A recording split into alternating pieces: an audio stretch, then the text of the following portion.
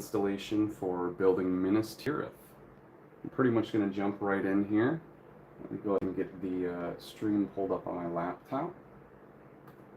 And I'm going to open box 3 in just a moment here off camera. Not sure why nothing's popping up yet, but I'm going to go over to live. Here we are. Make sure everything's muted up. Don't want to hear myself talking. So, apologies if you hear my ankles or knees creaking at all. I feel like I'm starting to get old. But anyway, we'll go ahead and cut open the seal on the 3rd box and get started. We're also going to go ahead and build the Grond gift with purchase today, so that's going to be really exciting. Apologies if I'm missing anybody joining at the moment.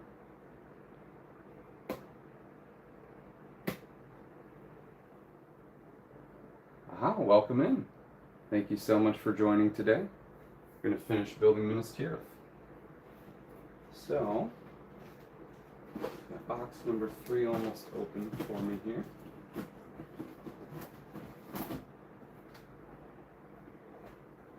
Okay. Make sure I put this X-Acto knife back and the cover on it so that I don't cut myself by accident. I've already done that once before. It was not fun.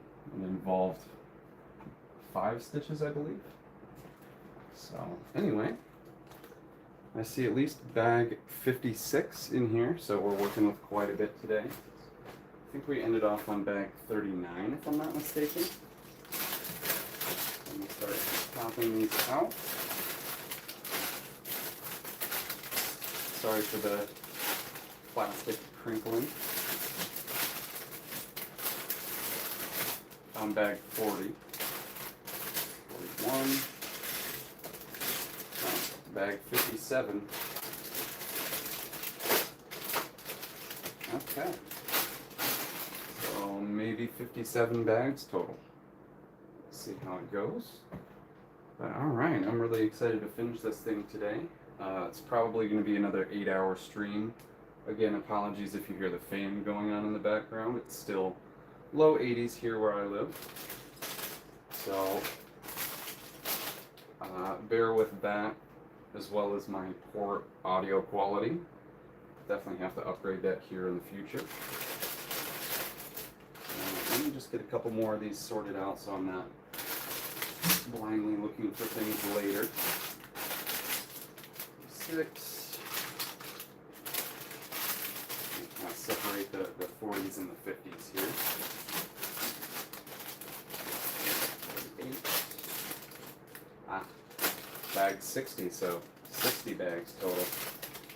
Wow. I think at the very beginning I might have said between 55 and 60 bags, so pretty much spot on with that, but definitely nowhere close to predicting the amount of time this would take. I don't know why I thought it would be a 12-hour build roughly, but I I underestimated this for sure. So, almost done here. Pretty much all sorted out. 40, 41, 42, 43, 44, 45, 46, 47, 48, 49, and then into the 50s. Okay. So, this is what we have done so far. Also, welcome in Gambit. Good to see you again. You said, I hope you're doing well. Do you have a good time at work?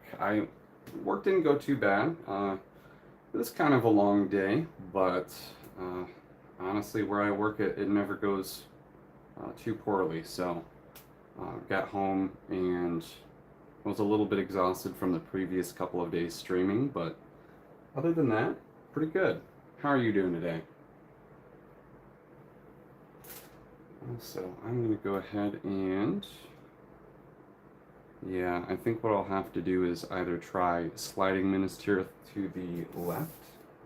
It's probably my best bet. I'm going to need these pieces today anyway, or need these parts. Whoops. Don't want to damage any of the cape materials. Another thing that I did today, speaking of materials, is that I went to my craft store and I got a cut of 2 yards of some tan. The name of it was camel fabric, so that way I can put it on top of my dresser and simulate. I think at the beginning of the first stream I said that it was sand at the bottom of the wall for Minas Tirith, but it is definitely supposed to be dead grass. Just taking a swig of water here.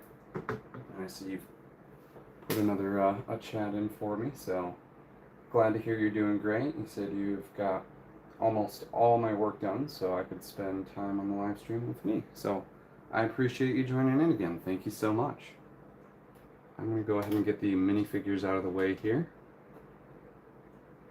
And apologies if I'm running out of things to talk again during the stream. I was surprised that I was able to keep up with the first 15 hours, but the second stream I could tell I was starting to not think of very much to say. So we're going to try to do better with that in today's stream. Ooh, let's see if I can shift this over here. I have this crack in my desk here. It's not the most ideal thing, but I'm gonna have to make it work. So there we go. We can work on today's build right next to Minas Tirith. It's probably going to be the next section here unless we work on the rocks first, so it shouldn't be in my way at all. But yeah, I'm going to go ahead and open up the instructions here. Sure enough, we are on bag 40, and it looks like we're going to be opening a bag with Faramir in it today, so that's really cool to see. And what else do we have? You said, yep, I think you needed a break. That was a lot for 2 days in a row. Yeah, it sure was. Again, I didn't think that it would be more than a 12-hour build, which is, looking back at it, kind of interesting that I would just assume that's the amount of time it would take, but, you know, I haven't had any 8,000 plus part builds before, so I had no clue exactly what it would be like, honestly. Alright, so I got bag 40 here. And honestly, I've just been throwing the plastic bags right back into the box that it came from. I usually don't keep any of these for my sets.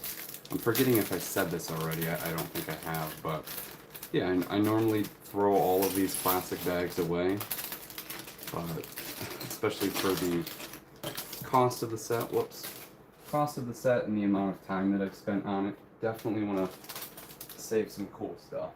Not that the packaging is really cool per se, but the memory of opening, looks like it'll be 60 different bags plus all of the sub bags that are inside, so lots and lots of plastic. And Gambit, you say Faramir was one of your favorite characters on Lord of the Rings. I honestly agree. When I first watched Lord of the Rings, it took me a minute to really understand each of the characters and differentiate some of them, especially with the similar names. I think especially Eowyn and Éomer, plus Arwen and Éowyn, and lots of other names. I think I was talking about that in one of the previous streams here too, but yeah, it was a bit of a struggle for me at first, but once we got to the third movie and I realized that he was Boromir's brother, finally, we'll take a look at the other cake parts here in a minute, but we gotta get to Faramir's.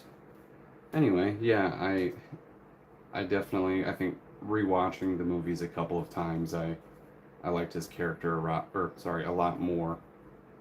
I was definitely really young when I first watched all 3 of the movies, so again, a lot to take in, that's for sure. Yeah, let's see, we're gonna put his somewhat happier face on. I know, with a lot of the stuff that's been going on when he's here in Minas Tirith with his father, it's not really the best of times for him, but I want to make him look like he's at least having a decent time while I'm enjoying building the set.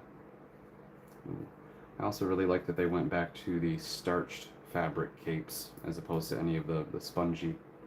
But one thing that bothers me is when I'm putting any accessories in their hands, I don't want to crease the back that sticks out a little bit from folding it over their neck, or his neck. But yeah. And yeah, Sauron and Saruman, exactly. Thank you, Gambit. always funny to me how many similar names there are in Lord of the Rings. Okay, so I'm going to be starting, yeah, it looks like the next floor here as opposed to the central portion of rocks, but that's going to be really fun to get to that and build the flat part of the top with the white tree of Gondor. Alright. I don't know why I don't see this 2x3 in light bluish gray yet.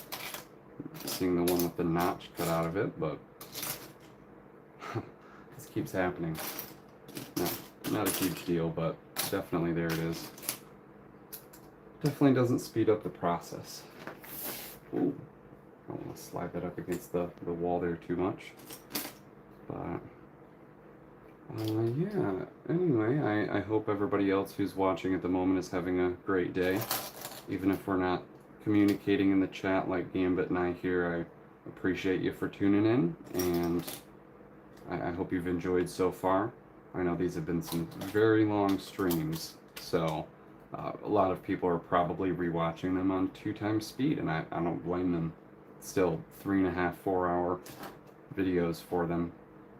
That's a lot to take out of your day. So, I was not expecting as many people to be willing to do that, and that definitely flatters me, so I appreciate you guys. Oh, I see it's one of the thinner ones here. Opposite one, there it is. But yeah, I really like how a lot of these sections fit together. I wasn't entirely sure how the connections were going to work for the walls, or how many of the floors were actually going to separate, because I really did not do very much research beforehand. But again, I like figuring things out as I go. And there we go, that's coming together. And yeah, I'm very excited about seeing the complete build plus the Grond. We're gonna catch that in the end of today's stream. Hopefully we get a decent amount of people watching for that. Otherwise, depending on how long this stream goes, I'm not entirely sure if I would want to separate it into a different stream, because it's not going to be a very long build for that one. Plus it pairs with this, of course, so yeah, probably going to do it in the same stream, even if it makes this 8.5 going on a 9-hour one. I'm not entirely sure. Yeah, I'm going to need some water in a moment here. The heat is getting to me. Ooh. Trying to hold 2 different pieces at once.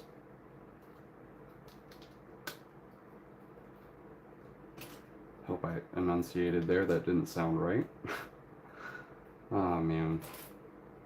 Good thing I have this video listed as not for kids so that I can have comments on. I don't really like how YouTube does that. It'd be nice if you had maybe 3 different options, so that way you could still have a chat monitored for even if the young ones want to participate, but that's still, you know, I can see why that would be something that could create problems, so it makes sense. And moving on to a different topic at least, went on another walk with my dogs right before the stream, and I had the same thing happen to me again with this kid trying to pet both of my dogs, and I didn't have too much time before the stream, so I really had to tell him again, like, hey, I'm sorry, I'm kind of in a rush. And he was riding like a tricycle on the sidewalk, so I couldn't really get around him without going into the street. But yeah, I have never seen this kid before, and he's recently been popping out outside a lot, so he must have gotten older and now is more actively playing outside, which, I mean, that's a good thing to see too, rather than being cooped up inside playing video games or whatever else. But I never did too much of gaming as a kid. I definitely played my fair share of like GameCube and Xbox and like PlayStation, maybe PlayStation 2. I remember playing Guitar Hero for the first time at my cousin's house. It's pretty awesome. Really need to play that soon. I don't know what I'd be able to play on, especially getting one of the guitars might be a little difficult these days. But I'm gonna take a look at the chat here. Sorry if I'm ignoring anything, but today I think it's in the low 80s. I think we're either 81 or 82 at the moment. Yeah, 4 new subs since Tuesday. I appreciate you. Yeah, I do really hope I get up to 1,000 pretty soon here. It's definitely going to take some more work with getting more long form videos out, but I plan to do that soon anyway. Now that I've went ahead and canceled the Harry Potter video that I was working on. And if any other viewers have not heard that, I'm not going to be working on that current Harry Potter video that I was just struggling incredibly on. So at some point I'll show the backdrop I created for it. I still need to post a speed drawing video for the other ones that I did in the same period, but may or may not include it in that same video or just show it in a stream. Not entirely sure how I'll end up doing that. I'm going to set this down and grab some water. The dry mouth is not fun.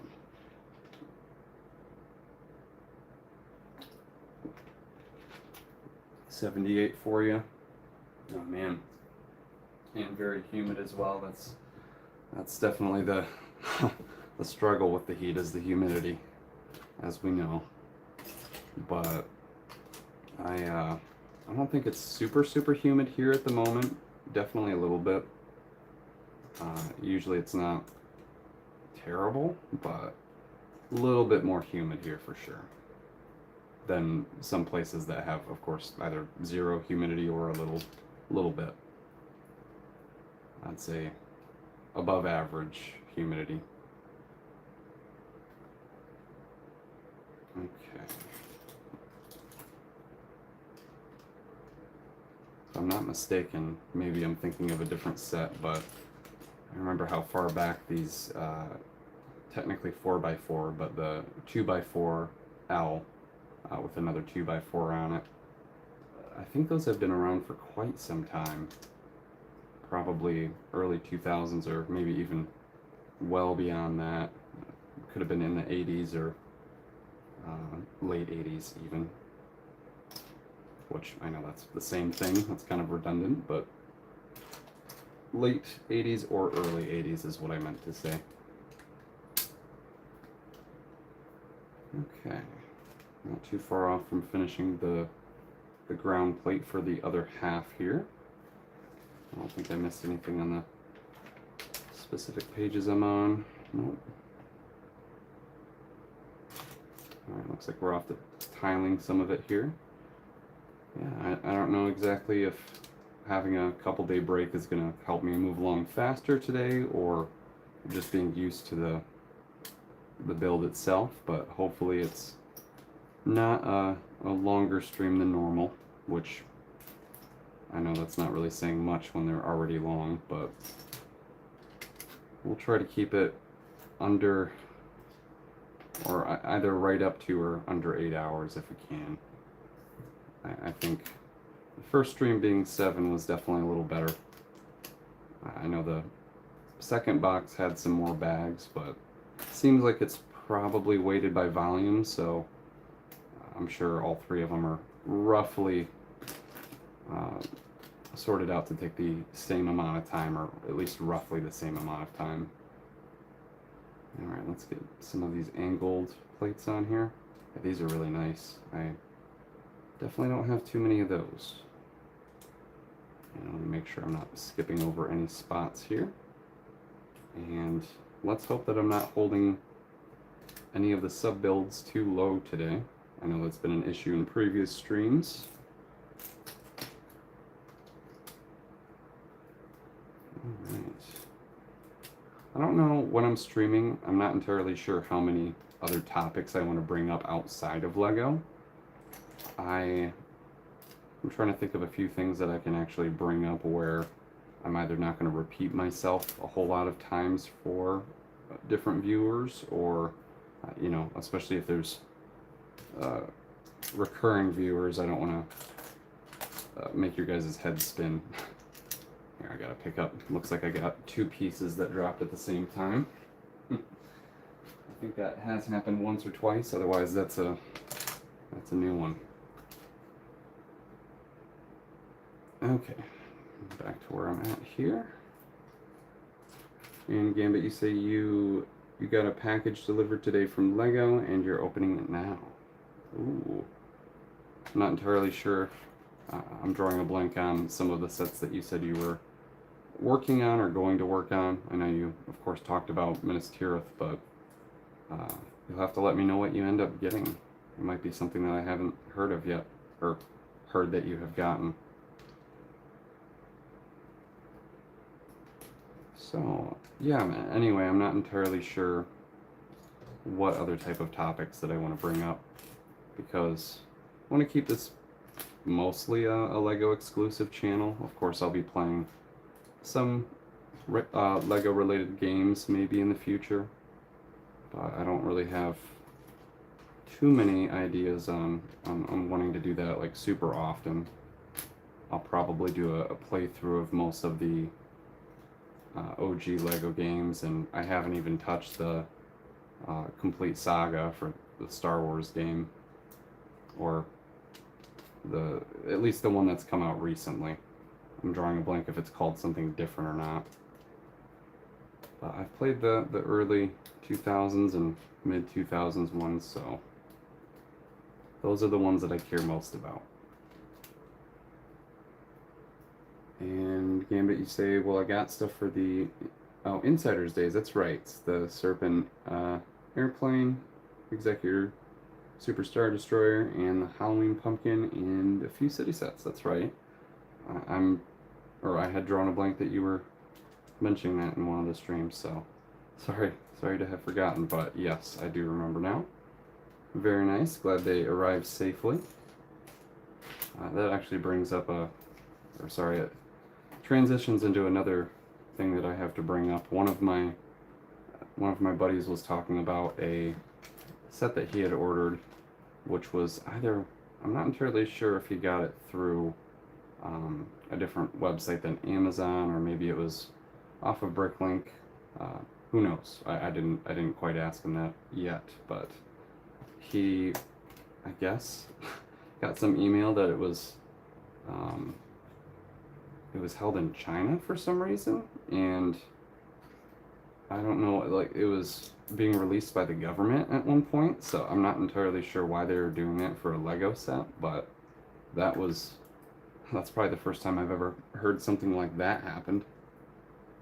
And yeah, I'm glad it all arrived well and safely, that there was hopefully nothing dented or scratched on the front of the boxes.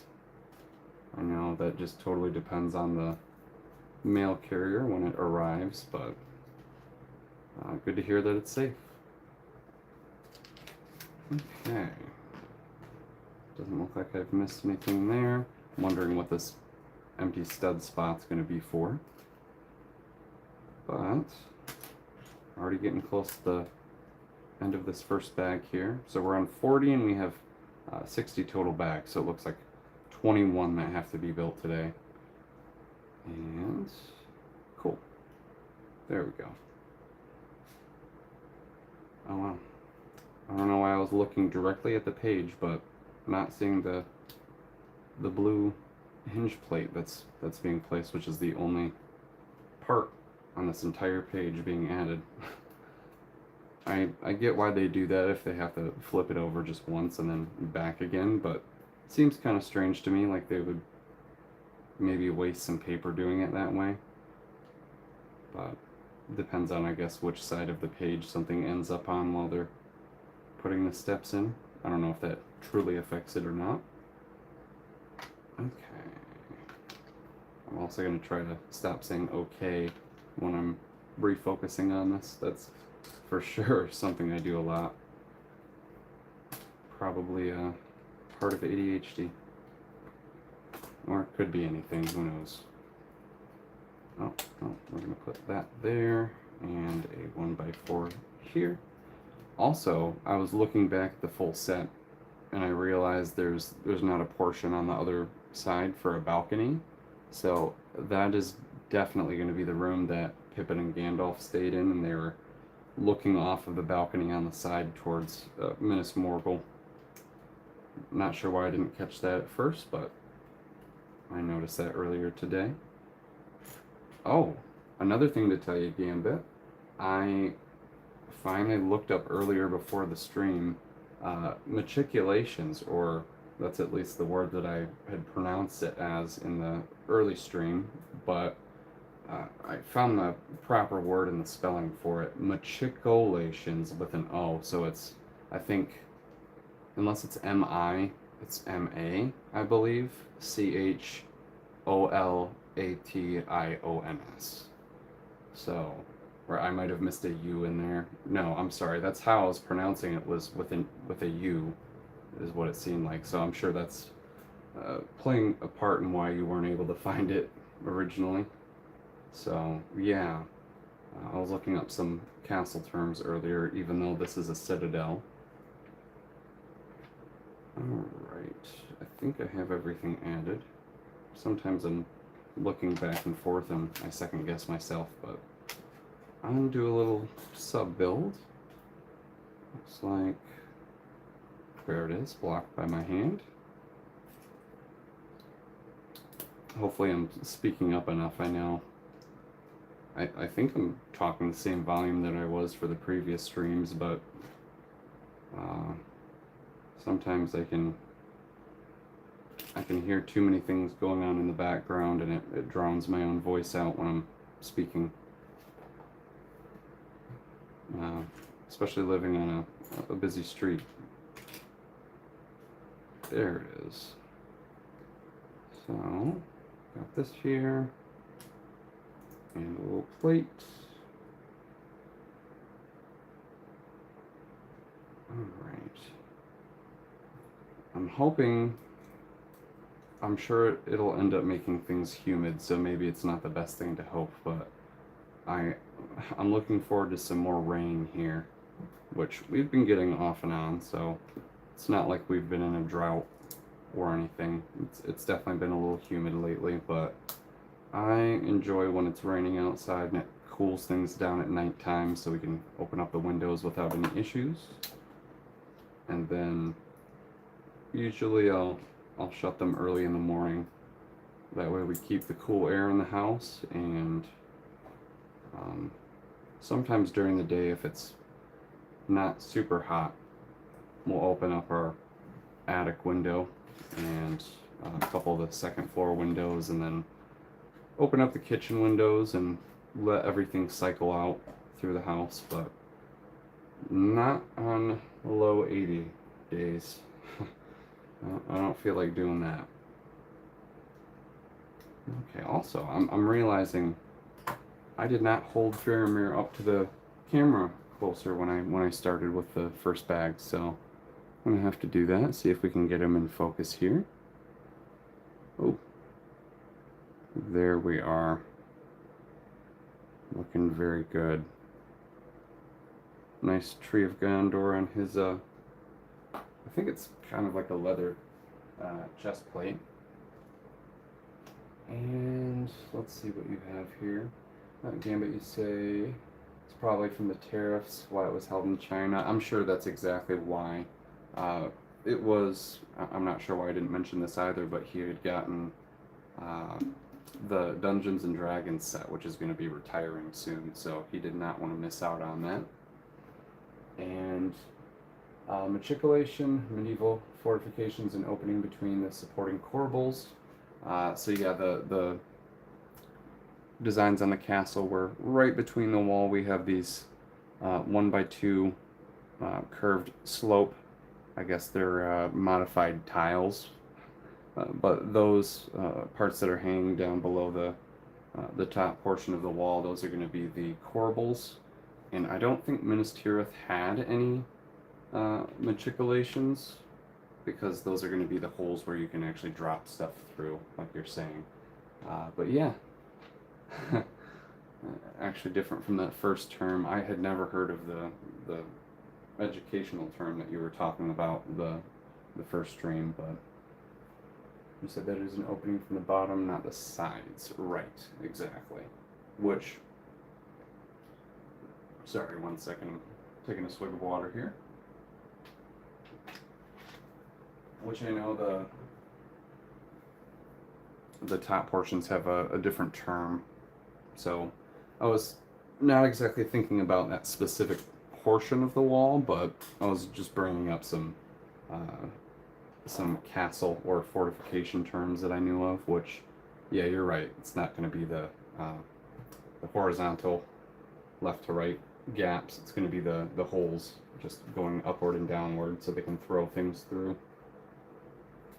All right, moving on to the next page here. I think I might have even, yeah, I dropped that one too low. But crenellations are the spaces. Yes, exactly. And I looked up anatomy of a castle and was looking at some diagrams earlier, but most of them slipped my mind, so I'm glad you're bringing those back up.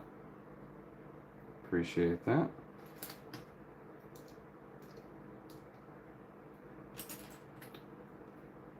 There we are. Okay. Doing my best to continue focusing on this, but also not have too much dead air time for you guys. Make sure I'm not overwhelming my brain. It's probably what ends up extending the amount of time. But we're going to move through this one today. I think we'll do a pretty decent job.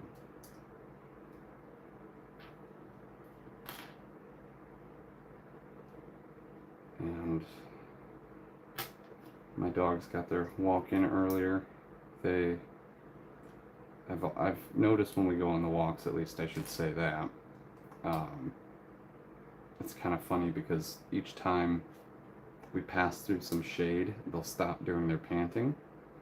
But then every time we're getting close to the next spot that's shining in the sun, they immediately start panting again. So I don't think I've ever noticed that before with dogs, or at least mine. But with this heat lately, I don't blame them, because dogs cool down in a completely different way than humans do. Ooh, we've got some. I'm drawing a blank what these are called, these 1x4s, but they're gonna have something slide into them unless maybe part of one of the plates is cutting into one of those corners and they needed to open it up. But I guess we'll figure that out shortly. They could even be some of the wooden, I'm not entirely sure what they're called, on the inside of the wall. Yeah, that's probably what it's going to be. And then, Gambit, you say, do you know what a sigil is? I've definitely heard the term, but I'm drawing a blank on what it means. What is a sigil?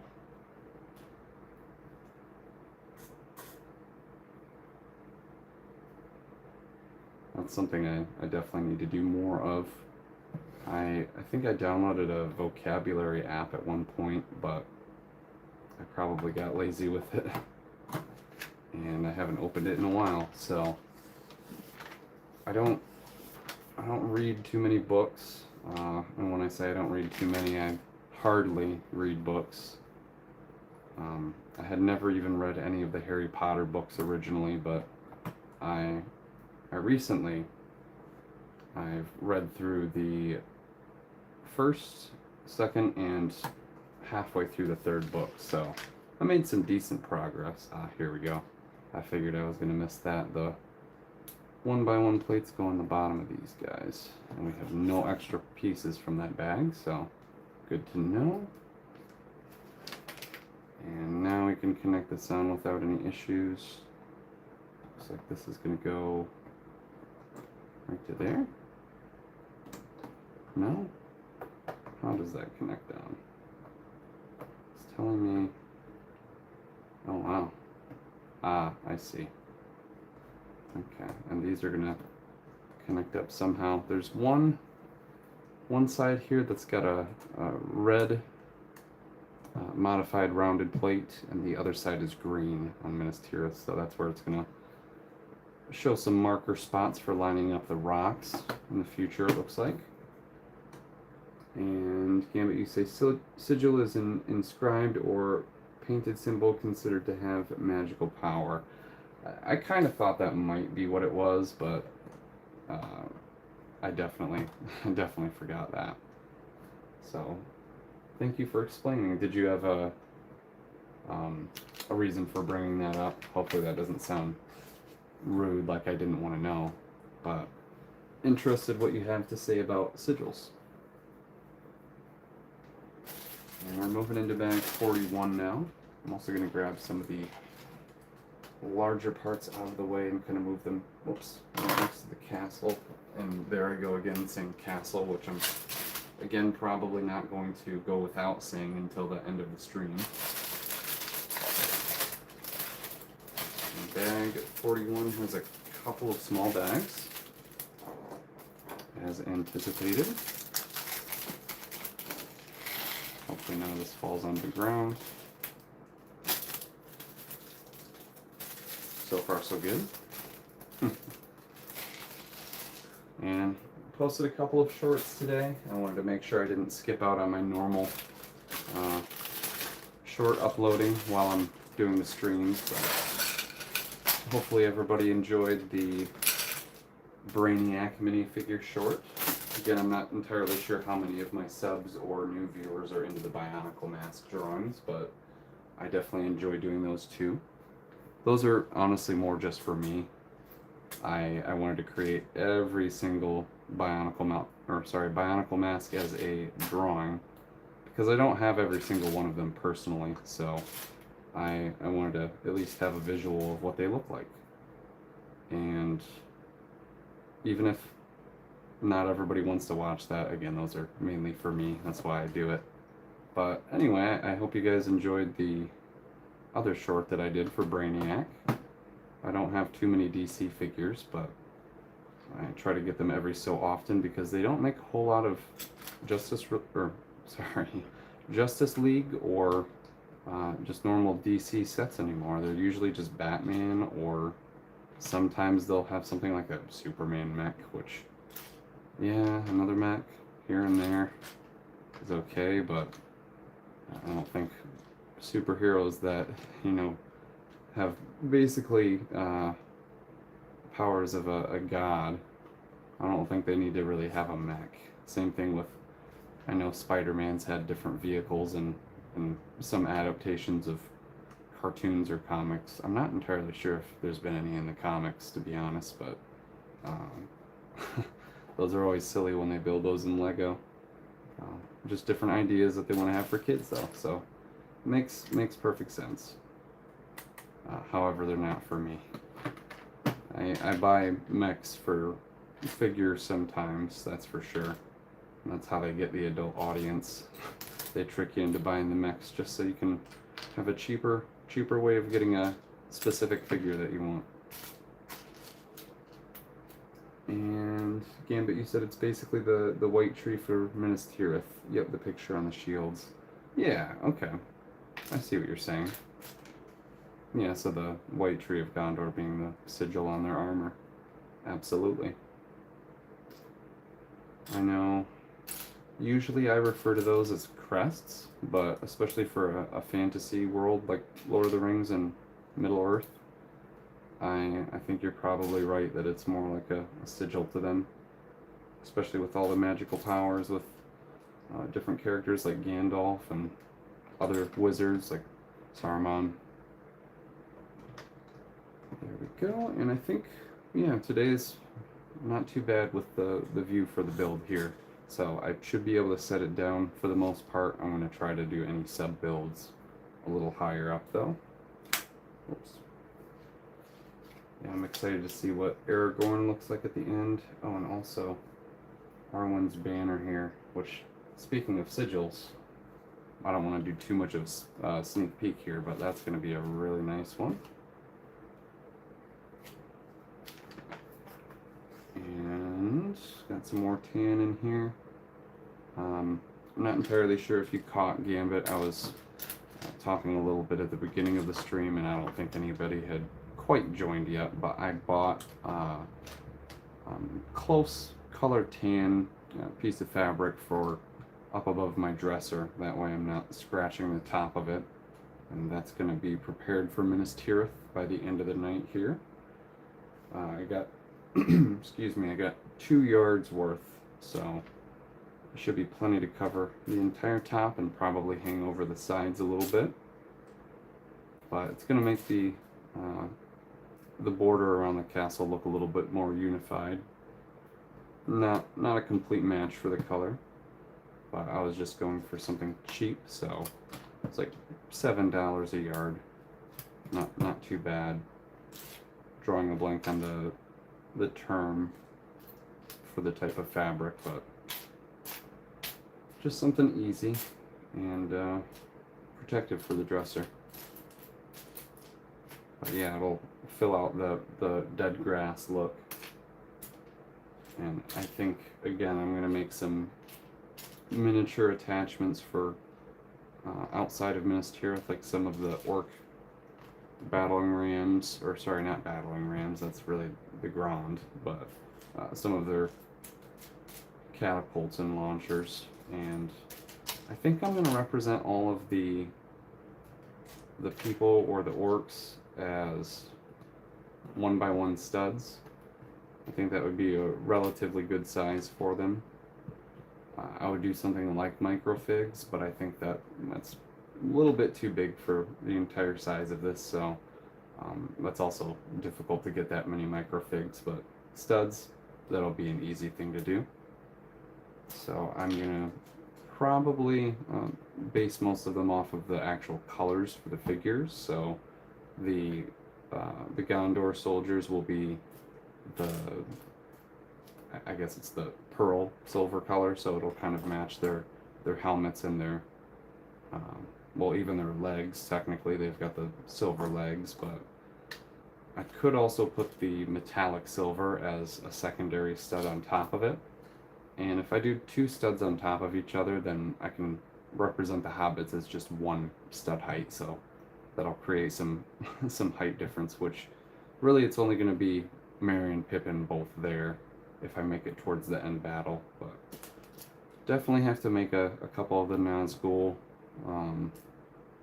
and a lot of the other stuff going on. Like, I'm sure I'll make some micro Oliphants and a bunch of the different warrior types. So even the ghosts I'll represent, or sorry, I can't speak, it seems like. I'll represent them as the kind of like the mint green stud color, which I think those are not super rare, but I don't have too many of them, so I'll have to build that up. And let's see here. So I'm gonna catch up a little bit on the comments here.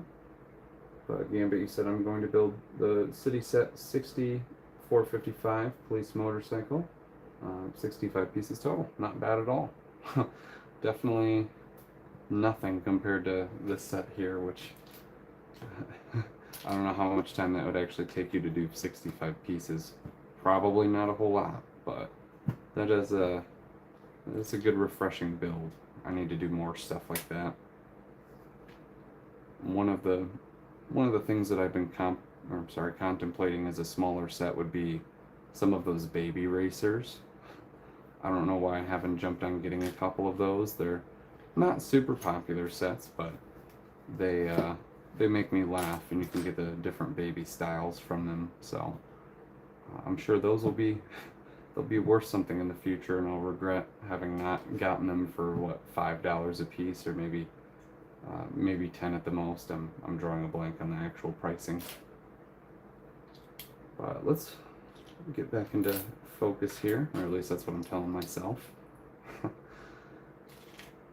Okay, usually when I'm drawing something I am completely silent, so that'll be interesting, or maybe not completely silent, but I might hum something to myself if I'm listening to music, or maybe talk a little bit to myself if I'm basically commentating something that I'm doing. But definitely not as often as what I've done for the stream. So again, I if I do any type of artwork for streaming, that's going to be a lot more interesting than this is.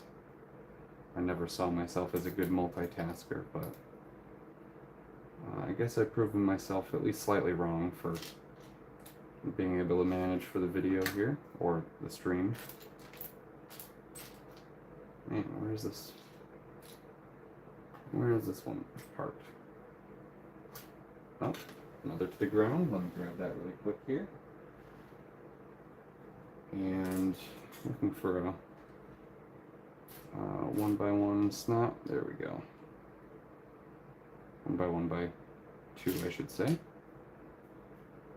And Gambit, you said square studs, round studs might look better. Yeah, that's, I don't know if I said square studs, but it might have been because I was looking at a square stud, or maybe I pointed to that, but I'll definitely think about doing round, or not even think about that. That's pretty much what I decided on, but mainly it's whether or not I'll do them just one or two studs stacked on top of each other.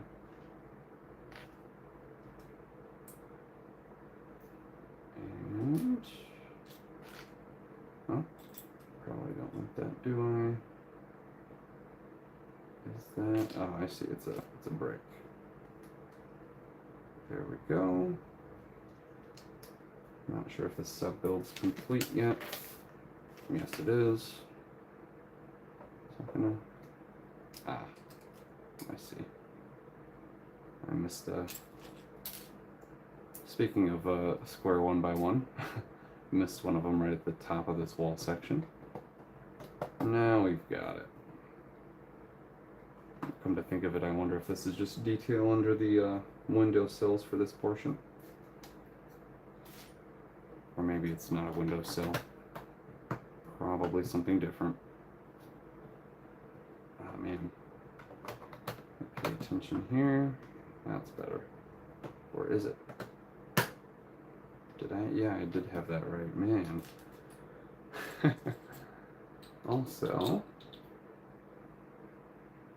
oh, I think I did miss one of your things here. You said, yes, I heard that it should look good and match well with my build. Awesome. Glad you caught that part. Plus you said you have 3 of the 4 city rides. You only need to get the police set. And they're 10. Okay. Not bad, finding them on sale for 8. But yeah, the police one's really good too. I don't know if I've seen that one recently. I've for sure seen the, I don't remember if I've even seen the names for them or really know too much about what they're styled after, but the orange one, and I think maybe I have seen the police one. I think that's in a blue box, if I'm not mistaken. But there might be another one. I know there's 4 total, at least where I've seen them. Oh, printed part. Let's see where that is. Oh, there it is. One of the windows right on top here. And that goes to the side. Yeah, I'm very ready to build this upper portion. Excited for the tree, and in general just getting to the top where the stone peak sticks out. I guess you can't really call it too much of a, yeah, I guess it is a peak. Just doesn't really point upwards, goes straight out. Oh, grabbing plates instead of tiles here. Don't want to do that. Okay.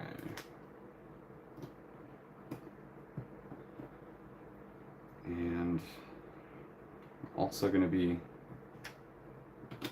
I've got to cut out some parts in order to build my next light box here, but this table shouldn't last too much longer. It's just a blank, or I should say desk.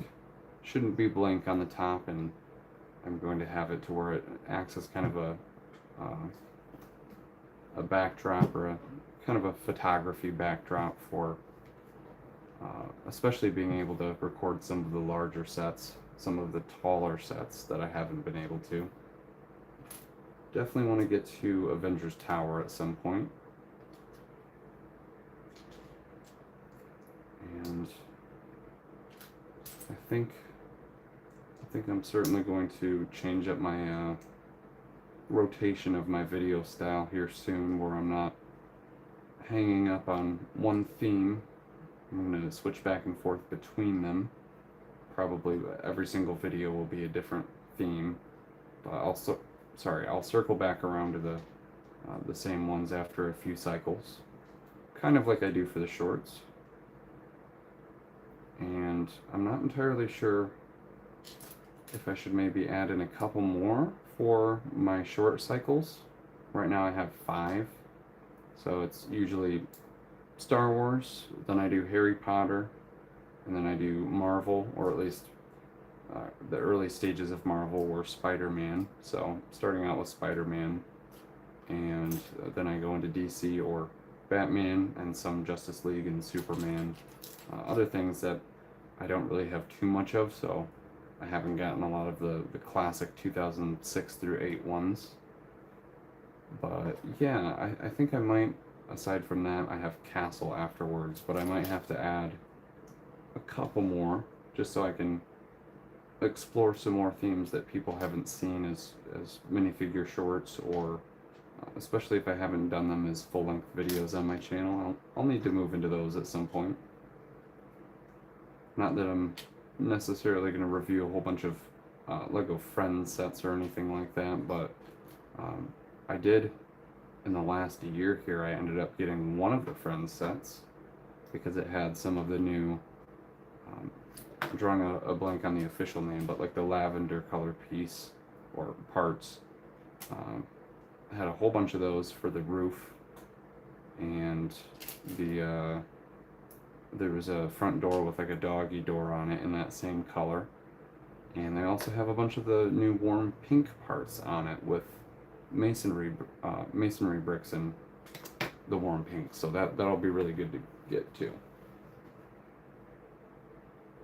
Let's see. So you said you had the Avengers Tower, but you ended up selling it. Okay. Well, depends on how much you're into the Avengers and Marvel in general. I know there's going to be hype with the next couple of movies here, but they've been on a little bit of a slow incline lately, so it's a good set, but it's a lot of gray parts and a lot of translucent blue windows, so I don't blame you if you decide to sell it, especially if you wanted to get something cooler. But you said it might be okay since Castle is your real passion, and you're thinking you're going to combine Castle and Lord of the Rings sets together. That's a really good idea. And you said you have a bunch of Star Wars, Marvel, Batman, and City. Some you'll keep and some you'll sell. I haven't sold too many of my sets at all, but at some point I might have to get rid of specific themes that I don't really care too much for. I just have a decent amount of classic that I definitely want to keep, which most of it happens to be either Harry Potter or like Orient Expedition or the Spider-Man sets. Plus I do have a fair amount of the early Star Wars, but I've gotten that more recently than when I was a kid. And you also say you're into X-Men more than Avengers, which makes sense with, of course, Gambit for Hire being your name. And I assumed at first that it related to Marvel or at least X-Men's Gambit, but I wasn't entirely sure if there was any type of other meaning that people would use for, not necessarily like a D&D character, but at least something along those lines. Which I guess you totally could do. But, sorry, 1 second here, just grabbing some more water.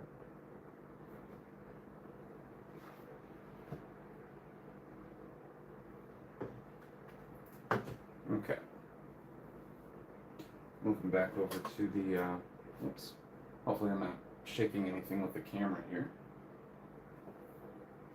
I have not entirely sure how to explain it. It's like a store display that I had acquired from one of the previous retail jobs that I had, and I have my phone mount just kind of attached to it in that way. So I needed the proper height for my live stream. I'm 99% sure that I mentioned this early on, but in case anybody hadn't heard it, originally I hooked up a shelf to my wall, and it's about maybe 6 feet above me here, which when I had my normal phone camera on 2x zoom, it looked really good, but I had forgotten that YouTube, or at least for the live streaming purposes, it does not let you zoom in 2x. So I had to reframe everything and rush to completing that like 10 minutes before the first stream. So I was a little bit anxious before I got started, and I guess that probably got my heart pumping a little bit for the beginning of the stream. But now I'm a lot more used to how things are going to go. So anything I do in the future shouldn't be too difficult, aside from possibly the drawings. Again, we'll have to see. We'll have to see if that's difficult for me.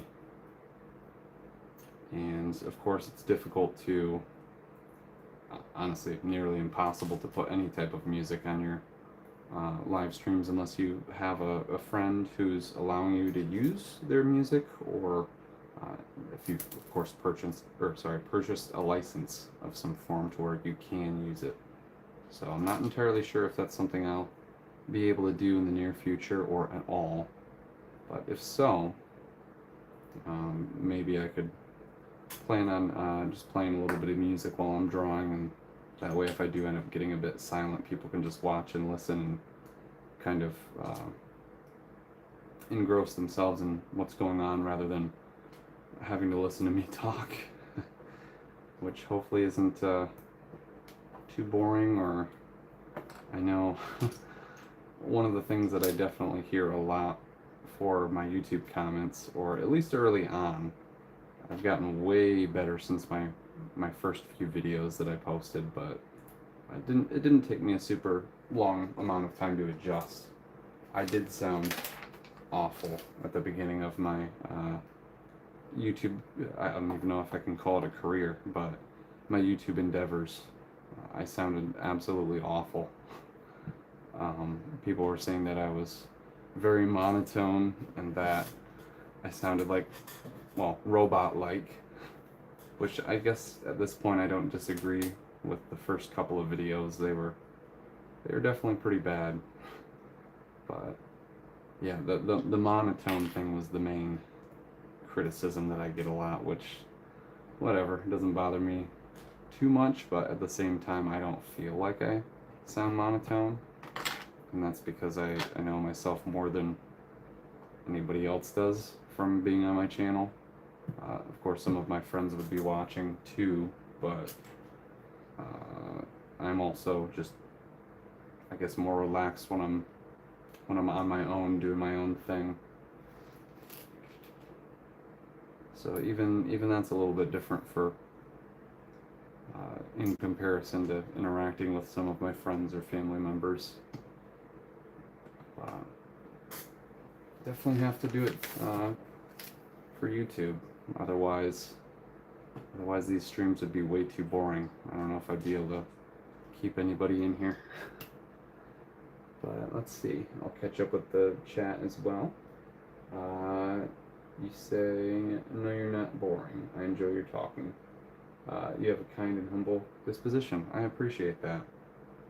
Disposition's not a word that I use very often, even though I'm fully aware of it. I just, again, I never went to college for anything, so didn't really continue my education after high school. And even though I've learned craft and hobby like things on YouTube for myself, that's of course not the same thing as keeping your education fluent to where you remember things, because I don't I don't remember half of the stuff that I learned in high school, that's for sure.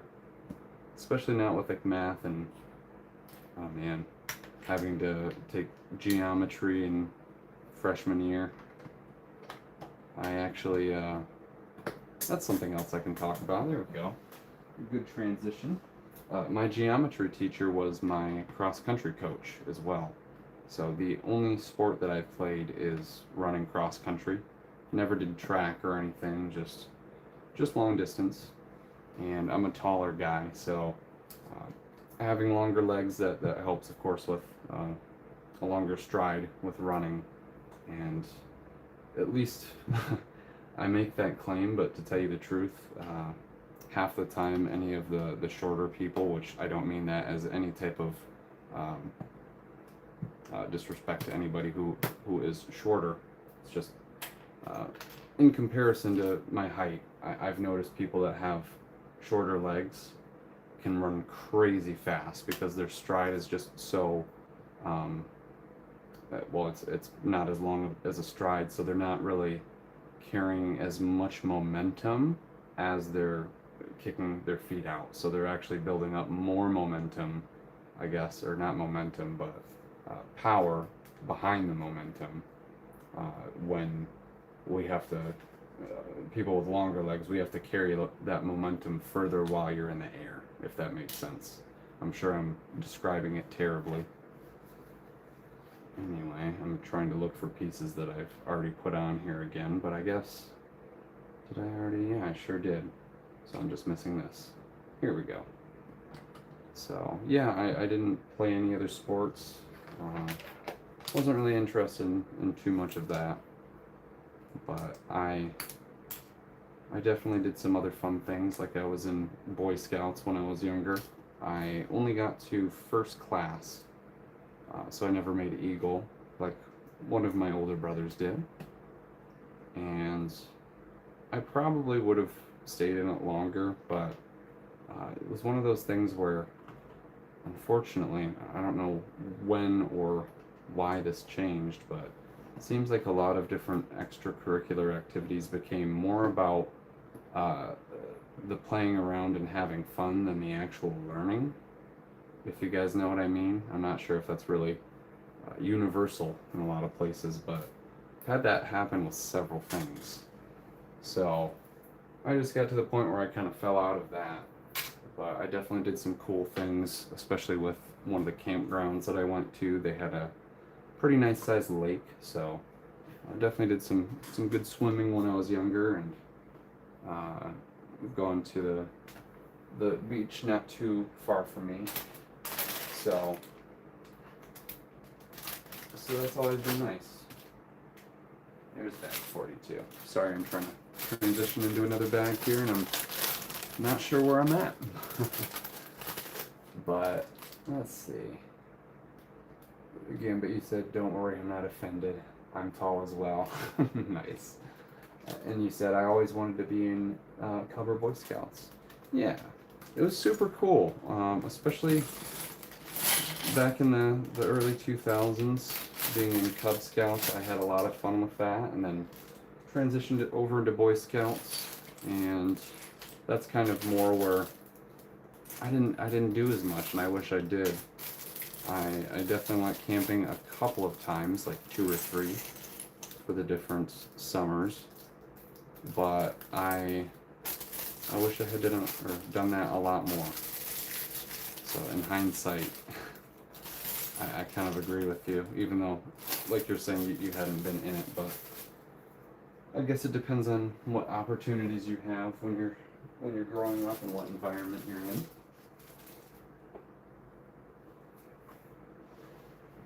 Okay, so bag 42, no minifigures or anything like that. I do have a feeling we'll probably get some more of the Gondor soldiers not too long from now. But it looks like we're working on a bookshelf as a sub-build. This was definitely a smaller bag, so it's going to be some of the interior designs for this room.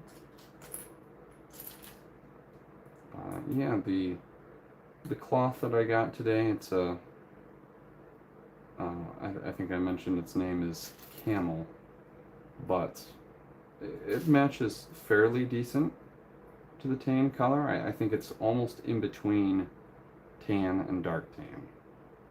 So definitely a beigey color, and it is, oops, sorry, I'm looking at something weird, but it's going to be a good fit for blending everything together.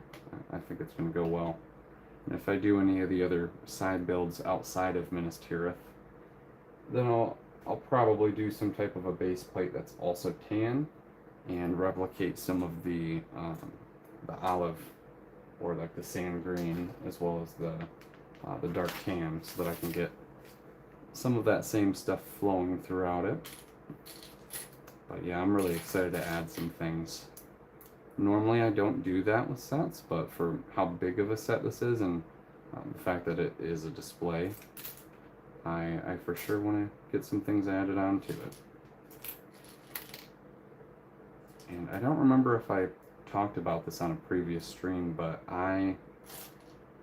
as far as planning out a city-like build in the future, I definitely want to do something more of like a landscape than a city, but I'll have it be the downtown area, and the next section will move into maybe like business districts, so there's smaller buildings, and then I'll have something that's like the outskirts of the suburbs, and then maybe some city suburbs, and some areas that might have like a farm for it, and a lot of crops, or just lots of farmland, I guess, more open space. For sure going to be a big build if I do something like that. But, oh, there's the other tile, okay. But I certainly want to do something that's more integrated with both city and nature.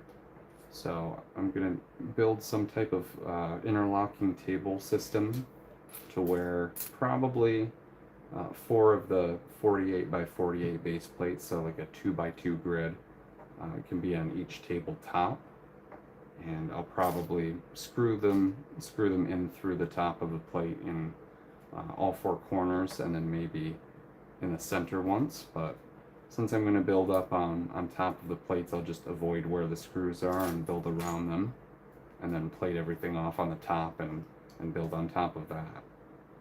And that way I can kind of switch out any of the tables that I need to, or pull them away from each other to access access another one. And yeah, I just want to have it move in a line from Central City all the way until it gets to like either a park area or even a little forest or something, to where it's completely nature. I'm sure I'll have some type of a little waterfall, and maybe some hiking trails. Whoops, now I'm knocking more stuff off here. But I also, it took me a long time to get used to the classic Lego figures, like with the yellow look to them. But they, man, it's always hard to figure out the best way to say that. The classic yellow figures.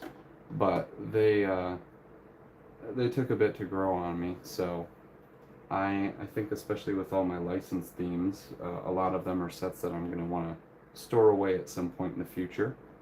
I'm probably going to end up using all of my city figures and any of the themes that do use the classic yellow.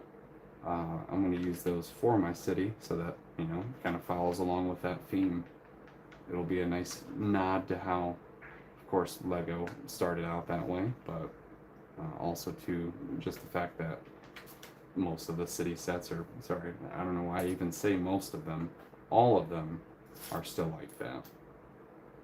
So I think it's really cool. I've been having fun looking through some of the recent city sets, and there's a few of them that I definitely want to get at some point that have nods to other themes, like I'm drawing a blank on the set name, but there's the one roller coaster that has the Exoforce suit.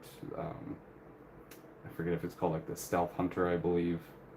I believe my older brother had that set, or still has it. It's probably all in my parts, since most of that got passed down to me. But that is definitely something I want to get in the near future here.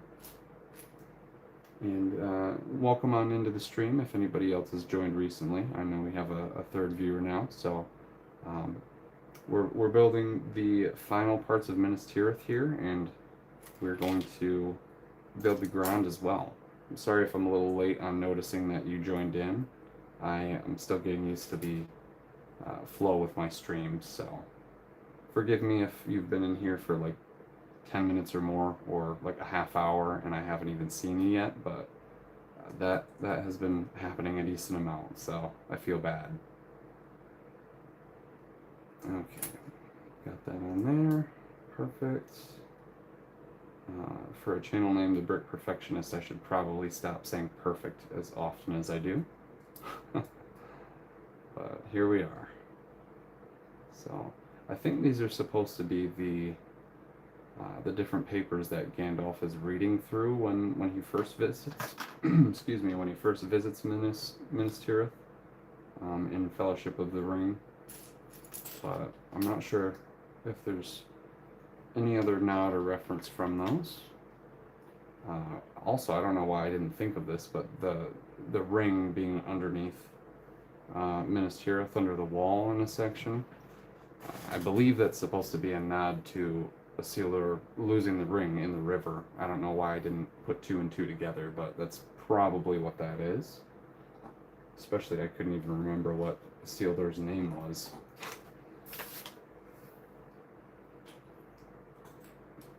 Okay, some other type of desk.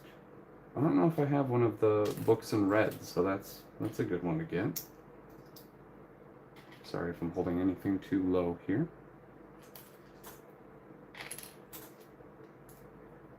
Another thing that I'll have to think about doing is figuring out if I can reach out to anybody who does streaming. I don't really have any friends that did a whole bunch of it. I guess probably did it more for fun and then kind of fell out of it, as opposed to working towards like a YouTube channel or anything. But I need to find somebody that can give me first-hand advice on some of this stuff, because I don't know how I've gone so long without creating a YouTube channel and learning a bunch of stuff about just YouTube and streaming in general, because I have flopped on a lot of the stuff that I've done, especially missing chat and anybody else joining, and who knows if I'm scaring people off in specific reasonings, or for specific reasonings. Okay, I had to figure out where that was lining up. Looks like another little desk. I'm not sure if that's supposed to be something with water, or maybe just another bottle or glass design. Nice, got some good detailing inside the rooms. We always like that. Not sure if there'll be, whoops, dropping more parts here. Not sure if there'll be any bathrooms or anything like that, but it made me laugh when I figured out one of the Ninjago city sets had a working toilet. I don't remember which one it is, but I was very late into the game for Ninjago. Currently, I think maybe on season 11 or 12, which if anybody else watching has seen Ninjago or knows about it, I'm sure you're probably groaning at the fact that I'm at that point in the show, because it's where it starts to go downhill. A lot of the early seasons are definitely a lot better, but I enjoyed finally getting into it after once, or for once. Alright, let's see if I have to catch up on anything here. Gambit, you said you have a question for me. When you get the extra parts, do you put them back in the box, or just combine them with the other miscellaneous parts? That's actually a really good question. naturally, I have always combined them with my other parts, especially if I don't need them to finish the exact set. I don't really see why I need to set them aside for the same one. If anything worked good for creating some of those small builds that I have a plan on, I might end up doing some of that, but more than likely, well, you know, if there's anything extra like one of these medium nougat studs, or a few of them, those will end up being good for some of the orcs. I'll probably do medium nougat and some of the olive or same green, maybe some of the other like silver or black, darker colors that will represent some of the orcs, and then definitely mainly silver for the soldiers of Gondor. But yeah, I'll have to include a whole bunch of different factions, I guess is the best way to put it, but lots of people who were there fighting. And you also say this city set you're building now uses the flesh color instead of the yellow skin color. Wait, really? I'm trying to think of what sets would actually have that. That's kind of crazy. What set is that? And you also said you were looking into starting a YouTube channel 13 years ago. Your first video was posted 15 years ago, and you went another direction and got a second job instead. Yeah, I mean, being able to pay the bills are definitely a priority. So I definitely feel you there. That's why I don't have enough time to do most of my YouTube stuff. I'm too worried about making sure that I can keep up with the amount of sets that are being put out, but also make sure that I'm not, you know, neglecting to buy my dog's dog food on time or anything like that. You gotta do the important things. So yeah, that's too bad that you didn't find a way to make them both work, but you know, maybe there's still hope for you in the future. And you said you heard the Lion Knight's castle has a toilet and a brown frog down below. It may very well, honestly. I don't know if I've seen that Easter egg. But 60455 police motorcycle. That's what. Oh, the one that you mentioned from before. Sorry. I don't know why I said which one, since you already told me which one you were building. But wow. I didn't know that they did city sets with the flesh tone stuff. That's kind of crazy. I'm gonna have to look up a picture of that set after the stream here. 'Cause, yeah, I really did not think that was a thing. Did I put this all on right? It looks like it. Man, it's hard to tell where to actually place this down. There we go. That's a cool little study. Lots of things there. And you know, with the scroll being created with that door piece, the old style car door, being like an open scroll. That definitely makes sense if this is supposed to be where Gandalf was studying about the. Man, I gotta start talking a little bit slower here, but it makes sense if this is where Gandalf was studying for the Ring of Power. Oh man, and I haven't even watched that show. Heard too many bad things about it, and I honestly never really have Amazon Prime. I know my mom uses it, and sometimes if I have to order something off of Amazon, which I really don't do very often, I just ask her if she can order it for me, and then I just send her the money. But yeah, I never got to watching the Rings of Power. So I should call it the One Ring, so I'm distinguishing that.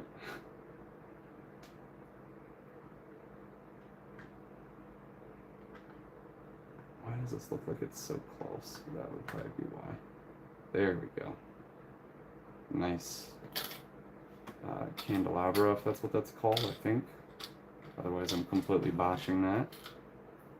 I'm gonna make sure this book doesn't keep falling off.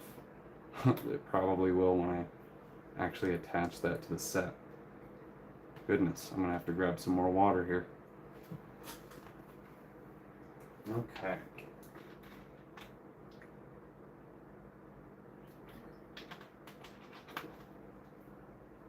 So we are 3 bags in about, man, already going on an hour and a half. So yeah, I don't doubt it's probably going to be an 8-hour stream along with the Grond. Man, I sit down just to knock a piece off and have to pick it right back up. That is the struggle of building Lego. I'm going to have something very Lego community controversial to say here, and I really hope a lot of people hear this, because I really feel like this argument makes sense, and I hope more people catch on to it. But if you guys want to make fun of me, that's not a problem at all. And I'll get back to catching up with the comment section here if I need to. But yeah, I think most of the time I've gravitated towards saying Legos instead of Lego. Yep, people are 100% right that it's LEGO as the company, and that they are Lego parts or pieces. But I would like to argue that in the same way that people say fishes is not a word. Some of you might know that has been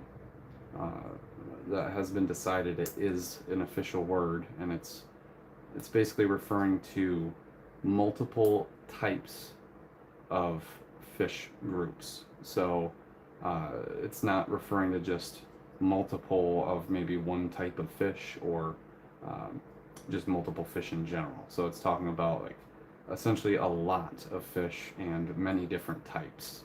So that is how you'd classify that as fishes.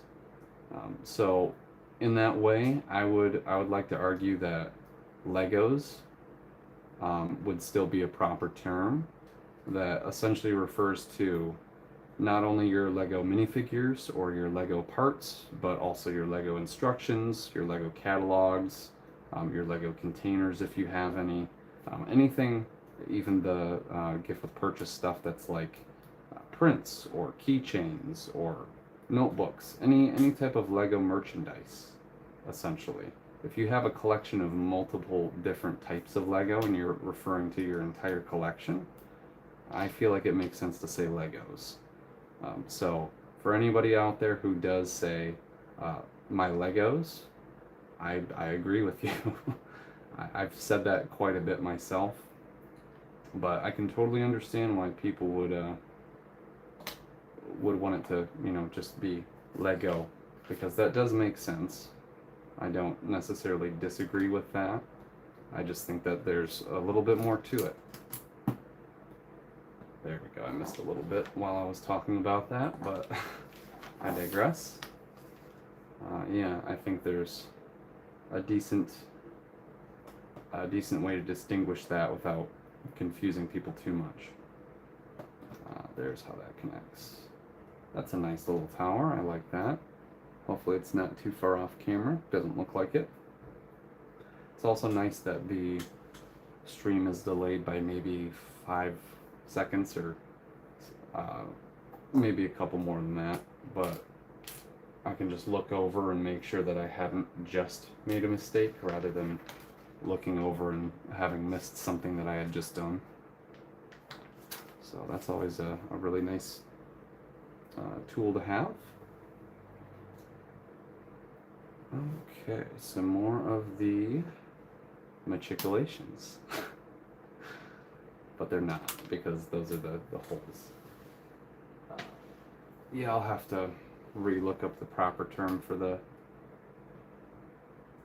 maybe the crenellations, or sorry, not the matriculations. The crenellations were the other term that we were talking about, but that's probably also not correct. Anyway, I'm just very bad with technical terms. That's my main struggle in life. And my other main struggle, and probably my worst enemy, especially when it comes to Lego, would be just shiny, or the shiny is not the best way to describe it at all, but slick printed boxes. Too many times I have been carrying multiple Lego boxes or a set on top of a box, and it just does not hold any friction at all, so you drop stuff so often by doing that.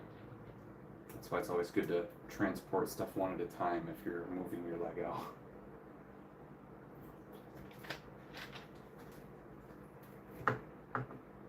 Alright. At this point I probably won't keep saying that I'm grabbing some water. I'm just gonna do it.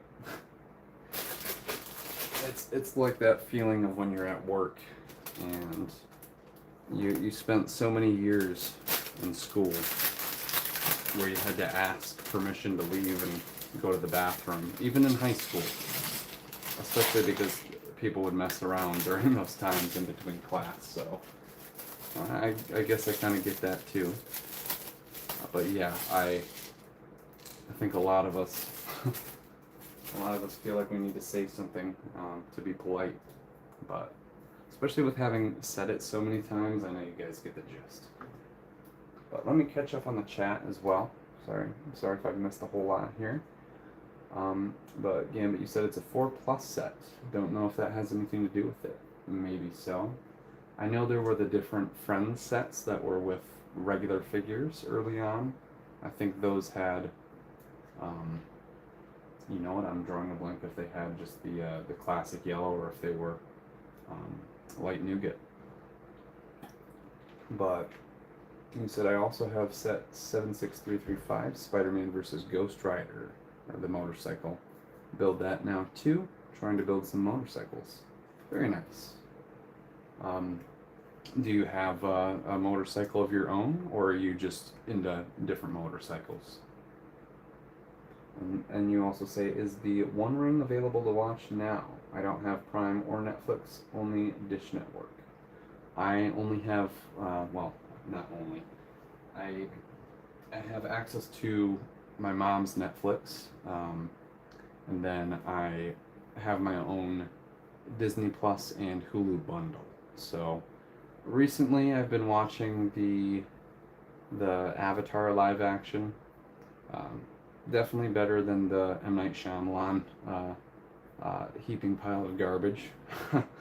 But I know there's a lot of stuff that people don't like about the changes and certain things that were switched around and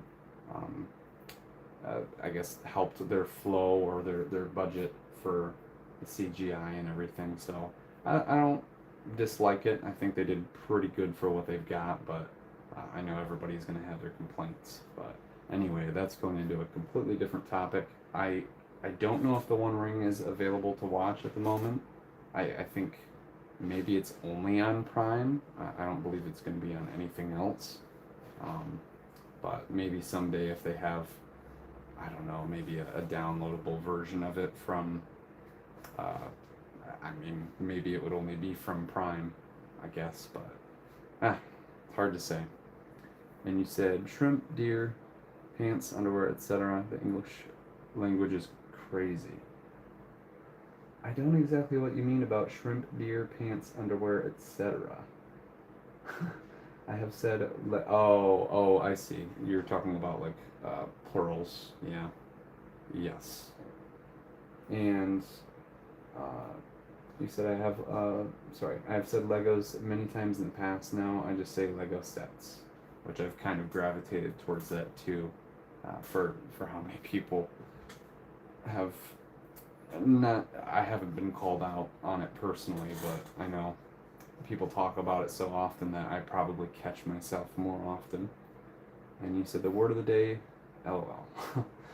The word of the day, crenellations, yes. You don't have a motorcycle. I'm trying to get a bunch of motorcycles to recreate the Mad Max scene with the motorcycle chase.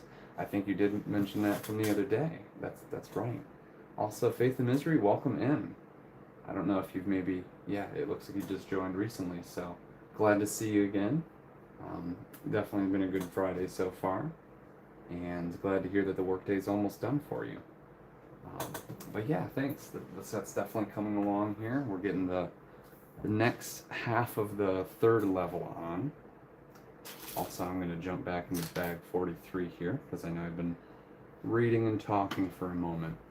I'm going to try not to do that super often, but got to keep caught up with the chat too. So, yeah, hope you're having a nice day, Faith. Sorry. And I hope work's going good for you too. Since you said you're getting towards the end, I'm sure there's not too much stress going through your mind. I could be wrong on that. Maybe you're very much ready to go home at the moment. So, okay, and then we're on to, looks like another section with some, I don't know what they're called exactly, some columns for the windows. But, yeah, good to see that you're welcoming Faith as well, Gambit. I like to see we're all getting along good in the stream.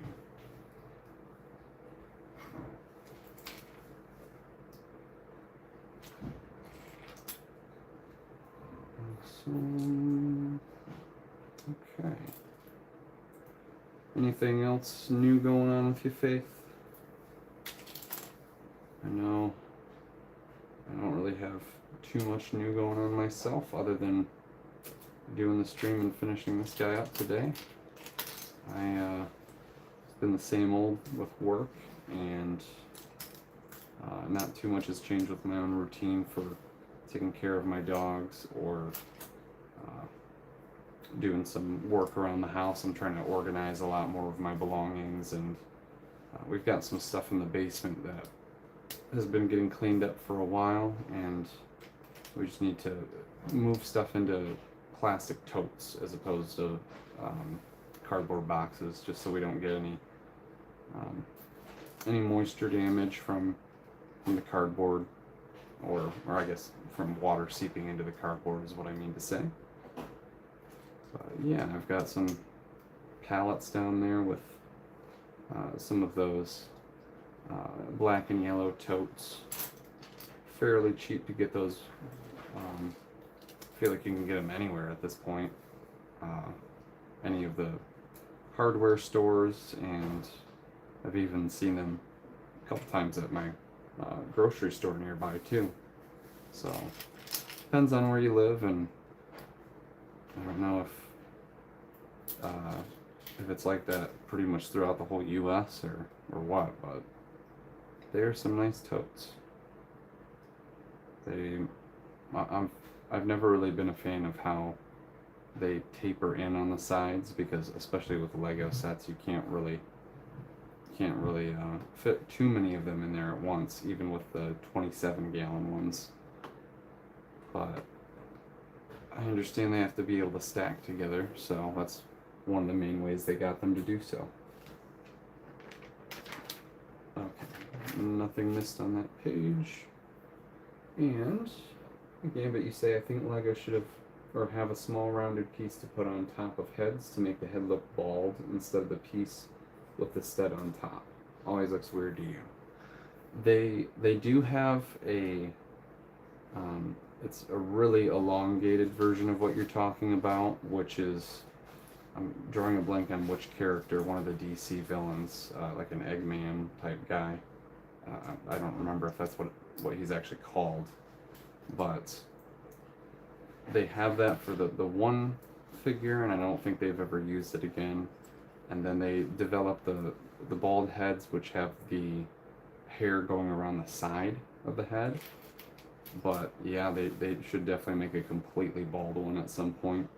That way they can use it for some of the funny characters, like anybody that Dwayne Johnson plays, or they could have used it, of course, for, well, so many different characters, definitely, but like Vin Diesel from the Speed Champions set that we got of him. So that would have been really cool to see, honestly. I wish they developed more of those. Alright, More of the columns back here. I guess they're more detailed columns for the inner side of the King's Hall rather than the room or rooms next to them. Alright, that's nice and attached down there. It always amazes me how the math of the different pieces line up with each other. Very precise. Of course, that's what makes Lego Lego. And sorry, I didn't mean to overlook what you were saying too, Faith. You said, hey, great to see you all again. Nothing much going on. I'm just working, looking forward to relaxing this weekend. I'm glad to hear that for you.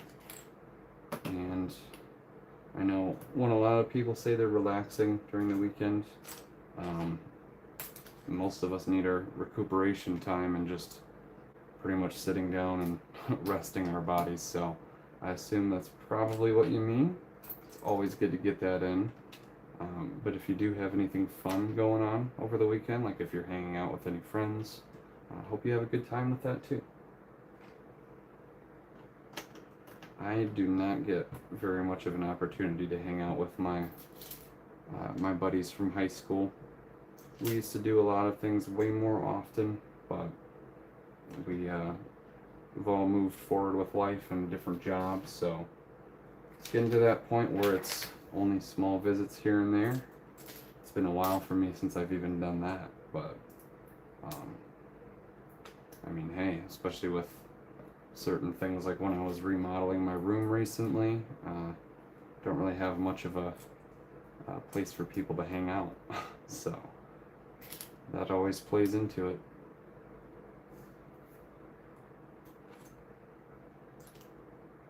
Okay, here's a couple of sand. I usually call I don't know why I called the olive green from before sand green, because this is definitely sand green. I just caught that.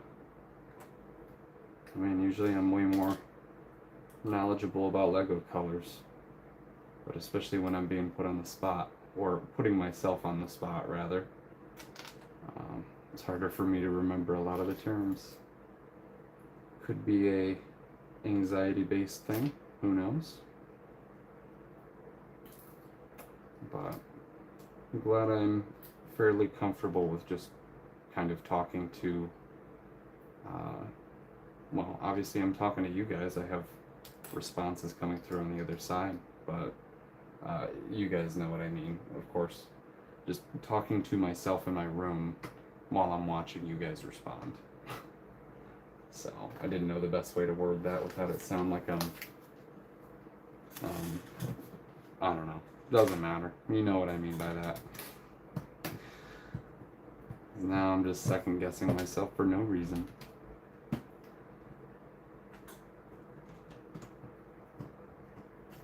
Okay, not too much more to go with this bag either.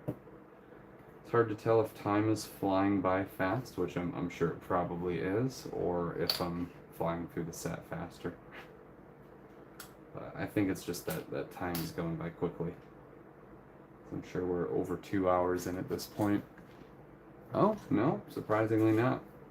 So maybe it is going by a little quicker.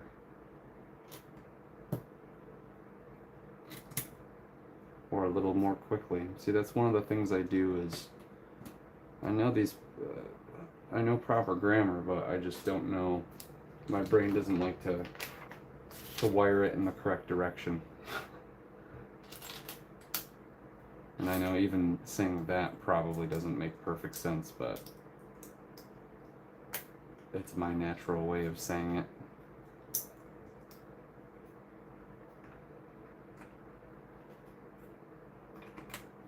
More of the columns going up, very cool.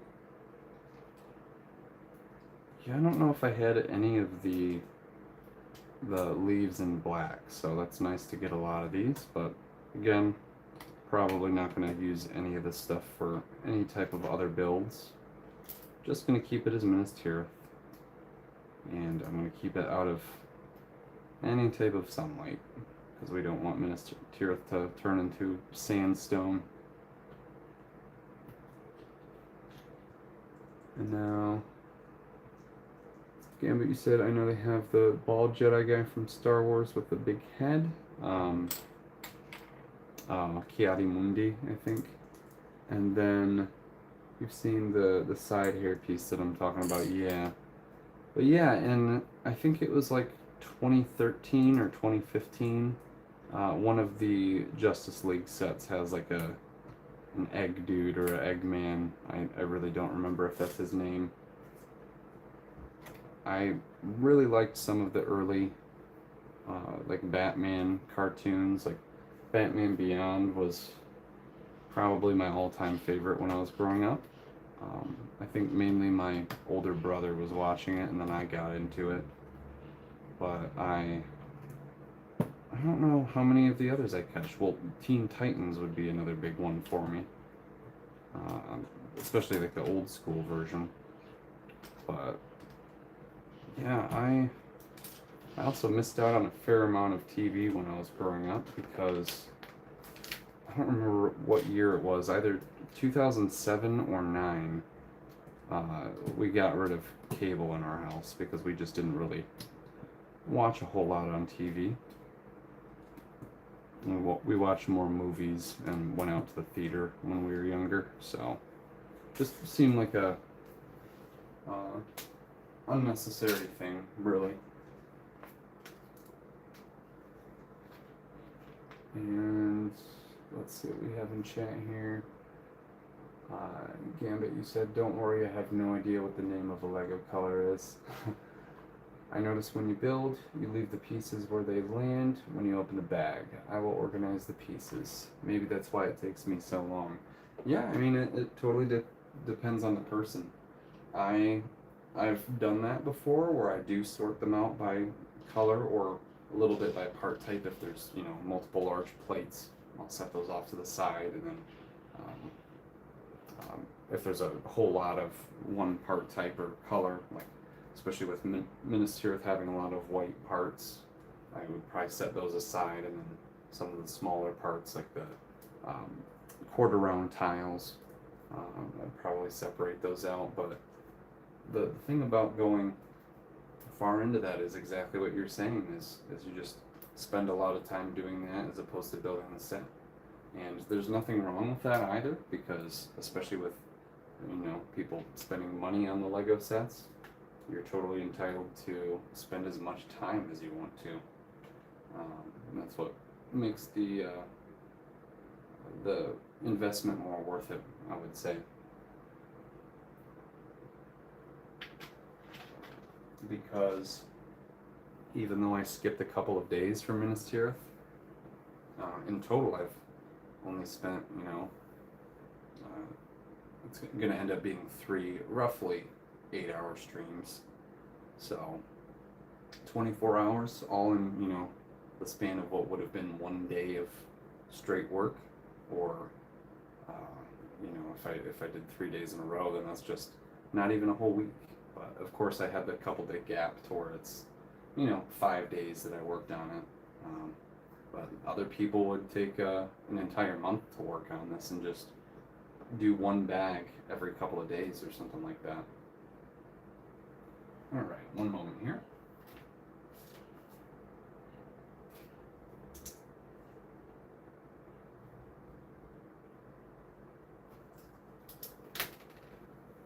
I'm just writing something down for myself.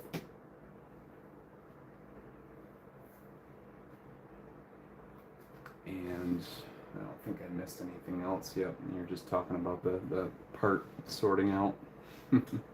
Anyway, I gotta grab bag 44 here. Looks like it's gonna be another fairly small one. It doesn't look like we have any minifigures yet.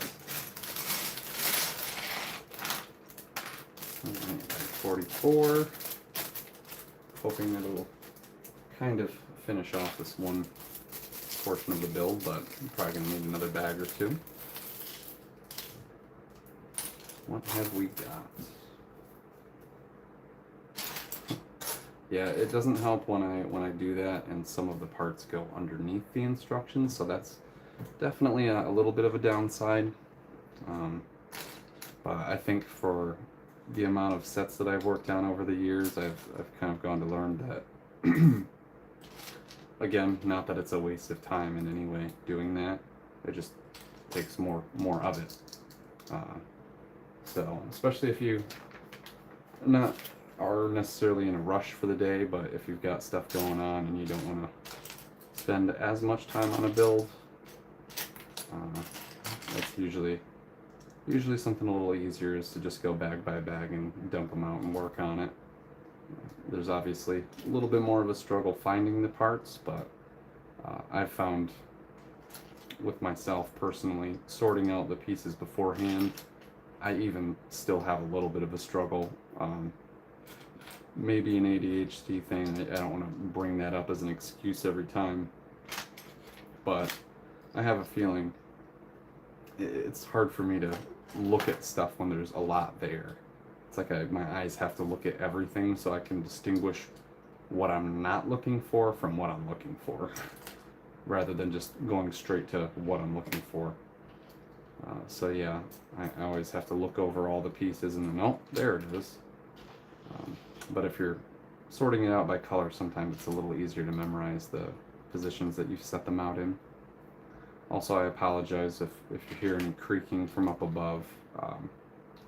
It's almost a 100-year-old house, so floorboards are very creaky in some spots, and one of my family members is walking around upstairs, so don't mind that at all.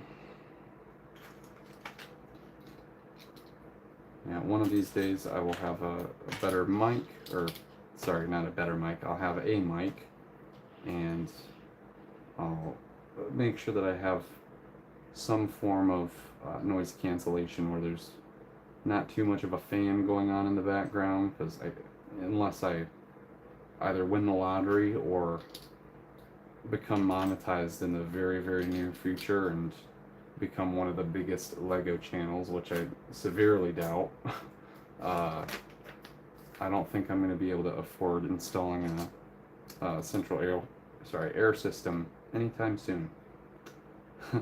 So it'd be more likely for me to afford a house of my own at this point, which is also highly unlikely, which is unfortunate.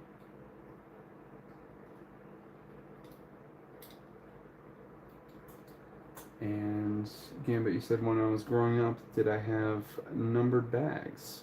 I don't remember numbered bags, so there was a lot of sorting and finding pieces. They started numbering bags, I don't remember exactly when, but I know most of them when I was growing up did. So I think it was probably the late 90s to early 2000s they started doing that. I started collecting in 2001, so possibly 2002. The set that I got first was from 2001, but it's very possible I got it the following year. Definitely not 2003, I know that for sure. I started out with the Harry Potter sets, so the first Harry Potter castle came out in 2001, and they just did more attachments to it in 2002. But 2003 is when the second portion of the castle came out, which is like a larger section of it. And I remember the very first castle from 2001 was more so both of my brothers, but it was also technically mine. I just wasn't allowed to do anything with it yet because I was slightly too young. So once I was a little bit older, then I was able to have that as my set too. But the 2003, when the third year Harry Potter castle came out, that was all three of ours. So I know for a fact either 2001 or 2 is when I started, and I do feel like it pretty much the entire time I had seen numbered bags. I could be wrong. It might have been like around 2004 or 5 that they started doing that more prominently. Oh, I don't know why I did not see it or put 2 and 2 together, but it makes sense why they have to do the very central interior part of the the domed section inside of the King's Hall first. Man, I can't find my words.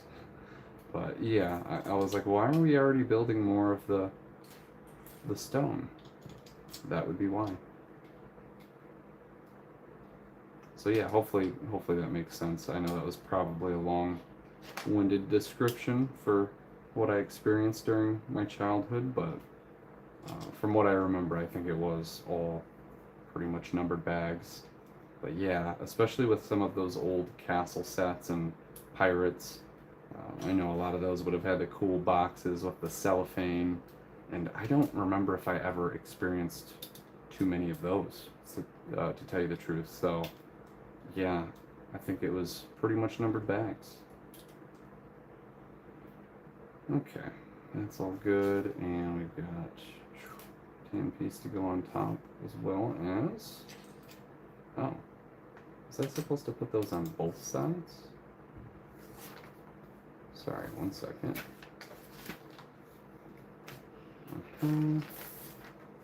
Yes, I was. Okay. Whoops. So 2 more of these on here. Not entirely sure why. Oh, whoops. Not entirely sure why they didn't put anything. Oh, there's a stud blocking. That's why. That's why. Cool. I always love how I'll notice something and then I'll answer my own question like 2 seconds later. It's usually how it goes. And Gambit, you said can't hear the movement upstairs. Good. Okay, I'm surprised because it's pretty loud from where I'm sitting.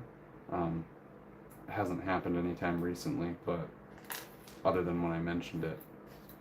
So, good. I'm sure the white noise of the fan is drowning out a lot of stuff that you would normally hear, or that I think you guys would be hearing.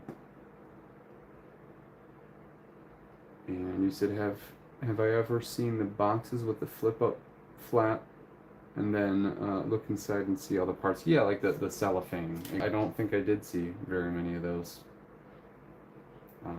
The one set from Harry Potter that I had always really wanted, and I ended up getting it a couple years ago, the 2002 Chamber of Secrets. That box style was still where you could flip up the top of it, but they just didn't have a cellophane window on the inside. It was just right up into the box. So they were, I'm sure, getting rid of that in the early 2000s. Especially with that being the same time period that they were changing the minifigures to the light nougat likenesses of their licensed themes. Man, that's a lot of L words. Okay, we got a brick on top of there. Looks like we're good to connect that. Yeah, all the upside down building techniques are impressing me. I've seen a decent amount of them throughout building, but I just don't do too much with that when I'm building stuff. I need to think outside of the box more often. Alright, we have 2 more 2x2 plates that need to go on here. Probably right at the top. Right here, I'm just going to go ahead and put it on before I even look at the page. And yep, they do. Okay. So, now this is supposed to connect to the other side before it's on top of there, but honestly, yep, and there goes the book. I knew that was going to happen. This, because it looks like I'm going to be building more from the top section here, I am going to, oh, I need to check if, yeah, I did do that wrong. So when this attaches, this needs to go underneath. Come on. Oh man. I have a feeling, why is that not going in the right spot? Maybe it just gets kind of held down. Yeah, it gets kind of locked into place there. That makes sense. I don't know if you guys could really see that, but one of the tabs here, like the green one that's on this side, it doesn't actually hook onto a stud, which I'm kind of surprised because it's hovering right above one, but it just gets held behind that stone piece. So, make sure that's all the way back on this part. And we're going to attach this, and then I'll put that book back in there. I don't want to worry about that right now. Alright, we have landed on top there. I don't know if this is attaching down properly because it does not feel like it. Come on. Anytime now, my friend. Sorry, it might take a moment for me to concentrate on placing this down. But then that way I can build more right up to it. And hopefully I'm not leaning in to the camera too much. Goodness, I'm constantly knocking these larger parts off of here, so I'm going to go ahead and move them now. I'm just going to put them out of sight of the camera because they're bothering me at this point, actually. But alright, if I can't get this connected properly, then I'm going to continue building it separately and worry about attaching it after. Oh my goodness. I don't want to have to fully lean my body in here.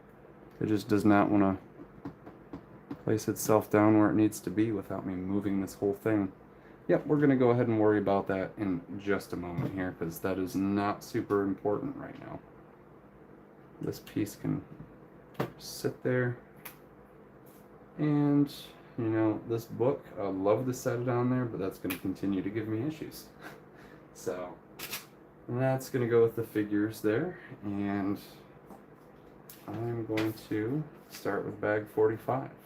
Yeah, all of this stuff is just going to complete this wall anyway, so I don't know why they had to attach that all first. Kind of unnecessary. But, yep, let's go ahead and at least while I'm going to work on the, sorry, I don't know why I told the Lego set sorry when I bumped it into the wall, but okay. Alright, now we're breaking things. Okay. Yep. Alright. So, let's go ahead and fix this first, because that's awesome. I don't know why that upper section just insists on breaking apart. It's pretty cool. Alright, let's see if I can even remember the way that this goes on here, because shoot. Well, if we're looking at it in the opposite direction, then this goes like that. Okay. Hopefully I don't mess up on too much more now. But if I can properly move this out of my way without it breaking on me, then we're going to go ahead and move on to the next sub-assembly. But yeah, this thing just does not want to attach itself. And watch it finally want to as I say that. Hello? Do we want to connect down to the rest of the set yet, or are we just completely separate? I don't know why that's not lining up. It should be. It's in its place. Hello, Minas Tirith. Do you want to work with me right now, or do you want to struggle still? Looks like we're still struggling pretty hard. But you guys are seeing that, right? Like it wants to be attached up here, but nowhere else. Like where is it not attaching to? That's what I want to know.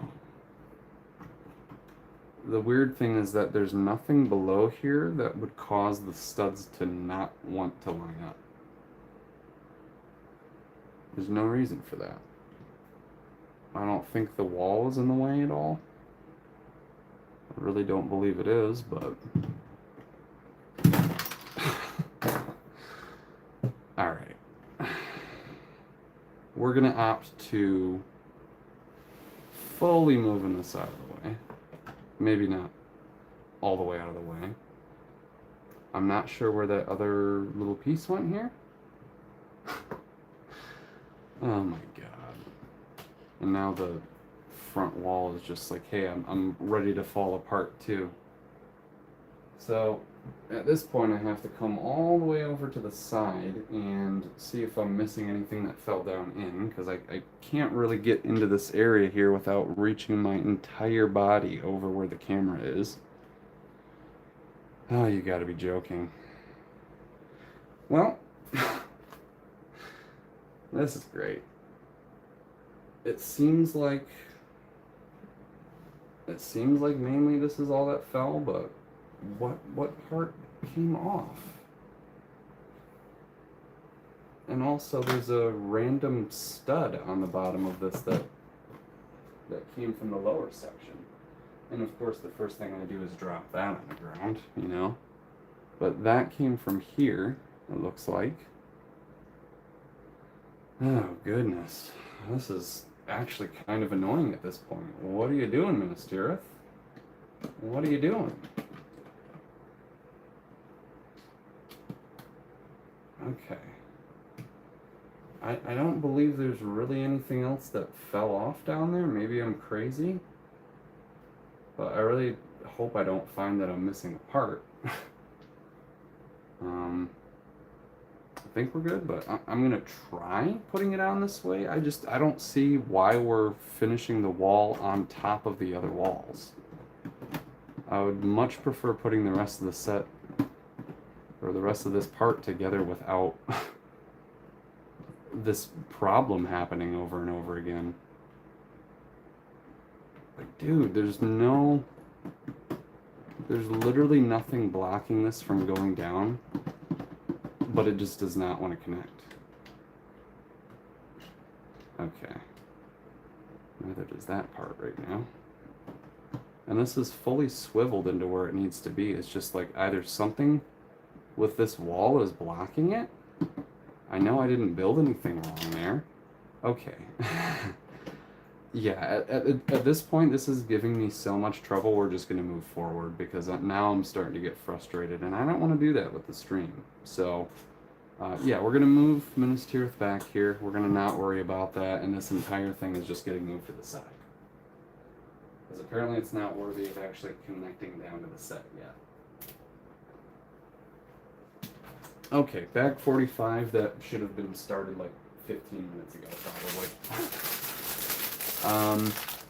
Sorry, Gambit, I'm gonna look away from the chat until this bag is done, to tell you the truth, because now I'm a little frustrated that I'm behind for zero reason at all. But all right. And forgive me if I get a little silent through this. I'm honestly just going to build through this portion, and I don't think really we're going to have too many other people joining, so I don't think I have to worry about greeting anybody either. Yeah, I'm just going to speed through the process of getting this entire bag done. Normally this is the speed that I would go through building a LEGO set. So we'll see if that changes anything.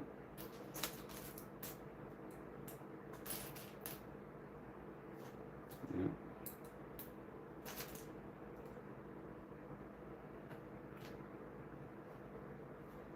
Okay. I'm assuming what I'm going to end up having to do is completely turn it around, which is annoying. I shouldn't have to do that to place that on top of there. There you go. That's my first complaint for Minas Tirith, is that it's low-key kind of difficult to put those floors on. I know I struggled with the first half of it, but I think now that both are going down next to each other, it's kind of a tight fit. So, I mean, there's some interesting angles in the set, so probably why that's going on, but geez, not exactly a fun experience right there.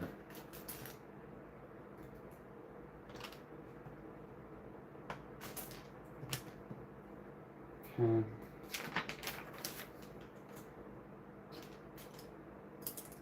Like, cool. I'll go ahead and put that in a moment. I don't know why we didn't just do that before. I think the whole thing would be more sturdy if it's all built together and I don't have to worry about placing walls on the front. But I don't know, maybe I do. Maybe that's somehow the better way to build it. What do I know? But I don't know, that does not seem right to me. Okay.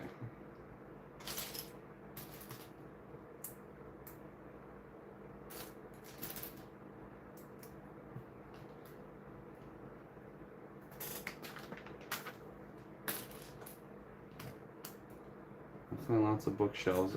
You know, another thing too is I get that they have to put similar part types in bags together so that you're not confusing yourself grabbing a part that looks like it's a different one.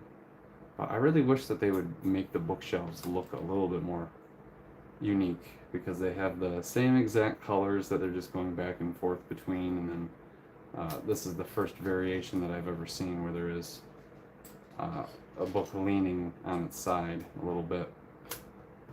And other three bookshelves seemed almost identical.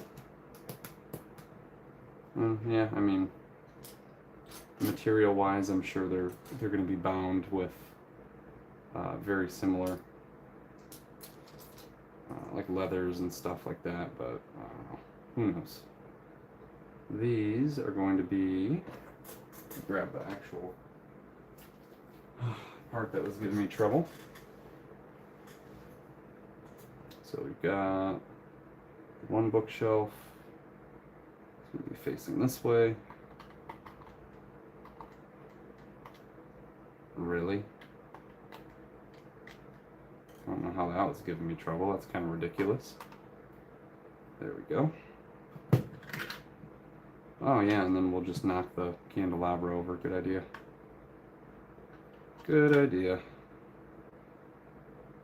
Okay, well hopefully nothing else bumps unnecessarily into itself anymore. But I'm going to set that along the side, and I guess we're going to continue to build onto it. Anyway, Gambit, you said where am I at here? Can't even catch up with my own chat. It's kind of sad. Have you ever seen the boxes? Yep. Man, I already read that. Goodness. And here goes that pop-up once again to where I can't read any of your stuff. Very cool. It's okay. I can cover my eyes for a minute if you need. Need to go into the camera. Yeah. No. Something else fell inside. Well, I heard something else fall inside too, but from what I can tell, there's nothing on the top that's necessary to be placed down. So unless it was some type of like accessory on the inside, I already got the book out of there. Really, I'm not sure what it was. We'll find out when I flip this guy around, but I'm not messing with it right now. Yeah. So, I'm also noticing how god-awfully hot it is in here. I shut the kitchen windows before I started streaming because you can generally hear a lot of traffic through there, but normally it's pretty hot with the windows open, so I'm kind of hoping my mom didn't open them back up. I am sweating at the moment, even with a fan on me. Oh man. Well, sorry to be a bit of a bummer at the moment, but I'm not very happy with the fact that I'm struggling super hard to, for one, find a 1x1 plate at the moment, which really shouldn't be that difficult.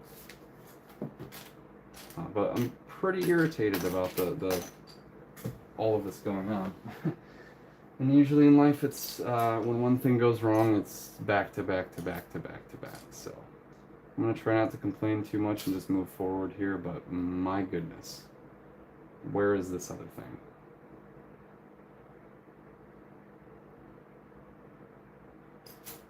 I've got nothing. I don't see anything. There we go. Okay. I feel like I'm about to have a brain aneurysm. Man. Talk about dumping all the parts out onto the table at once and sorting them. I really do not need to do that, and I'm not going to for the stream, but it's making me second guess myself.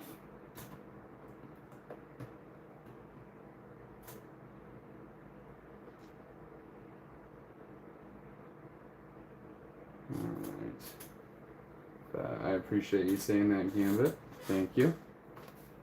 Definitely going to do so.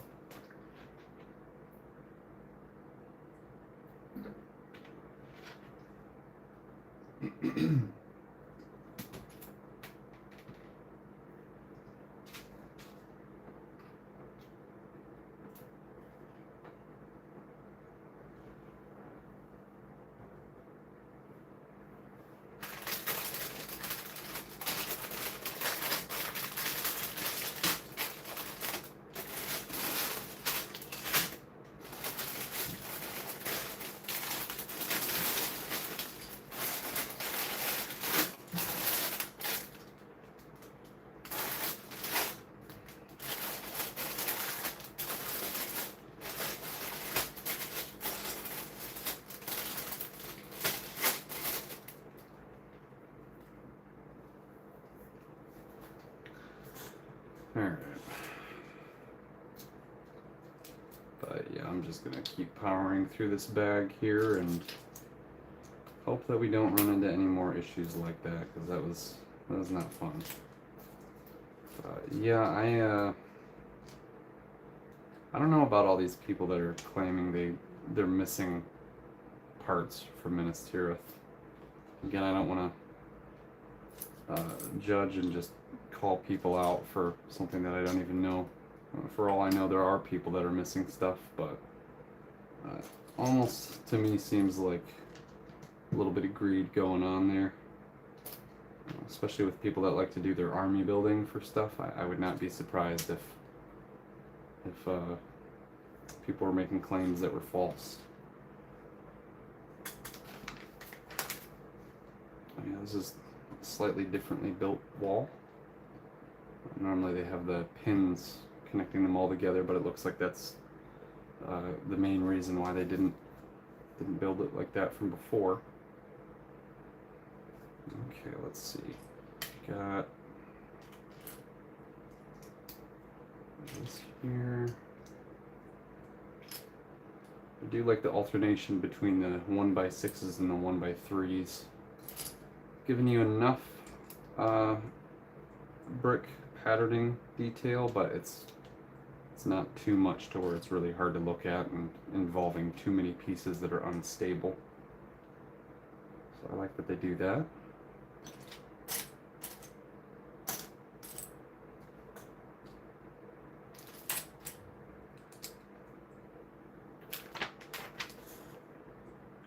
But it looks like we're not too far from being done with this section of the wall, so that means pretty soon here we're gonna have to spin this around and see if we can't find that other part that fell down in, and B, actually attach the thing properly. Okay, nice and sturdy on there, good. And one more section of wall to be built.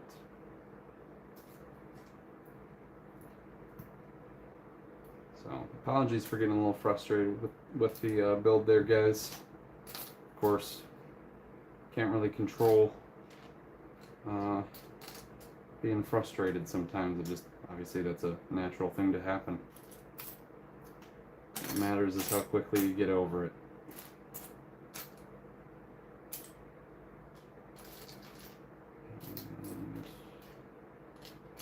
And I'm not finding that part either.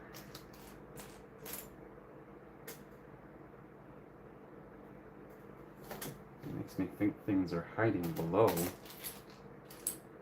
There we go. Alright. Yeah, I'm sure in the near future I'll get used to how much talking that I have to do, but it's very difficult trying to bring up different topics when I don't even talk that much as a person in general. Being in retail, I sure do, but it's always related to the job itself. So when it comes to anything else, or talking about a lot of different topics, definitely a challenge to do for 7 or 8 hours. Okay, we got another one of these. Hopefully, yep. Why does that look incorrect?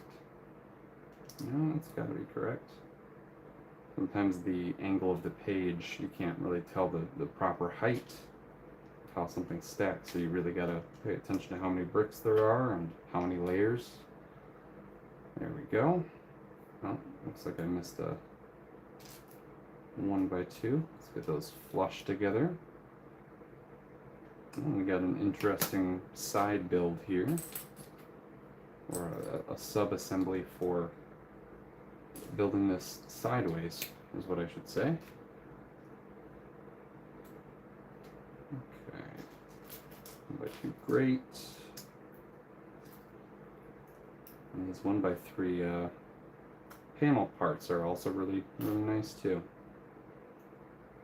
I remember when they started making those, I was pretty surprised because they only had the corners and the 1 by 2s and the 1 by 4s for a long time. But that was a good addition as a piece. Happy to see when they make stuff that's been needed for quite a while. Okay, looks like just that and another grate. And a couple more panels. There it is. Alright, that slides right in between. That's clever. Right in between the parts there. And it matches right up with the wall itself. A little bit of a gap at the back, but of course that's not the important part. Like how it just kind of rests in there until the top of the wall gets put down. Pretty funny. Alright, looks like the few houses that are on the side of the wall are going to get built soon, but moving on to some more detail, possibly. Unless this is a outer, oh, we might be working on the outer section of the wall, that's what it is. The top of it. Some clips here. And pretty shortly I'll also resume reading the chat, but I'll try to finish the rest of this bag. And welcome any new viewers who might have joined recently. I'm sorry if it's been a second that you've already been in here and I just haven't noticed. We've had some part and some building technical difficulties, so I wanted to recuperate from that and just kind of be silent for a moment, but I'm slowly getting back into it now, so I'm going to be paying a little bit more attention to the chat and the screen next to me, but I want to catch back up here.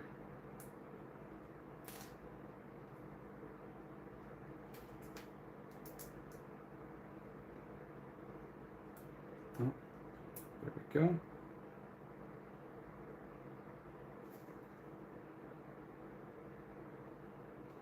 And another launcher, or like kind of like a catapult. I don't know exactly what they would call them.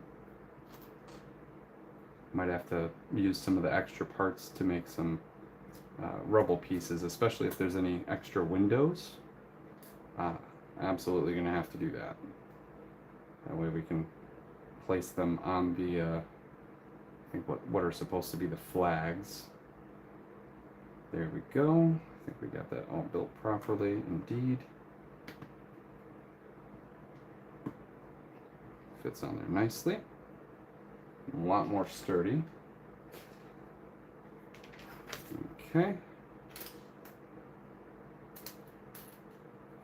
I hope I don't have to backtrack anything and pull something off if I find out that the piece that dropped below is supposed to be underneath, or I don't know, maybe just something that fell off from the side, hopefully. Maybe I knocked off one of the details on the inside.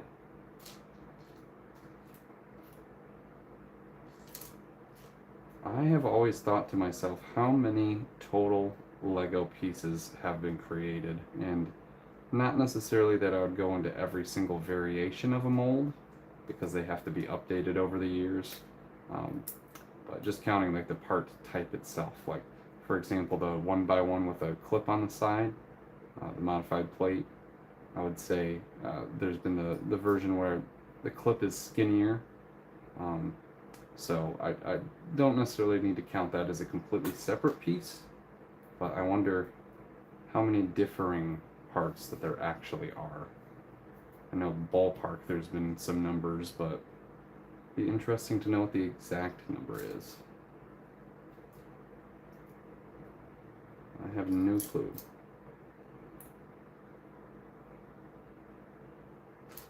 Did we need another? No, I already put that on there. Okay. And 1x1 tile, perfect. And I need to stop saying that as much. Awesome, another window to go on. Yeah, I really like these prints, very nice. I'll have to look at the instruction book at the back once I'm finished and see how many of those are actually in the set.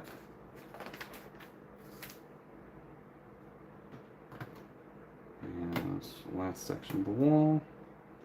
Okay, yeah, that did fit down and make that really nice and sturdy, so that's cool. And I think we're just doing a few more paneling details on the top. Good. Okay, yeah, it doesn't look like anything fell off from that top portion. I could be very wrong, but I believe we are safe.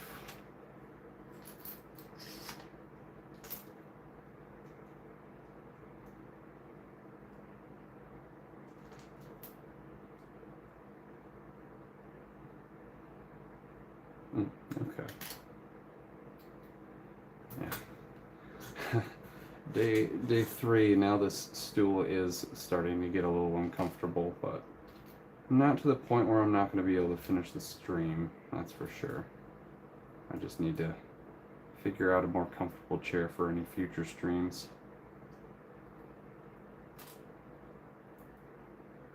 Especially if I'm doing something for this long.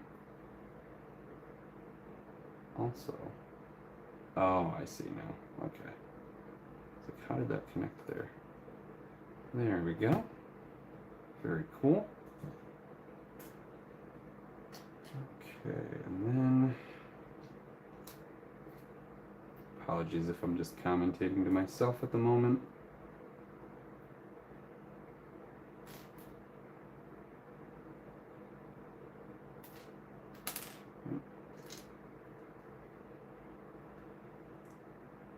I was also thinking to myself, what other types of sets that LEGO could make for Lord of the Rings.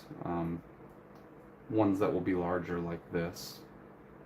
And I don't know how many people have thought too much about this. I'm sure here and there. But I bet LEGO could make a Mount Doom. Because especially with the shape of Minas Tirith, yeah, it'd probably be a lot of rocky formation on the outside to where they would have to really break it up with the lava pouring down, which I'm sure if they did a good job with the varying lava parts and possibly leave some Easter eggs along going up the path to the doorway or the gateway, I'm sure they could break it up in several ways, maybe use some different part colors for lighting variations, but kind of like they did with Barad-dûr up top near the eye, how there's some dark orange and some medium nougat pieces. Same thing with the different columns in the Mines of Moria for the Balrog set. But yeah, I wonder if they could make the interior minifigure scale like Minas Tirith here, have the little walkway out to the edge of the lava. Obviously, it would come with Sam, Frodo, and Gollum, and it would probably be something where they would include Isildur and I don't know why I'm drawing a blank on his name. Arwen's father. Man, that's a bad one. I definitely know his name, but I'm blanking so hard right now. I'm sure you guys will tell me, or maybe you will, Gambit. But yeah, I think it would be really cool if they did something. Elrond is his name. There we go. But yeah, they could do something with all of those figures, and obviously that's the most iconic scene because of the fact that he destroys the ring. But arguably Gollum does. And yeah, other than that, I know there's a few other ones that they could do, but they wouldn't be quite as iconic of builds, like Minas Morgul that I mentioned, that they could do something with that, but I don't know if they would. And then I would honestly like to see if they did more of the dioramas or bookends. It'd be cool to see a Shelob's lair, and I'm trying to think of what else would be pretty nice. They could go back into some of the Hobbit sets. I'm not entirely sure if they would, but Smaug is like a $450 or $500 Lego dragon, so not that they would necessarily make a new mold. They would probably do a brick-built version of Smaug at that point, but I'm also realizing I put a 1x4 on there when it should be a 1x3. There we go. But yeah, I think they could do some really cool stuff, that's for sure. Also, did I set aside? I'm wondering if... No, it couldn't have been that. I thought this plate over here was supposed to be a 1x4 because it looked like it at first. But where is this 1x4 supposed to go if it's a 1x3 here and on the other side? Oh man.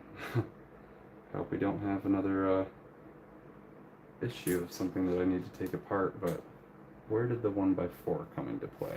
That's what I want to know. I could have sworn that's what went down on one of the prior sections, but if it's supposed to be coming up here, then I don't know where that 1x3 is either.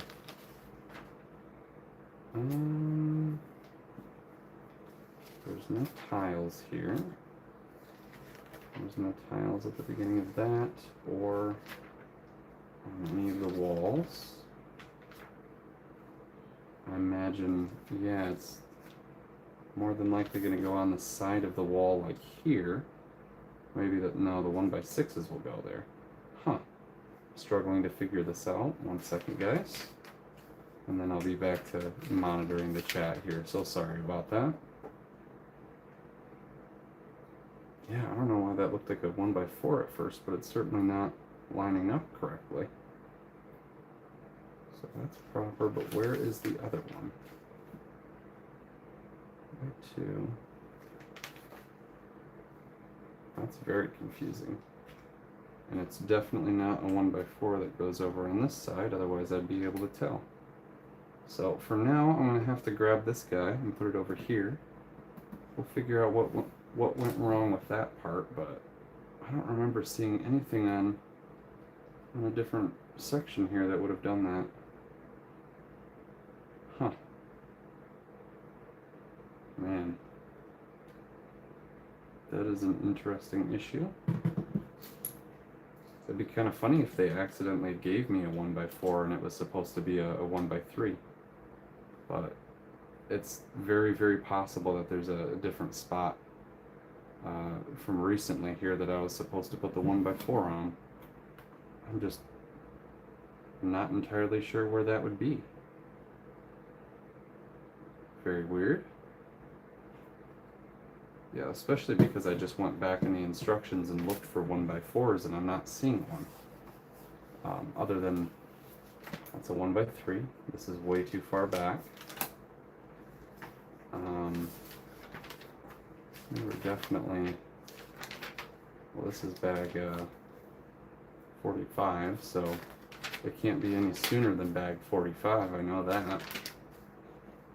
There's nothing that's a 1x4 in here.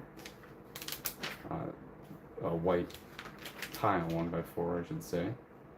Still not seeing anything. No.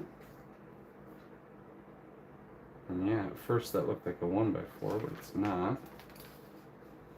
Oh, and I also, shoot, that part did go on with the previous bag.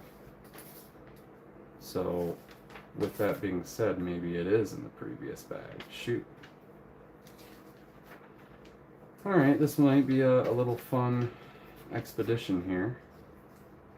I would assume that it would be within, like, bag 44 here, but I'm not so sure about that.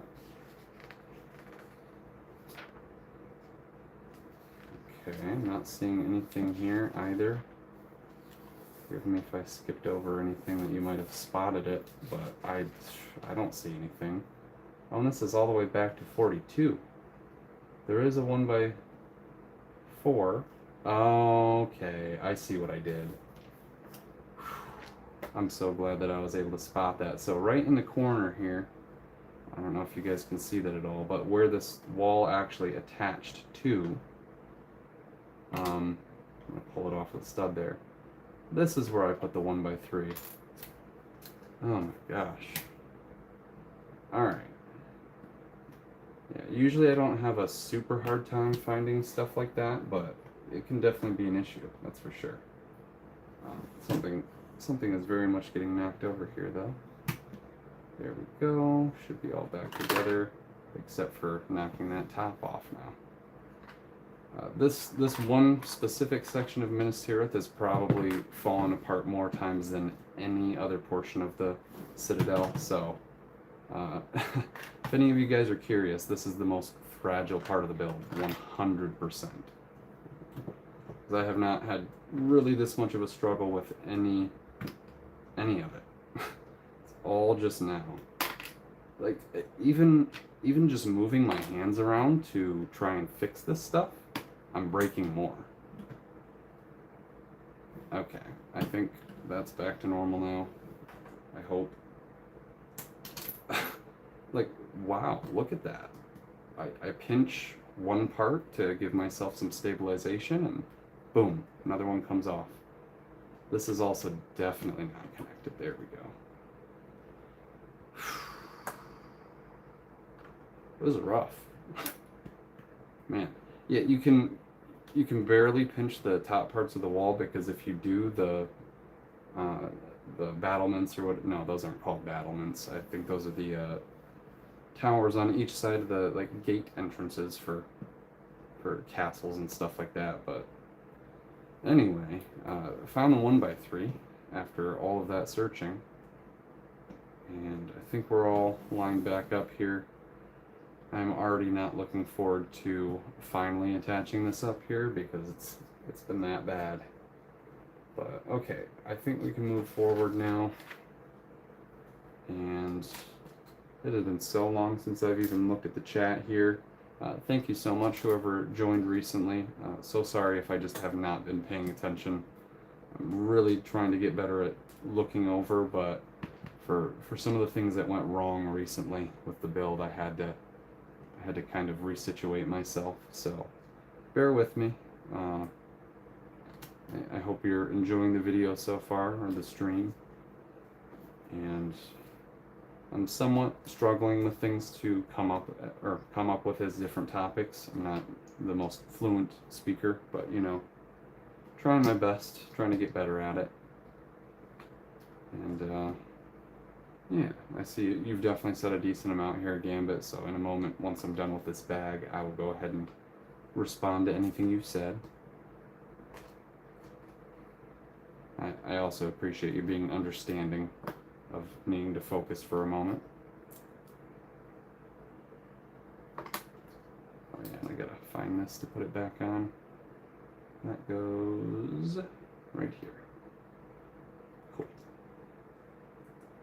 Alright. And definitely excited to see the orcs with the Grond. I have not gotten any orcs since one of my buddies and I in middle school or maybe late elementary traded some figures, and I got one of the Urukai, but that's just a normal orc. Actually, I do have one or two of the Gundabad orcs from the Hobbit sets, or one of them, but they're pretty cool, especially with their hair and goblin ear type of dual molding, which the new ones here do have as well. And that's all pretty nice. And actually, I'm going to hold this up to the camera too. This is impressive. I do like how, oh whoops, too high. These two sections right here, this might be really hard to see, but it dips in by the width of one of the snot plates or whatever. I don't know how to describe those, but when it's more shallow than the width of a plate, it dips in by that much right down here, as well as up the top. So it's giving a slight tapered look going upward. But I really like that detail. That's very clever. And now it looks like we're on bag 46. So what I'm going to go ahead and do here is put the extra parts to the side. I'm going to move the instructions out of the way and get this guy flipped around so we can try to go ahead and place this on top. And then I'm going to read some more of the chat here. And I gotta replace this candle in here for like the third or fourth time. Alright, got that. I'm going to set it out of the way. Alright, let's see if we can figure out which portion might have fallen. But I'm going to move the outer gates to the side. Try not to knock over any of the figures or knock them off my desk. Alright, there we go. Now we've got this big old section back here. And we're going to try not to distribute too much of the weight off the edge. Alright, I think we're good there. So, let's see if we can figure out what fell down inside. I don't see anything down in here. I'm going to actually look a little bit at the screen up top in case it helps me, but I'm almost thinking it might have been one of the launchers that I knocked off, but I don't actually see anything on the inside. Whoops. Yeah, I'm not seeing anything from here, but it's possible that there could be something within the wall itself, so I'll have to spin it back around and bring it closer to me on the right side. Huh. Okay. Actually, I'm going to try to just look this way, because I'll be able to spin it right back around. I also haven't really picked this up yet. Let me see how difficult this is. Yeah, it definitely was. It's on the inside of the wall, and it's one of the catapult things, so I'm going to see if I can use a different piece here to scoop that on out. I was going to say I'm going to use a brick separator, but it's not long enough. Let me see if I can carefully put this back on. And then, yeah, it's like right down in here. One of the catapults, but I'm going to use the gold tube that comes with this. Oh, don't want to pull that off of there. There we go. Definitely a few fragile things, but for the most part it has absolutely been that one section. But yeah, I'm going to use the gold tube to shove it to the side there, let it roll a little bit, and now I can push it hopefully right through the doorway here with a little opening. There we go. Alright, so you guys won't be able to see this for a moment, but I don't want to push the throne out of there either. Okay. So yeah, I might as well spin this back around one more time because I'm going to need to attach that central part. But yeah, right through here, right next to that candle, one of these guys fell off, and I'll have to remember which part it actually goes back on, but we'll worry about that when we have another connection in the instructions. So let me go ahead and take a look here. I've definitely missed a lot from you, Gambit. Sorry about that.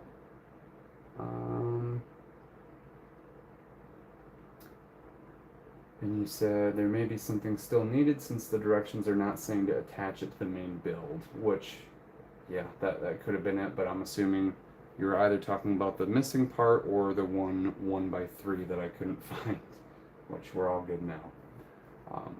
Then, have you ever used PDF directions for the building, or did you always use printed instructions? Because I've always been an artist who does physical artwork and not any type of digital, I have always liked physical stuff, including the instructions, but every once in a while, especially if I have a set that the instructions are torn up or missing, or if I want to keep them in good condition and not keep flipping through them, then I will use the digital PDFs. But I also have the Lego Builder app, so it's kind of the same thing as using a PDF, but I'm essentially using the app for it instead of trying to download it from lego.com, if that makes sense.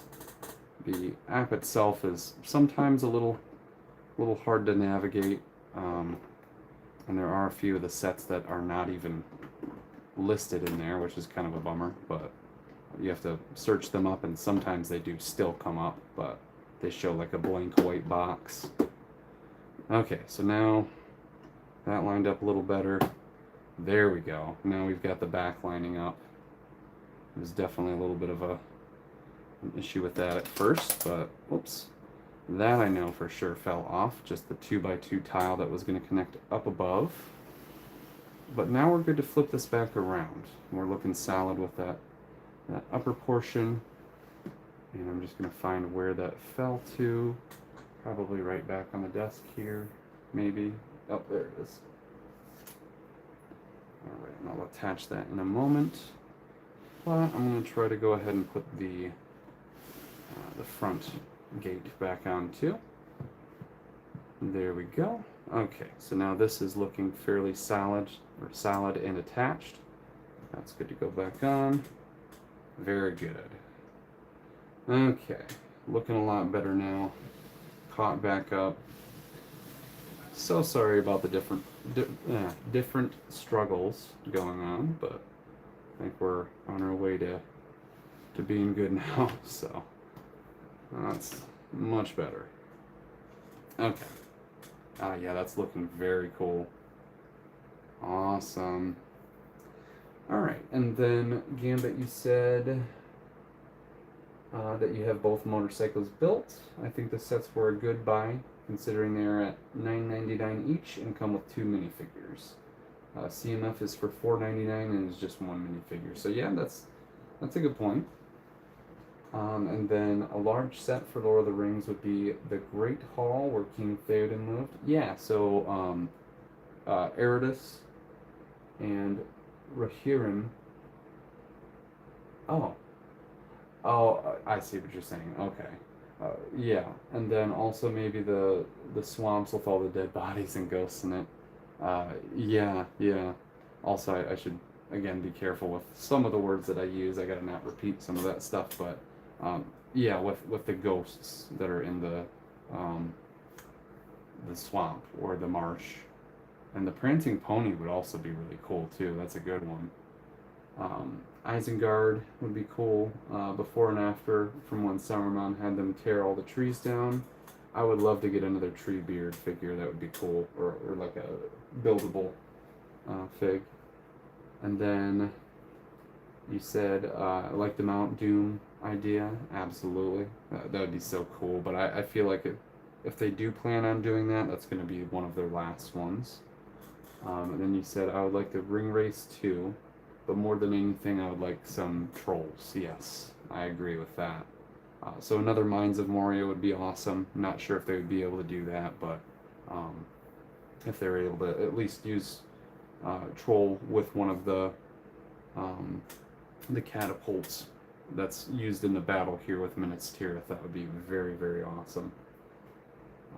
And then you said maybe the orcs hit that part of Minas Tirith with the catapult. Exactly. Yeah, they got one of the catapults, that's for sure. I'm gonna have to make sure. Okay, I do have that set aside properly. I just gotta get that back on there. And then Osgiliath would also be a good destination for LEGO to make. That's a really, really good point. I forgot about that. And you said you saw a guy use the Trash Monster CMF to create an orc custom on a YouTube video. He also made custom wood elves using the Steampunk CMF. That's a really good custom, actually. I know some of the CMFs in the past, or I know that there was at least one elf and another that was kind of like a Ronin type elf. The recent series, of course, had the Ronin that was like a Lloyd minifigure, but a different one that almost looked like one of the Mirkwood elves. I know that would definitely have some good usage for Lord of the Rings characters. So, alrighty. I think I'm fairly caught up here. Appreciate you bearing with me again for having to catch up after some of those mistakes there. But now we're back to it, and looks like we're on bag 46 at the moment. Okay.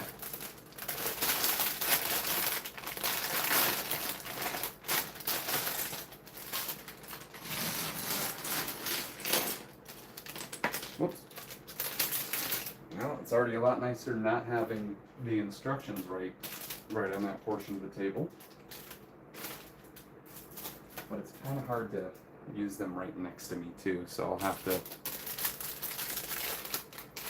figure out a good way to do that. I think just where I had them is probably going to be the way to go for the rest of the stream, but we shall see.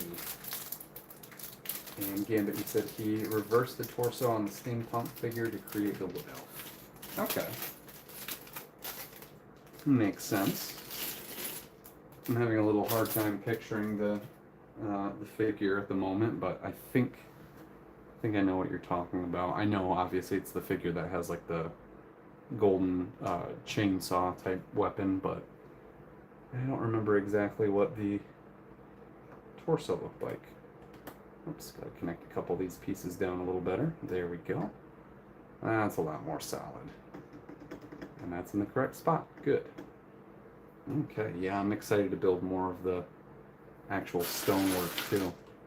But let me see if the instructions will kind of indicate where the catapult's supposed to be. And I'm also going to place this book right back in here if possible. There we go. So now that shouldn't really get bumped around at the moment. Also, sorry about having just unfocused the camera with my shoulder there. But here we go. Gotta grab the instructions and we'll move right back into it.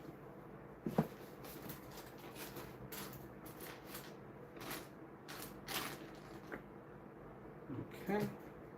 So, bag 46. Whoops, we're already kind of crushing the cape stuff here. Don't want to do that. Alright, we gotta find some more stuff to talk about here too. I for sure would like to get better at that. So, I guess I can go a little bit more into my artwork and history with that. I had previously mentioned that I started drawing when I was about 5 years old, give or take. And I think I mentioned that I have a picture somewhere of me when I'm really young doing the basilisk from Harry Potter. So at some point I might end up showing that on the stream. Another thing, I don't know how often I've seen this part. This is a good one. It's a 1x2 modified, I guess you could call it a tile because there's no studs on the top of the lower section, but it's got a plate basically running at a 90-degree angle right in the center of it, so that's very useful.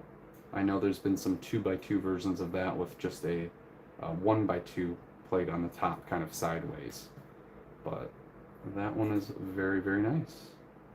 Alright, now I just need a 1x4 tile here, and find that. But yeah, when I was really young, I would say I liked doing tracing a decent amount. That way I could kind of get my proportions correct. So when I was really young, I liked skeletons a lot. And my mom used to do medical transcription. I don't remember what company that she worked for or anything like that, but she found some website for me where you would name all the different portions of a skeleton, and you'd kind of match up the which bone went where. So you'd actually have to click and drag the different bones over to the skeleton, or like the shape of a human body, to where it helped me learn a lot of that, but also learn how to draw skeletons really well. And I remember it was either at one of the Scholastic book fairs that I found it, or maybe just going down to the library in my city. But I ended up getting some. I don't remember if it was a drawing book for skeletons or if it was. I'm pretty sure it seemed like it was along the lines of that. My goodness, I just noticed a different new piece here. Sorry to go on a little bit of a side tangent, but this is a quarter round version of what would be a 2x2 cylindrical brick. I have never seen that before. Wow. Okay. Out of pretty much this entire set, it's been the standard parts along with some of the newer parts that have been used in the past couple of years, but the two that I showed here that are next to each other, those are definitely very new for me, so I'm not sure if I missed those recently or if this is one of the first times that they have been used in different sets. Maybe 2026 is their first year. But anyway, this, I believe it was a drawing book. I would take tracing paper and just trace over the different skeletons, and ended up getting good enough at some point to where I was no longer needing to use the tracing paper and would just copy along with it side by side. But obviously you gotta you gotta start with your skills somewhere, so I don't really see that as too much of a cheat when I'm very young, and especially when you're looking to just have fun doing some artwork. I would do some stuff like that. But yeah, I had some fond memories of that game. I hope I can find that at some time, or at some point. I'd like to play that again. I'm sure there's different versions of it that have been made. Maybe that one doesn't exist anymore, but it would be kind of difficult to find it again because I don't even remember what it was called. So maybe I'll search into that a little bit after the stream here, because I haven't thought about that for quite some time, to be honest. And Gambit, you said just throw a cape on the figure to hide the front of the reverse torso. Yeah, exactly. That's a good way to do it. I know some people, well, most people that own Legos don't like to customize their stuff and like rub off the prints. Obviously that's not the ideal way to go, but especially if somebody bought a whole bunch of them and knew that they didn't want to use them for anything else, that would be a fairly good way to use that part and to rub off one of the prints. But at the same time, I don't even know why I'm suggesting that, because personally I wouldn't. And I've also, I think I mentioned this before too, but I've in the past done a little bit of figure customization that ended up being a little bit of a bummer. So definitely never again for me. But for the people who do like doing that, I remember I used to watch them figures that would get painted. I'm drawing a blank on the channel. Who was it? Somebody that used to, for sure, I'm sure they're still popular, but they used to be very popular with doing the customs and painting the figures. I'm sure you might even remember Gambit, and you'll probably say it right away, and I'll instantly have it pop into my mind, but I think they used to do a lot of cool stuff with making, unless it was a different channel, some of the Call of Duty weapons in LEGO, and I think they did a lot of Minecraft blocks. So that was one of the early staples of my YouTube watching. And I would say also teaching myself piano like how I used to do. Oh, there we go. Yeah, sometimes these pages, when they crease in the center, it's hard to, or not crease, I said that last time too, but when they're rounded over the edge, it's hard to look at it without really pushing that edge back. And then, let's see what we have here too. Gambit, you said, yeah, I like having the directions to view. It makes more sense when watching the build. Yes. Okay. I'm glad we're on the same page with that. I felt it would be kind of weird if I just had a blank desk there, even though it creates more space for actually building.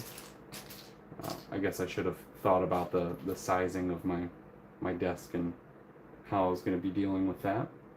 But I'm also going to have the light box on top of here, which should make things a little better in the future. I just need a new spot for my instructions so that I can build with them more comfortably. And you also say you found some really interesting pieces. I did. I think I did. Again, I don't know if I've ever seen those in other sets, but I could be a little late to the game. They may have, or might have been created in the past year or two, and I've just never seen it. And you also said I would like to see my artwork. Yeah, at some point I might have to do a stream where I show some of my portfolio. Not necessarily that it's going to be stream specific to that, but if I have time while I'm streaming a set build, or maybe doing a backdrop artwork, then I might pull out some additional artwork for it. Truthfully, I don't have too many different things that I've worked on. A fair amount I've sold, and a fair amount I've just had things happen to them where they've either gotten lost to time, or I actually, one little mini portfolio that I used to have during high school, there was this one girl, I don't even remember what her name is because I wasn't super familiar with her when I was in school, but she was in the photography class and was doing a bunch of photos for the yearbook that year, and she asked if she could take some pictures of my artwork. So I brought that portfolio in with a few things, and she took it out of the classroom, which in hindsight I should have, before she even got out the door, said like, hey, unless you need like lighting in a light box, can you please take pictures with them here so that I can, you know, receive them back before I move on to my next class period. But I thought it was going to be a quick thing and that she would return to the class like within, I don't know, like 10-15 minutes or something. There was plenty of time still left for the current class period that I was in, which was, I believe, my AP art class. But she never returned, and I never saw that artwork again. Never saw her in the hall or anything.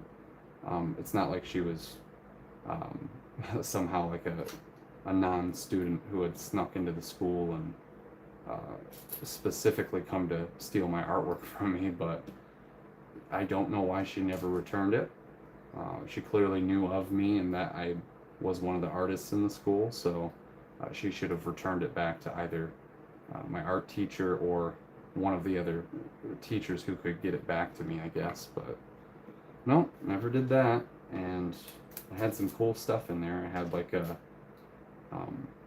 chalk pastel pencil drawing of Deadpool. I still have photos of that on a personal Instagram that I have, so maybe in the near future I'll have to pull some stuff off of my personal account and make sure I have a nice downloaded picture of it that's not poor quality, because I know over time with different phones that I've had, especially uploading it to social media or saving it in the cloud or whatever else, some of them will depend how they look on a different phone, especially if it's something that's from the past. So yeah, I had a Deadpool picture like that. Whoops. I had a Jim Gordon picture that I did from the Gotham TV show.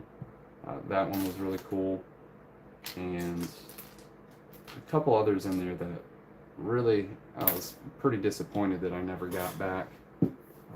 I'm sure there would be certain art pieces that I would have done in the past where if that happened to be taken or somebody didn't get it back to me, that I wouldn't have been as upset. But of course the ones that they did happen with were ones that I would have liked to keep or do something with. So yeah, that's a fun story with some of my artwork. Yeah. And you said, I just bought 2 sets of Everyone is Awesome to do customs.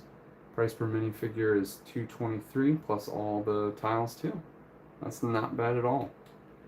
And you also said I bought city sets for minifigures, so those are okay to make customs. Would be really silly to mess up Star Wars or Lord of the Rings minifigures, which that's fair, especially with those licensed and pop culture themes being the ones that become most pricey after they've retired.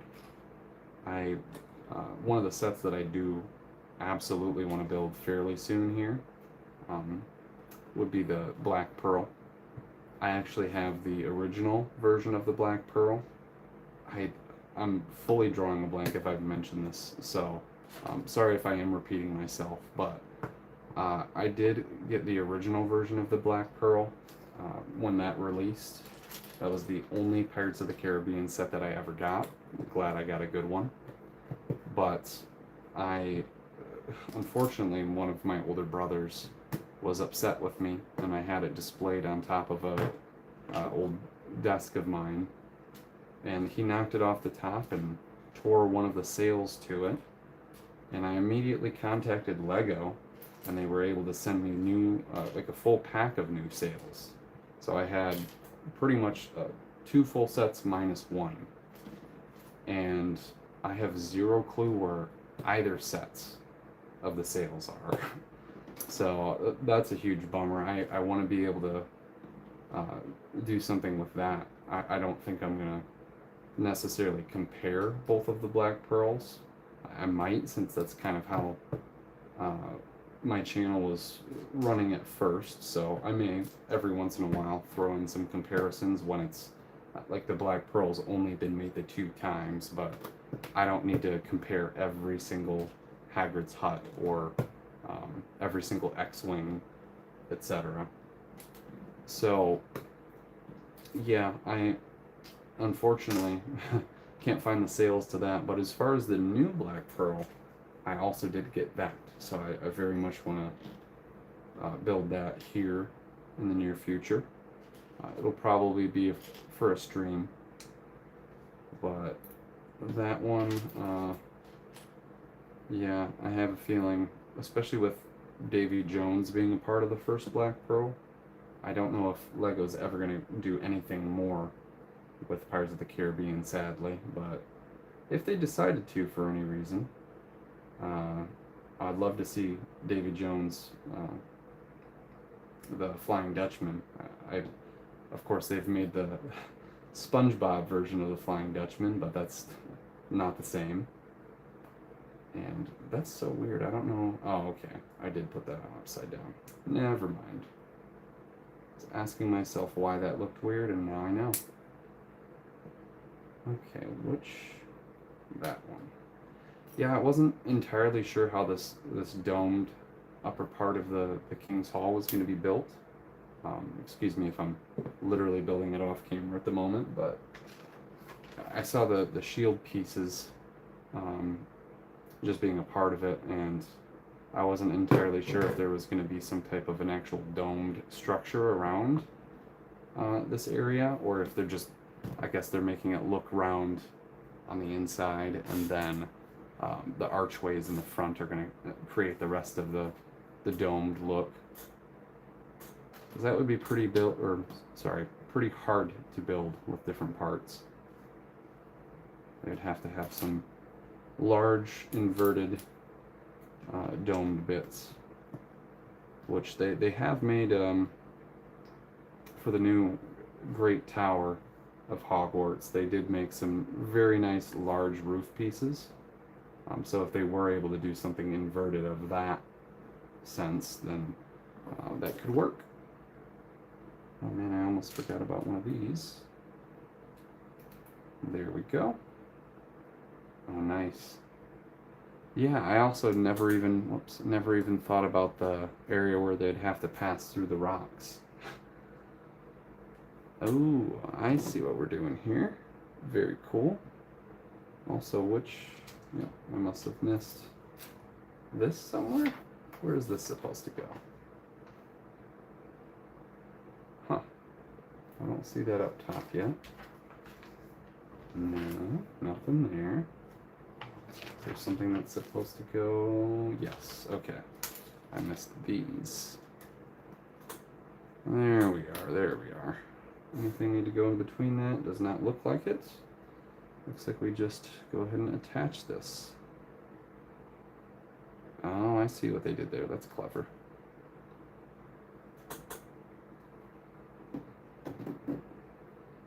Alrighty. Definitely attaches a little strangely. I don't know what's going on with that. Why is that not wanting to go on all the way?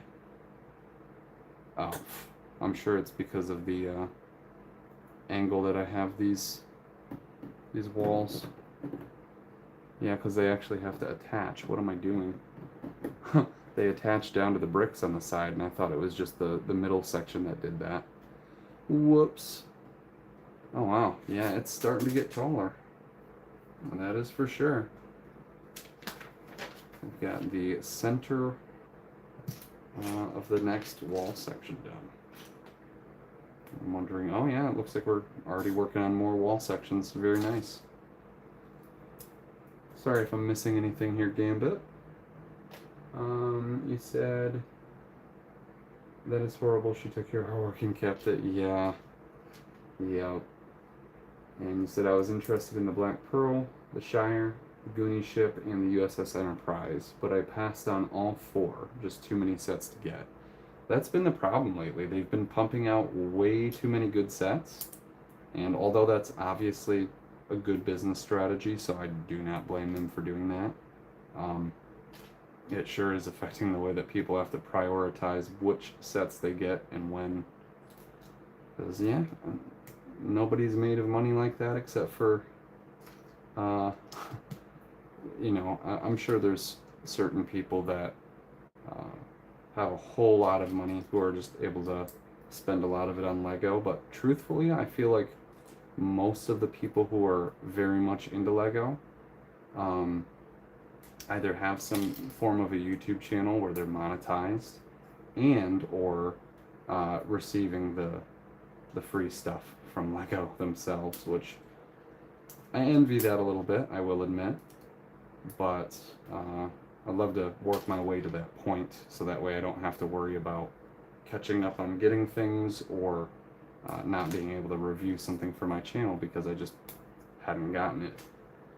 But I feel like aside from that, there's probably a small portion of people that are like incredibly rich that just buy nearly every set that comes out, or maybe just one theme that they're super into that they buy every single set for, which there's gotta be people like that for sure.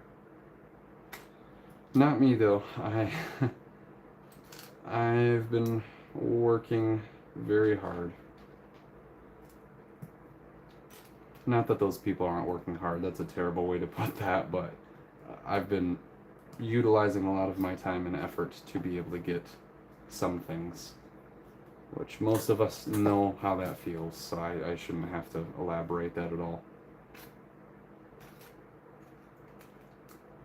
I used to work a couple really nice jobs though. Like I've worked for Target Distribution Center, and I definitely miss that pay. I don't miss the 12-hour shifts and back-breaking movement.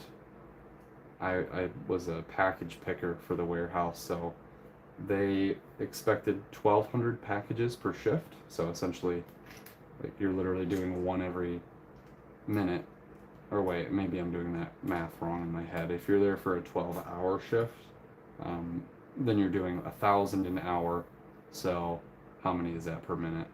I would have to actually do that math with a calculator. I don't know if I can do it in my head, which that's kind of sad too.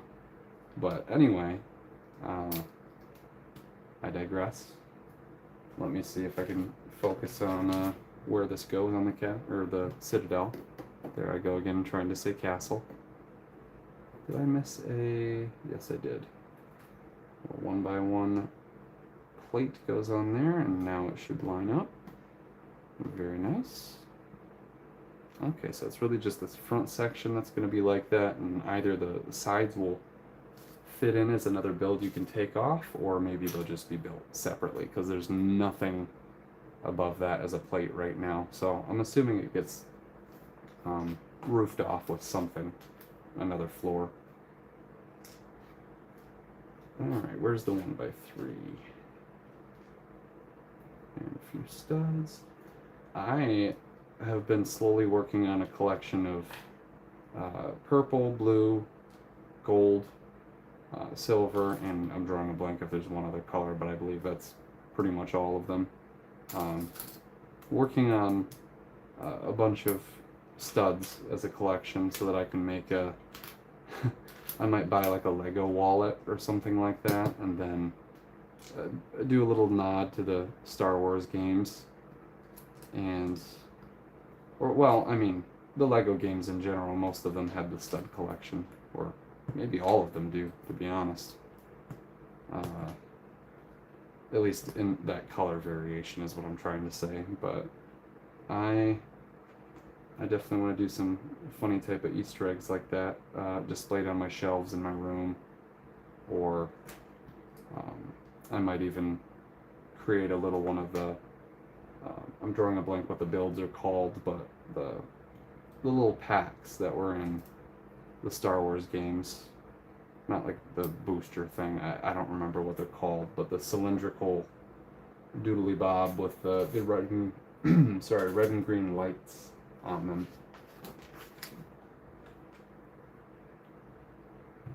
Speaking of Doodle Bob, or Doodly Bob, but Doodle Bob in general, I remember loving SpongeBob when I grew up, and my goodness, I've seen some of the clips from newer episodes, and that show is just not the same.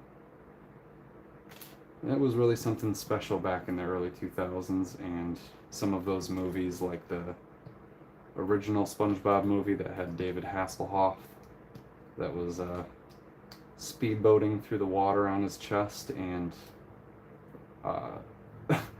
Patrick and SpongeBob were just on his back, and they got launched from his pecs. That was always so funny to me.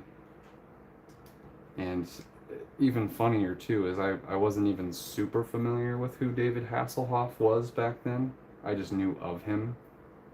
So here's just this, not random guy, but random to me, which I knew he was like an iconic person and a celebrity, but I don't know where else I had seen him. I don't remember if he was ever one of the judges for American Idol, but I know my mom would usually watch American Idol with my brothers and I when we were a lot younger.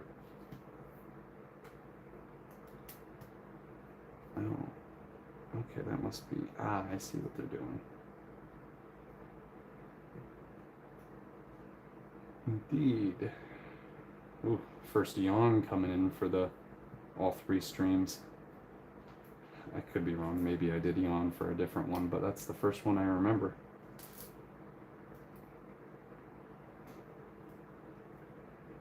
And Gambit, you said if LEGO did release the Shire again with Smeagol and Deagle, I would get it, but I doubt they would have a 3rd release. To tell you the truth, I didn't even realize they did a 2nd release. I thought that it just hadn't fully retired yet, and there was only the first one, but they did a 2nd release for the gift of purchase. Because I'm a little upset that I missed out on that one, that's for sure. With Smeagol and Gollum being one of my favorite, or pretty much my favorite Lord of the Rings character. I don't know why I missed out on that.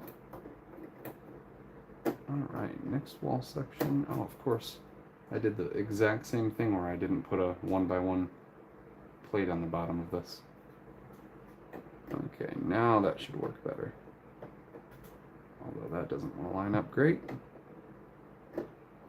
Come on. Anytime now. Maybe it's just literally the angle that I'm trying to put it on. Why does that not want to connect? Should be in the right positioning here. Huh. Well, it definitely connects that at the top. I know that for sure. I bet it just has a little bit of an issue with some of the snap, or like the placement. That is really weird. Maybe it is just me trying to put it on incorrectly, but apologies for my arm just being across the stream the entire time, or that portion of it. Okay, this is fully not lined up with those studs, so either I did build this wrong? Oh, I did. Okay. Yeah. There we go.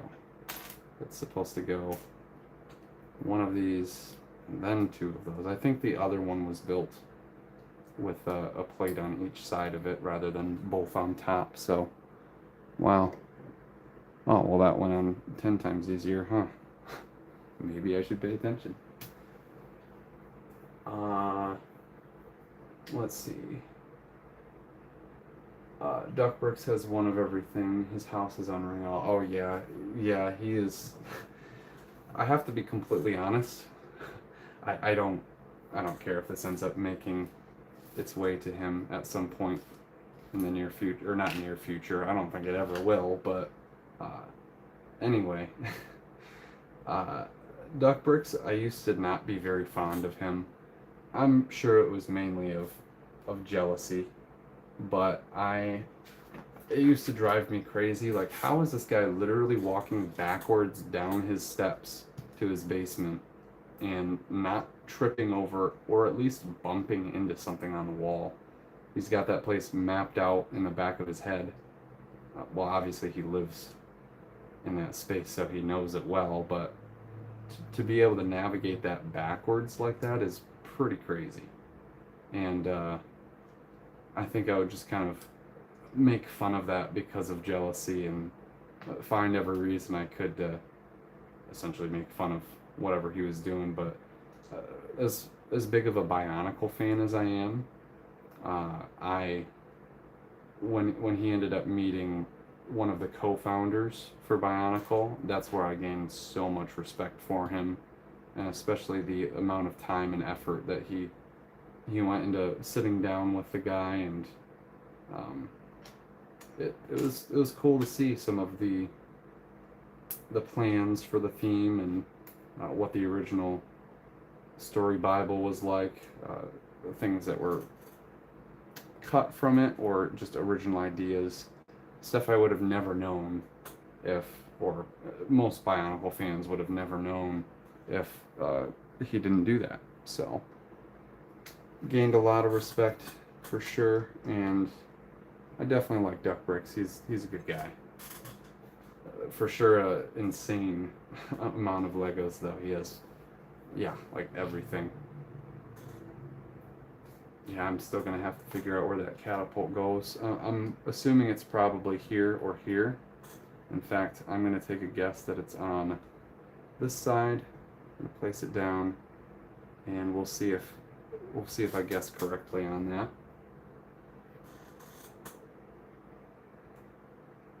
Hopefully there aren't any annoying stool squeaks going on in the background. I know I'm hearing them myself, but maybe you're completely drowning them out.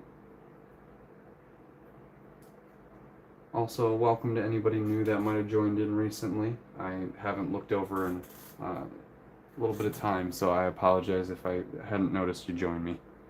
But thanks for stopping in today. We're finishing up Minas Tirith, and we've also got the Grond gift with purchase to build as well.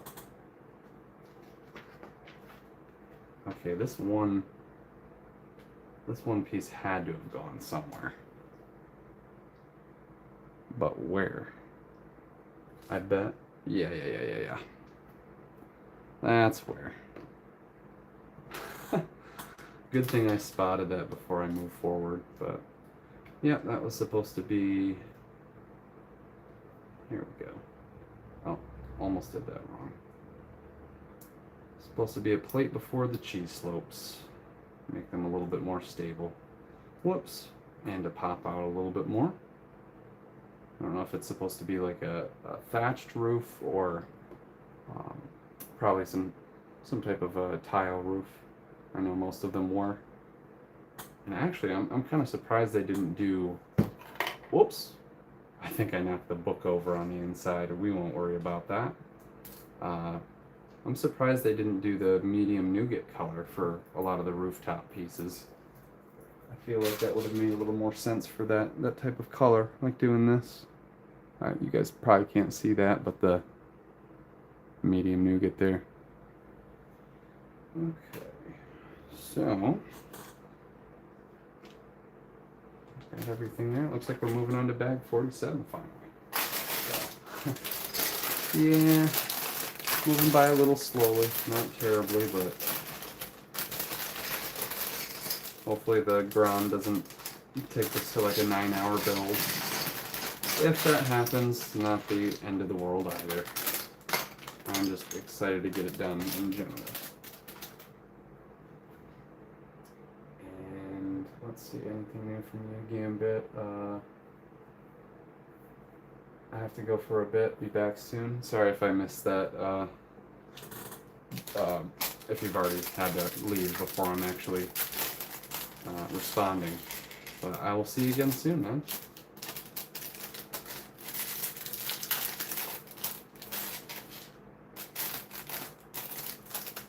Alright. What have we got next? I think we possibly are doing some interior work here, unless these are being placed on the outside. Yeah, interior work. So, oh man, I think I'm going to go ahead and attempt flipping this around again. Probably going to be worth it, but also a little nerve-wracking, especially because the front wall, when you're sliding it like this, it likes to separate a tiny bit, but it's catching the friction of the desk, and I just don't want to pivot too much at a time. Yep, I can tell it's sliding out a little bit, no big deal. Alright, we successfully spun Minas Tirith around, and it should be okay now. There we go. Alright, yeah, that was a little difficult. I wonder how this is going to be when I decide to pick it up at the end and set it on top of my dresser. Oh my gosh. That's so funny. Yeah, Gambit, I didn't even really notice you leave because I'm not looking over often enough, so pretty much the entire time you were gone, I hadn't noticed until I looked over and said, yeah, no problem, dude. Take your time. So that felt very quick for me. It was like a minute and a half.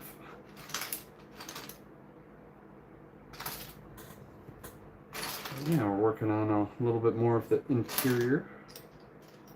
So that's cool. Lots of dark gray pieces popped up out of nowhere. It's honestly a good change in pace from all the tan and white.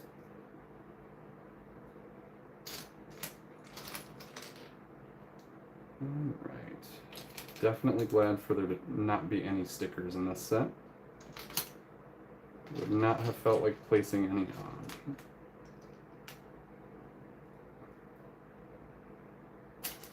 And you know, one thing that would be really nice of LEGO to do, I don't know if they ever will, because half of the time that they're designing sets, they either have to change one piece into two pieces or vice versa if they're fixing the part count or evening it out or whatever it might be, making the parts easier to understand as it's being built. But I wonder if there's a possibility with, you know, how many sets they make, and I'm sure they make well more than enough profit to be able to put more money into their business. Maybe stuff like Smart Play is not the best investment, but I would love to see LEGO include multiple parts for the stickers that you're supposed to place down. Like I said, I'd rather that none of the 18 plus sets had any stickers, especially if they're able to do that for the 4 plus sets. But ideally, if they did have stickers in a set, it'd be very nice to get a duplicate part to where you can still place your sticker down, but then you also have the option to build the set without the stickers. It's probably not something they would be able to justify as easily, but at the same time, a good example would be the Avengers Quinjet. That came with the 2 sets of stickers, so it came with the Shield logos, and then it also came with the Avengers logos.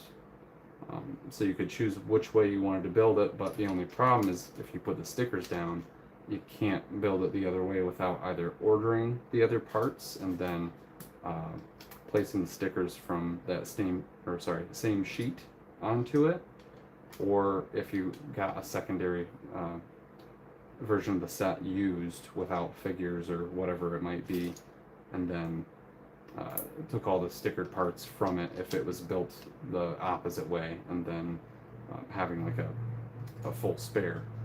So yeah, I wish there was a way for LEGO to do that. I don't know why I jumped into that talking about having stickers when this set doesn't even have stickers, but just kind of going back into that topic. I know we discussed it a little bit previous Gambit.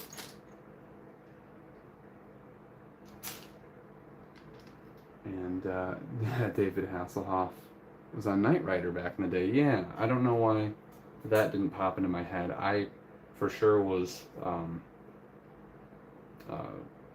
not born when Knight Rider first came out, but I don't think I've even watched it. I just know of Kit and Knight Rider.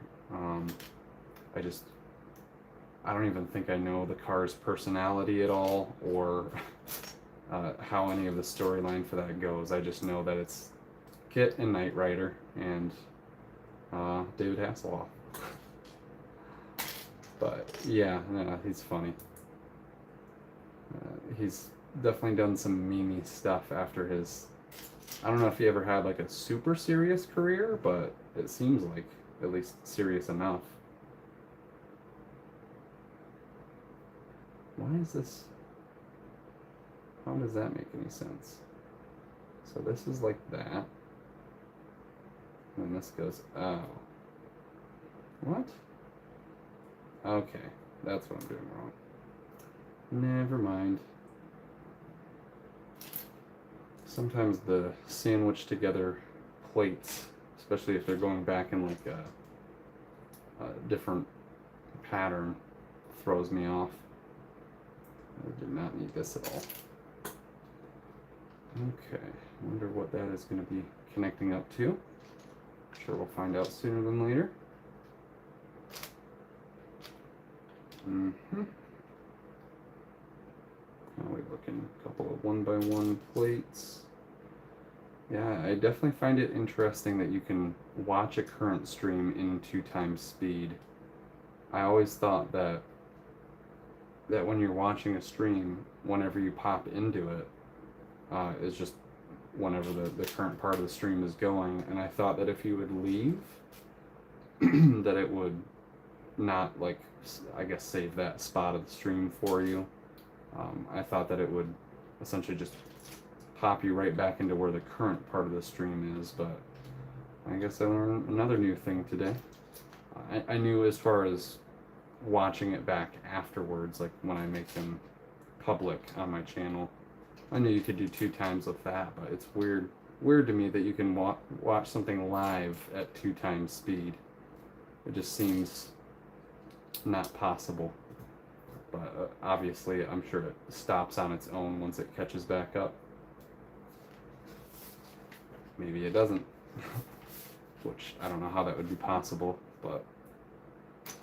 Okay, some more of these. Yeah, it looks like mainly they're creating the feeling of the domed shape with the arched, kind of like tree parts. And then also the shields on the inside act really nice for the corner bits.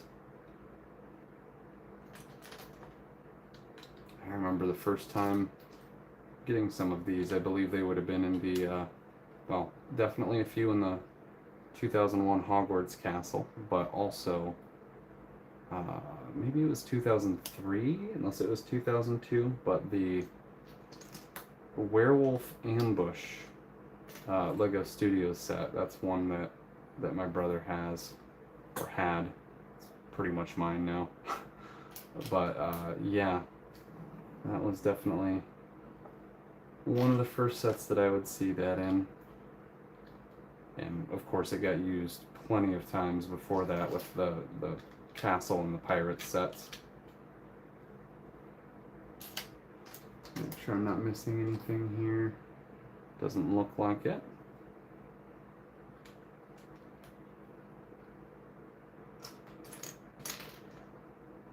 Okay. I did not think that the interior would be as big as it would, or as tall. I guess the pictures don't do quite as much justice as actually seeing it in person, of course. And from what I saw in the pictures, excuse me, from what I saw in the pictures, that sounded creepy. My voice is like stuck in that spot, but anyway. Do I need anything more? Yes, I do. Is that right? Okay. Man, I distract myself so often. I'm like a dog noticing a squirrel. And that brings up a weird memory for me, is the Over the Hedge movie, or maybe there were multiple of them. But what was that squirrel's name? It was like, I don't remember if it was Hammy or if it was something similar to that. Feels about right. But that was an ADHD squirrel, that's for sure.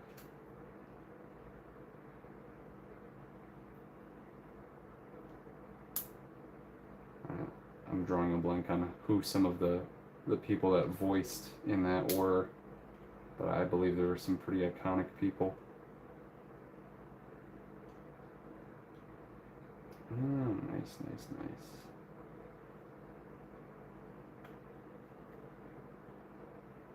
Almost looked like it wasn't even going to be too hinged. It looked like it was going to be at a 90-degree angle, but that wouldn't make any sense for them to do that. This is probably going to be... Oh! Fits right into there. I'm getting ahead of myself. Oh.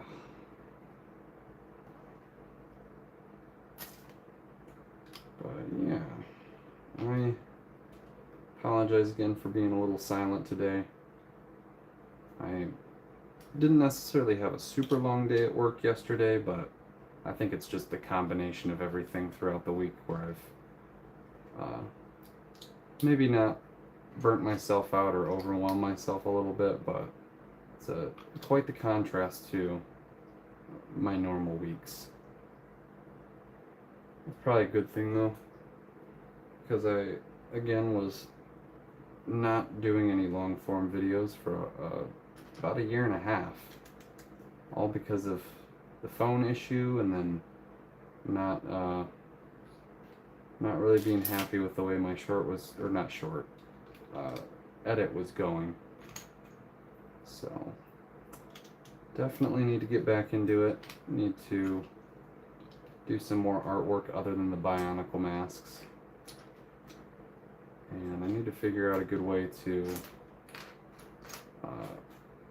for one, I would notice that a lot of my previous videos, I wouldn't do a great job with framing each of the shots, so sometimes your eyes would be jumping around from one place to another. You don't really want to do that a whole bunch. You obviously want somebody's eyes to kind of stay centered in the screen, or at least if you've got something that you want their eyes to be drawn towards, you want to move it from the center towards whatever that is, or focus it in on the center, I guess, if that makes sense. I never went to school for anything in general. I don't know anything about filmography, but at least for what I've done on my YouTube channel and having a baseline knowledge, I know that's definitely something to, well, something that I need to work on. This didn't look like they were lining up, but there we go. Nice. Alright, let me grab some more water here. And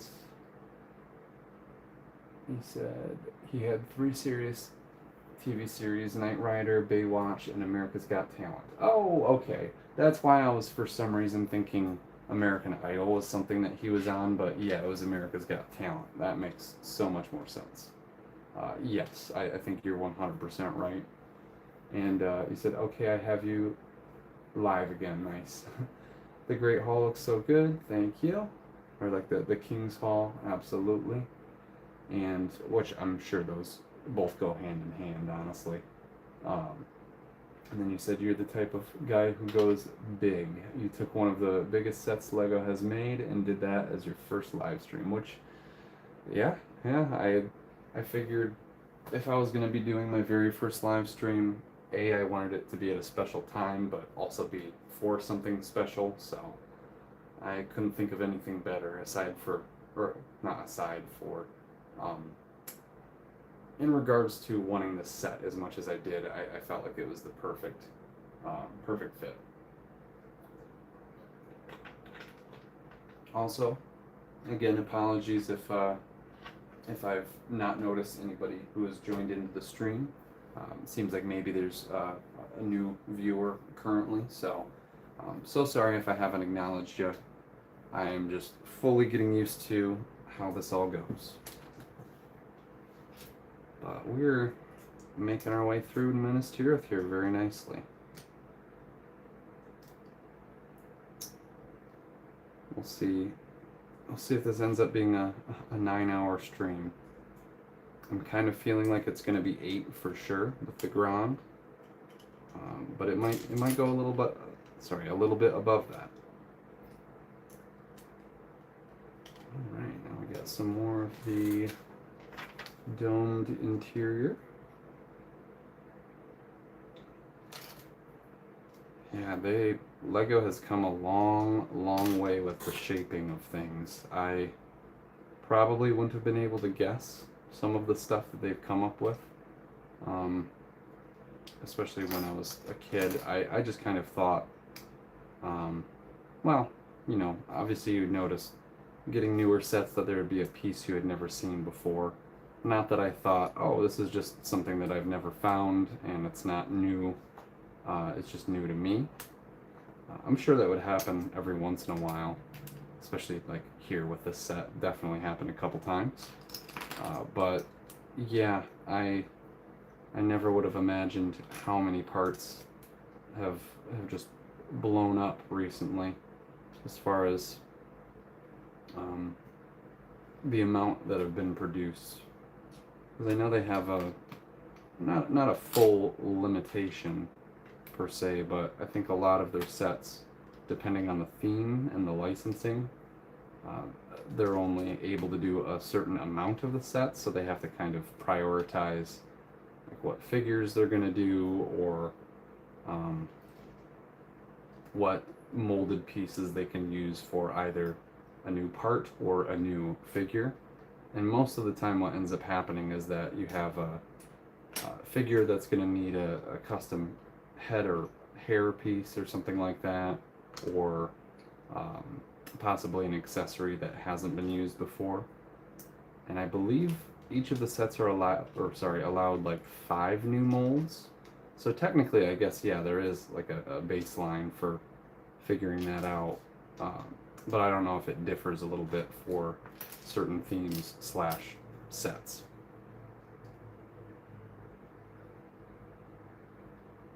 And so I'm glad you're having a blast, Gambit. I appreciate that. It's totally fine that there aren't more people in the chat. I'm doing a bad job with monitoring anyway, so once I can find a better way to do that in the future where I'm not having to look over to my left and kind of focus my eyes in, if I had the ability to have it right in front of me, and or I don't really think I would want to have a like automated voice for the different chats that come through, because then that might be annoying to you guys. But if I had a way of possibly putting in some headphones, and then maybe I'm just the one hearing that, but also not drowning out my own voice to where I'm either talking super loud and or quietly, maybe I would have a way to do something like that to where I'm hearing what you guys are typing once it comes through. And that's another thing too, because my phone is above me, unless I stand up to look at the screen for any reason, or when I'm holding up one of the figures, for example. I'm wondering if there's a bit of a delay as well for, it's only like a 5 or 10 second delay when I'm looking over at the screen, but as far as the chat goes, it almost seems like I'll look over and nothing will be there, and then I'll look over a minute later and something will be there, but almost like if it was something that you mentioned like 15-20 minutes ago, if that makes sense. And I'm like, man, I feel bad. I don't know if maybe it's only been a couple minutes since you said that and I just hadn't noticed, or what. But that tends to happen sometimes. Also, if I'm not missing a piece in the bag, I'm looking for a dark bluish gray 2x2 plate that's like the L shape, and of course it's right there on top of one of the figures. That's why I can't find it. Alright, back to the sub build. I've got this that goes up top. Okay. Oh, that's right, I did put the one catapult back on temporarily. We'll see if that ends up being where it goes. I feel like that was pretty much the spot, but I might be wrong. It's just kind of laid out evenly among the walls. But man, this build has absolutely been inspiring me to do some Minecraft stuff. I actually, crazy enough, after my second stream, so it was going on 11 or a quarter after 11, something like that, I actually did still end up getting on Minecraft with my brother. I think we played until about 1 a.m. So I didn't have to work until like 10:45, so it's not like I'm going in super early, but it was definitely enough to where I wake up around. It's interesting, I don't usually set an alarm anymore, which is kind of nice, because I've been going to bed around the same amount of time each night, just based on becoming tired, thankfully, rather than, I used to have probably an ADHD based issue mainly, but too much energy at the end of the night where I'd be overthinking things and not be able to get to sleep very fast, essentially. But now that I'm aging a lot more, I can feel that starting to catch up with me at this point. And now I get to the point where, man, now I'm losing my train of thought. I've gotten to the point where at nighttime it'll usually be around 11:30 or midnight that I'm starting to get pretty tired. Sometimes I can stick it out between, like, I don't know, usually 1 or 2, sometimes a little bit later. But generally speaking, I fall asleep around about 11:30 if I'm super tired for the day. And then I wake up naturally around 7:30, 8 o'clock in the morning. Sometimes it's a little bit earlier where I'll randomly wake up at like 5:30 or 6 in the morning. And if I'm jostled enough awake to where I'm like, okay, I'm not getting back to sleep, then I'll get up, and usually I wake up. It's so weird. I used to have to set multiple alarms, like 5 minutes from each other, and with different alarm tones so that I didn't get too used to each alarm. But yeah, it's gotten to that point where I really don't have to do that anymore. It's nice. And I guess that's mainly based on the current job that I have. So that is always nice. It allows me to not have to worry too much. Alright, this side is almost ready to put on. That one went by fairly quick. And it looks like we got this and this to go over here. Close that.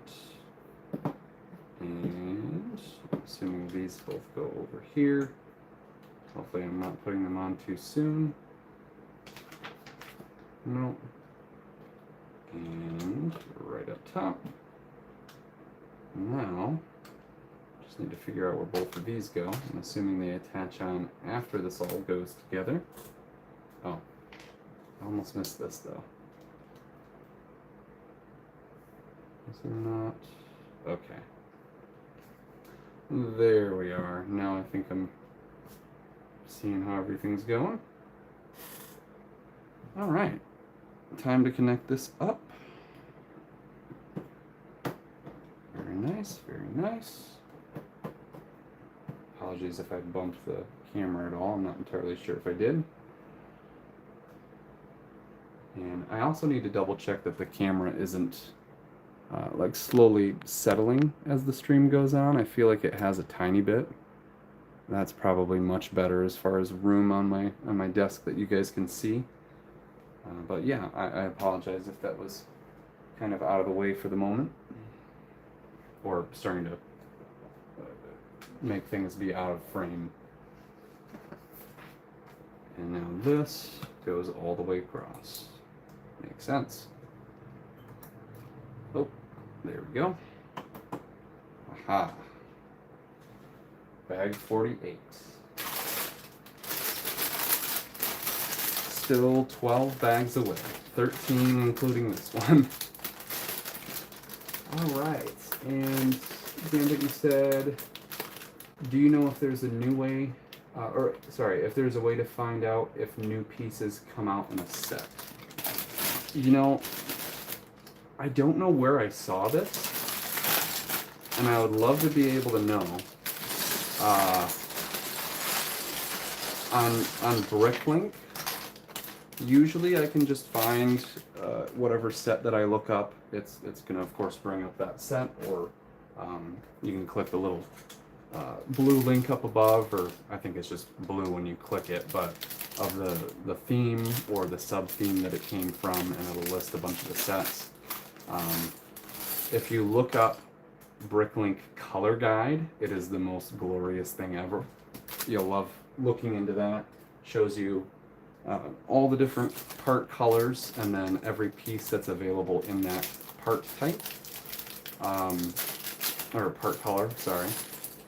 But I saw this thing not too long ago, maybe a year ago, and it seemed like it was a Bricklink page, but I can never seem to find where it comes from. And it's like a list of every part, and it's in, like, the pieces have a picture in black and white, where it's showing like all of them in a row that came out, that came out in whatever month of this year, and then these are all the parts that were released or created in this month of this year. So it would show a bunch of stuff from like the early 80s and going into the 90s, and I'm sure probably earlier than that, like 60s and 70s stuff. But yeah, it was really interesting. I don't know where I would be able to find that, or I can't really give you any type of reference to be able to find it. I'm sure there's other websites that might exist with that type of information, but to me it seems like Bricklink would definitely be the one, since they have all the parts classified, and of course since LEGO owns them now. But you said, I'm jumping topics, going to talk about art again for a minute. You're all good, man. I get together once a week with a group of artists. We work on our own projects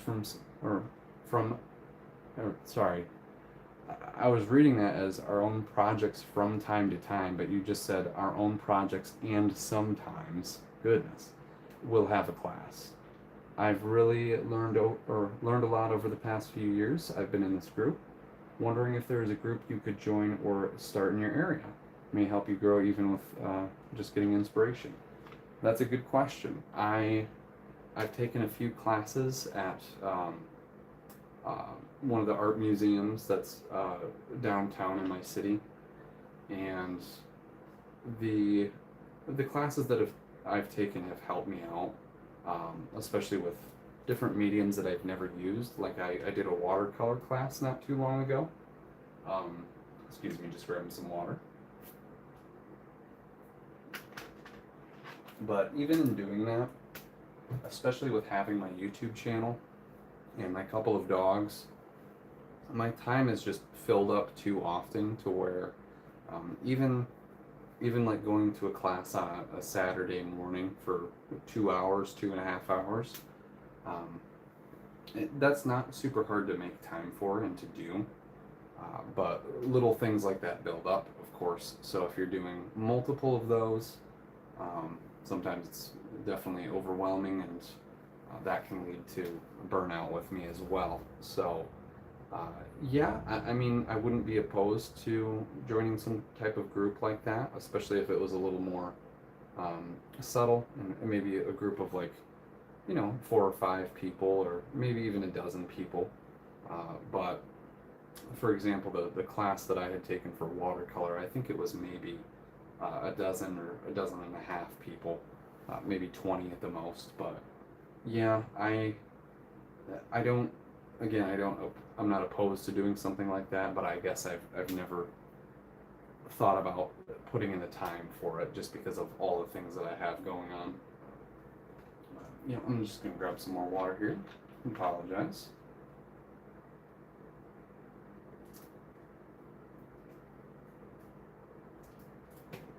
Okay. I was about to grab bag 49, but I didn't even need that. Still on 48.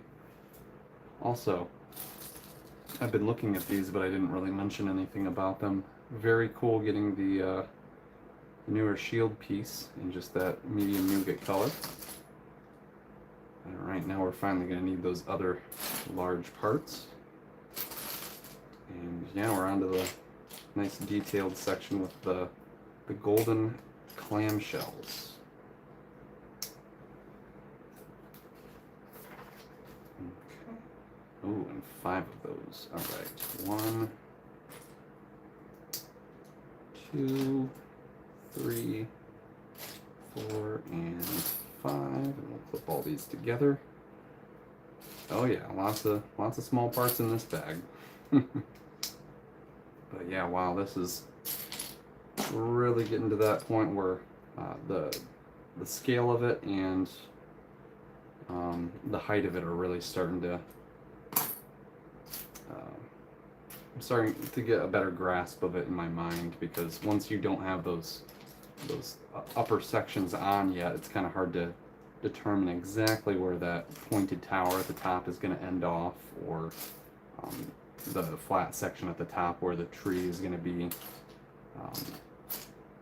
Especially with the rock formation not at the front yet, or not totally built at least, it's kind of deceiving, because most of the castle, with it ramping backwards.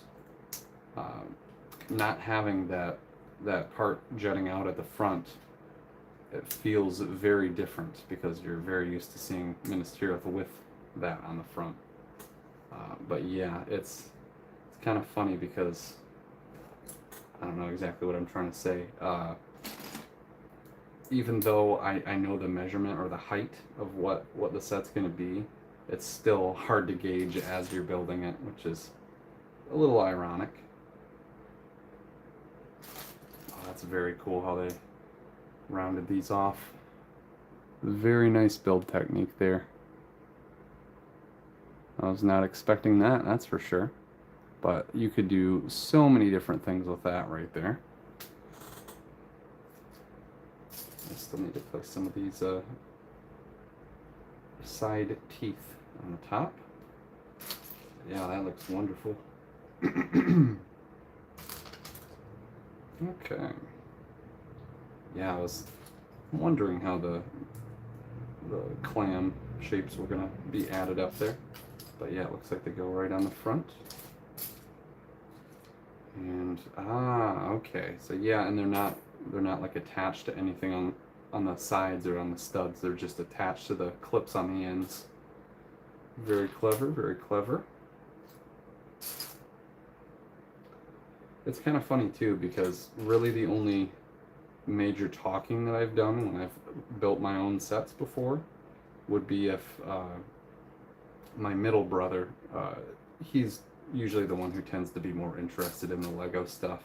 My oldest brother, he's pretty much moved on from it, except for he did keep his Bionicle collection, so he's still into it in that aspect. But my middle brother, he would every once in a while, if I was building a new set, he would typically know about it, so he would either come down from his room when he used to live here, or maybe he would already be watching me build it from the start. But some of the sets he would definitely be really intrigued by, so whenever he would pop in, I would be talking with him about it. But it's, again, very different when I'm not necessarily talking to myself, since you guys are watching, but I'm just vocalizing to myself.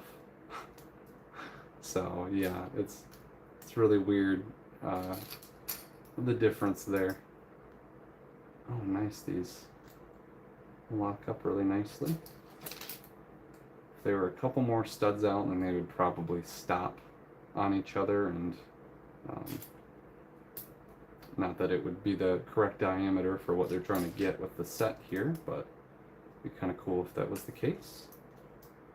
Yeah, I didn't realize how many of them there were too. Some of them are hidden along the side, and unless you're viewing it from a straight shot, I never realized there's 7. I thought there was maybe 5 of them up there.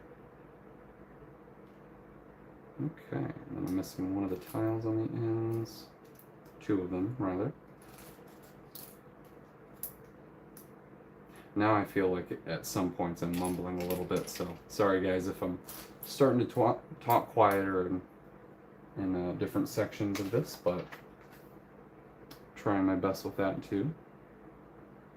Okay, so, oh, there is one stud connection on the back, so we're going to get that in there first. Right with the middle one. Now my face has to be kind of close to the camera when I'm attaching this type of stuff. Oh, nice. And then, whoops, one more to this side. Where's that clip? Where are you at, buddy? Right along there. There we go. Very, very cool. And all the shields up top really sections that off nicely. Oh, and we have a chandelier that we're building. That's what has the shields on it. That's right. I was thinking, where did I actually see those in the set? Now I remember. And Gambit, you said, learned a lot over the past few years. I've been in this group, wondering if there was a group you... Oh, sorry. I already read that. I wish there was a way that you could share some of your artwork with me. That would be really cool.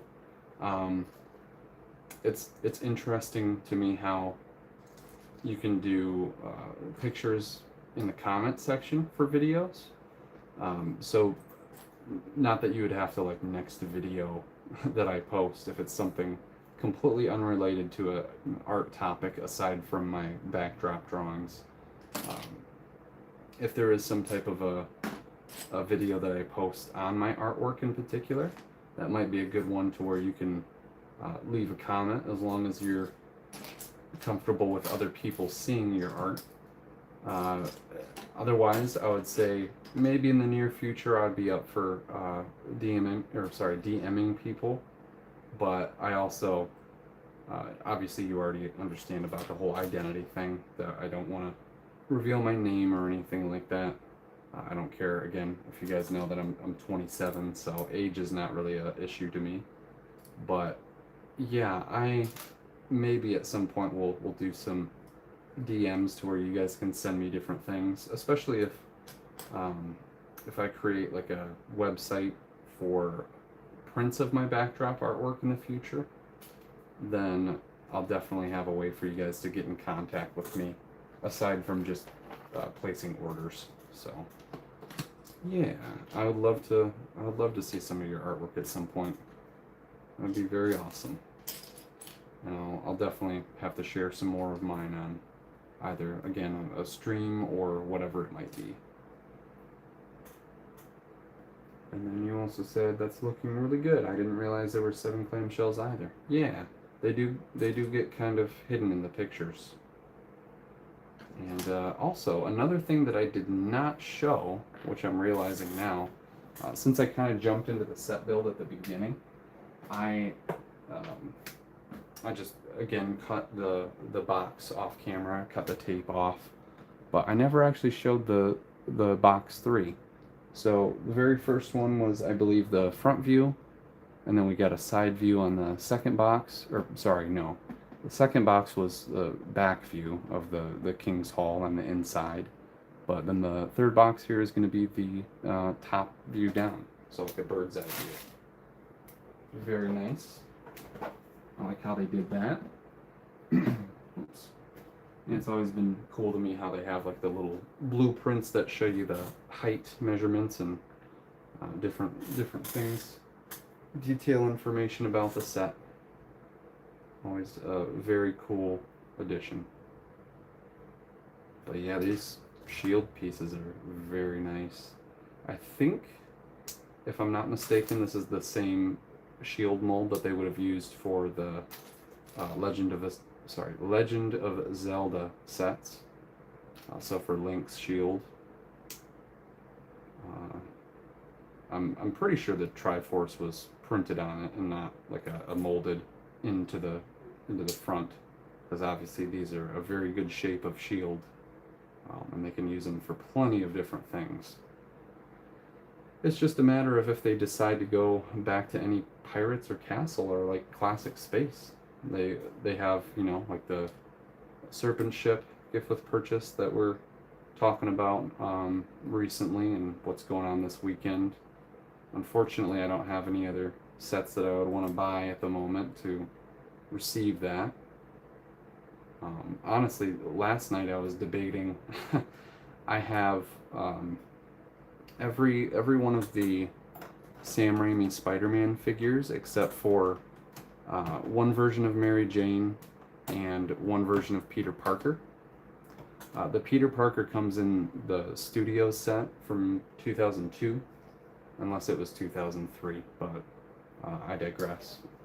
Whichever set it came from, studio set, and the sorry, I'm losing my train of thought. The couple of sets that I don't have in particular are the Final Showdown, like the Green Goblin bridge battle, and I recently got Doc Ock's Hideout, which was one of the other ones I did not have. Both of those I've always very badly wanted. So last night I was actually debating whether or not I should order that. I found one available to ship to the US for about $230, which is not too bad. if it's something that's been a listing on there for quite some time, I might try and convince the seller to go down to 200.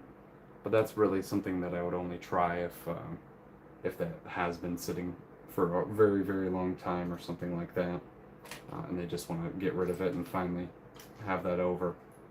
But I think the other one that I saw for like 196 was missing, I believe it was missing the taxi driver that goes along with it, and I already have him. He's a pretty standard figure. So depending on which one I do, either roughly 200 or 230. That's not a crazy expense. I kind of want to get my hands on that before any of the ones that are available in the U.S. Some of the better condition as far as maybe some of the figs, or I think a couple have instructions that are listed along with it, but I know one or two of them said that there was a couple of cracks in some of the torsos, which honestly, for getting all of the sets together and just wanting to make sure that I have a completed version of the sets, I don't care too much about torso cracks if they're really bad, or if they're going to develop further terrible cracks. Then I probably wouldn't want something like that ideally. But also just to say that I have the figure, if it's something where it's like cracked a little bit on the back of the torso and you can't really tell from displaying it or anything, then that doesn't bother me as much. But of course, ideally I would want it to be in good, clean condition. So I don't know why I went on a whole rant about that, but I was very heavily debating getting the final showdown set last night. And mainly the reason I brought that up was because as far as the new sets go, I really don't know if there's anything I'm super interested in. There's definitely other sets that I will want to get at some point, but they're not high on my priority list. Although I do want soon here, when the new version of the Chamber of Secrets comes out, I do want that, because I've been working on the most current version of Hogwarts, and they've been doing a really good job with it. The silhouette looks nearly perfect for what they could do, which is honestly really good for what they've got. I was not expecting the edges of these to connect there. Yeah, that makes sense to stabilize them, and for another platform on top probably. Now we've got 3 of these. Got one here. Oh, whoops. Don't want that to be in the way. There we go. 1. Hopefully that can fold back down now. There it goes. And then 2. And where does the 3rd one go? Oh, oddly just right next to this for whatever reason. Wait a minute, did I miss something on the side there? Apparently I did. I don't know why I missed it, but on just this one portion here, it looks like we need to put a aha. It's a white masonry brick. I don't remember if there's anything on top of it. Doesn't look like it. Maybe. No, nothing on top of it. So now this can go here, and I think we're good as far as that goes. Anyway, and Gambit, you said I was thinking about using Etsy, but never gotten to posting it on there. Fair enough. And yeah, I've been kind of the same way. Etsy and not necessarily, obviously you can't post, or sorry, not post. Can't really do much with selling unless I'm wrong. Maybe it's updated recently. Can't do anything with selling on like Pinterest, but Etsy and obviously eBay are probably going to be the other ones. I know people, I'm sure, have their own like whatnot stores or anything. I'm not entirely sure how that works. But yeah, there's been a few times in the past where I've thought about possibly doing something with my artwork and putting it on there, but totally understandable. I get that. And you also said nice box art. Yeah, I do like the details they put on there. And you said I wasn't aware you could post a picture in chat. Yeah, that's something that I learned in the past maybe 6 months. It's a very new thing. A little scary, I will say, because you don't know if somebody's gonna post some like a wild picture. I feel like the YouTube algorithm, I'm sure, catches that type of stuff and removes it, but I don't know why they decided to do that, because yeah, it seems like somebody could post something really wild on a different YouTube channel and maybe not get that channel in trouble because they didn't do anything. I'm sure it would just be the person or the individual who would get in trouble for it. But still, for some of the viewers to experience, or if they see anything like that, oh man. So far, from what I can tell, both YouTube and TikTok have updated that to where you can post pictures on there. And yeah, hopefully it doesn't become an issue or anything. Okay, now got those on there. A few more bricks. Nice, nice. That goes here. And there. Okay.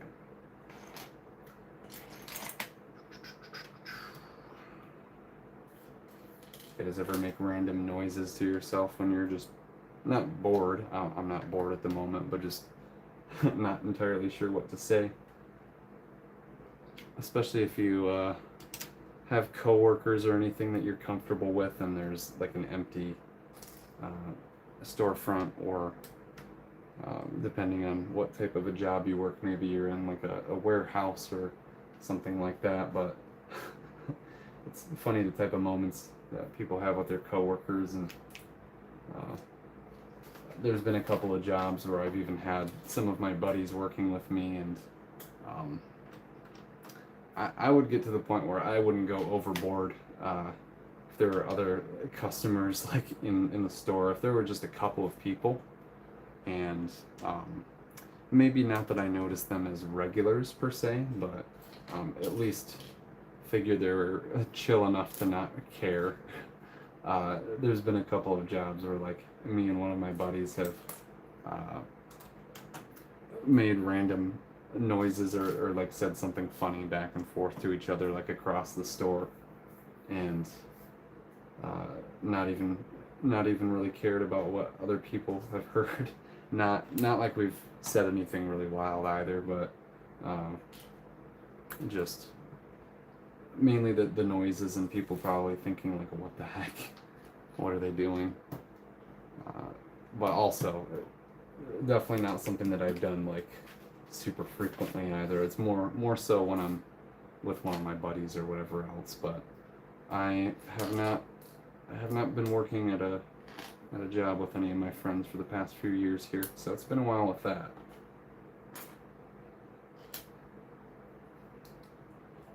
And definitely glad I like all of my current coworkers. There's been plenty of retail positions where kind of just goes along with it. Any job that you get where you're gonna have maybe not like a full issue with somebody, but where some people are more difficult to work with than others. That's obviously very normal. But the job I'm working currently, I've not had any of those types of issues, and it's a job where I can actually relate to the other people who are working there. So that is the primary goal. You want to do something that you enjoy, so that it doesn't feel like work, but also be able to have a good time with the people that you do work with, so you're not stressed. And you know, those jobs are hard to find, so I'm very thankful that I was able to find one. And Gambit, you said, can torsos be glued back together? I have seen some pretty bad torso breaks, especially with, funny mentioning Lord of the Rings. The Uruk-hai, I believe, have very notorious dark brown torsos that love to explode. So if you needed to like replace an arm that cracked on one, the best thing to do is heat it up under some water first, just to loosen the joints a tiny bit and make the plastic a little more malleable, so it doesn't just want to snap directly. But I don't know what type of glues would be best as far as gluing a torso back together. I've never done it personally, and I know super glue is definitely one that's gonna melt the plastic. I don't know if there's a. I believe I saw some kid that went on Shark Tank that made a product called leg glue. Yeah, leg glue. So it was literally glue meant for Legos that was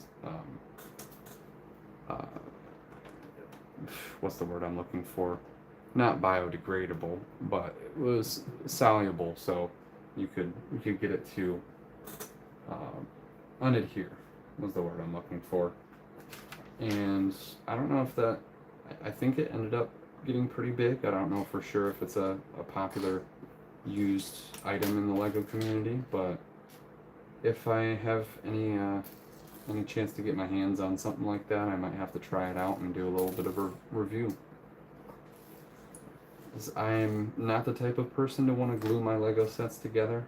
I like, obviously, the ability of being able to take them apart and make something new out of them. With Minas Tirith, it's a bit different because I don't want to do that. But for the sets that I normally would, I might have to, test it out on a little $10 or $15 set, something that won't bother me if I glue it together.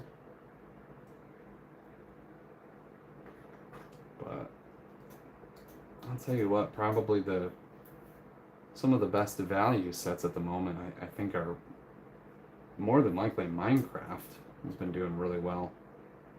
I've looked at some of those sets and they've got multiple figures and animals, and some of them are literally just like $20 for 3 or 4 or maybe even 5 different figures, and good ones too. But yeah, I don't know why I keep bringing up Minecraft as often as I do. Gambit, I'm not sure if you have or if you do play Minecraft at all. And it depends on if anybody else watching right now is even interested. Hopefully I'm not boring you guys about talking about that. Okay, that is on the opposite side. Another one of these little roof pieces. Aha, a little tan domed roof. Doug Dimmadomed. I think somebody's made like a legitimate, I believe it was a 100-gallon, unless it was slightly different, hat for Doug Dimmadome. Somebody made like one that was the exact size or pretty close to it. It's so funny. Oh man, there used to be some really good cartoons when I was growing up, and I feel like not all of them these days, but a lot of them are just like, what is this?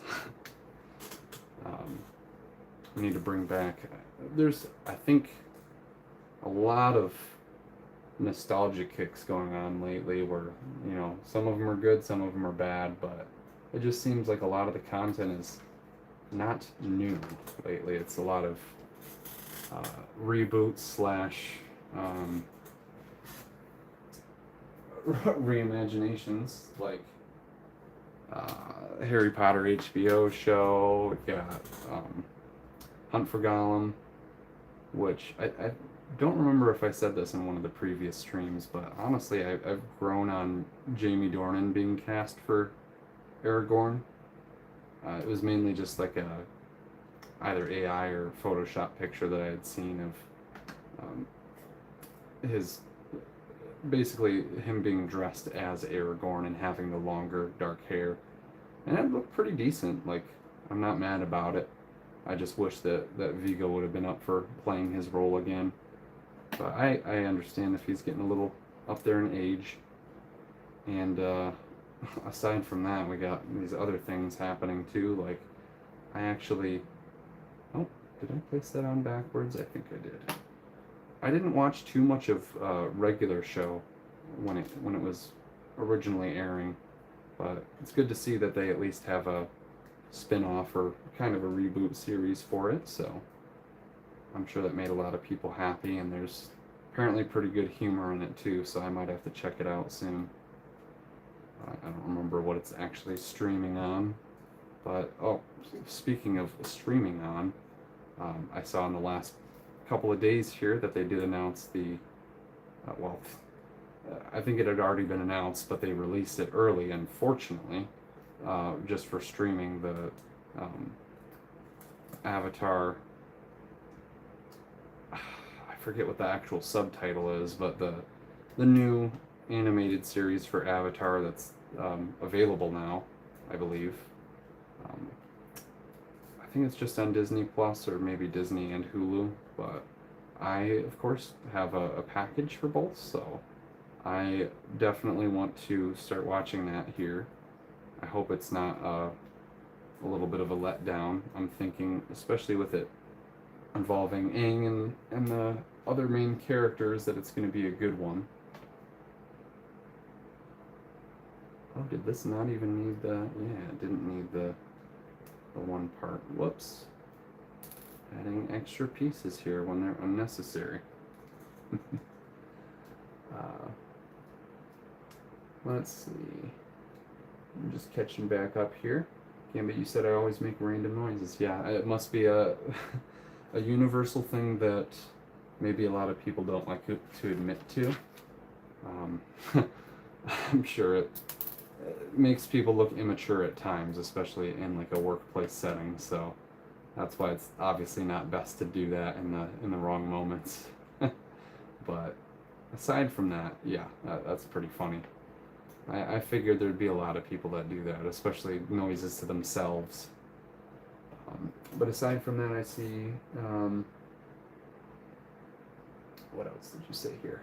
It looks like the chat just bumped itself up a little bit, so that's why I was having a hard time realigning my eyes here, but you mentioned you seem like a relaxed person to work with. Thank you. Truthfully, I've used to have a lot of anger issues when I was a kid, and I think because of that, and being the youngest child, and kind of watching both of my older brothers go through different things, I got to see it firsthand and kind of learn from those mistakes, as well as really develop my own coping mechanisms with something like anger issues. So I have, for sure, come a long way from how I used to be.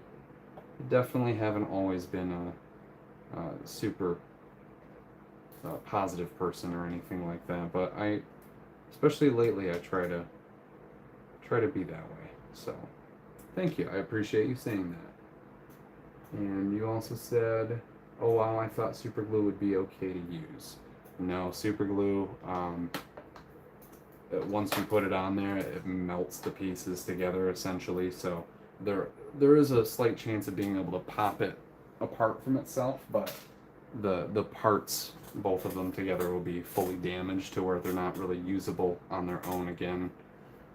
And then you said, per internet, leg glue is a non-permanent glue that sticks your blocks together, 12 times stronger, and releases with warm water. Yeah, I need to get my hands on some of that. But that is okay if you don't play Minecraft. That's not an issue. Not that you have to share how old you are, but especially with talking about some of the classic sets. I have a feeling you were probably born in the 80s. So Minecraft, that makes sense why you might not be into that. But I honestly did not even like it at first. I remember some of the other middle school kids that would they would play it in the computer lab after doing work in different classes, like if we had a typing class, and then I think well, this would be more in high school, but at one point for a college readiness class, I played some Minecraft with some of my buddies. But anyway, at first, I was not into it at all. I thought it looked really stupid. But it took me a long time to get warm, or not a long time. I got into it kind of late. I think it was around either 7th grade or 8th grade, because I know 6th grade is when I first started to see it, and I was like, yeah, I don't know about that. I just thought it looked really tacky for a game. But yeah, I definitely had to let it grow on me for a while. Also, unless I had a part fall to the side of my desk and I never noticed it, I don't know where this big centerpiece is here, because I don't remember.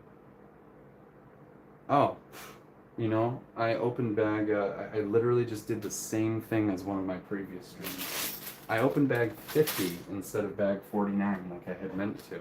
So that's why I'm not finding the right parts. I'm just going to go ahead and dump these right back into the box 3 lid and dump out the proper bag this time. And Gambit, you said the reason why you don't play Minecraft, you're too busy watching the Brick Perfectionist live stream. Thanks, man. I appreciate that. And then you said you only watched the first Avatar. So, yeah, actually, the Avatar that I'm talking about, if you haven't seen this, I would highly, highly recommend it. So not Avatar with... why am I drawing a blank on the actual name? Well, with the blue aliens, that's the best way for me to say it without remembering their actual... goodness, I'm losing my train of thought. What they're called, it doesn't matter. But so not that Avatar. I'm talking about the Avatar: The Last Airbender.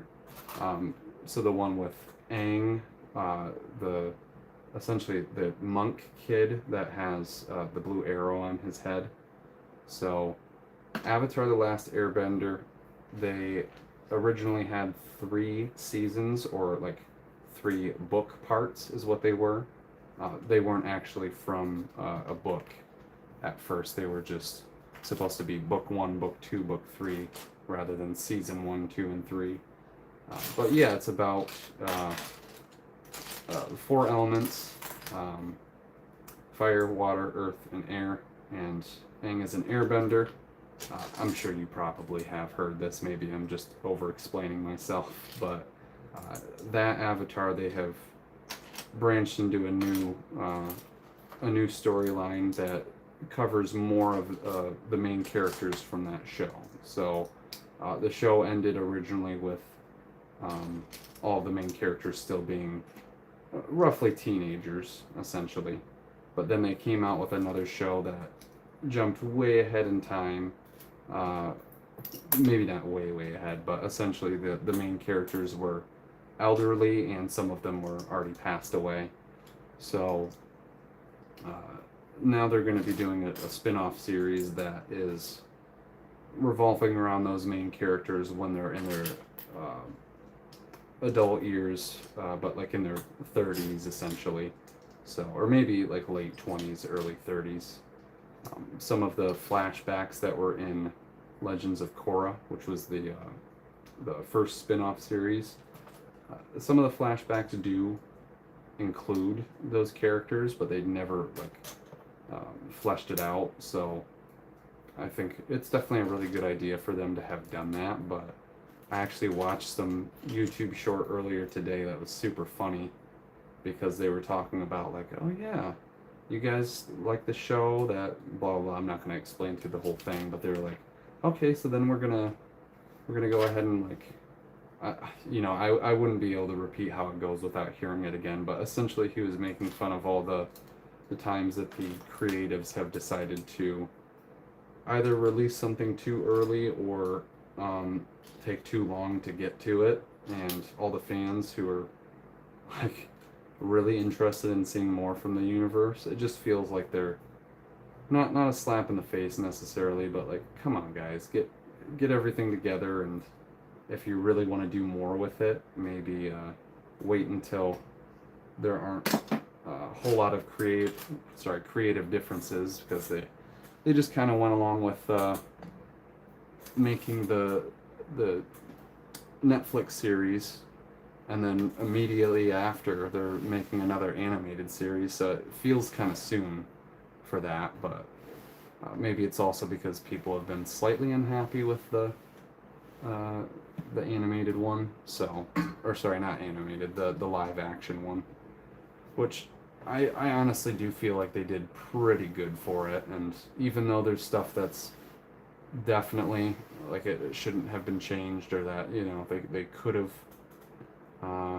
avoided some of the changes that they made, I still think it's really good for what they did, so I don't complain too much about it. And Gambit, you also said, okay, yeah, I've seen the movie. Yeah. Okay. But yeah, the Avatar with the Pandora planet and everything, that, of course, that first movie came out quite some time ago, so it was a bit different than some of the newer movies, with still had really good CGI that held up, but the newer ones I would still I would still suggest watching those if you want, because they're pretty solid movies, actually. It's one of those things where a lot of villainous characters these days are they're portrayed in one of the movies or projects, and then they got to defeat them by the end and then move on to the next. And especially with things like Marvel, that does make sense, where they have multiple villains, or DC even.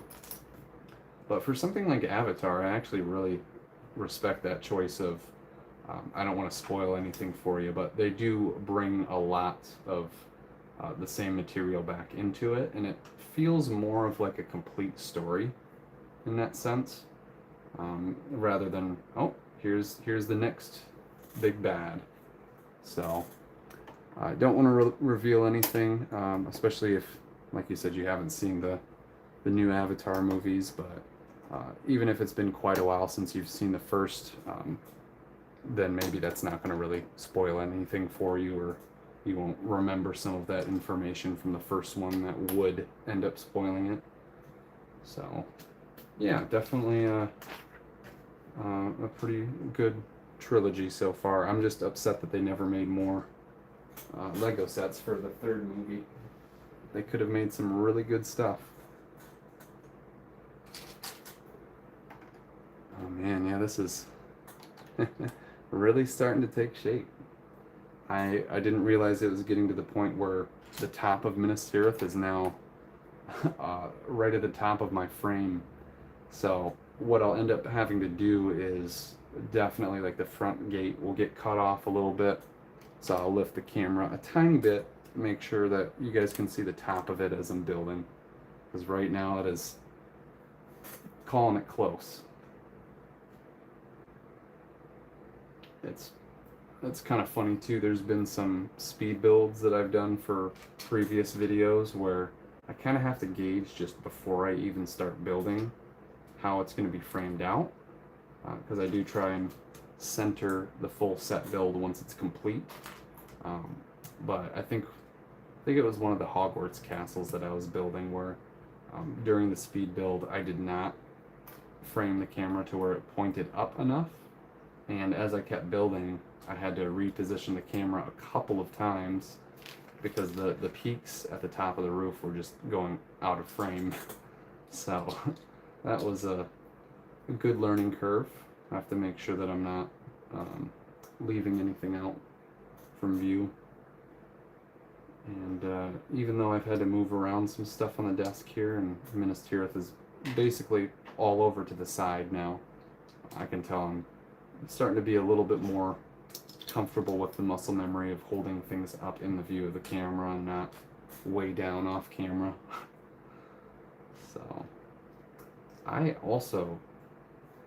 would really want to look into having the ability to use two different cameras and have something right up above me facing down, and then have another one pretty much in the same location, or maybe roughly where my hands are, or having the ability to put my hands around the camera. But I know that probably wouldn't work for streaming. Maybe there's a way that you can pair in two different screens, or sorry, not screens, pair in two different cameras so you can go back and forth between A and B. But that would be really nice to be able to switch shots for you guys, do like a close-up shot if I have the ability to zoom in.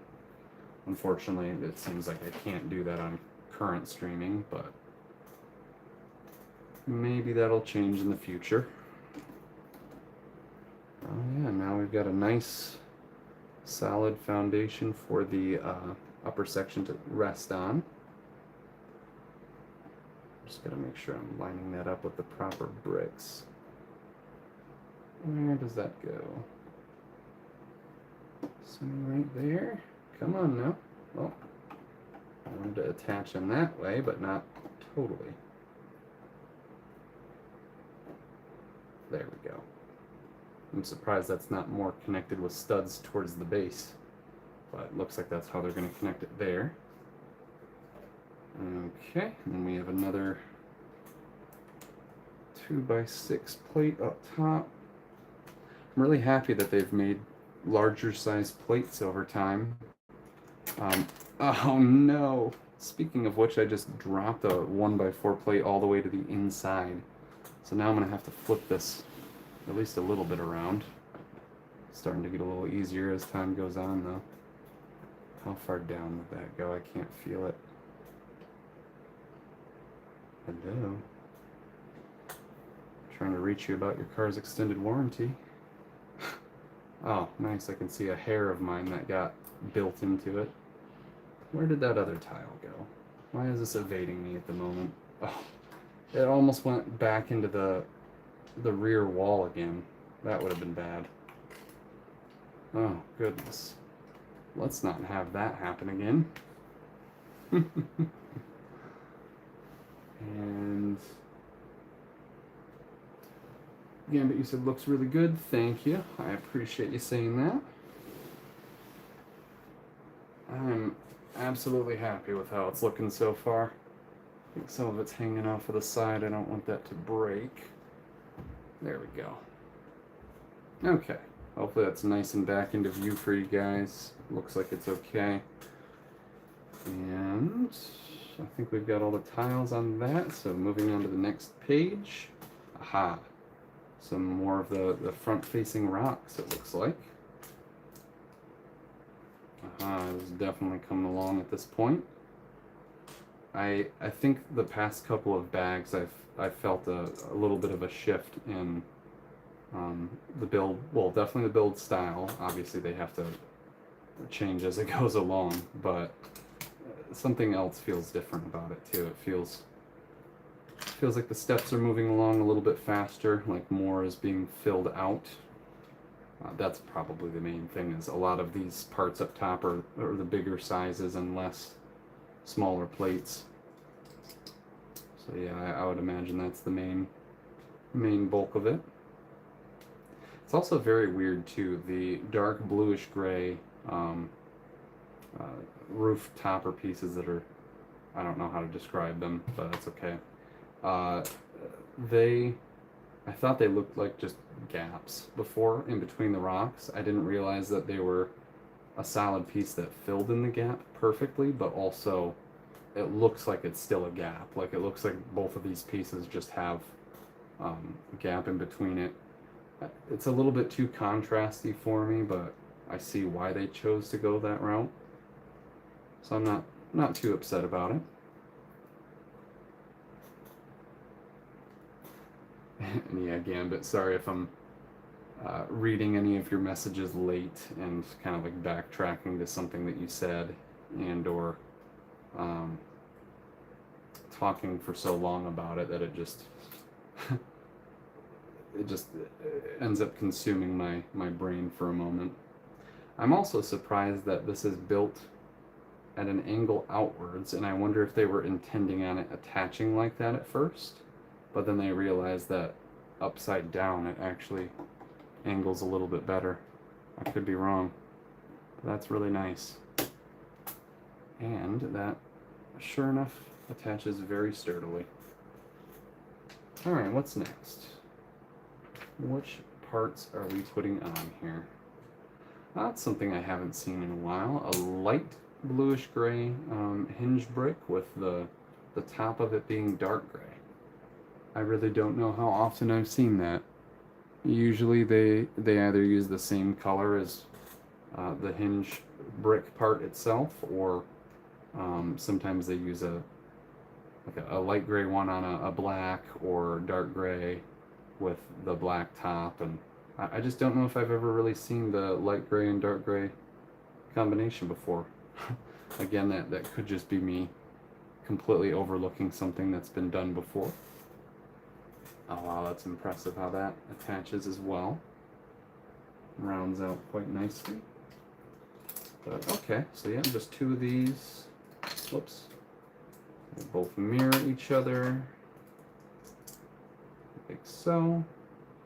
And they both go down on the lower section here. So let me make sure I'm combining that properly. It looks like this.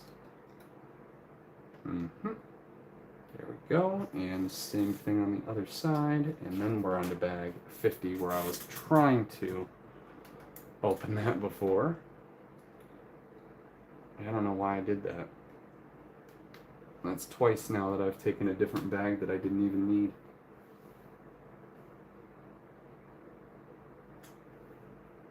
Alright. Time to take another quick drink of water here. Sorry for the quick pause, guys.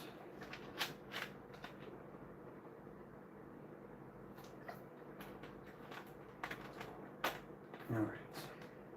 Yeah, I wasn't entirely sure with... I did an announcement for my stream in general, at least before I started the first one, but I didn't bother making separate announcements for part 2 and 3, mainly just because it's all the same build. I didn't feel like I needed to announce it, but hopefully that didn't affect me too much as far as the amount of concurrent viewers. However, I do appreciate, it looks like we had somebody join in very recently here, so thanks for joining us today with the Minas Tirith build. We're on bag 50 out of 60 currently, so we're moving our way there. And we're also going to be building the Grond, so I imagine that'll take 30 to 45 minutes, depending. But sorry to have to put the box in there here. Accidentally opened up this bag improperly. I did that with the last step instead of opening 49. So now we're back to that being opened. And move forward in a moment here. Sorry, I'm just going to take one more swig of water. Mouth is certainly a little dry today.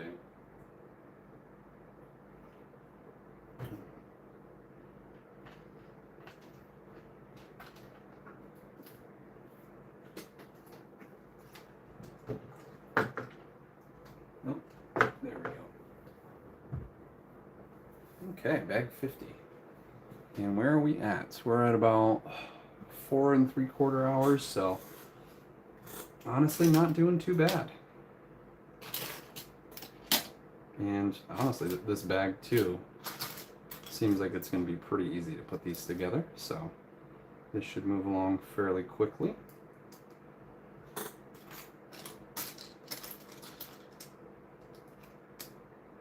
Yeah, I'm actually kind of surprised we're not at like 5 hours or something for how much of the build's been done.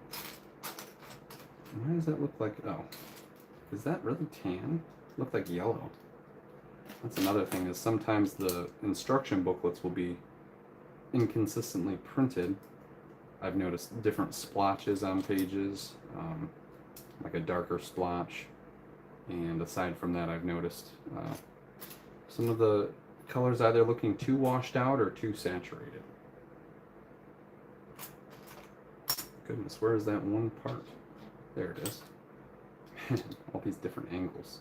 Really like this fully pointed piece, all of these different guys. I'm glad those come in the, well, glad multiple of them come in this set. Usually it's a pair or maybe 4 of them in one set, but this one seems to have pretty decent amount. And that's another thing too, is I'm actually pretty excited to get to the end of the instructions and take a look at all the different pieces and see how many of each part type there are. I didn't really look into that for Bricklink or anything. Excuse me. But usually when I'm looking stuff up on Bricklink, it's either checking which set that a figure came from, or if I'm building one of my sets that I've had for a long time but just kind of jumbled into pieces, then I do that too. Speaking of which, currently I'm working on putting back together the 4 existing studio sets that used to be my brother's, but they made their way to me. So, oh wow, I didn't notice this was going to be tucked all the way in the corner. That's super cool. But yeah, I have the Vampire's Crypt.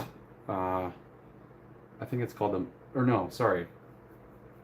It might also be the Mummy's Crypt or the Mummy's Tomb. It's Vampire Crypt and Mummy's Crypt, or just Mummy's Tomb and Vampire Crypt. But anyway, both of those, and then I have Werewolf Ambush and Temple of Gloom. So it's a play on Temple of Doom, but it's also when Indiana Jones was not a theme yet, but Studios was based on Steven Spielberg. So it makes sense why they'd be able to do that type of a nod or reference. Very light reference, of course, but Johnny Thunder was the main character for that one, so it kind of almost works as Indiana Jones. So I see that's a 2x on the back. I was looking for a 1x6. There we go. And Gambit, I almost missed, you said we are 5/6 of the way through. Once we finish this bag, you're totally right. And do you like putting big pieces together or little pieces together better? Probably bigger pieces, just because it definitely fleshes out the set a lot quicker. But at the same time, it fully depends on the amount of detail that's being created with either the small pieces or large ones. So, for example, the rocks on the side of the cliff going up are fairly bigger pieces, but they at least have enough detail to where it's getting across what it's supposed to be. So I do enjoy this section. It's a little bit a little easier on the mind, I would say. But that is a really good question. I think sometimes when it is a lot of small pieces, if they end up creating a really cool build technique, or if I just didn't expect how something was going to be placed together, especially if it's a really useful technique that can be used for a mock or something like that, then it'll stick in my brain for a lot longer. So with that being said, yeah, I think the smaller pieces are more memorable when it comes to that, but the larger ones are more relaxing. So they kind of go hand in hand. Okay, there we go.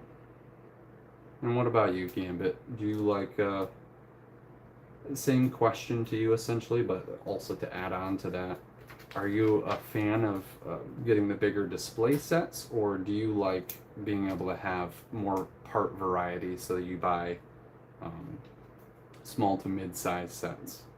Because that's what I would do for a while, is especially wanting to complete the Harry Potter theme. I've made sure that I get certain sets that I've wanted a character from, or certain parts or accessories, and then after that I prioritize if it's like a scene that I like. So if I was doing Lord of the Rings, for an example, that's why I prioritized getting Minas Tirith instead of having gotten the Shire or Rivendell or Barad-dûr. But I also really like the Balrog, so I had to get one of the bookends, especially with that being a cheaper set. So it kind of course, depends on theme and also the the amount of variety depends too. Oh, I see what they did. I was like, why is this not fully built? There we go. Because it just needs to attach to the part that is. Alright, that feels feels not super sturdy at first, but once you start locking everything down, it's like, oh, okay. Very cool. Not sure if I... Nope, doesn't look like I missed anything. Nothing down there, though. Aha, there was one connection I missed. And but you said I like building with bigger pieces. It seems like I'm getting more accomplished, which, yeah, that's pretty much where I'm at. Fills out the set a lot more. I was kind of talking about this either the last stream or maybe in the first one, but I had been looking into a decent amount of the old castle sets, and I was trying to figure out why it felt so familiar to me and why I honestly liked the build style. And that's because the original Hogwarts from 2001 has a lot of elements in it that are kind of like the way the castle sets were built. And that makes a lot of sense since it's one of the earlier castles aside from the castle theme. So, yeah, I see what you're saying there as far as the bigger pieces really being a little bit easier to work with, and even with some of those older sets when the instructions were a little bit harder to distinguish what parts were going on, I feel like the challenge of that combined with the simpler parts, it had a very different feeling to it than what the sets nowadays do, because you have all of the symmetrical and mirroring sections to where you build something in the next step, or soon after it's like, oh, okay, I'm just building the left or right side of the same thing. And they would do that sometimes with the classic sets, but it really did feel more like they were kind of organically shaped, and because they didn't have as many options for part types back then, they also had to utilize doing weird things for some of the ways they put the parts together. So I know a few of the castle ones that I've seen, rather than just having a full base plate that they sit on, there's a whole bunch of green plates to where there's like 2x2s, 2x3s, 2x6s, 2x8s, and they're just like all jumbled all over the place. But that's what they had back then. That was what was available to them. So I know I probably went into a completely different story, but I'm kind of letting the topics take me places like that. It's making it a lot easier to say different things. Also, I'm so sorry again if we have a new viewer that's joined and I haven't even mentioned anything. Still struggling with making sure that I'm looking over at the chat and keeping up to date with stuff, but I hope you're enjoying watching some of the Minas Tirith build. Getting closer to the end here. Gambit in the chat just mentioned after this bag will be 5/6 of the way through. There are 60 bags total, and we're just finishing up bag 50. So, very, very nice.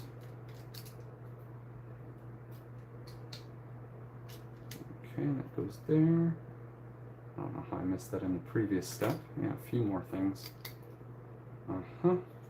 And one of those. Yeah, these are really awesome rock details. I also might have mentioned how the current Hogwarts castle, the cliff face just seems a little too flat to me. There's not a whole lot of elevated look to, well, it's elevated, but it doesn't look like it actually has a nice pitch going up to it. Just completely flat going up the cliff wall. So seeing this is a lot nicer to me, where there's more divots and cracks and a little bit more color variation, but also color chunking. It's like the dark bluish gray and the dark tan are just in little bits in there, and they're not too overpowering. Okay, I got everything there.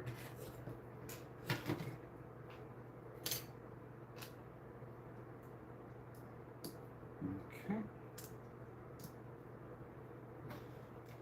Put that on there. Ignore my random commentating to myself. But happy with how it's coming along, that's for sure.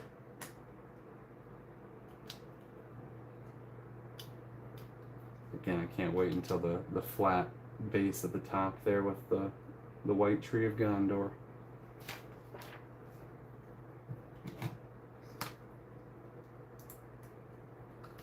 It has been quite some time since I've gotten a tattoo. That's something that I've thought about fairly recently for, okay, what might I be able to get again? And I've had some ideas for some tattoos that I've wanted in the past where I just didn't end up getting them, so I still have some options. Where did I? Maybe this goes on after. It sure does. Anyway, I have 10 tattoos total. You guys have really only been able to see the 2 in different videos. I have the trees going around my right hand or wrist, and then I have GM on the other side of my wrist here. I don't want to elaborate on what that means, but that one's a little bit more personal. And then the trees, funny enough story, I actually there was a shoe store that I went into around like I think it was junior year of high school, unless it was sophomore, but junior year sounds about right. I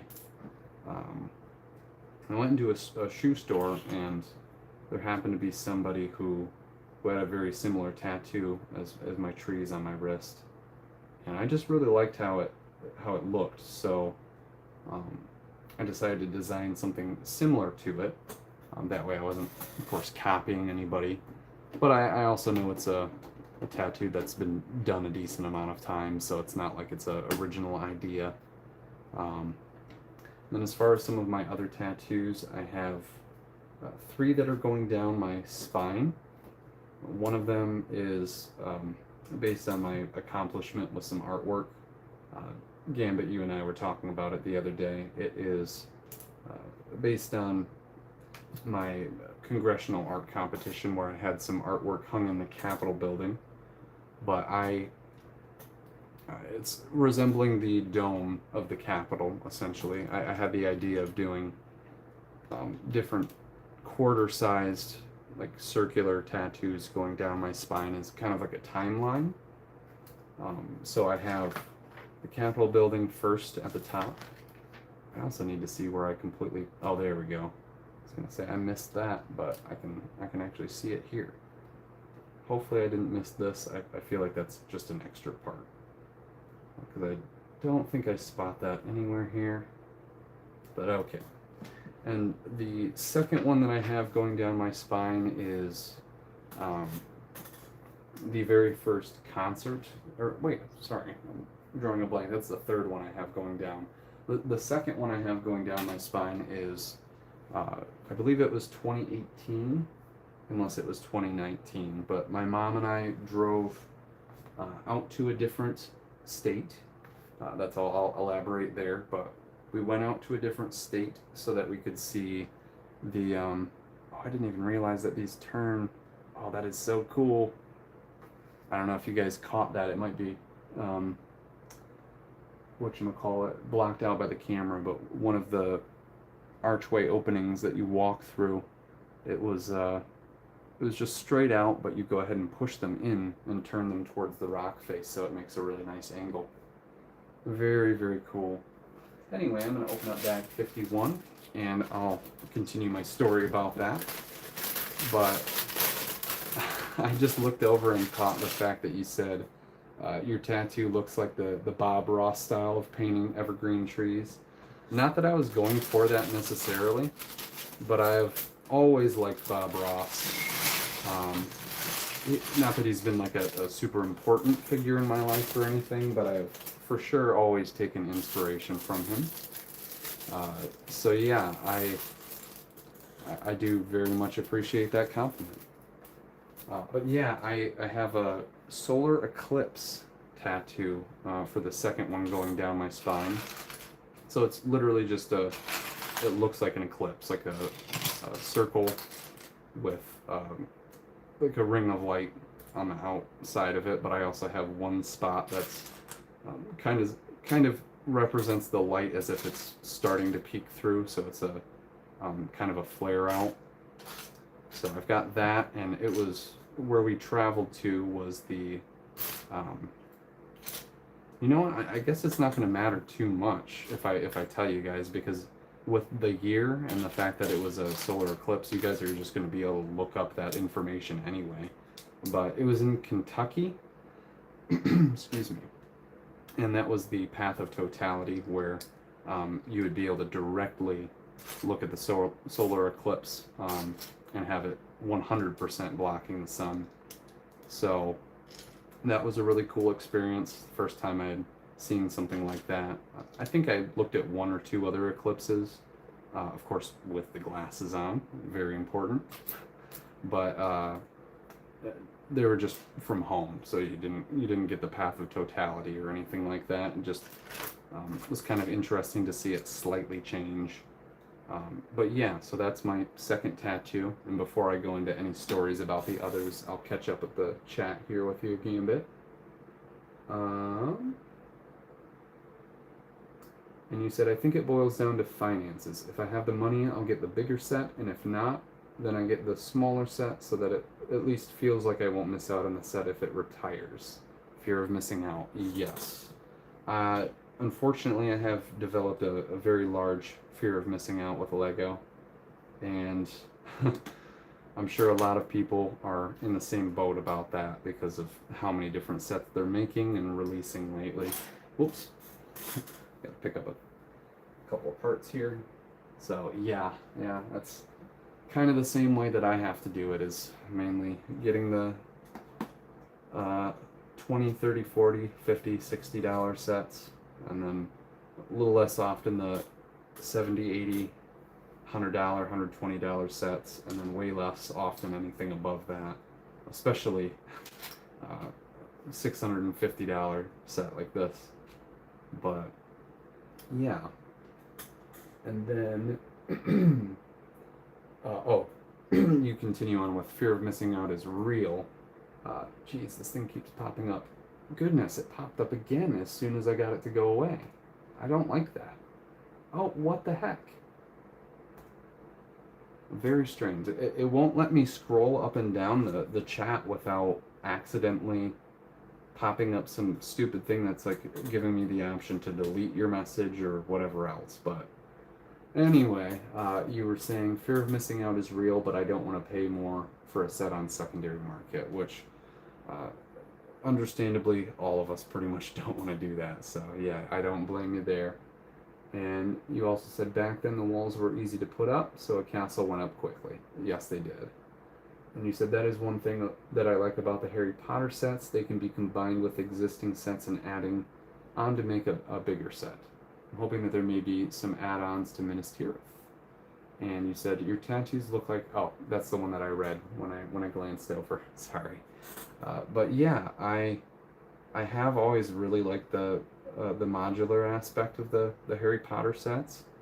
It made sense early on when they didn't really have an understanding of what the Hogwarts castle layout was like, because it was really just what you would see in the movies and then the exterior based on the model they made.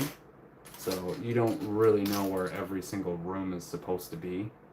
And especially when they didn't have many of the movies out for the first release of sets, they didn't really have a way to, flesh out any of the proper castle positions or anything in that regard, I guess. So yeah, they've come a long way, and the new castle, like I was saying, the silhouette looks 100 times better than it ever has.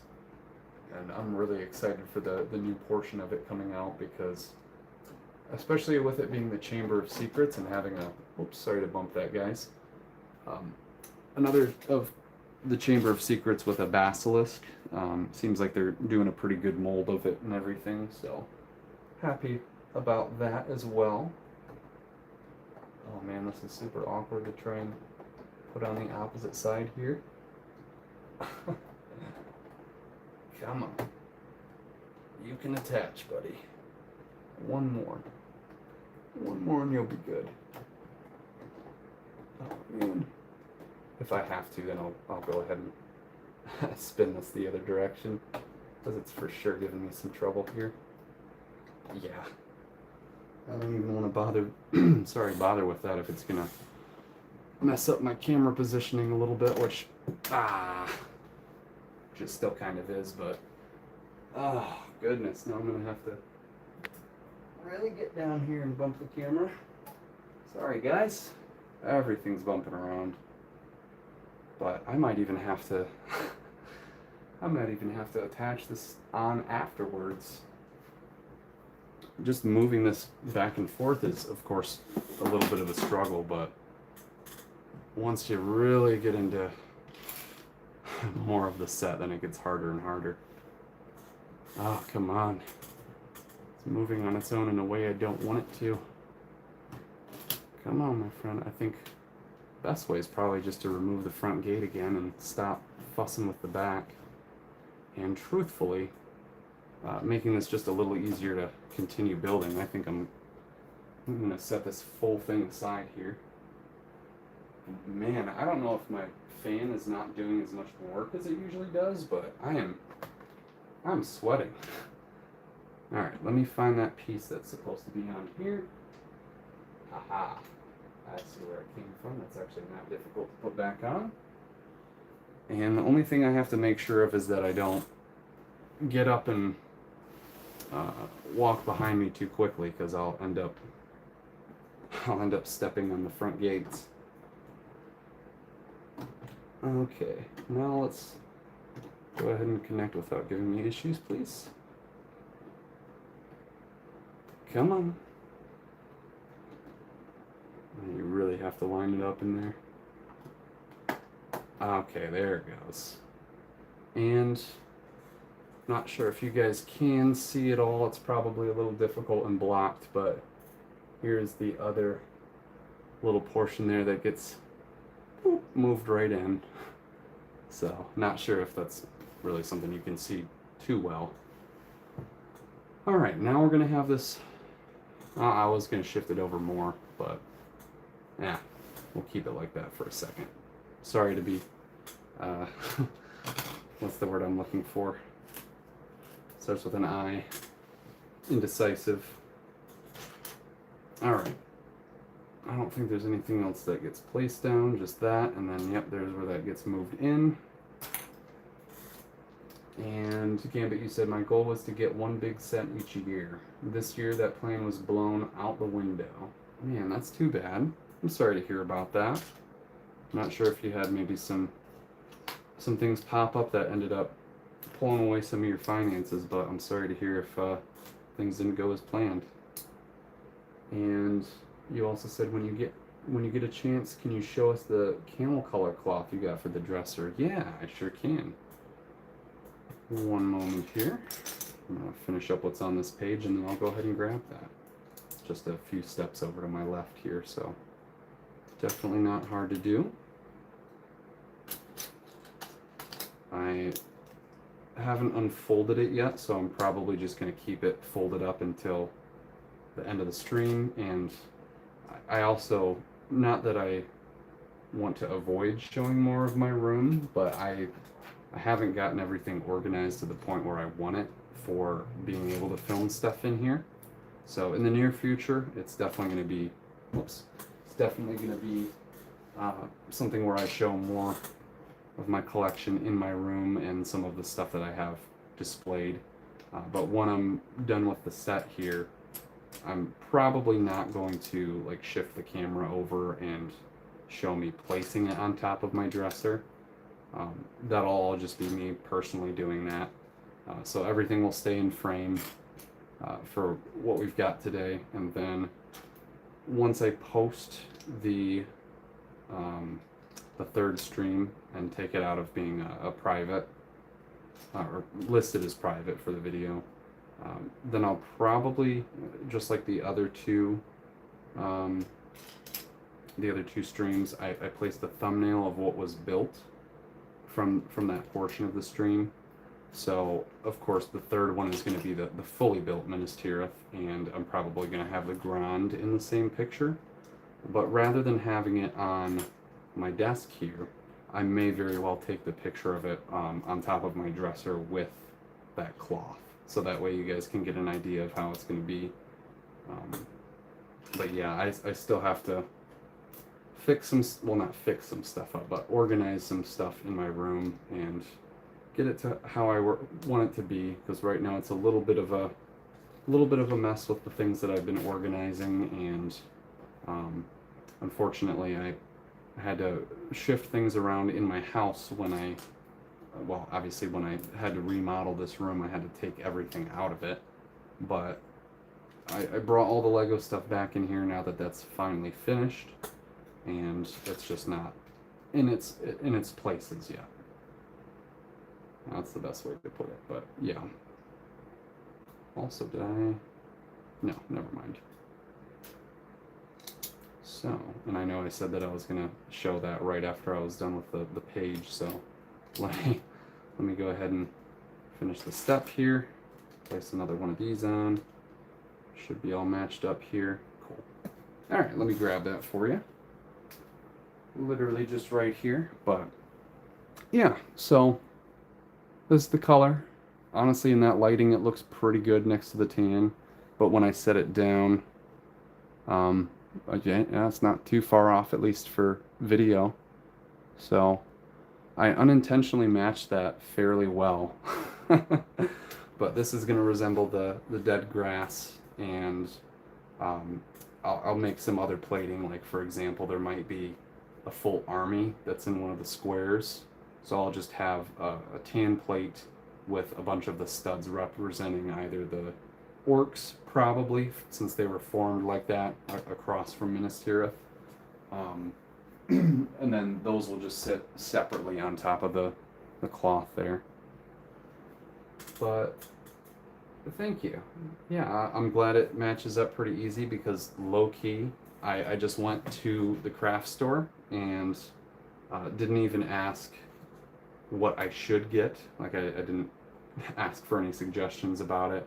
I just literally went up to the counter and was like, yeah, I was looking for something that would match what I'm doing, and this seems to be kind of what I'm looking for. And she was like, oh yeah, if you want to go ahead and bring it right over, then I can cut it for you. And I was like, oh, okay, sorry, I've never done anything like this, so I wasn't sure if I was supposed to grab anything. I didn't want to get in trouble if I wasn't supposed to. So yeah, definitely worked pretty well as far as a color match, and I didn't even mean to do that.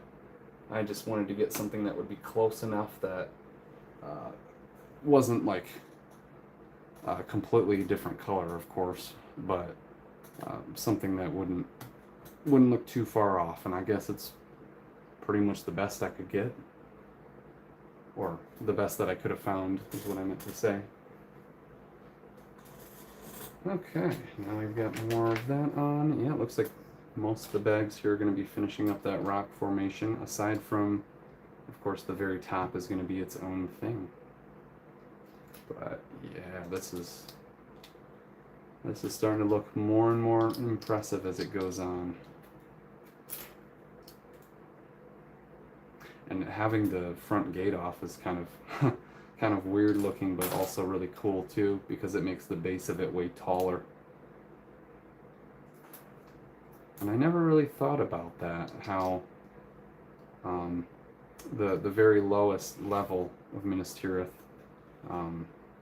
the walls leading up to the next section are the longest walls, because the ground goes all the way down to, well, ground level, or the horizon. That's not the right term. It's not the horizon line, but it goes down to the ground level, of course. But with each of these, they have the ground level only a little bit below the wall itself. So that would be the same thing as if the front gate. If this was just a little bit shallow below it, then everything would be up to like here. So I don't know why I never thought about that. I guess it's because other than seeing the movies, or I guess the movie that it was in, because it was really just featured for Return of the King, but yeah, you never really get too detailed shots of it, aside from in the battle when stuff's being shown where they're flying around and all of that. But yeah, did I somehow, that can't be right. We have a whole angled plate here that hasn't even shown up. And what bag is this? Definitely not something I needed there.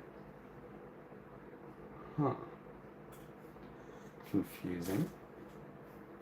I don't think I placed anything wrong on again. I wasn't supposed to not have one of the things before, was I? No, those are both there. I also don't remember seeing a different piece fall to the ground. No. Why does it always seem to be some type of struggle like this? That is so weird. That piece is not in this bag. Are we actually experiencing the... I was going to say the first missing piece. No, it's just sitting under the instructions. What do you know? Same problem again. Okay.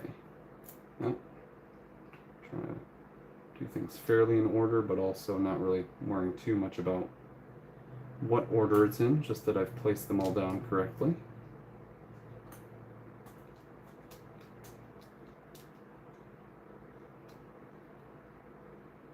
And I was looking to see if I missed anything else from you, and you said this year you bought 2 Minas Tirith, spent too much. Yeah, I didn't think about that, that's right. So, yeah, that'll do it. I surprisingly have only gotten about 2 sets on Lego.com every year, so it's really every 6 months roughly that I get something.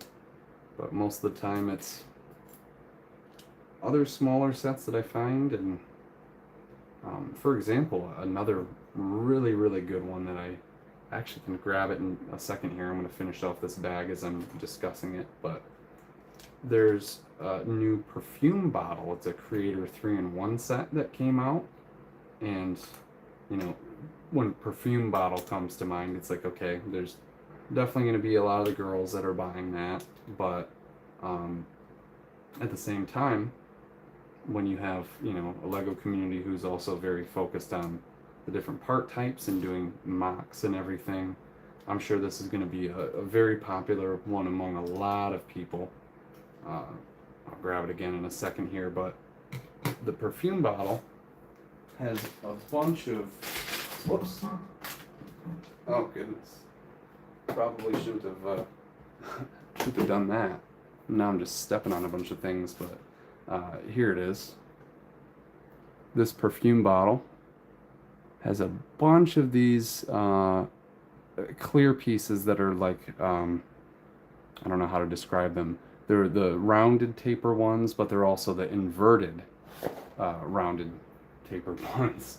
So yeah, there's a lot of good translucent pieces on that set, and it was pretty cheap for what it was. So yeah, that's a good example of one that I decided to get just because of the parts that were available, rather than being from a specific theme or anything like that. Okay, got that page done. Here we are. Very good, very good. But yeah, the rock formations and all the larger pieces here certainly seem to be going on faster. Okay, that goes there.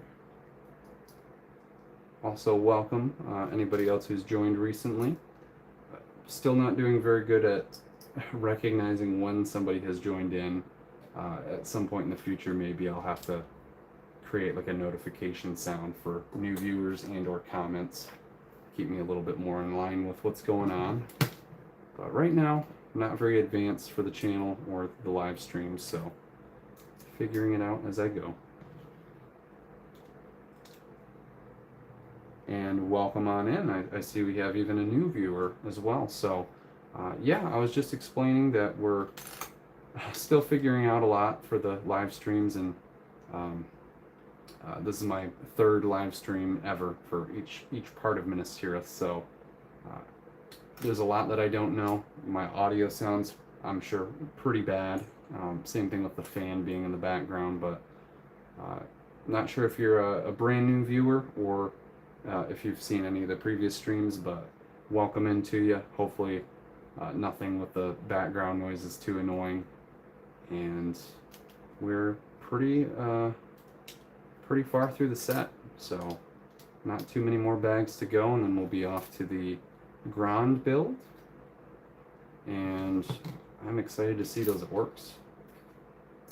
I really wish that I had an ability to get like 20 more of them, but with the gift with purchase being about 150 to 180 at the moment, I don't really want to spend how much that would be if I got 20 more orcs. Oh my goodness. I don't even know if I want to do the math for that, to be honest. Yeah, also I don't feel like doing the math in my head, quite frankly. But that would be a lot.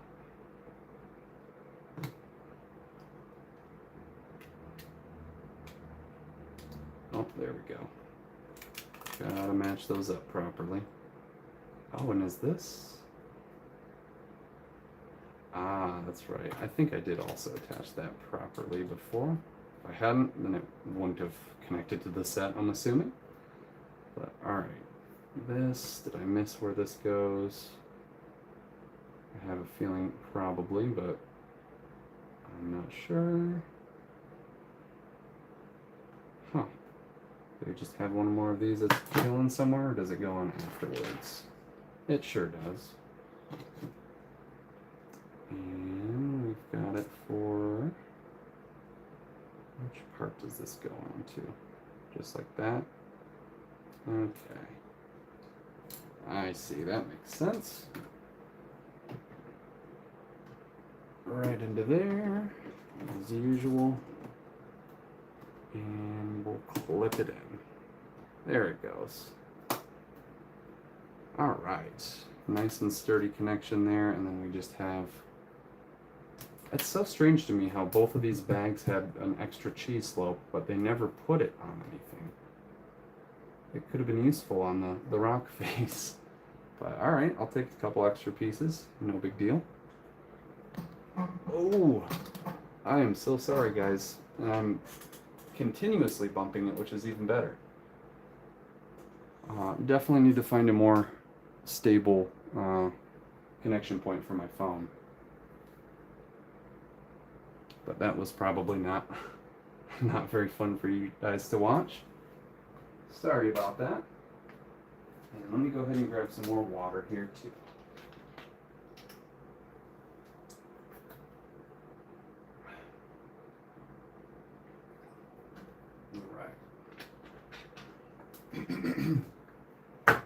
And we are on to bag 52. Looks like we're finally building another Gondor soldier.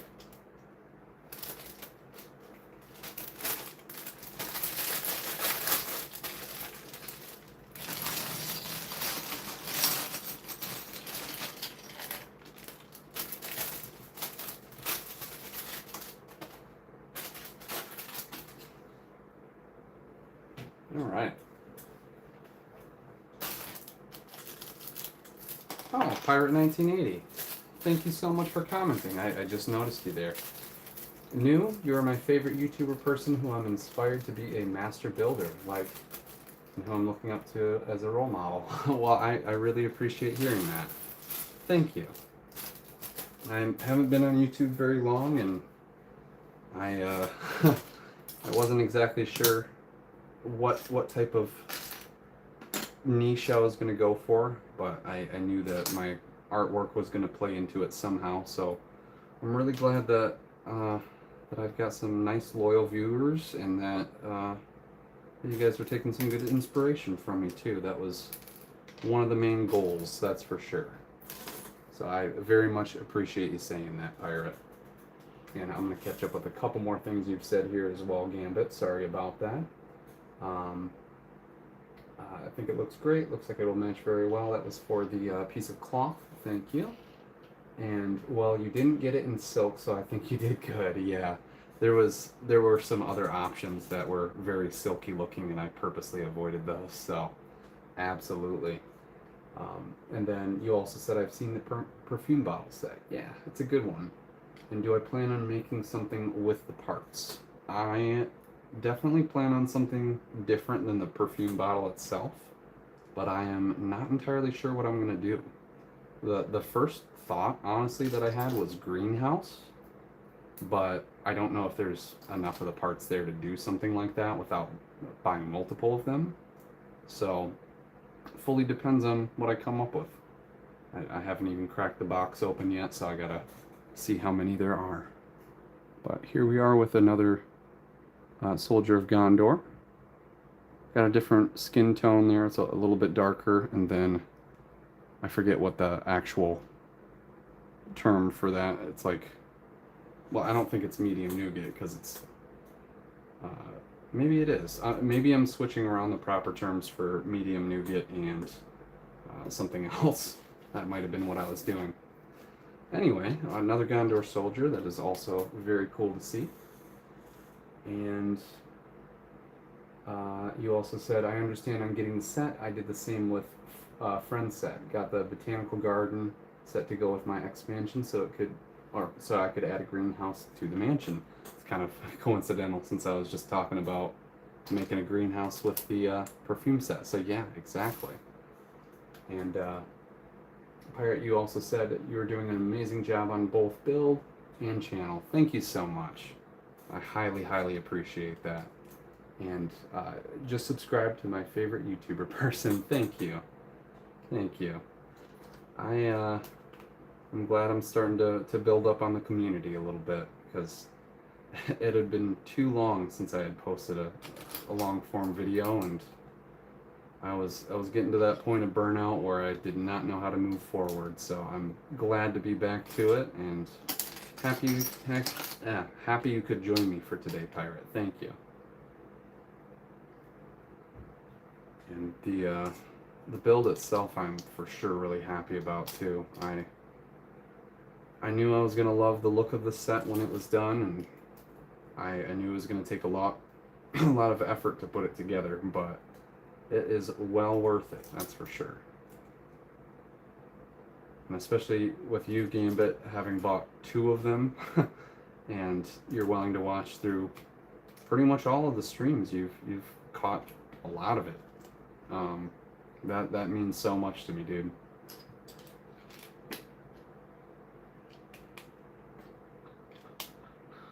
Okay, there's that. And looks like we're getting to the sides here. I thought maybe that would go on top, but no, it looks like more likely to cap off the sides.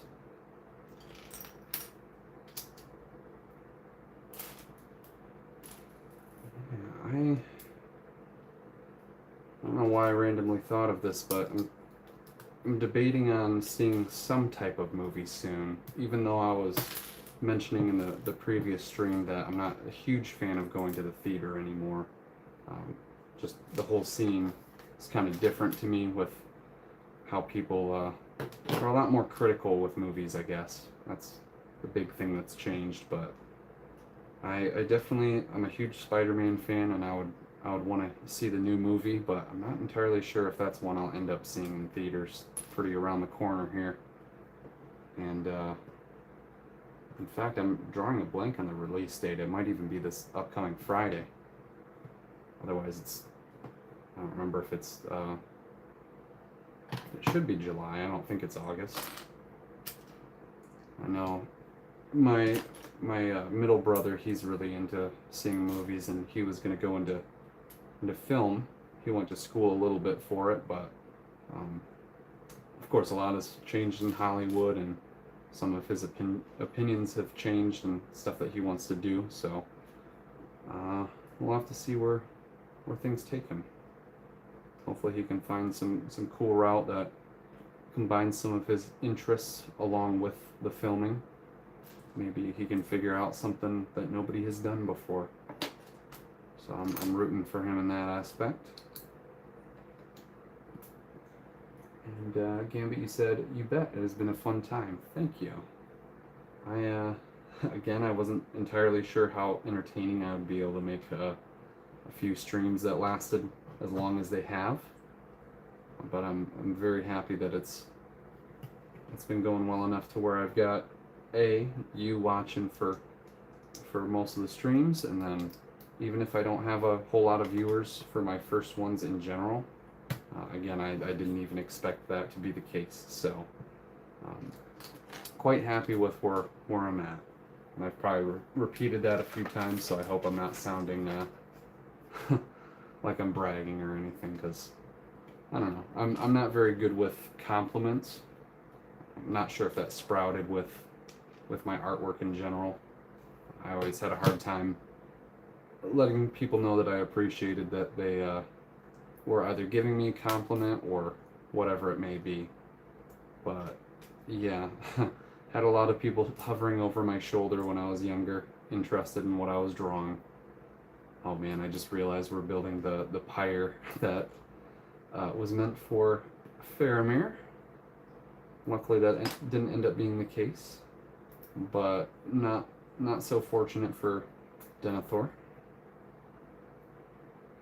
Oh, I like that they have some variance to the lengths of the wood. That's cool. And then get one here.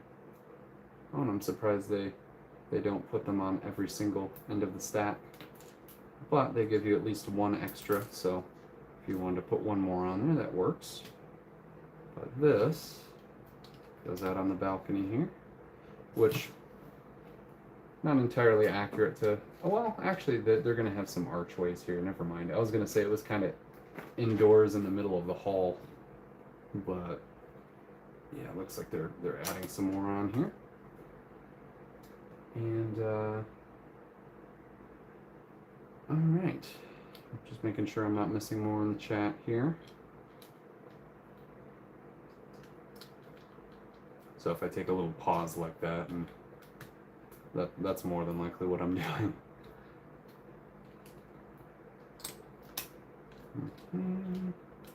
There we go.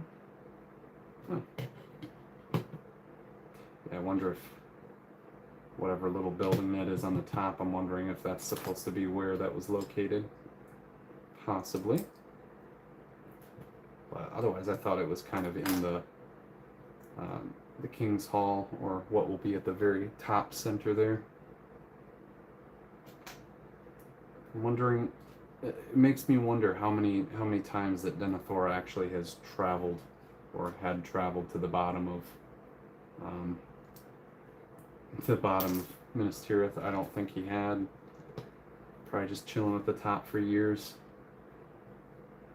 And honestly, I haven't really read the Silmarillion or anything like that, so I don't know if there's more information on stuff like that, like how long Denethor had been ruling steward before Aragorn got back in.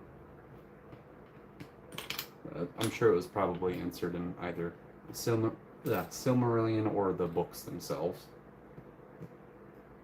Or wait a minute, Lord of the Rings I think was just the one book, right? Or no, there were three. That's right. That's one thing that I usually don't do a lot of through my life, is reading, and very behind on some of the really good books that have come out. Don't know if I'll ever catch up with them. Hard to say on that, but at least with Harry Potter, I did start to catch up on. And I don't know if I'll utilize having read the books to want to even watch the HBO show. I'm definitely quite against the changes that have been made in that. But I also, it's unfortunate with those type of things because you almost want to watch them in order to not necessarily make fun of them, but you know, really point out the changes to yourself or whatever it might be. All right, we are on bag 53. Definitely moving along a little quicker here. Now we're at about 5.5 hours, so yeah, I think all in all with the ground, we'll probably be at an 8-hour stream here. I could be wrong. Maybe we'll be 7.5 and it'll go quicker than I think, but the last bags are definitely seeming to have less and less in them, but maybe that's just my perception of how long it's taken. Let's see here. Gambit, you said, did you watch the live stream when LEGO released Minas Tirith to the public? I did not. And then you said one of the people either on the chat or audience asked if he could drop Denethor from the top of the cliff. That's so good. I've seen a couple of the reveal videos. I don't know if I've actually seen them as like a live stream, but that's something that I honestly don't pay a super large attention to or super close attention to. I just like, I would say most of the sets that are released or revealed, I end up seeing a lot of different YouTubers post videos about them before I even see the reveal from like Lego.com or anything.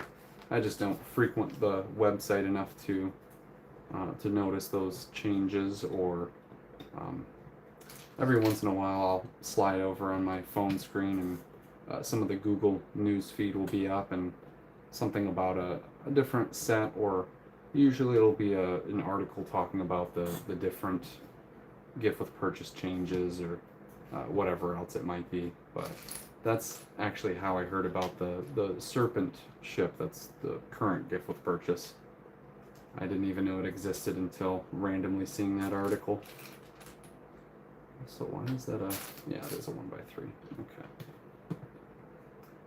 And a couple of grates. That goes here. And a masonry brick. Yeah, I'm really curious to see how many of the masonry bricks there are in white. Oh, and speaking of Denethor jumping off of the the front there, if I add a bunch of stuff to the set where there's things going on outside of the castle, there I go again, calling it a castle, the Citadel, goodness, all of the actual battle and the war going on outside, I'll probably add the different armies and all that type of stuff, like the catapults and the trolls and the Nazgul stuff. But anyway, I don't need to list every single thing, but what I'm trying to get across is that Denethor, I might have him connected to like a clear piece so that he is falling from the top actively. And low-key, I might make his stud translucent orange to represent him being on fire. A little morbid, but awesome. There we go. Never realized how small the actual portion is with the pyre.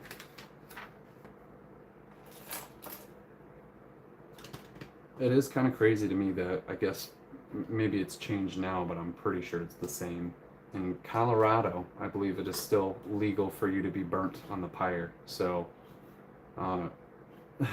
not necessarily a goal that I have, but I just think it would be kind of cool to be to have a funeral held with a pyre and everything. It just, obviously there's issues with that, and don't want to be not exactly polluting wouldn't be the best word, because obviously people are pretty organic, but yeah, it's very interesting to me that that's still a possibility.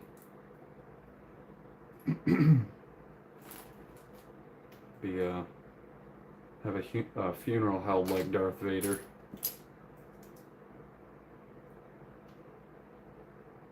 But that's also probably not the most peaceful thing for people to watch. So even if I was the only one that was into that, I mean, well, that's not what I'm trying to say. Even if I was into that, I might be the only one who would be okay with it. So, not exactly something that I'm going to end up doing.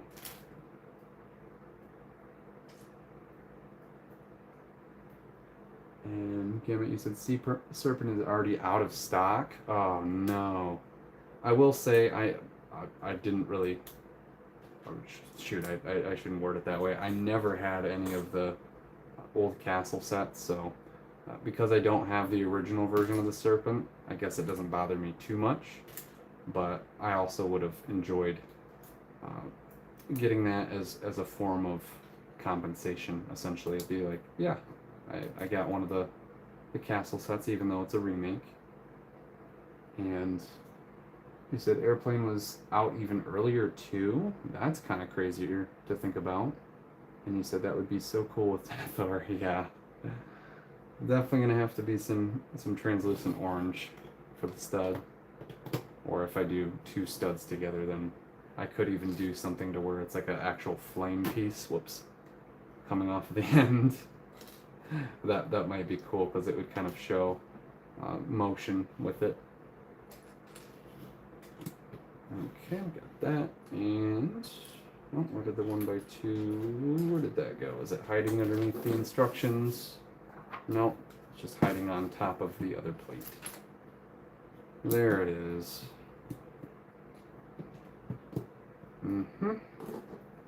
Oops. And we'll end up seeing if the next Gondor soldier is in the bag 54. I'm not sure. I'm looking down towards it, but I don't know if I can spot him in there. I don't really want to get too ahead of myself, even though it's the next bag. Hopefully I don't open an incorrect one again.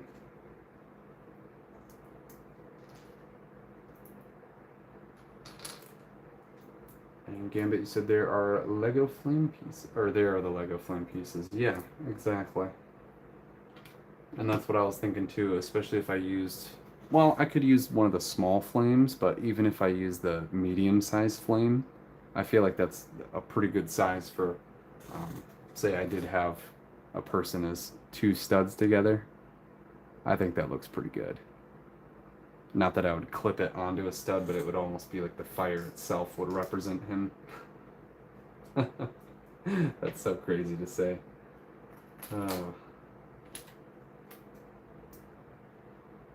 One thing I do actually 100% do, because this would bother me, any of the tiles that are rounded where the studs are sticking through on the corner, I do line those up to where they would be properly sitting on the studs.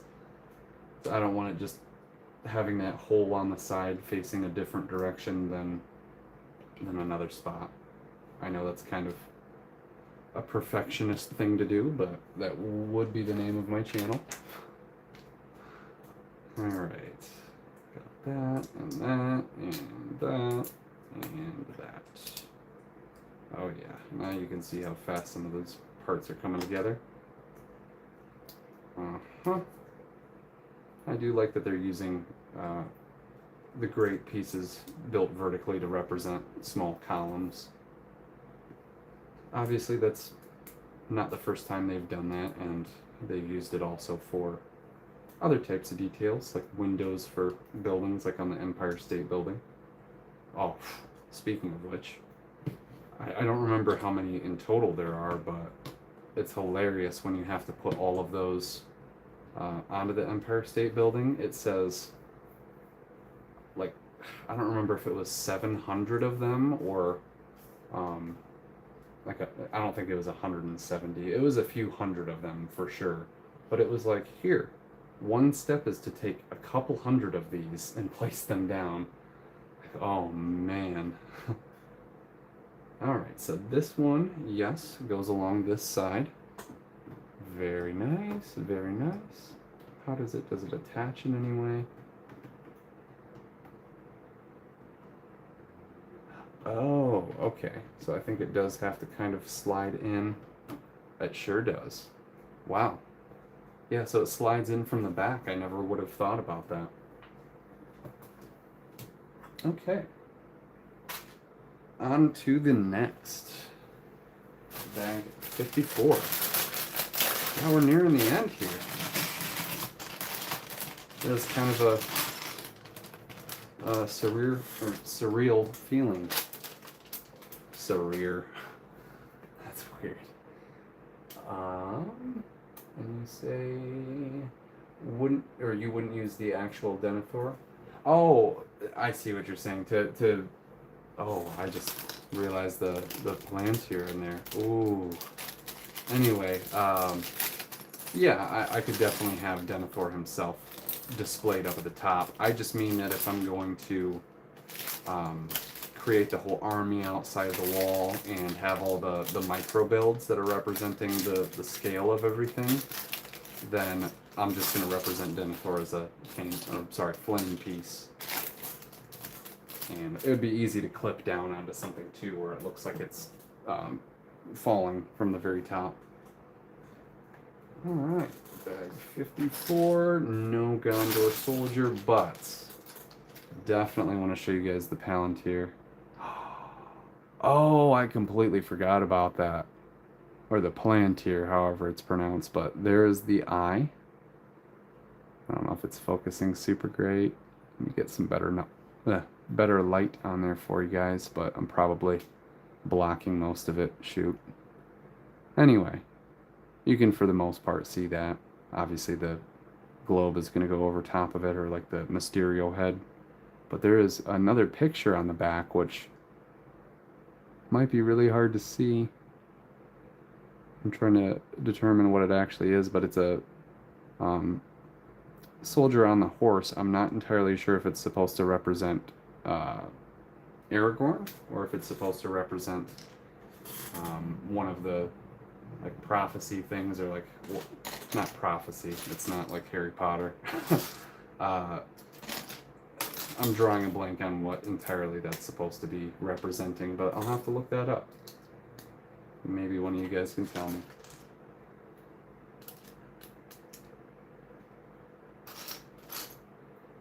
Okay, now we're making the opposite side there, which, if it's anything like the previous, it should go together pretty quickly. It seems like it will. But yeah, that piece is pretty sick. There we are. And 2x4, there it is. Yeah, if you were a person just getting into Lego, I doubt that they would get something like this, like Minas Tirith, but imagine starting a Lego set for the first time and having it be Minas Tirith. That would be crazy. You'd be learning so many different part types and uses, and you'd almost have to pause on each step to really understand the shape of the piece and how it connects. And obviously it would be way more confusing looking through the instructions if you were brand new to it. But I could not imagine, especially from having been collecting since I was, really young kid. Had plenty of time to get used to that. There we are. Okay. Yeah, it's so cool that it just slides into place on both sides. I thought it was just gonna set down in and kind of rest alongside of some of the top parts of the wall, or like there would be a plate that kind of went down into it to hold it in place, but no. Kind of entirely different from that. Okay, got that, and there's that tile. That can go there. And interesting, is that just a 1x1? Yeah, okay. Random well, not random, obviously it's placed for a reason, but one of the few 1x1 dark gray tiles that I've, I think, seen pop into this set. Oh, that can go up here. And Gambit, you said, I would think if, or it would be worse to start LEGO with Eiffel Tower or Colosseum. Yeah. Well, at least the Eiffel Tower has there been two versions of the Eiffel Tower, or is it just the like 2005 or 7 version? I'm drawing a blank what year it would be. That's a lot of repeating pieces to where they're all the same, so that would definitely get pretty tiring. But the Colosseum, that one, I never ended up getting that myself. That would have been a really cool build. But yeah, I couldn't imagine that either. Starting with Colosseum, holy crap. Oh, there we go. There it is. Alright, now imagine... Oh, okay, never mind. I'm just talking out loud, which is kind of the goal here. It's nice to see the thickness of the instructions slowly fade away, though.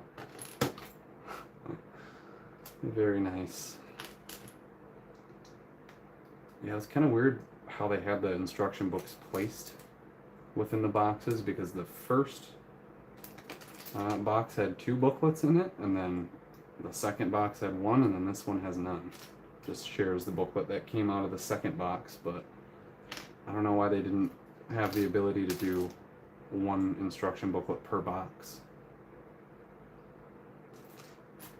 Not like rearranging the pages really does much if you're moving it from one book to the other. I haven't looked at how many. Right now we're on page 325. Like, wow. Well, like I said, I'm not into reading, but looks like I just pretty much read a whole novel based on the amount of time, or in the amount of pages is what I was mainly going for. I don't remember exactly how many pages novels have. Aren't they between like usually 200 and like 600? Again, not a huge reader, so I do not know. Okay, there's that. Flip it around. And another sand green colored roof. Oh, do the whole sub build first. I do like all the variation with the different types of houses, though. Oh, that's definitely not what goes there. There we go, that's more like it. And Gambit, you said, you know what I find interesting? When you open up each bag and then dump the smaller bag on top, I always dump the smaller bag contents to the side. Yeah, I think I somewhat changed that up depending on the set. Not for like a specific reasoning or anything. Oh, you might be able to hear one of my dogs running around right now. Possibly not. But anyway, yeah, I definitely do kind of just dump it right on top of the other pieces. Again, I've worked with sets for so long that I've thought about doing those types of things, but then realized over time, like, yeah, it's just a section of time that I don't really have to bother utilizing, or that's not the best way to put it, but you know what I mean. I don't have to decide to do that if it's going to take me longer, kind of like how we were talking about sorting out the pieces with each bag. Obviously that's going to make things take longer, but especially with dumping them on top of the other parts, I just know inevitably they're going to get mixed around from searching through to find other pieces, so I never worry about that too much. And okay, it's funny how now we have the not bracket, the panel type parts that are 3 bricks tall, but we also have the regular brick size that's not indented like that. I'm wondering how long that piece has been out for now. It's been quite some time, but almost missing a layer there. One more of these, and one more of that. Okay, so masonry brick. Okay. Another thing I'll have to do is I posted my shorts for today and then had to do a couple of things before I got onto my stream, including running to the store and grabbing the cloth that I got for it. But where was I going with that? I lost my train of thought mid-sentence. Shoot. I really thought I knew what I was going to have to say there, but I guess if I think of it in a moment, I'll bring it up.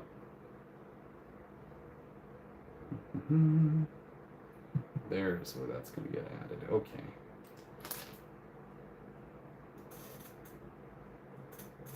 Alright, what else you got here for me, Gambit? You said the Eiffel Tower. Oh yeah, just making sure I didn't miss the last message. Eiffel Tower Lego set was released on November 25th, 2022. Okay, so there was the other one. That's right. And then this set, known as the 10307 Eiffel Tower, is the tallest Lego set ever released, featuring 10,001 pieces and a height of 149 centimeters. I appreciate you looking up that information for me. Again, being my eyes and ears for the chat today. Thank you. But yeah, I know that there's another one from early to mid 2000s, but then they remade the new one for looks like 2022. So yeah, it's crazy how it's already been 4 years since that. But I completely forgot that they had made another one. But there's a early Eiffel Tower, and they also have the Statue of Liberty from early 2000s. And that thing's pretty expensive nowadays. Which is funny too, because it's not really, the pieces aren't special in any way, really. It's just a bunch of sand green parts that some of them here and there I think were used way less often. So definitely a few of them are going to be harder to find or more expensive, but most of them are just sand green bricks and plates. Oh. I think Lego has gotten more comfortable in the past few years with avoiding creating a set that's all one color or has like a majority of one color. Obviously, Minas Tirith is a really good example for that, but one of the first times that I started to see that was, what would it have been? Now, of course, I'm losing my train of thought again, but one of the other things that I was going to relate it to was the one of the brand new day sets that came out recently with the Hulk and Tarantula and who else comes in that set? Boomerang. But yeah, I think Lego's starting to become more comfortable with doing a very, not monochrome of course, but close to monochrome builds. Obviously there's a lot of variation for Minas Tirith, so you got tans and dark tans and sand greens and olive greens and obviously the black and the browns that are in there. But yeah, it's a majority one color, so quite surprised that they're doing more like that. And actually the Colosseum is probably the one that I was going to bring up, would be where they use a bunch of the tan pieces, and obviously there's more here and there, and I'm sure a lot of the structure underneath is using different colors. Plus it makes me laugh when they leave little Easter eggs based on the different colored parts on the inside. Like I know there's the Pixar lamp that's got some of the Pixar characters that are hidden on the inside with different colored plates and studs. And then, Gambit, you also said LEGO has produced 3 major Eiffel Tower sets. 10181 Eiffel Tower from 2007. Yep, that's the one I was thinking of. First brick-built set, standing 42.5 inches tall and containing 3,428 pieces. And then you said 21019, the Eiffel Tower 2014. Small version that captures the silhouette, which I'm assuming that was from the Paris architecture set. Unless there was maybe a standalone Eiffel Tower that was smaller.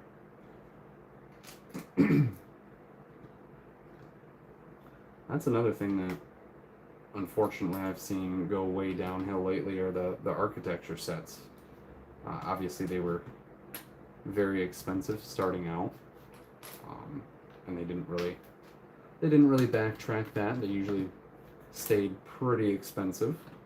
So I got a pretty decent amount of them, but I missed out on some of the larger ones that were more recent, like the Pyramid of Giza I didn't get. I know they're starting to make some other types of architecture sets now too, like I think they have the New York skyline and or something that's similar to like the postcards. Oh man, my stream refreshed for a moment on my laptop. Worried me. But making sure everything's still charging, good to go. Yeah, we're at the 6-hour mark and we're moving along pretty good, so shouldn't be taking too long for today. But yeah, I'm definitely intrigued about some of those old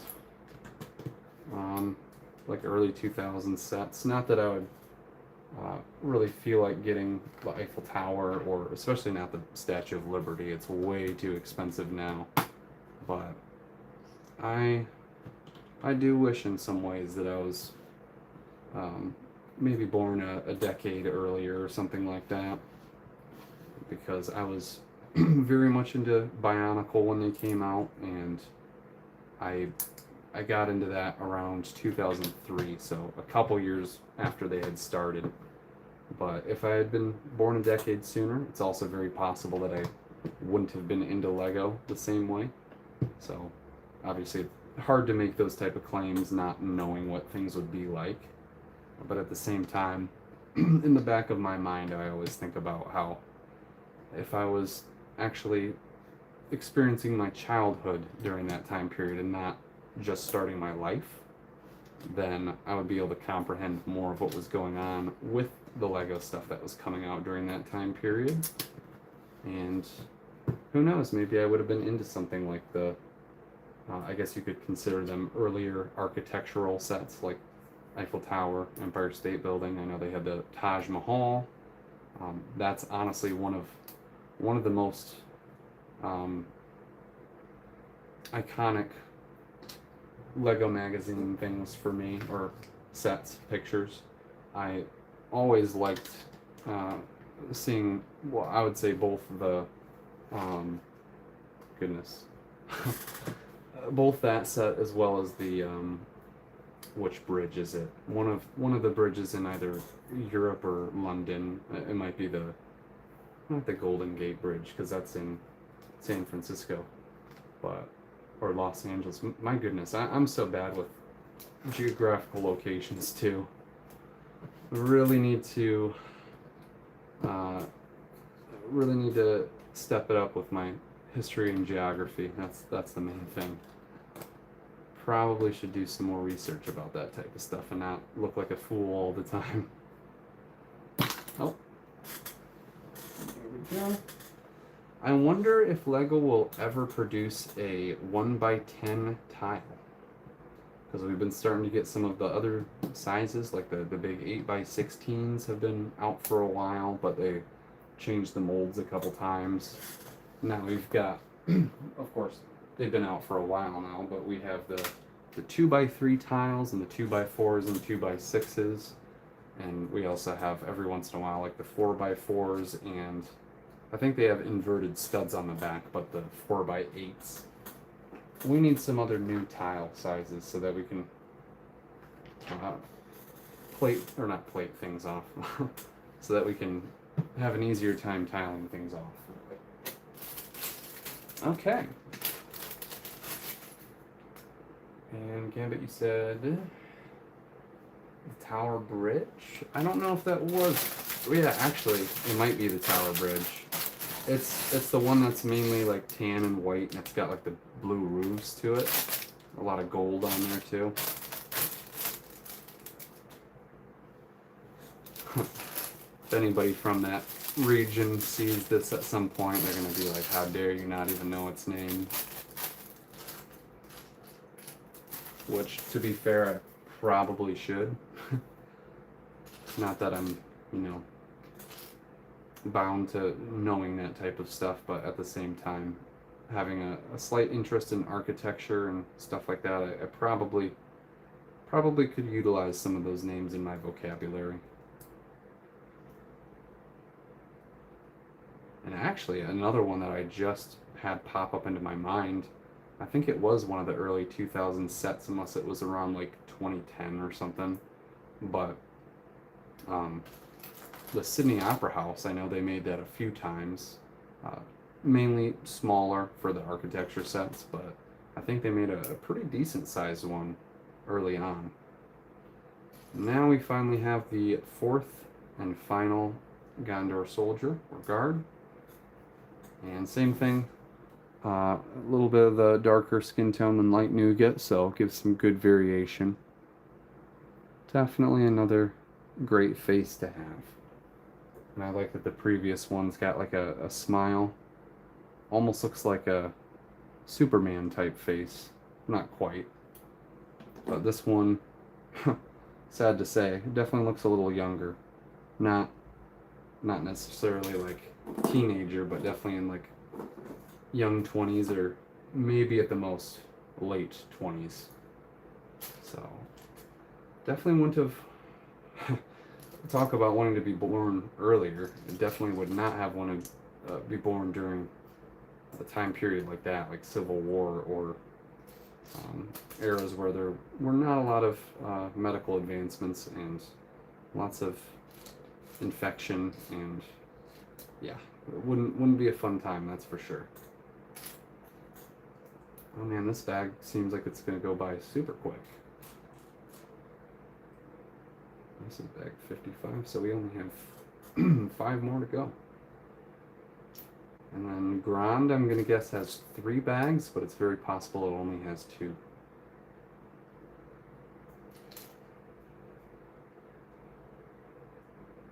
Or I could be completely wrong and it has 4 bags, but I don't think it's that big of a set. Of course, it has to kind of match the height of the front gate, so I can already tell. Based on looking at the box, of course, and really with a smaller build, it's not hard to determine that type of proportion.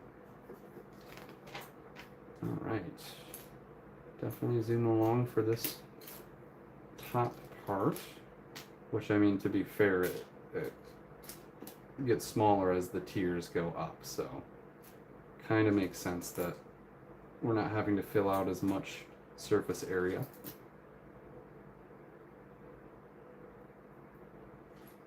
And then you said it's in London. I've been on. Nice. I am well, how do I put this? So I want to I want to visit all 50 states before I leave the country. I don't know why that was so hard for me to say that. Yeah, I want to be able to visit all 50 states before I head out. And technically I have been to the Canadian side of Niagara Falls, but I haven't really gone that far into Canada. So although technically I have been out of the country, I haven't been to Europe or anything like that. So at some point I definitely want to do some traveling, and you already know I'm going to have to hit some of the LEGO stores. My brother, actually, he went to Europe a couple years ago and spent 10 months there. Surprisingly long amount of time, but he did visit one of the LEGO stores and sent a couple of things back to me. I got the I think he got the Range Rover from that time period. It's like a yellow and black one, or it's like the the bright yellow color. Or sorry, bright light orange. So technically like a dark yellow. But yeah, I have a cool receipt from Europe that's got, I'm drawing a blank which language it is on it, but non-English language on the receipt, and the set, of course, is really cool to have gotten from there. So yeah, I one of these days definitely need to do some traveling, and that'll probably be one of the locations that I want to go to is London, although lately, that's all I'll say. And let's see what else we got. The LEGO architecture theme, launched in 2008, has produced over 60 sets in total, including all sub-series such as the Architect, Landmark, and Skyline collections. Awesome. Yeah, I didn't know there were that many of them, 60. I knew at least like 40 or 50 of them. That's not very much of a difference. But yeah, they made so many starting out with, and then in the past few years they've slowed down quite a bit, so I think that's why it's hard for me to gauge how many there actually were. But yeah, when I had my trip for the Congressional Art Competition and flew out to DC with my mom, what was I going to say here? We did a tour through the White House, and I think I might have mentioned this on the previous stream, but I did attempt to buy the architecture theme White House, the first one that they made, when I was inside of the White House, but they were taxing pretty well for that set, so decided not to get it inside. And there was a gift shop across the street, not too far, so still ended up getting that. And funny enough, they made the secondary version of it with the proper wings on both sides. But I guess the first one was more so resembling like the iconic original White House, which I know the White Houses have burned down many times at this point. I forget how many. So definitely one of the early iterations for that. Oh, not entirely sure if that was one of my dogs or if somebody's coming in through the back door. Sounded like either a door being unlocked or possibly my dog's toenails scraping against the tile in the kitchen. Okay, there we go. And this tower thing is almost done here. Where did the other one of those go? There it is. But yeah, I had a buddy of mine from mainly elementary school, but we reacquainted in middle school, or late middle school and early high school.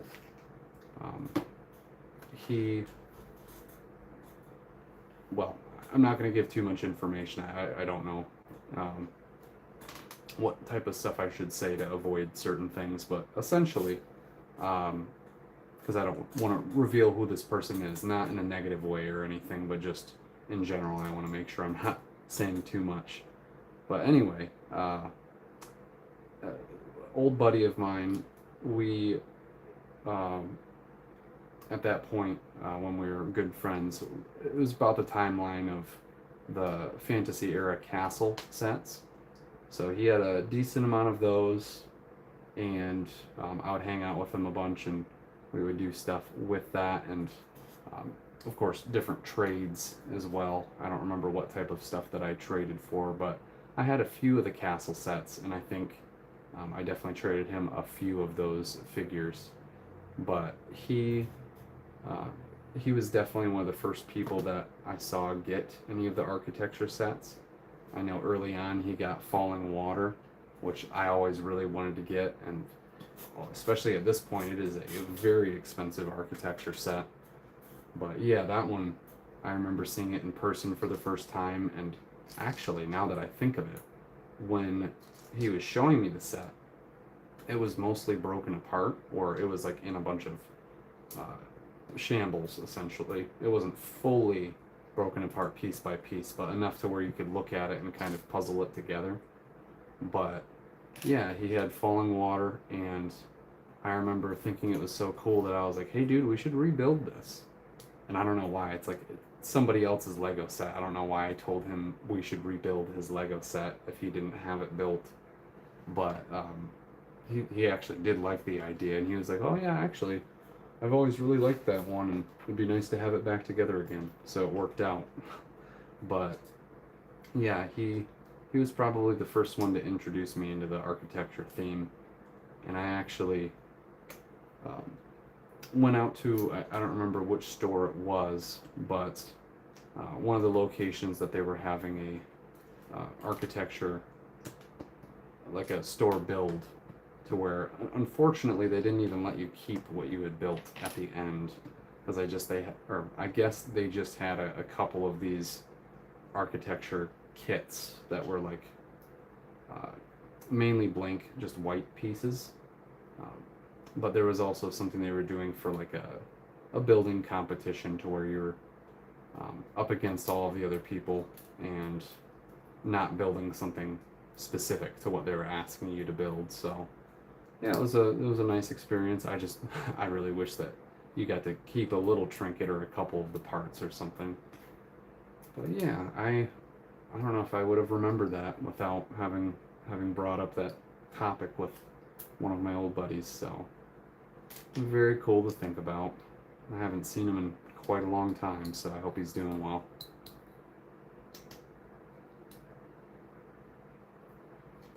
And now, did I miss one from you? No, I didn't. Okay, checking back to the chat here. Also, if I've missed anybody else who's joined in recently, so sorry if I haven't acknowledged you. Definitely getting towards the end of the full build here, and especially with multiple streams that have been quite long, starting to get a little fatigued. So apologies again if I'm just not noticing you right away coming into the stream and then not acknowledging you, but very happy for you to join. Thank you so much. Okay, it looks like we're pretty much at the end of this bag and about to open up bag 56, so we've only got 4 more in counting. Oh man, I can't wait to see the whole build. Obviously that means I'll have to put the front wall back on, but that is the goal. Okay, there we go.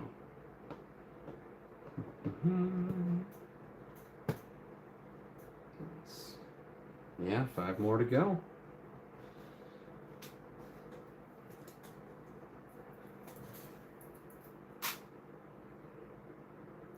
Yeah, I wonder if I can ever figure out if there is even more of a delay.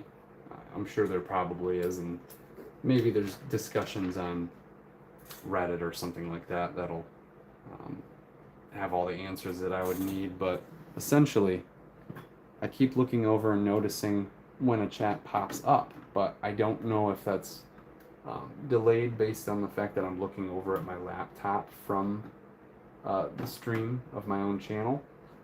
So I'm basically just watching the stream, kind of like you guys, but hopefully that's not counting it as one view. I don't think so. Usually it says 0 by the time I've already started, so yeah. Oh, now it's saying to finally attach everything, which of course I've already done, but kind of preferred building it that way. It makes it a little easier and clears up the table space here. So, all right. Oh, I see. Looks like Aragorn possibly is going to be bag 57, so coming up shortly here.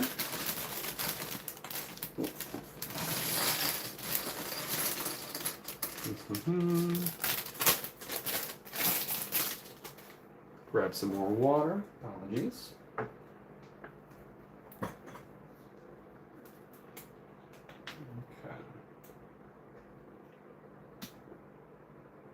Where are we at? 6 hours 20?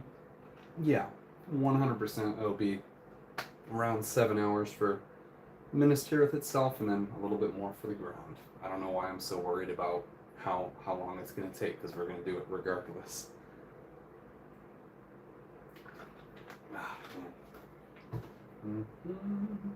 All right.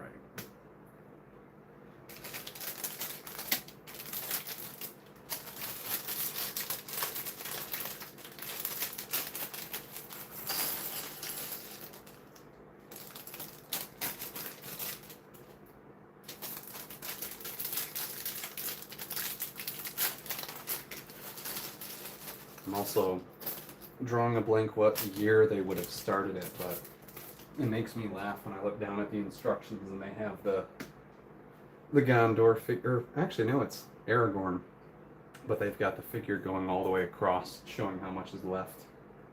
But I'm sure that goes by book and not the entirety of the set. Otherwise, that would be way closer to the end, like right here. Okay.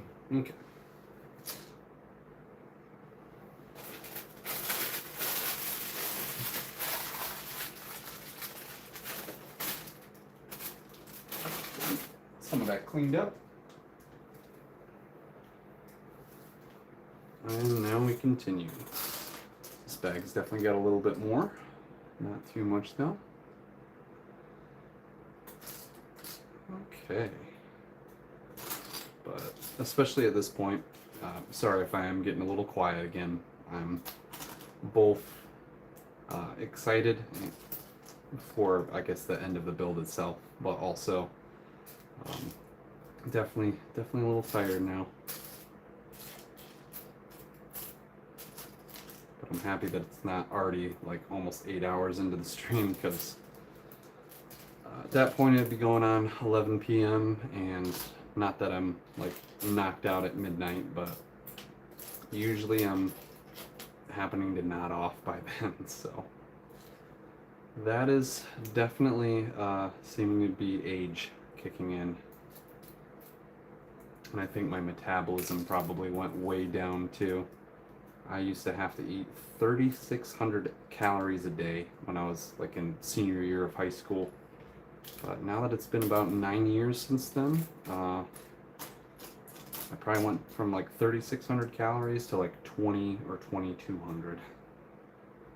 So probably about where I need to be now, but also I'm not sure if there's a specific number for my age.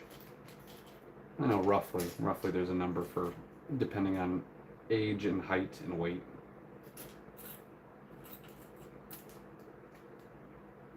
Drawing a blank if that's what your body mass index is, or if that's a different calculation. Last time I did that was I'd say, yeah, like freshman or sophomore year in high school with like gym class or something.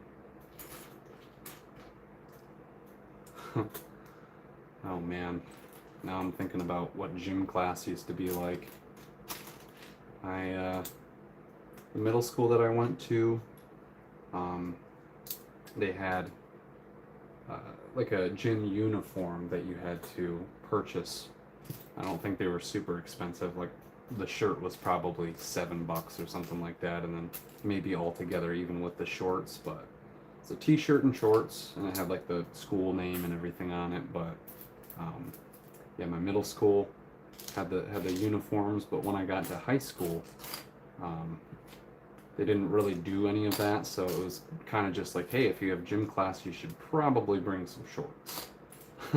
But I know there was a couple of times where I didn't feel like doing anything. Not that I was lazy in gym class, because I was definitely active with things like cross country, but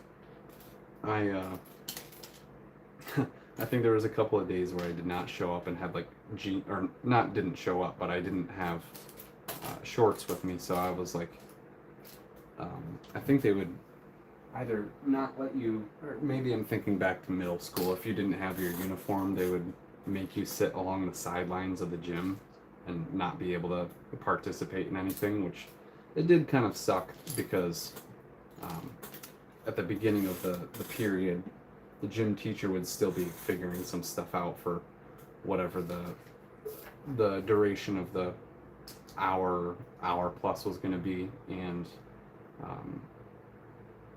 we would be playing different games like Foursquare, Um, just people playing basketball in the gym. And it was a pretty nice sized gym too, because it was a newer school that they had built. So pretty nice aesthetic to it, and overall really cool school. But um, I'm glad that, of course, I didn't have to spend more time there than I did. So I don't really feel like I would ever want to go back to middle school, but sometimes I miss high school days just for the friends and I guess kind of the routine of it all. Even though it was, uh, you know, not really the most fun thing to have to go to school or anything. That was before the days of having to go to work every day, or at least most days of the week. So um, I kind of miss that freedom where it was really just school, but then you had your extracurricular activities or anything that you wanted to do outside of that. But again, mainly I just miss friend groups and uh, when you would come into school, and usually we would have a period of time that we were waiting in the morning before classes actually started up. So you'd be in the hallway and uh, hanging out with your groups of friends, and I definitely missed that. That was a good time. And Gambit, you said it's good to focus on the build. Too bad you couldn't have the live stream viewers help you build, right? And then you also said I hated middle school. It was the worst. Elementary school and high school were all right. Yeah, elementary, I definitely have some good memories of. Had a really cool Spanish teacher. Uh, she, the way that my elementary school did the Spanish class is that you wouldn't like go to a different room that was specifically Spanish. Um, I don't want to reveal her name in case people know her or whatever else. Not that it's a bad thing, but of course I'm not just going to start naming a bunch of people that I know on the internet. So this teacher of mine, Spanish teacher, the teacher of everybody's really is what I should say, because what she would do is she would have this cart that she would bring along to all of the classrooms, and it would just be a certain point in the day, maybe not every day of the week. I'm drawing a blank what that was like, but fairly often she would roll into the classroom with her cart, and she was just a really fun person to be around. She was very energetic and just very kind too. So I do miss some of those people that were in my life way back then. And actually, another one that I thought of too was one of the receptionists that would sit at the desk for the back entrance of the school. She was another girl that was in my grade, one of my friends, her grandma. So she was also very, very friendly, and she would have a good relationship with the students when they would come in. So I miss those type of people. And elementary school itself was definitely all right. I have some good memories of old friends of mine and old teachers. But high school, mainly with that, the friends, and I had some good teachers too, but both middle school and high school were kind of not difficult with the teachers that I had, but I guess I didn't enjoy myself enough from, for lack of a better way to put it, you couldn't really take the classes that you wanted to take until like pretty much senior year or junior to senior year, because everything previous to that was just building up your credits. And actually another funny thing I can bring up is that I was not aware that your GPA would reset in from middle school to high school, or at least it's how it works with us here. Probably a universal thing, or at least in America. But I had this English teacher in 6th grade that I did not like her. That was honestly, excuse me, that was honestly the point in time where I started skipping school the most, which is pretty bad for being a 6th grader. High school, obviously more understandable to be doing that, but you had to be or wait a minute, I might have been an 8th grader at that point, but no, I'm sorry. Definitely an 8th grader, because that's when I had learned towards the end that my GPA was going to reset in high school. So the whole point of me saying that was I stopped trying in that English class. It was an English teacher that I had, and she was just very, I don't know, I don't want to talk negatively about people either, but not fond of this teacher, and was very glad to get past that class and move on from middle school to high school and not have to worry about the GPA, because I definitely in that class did not do very much work, just chose to opt out of it, and yeah. But in hindsight, I probably should have paid attention a little bit more for certain things.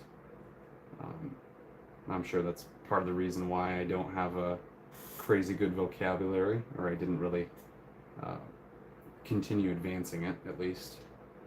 But aside from that, I can definitely tell that if I would have paid more attention in certain places in school, and maybe been a little bit more disciplined about that type of stuff, I might be at a little bit better point in life. But I don't think it would have been a crazy change for me or anything like that. And of course, I might have mentioned this the previous stream for something else. I kind of remember doing so, but I do believe that things are meant to happen for specific reasons. So the way things played out, more than likely, are meant to have happened because of the way that it has shaped me currently as a person. I'm sure that's pretty much the same as it goes for everybody, but you know, not everybody feels that same way or has the same mindset. Also, that is very cool. Most of this build is on a 45-degree angle, but with these nice quarter-round domed bricks, which I have seen these in some of the Speed Champions cars before. Those fit really nicely into the corners there. Very much like that.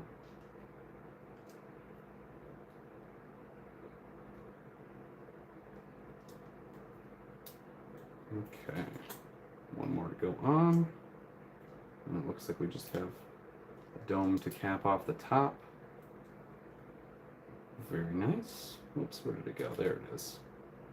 And again, because the holes where the studs would go are showing, it doesn't matter which way. I'm probably going to do it like this so that it kind of covers that gap a little more, and that way the fronts are nice and flat. But I am a little weird like that. Sometimes I make sure that specific things are lined up in a way that they don't bother me aesthetically. Alright, so that gets placed right down on top of that wall. Very cool little tower. Not sure if it's supposed to be for like a horn, or not exactly a bell tower. They have their whatchamacallits, the signal fires, and I think one of the spots on the tower, it might even be this thing over here. No, the beacon's up here, never mind. That's the beacon. Of course, if you guys remember the line, the beacons are lit, or the beacon is lit. I don't remember if it's plural or not, but... Okay, so this goes right onto the front there, very cool. And fills that in the rest of the way. Oh yeah. I'm very impressed by the rock work on this. Now we've got 2 of these and a 1x3. Oh man, we're just filling out the one side here. Go here. Here. There we go, now that's connected correctly. And more right there. Sorry if none of that's really in view for you guys. It's just a couple of plates going down onto the side. Oh geez, but now we have more. One of those, one of those, one of those, and it looks like the opposite of this. Okay. Sorry if I have to kind of shift over to the side here and put any pieces in out of sight. But I don't feel like turning this back and forth so many different times. Okay, so we got that there. This, no, that's already below it. So we got, ooh, yeah, with all the different rock work, it is a little difficult to see what's going on. Not too bad though. It definitely helps having the pieces that are being placed on highlighted in red. Okay, and then where does this one go? Did I not already place that down? No, I totally did. Okay, yeah, that's everything. Second guessing myself again. No, that's not everything. We have more on the opposite page. 3 of these, but this bag should finish all of that rock formation, at least on the bottom side there. Or sorry, the lower portion. Okay, now where do these go? Oh. I'm going to figure out the 1x2 first and foremost. Ah, okay. This goes here. Ah. No. There it is. Okay. And 1x2 on top of that. Yes. Uh-huh. One of these here. Looks like it.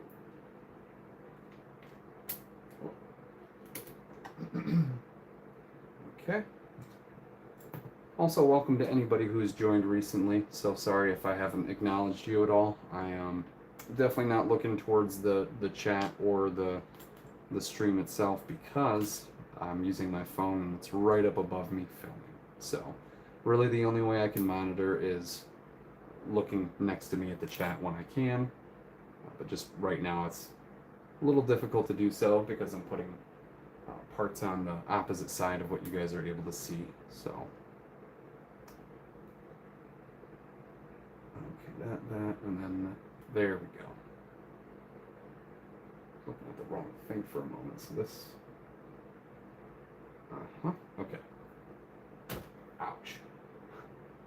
Let's get my head on the. I have one of my dresser drawers open so that I can rest my laptop on top of the drawer itself, but I just hit my head into the side of it for no apparent reason.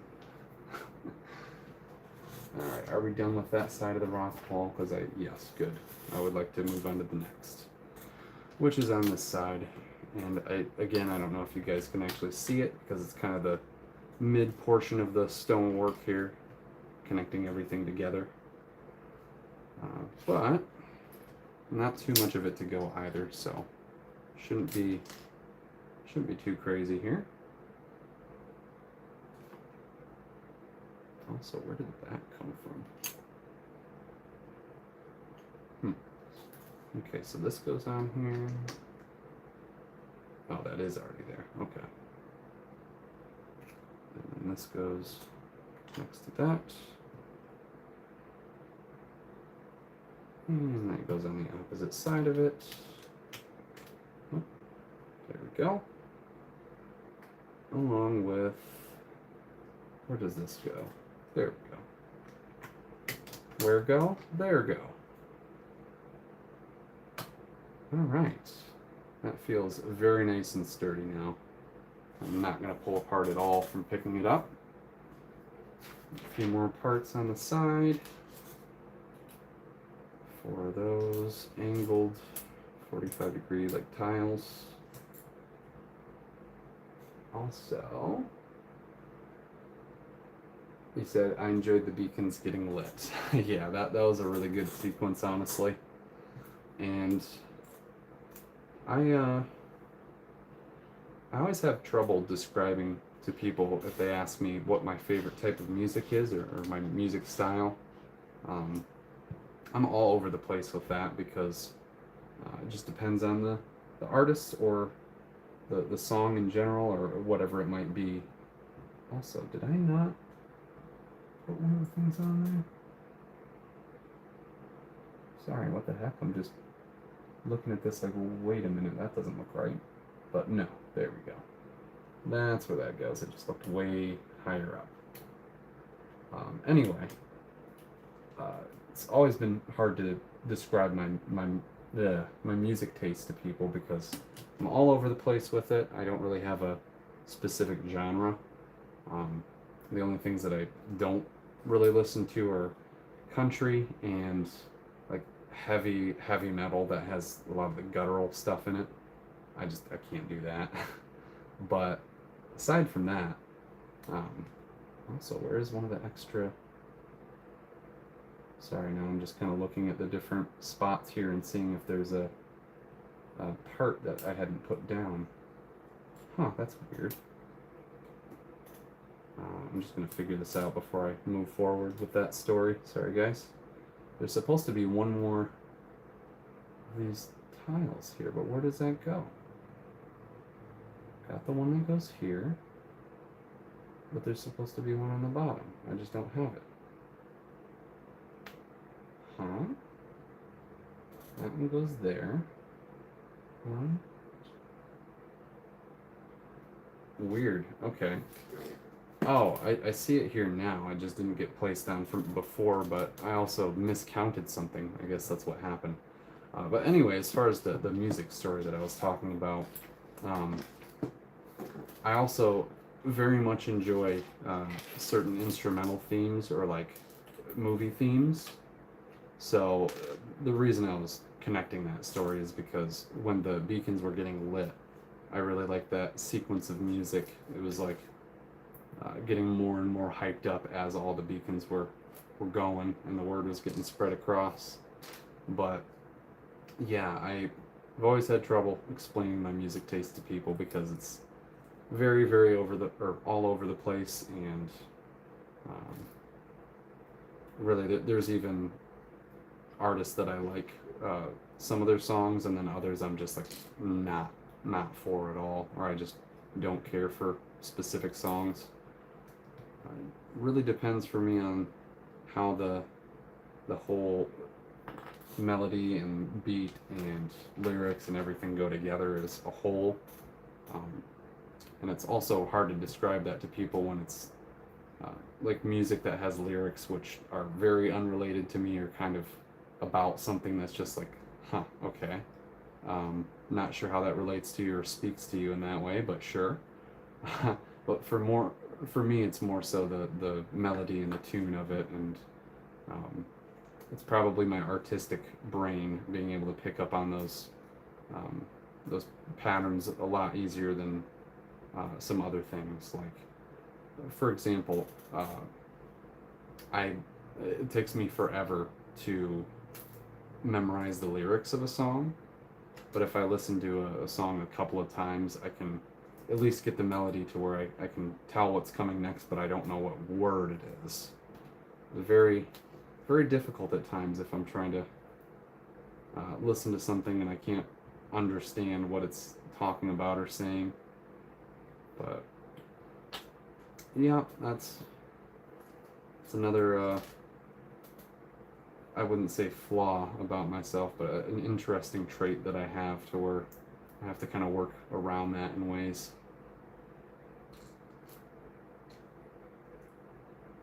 All right, I need how many more of these? 2 more. Looks like another portion of the tower may be going on this side, I think.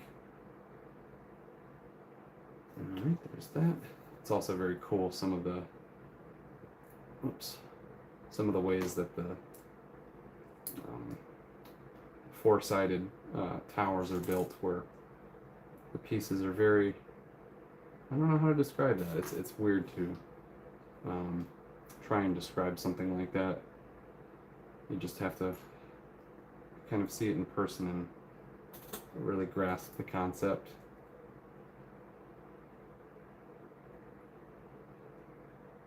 Which obviously you're able to view what's going on right now, so that was kind of pointless for me to say any of that, but whatever.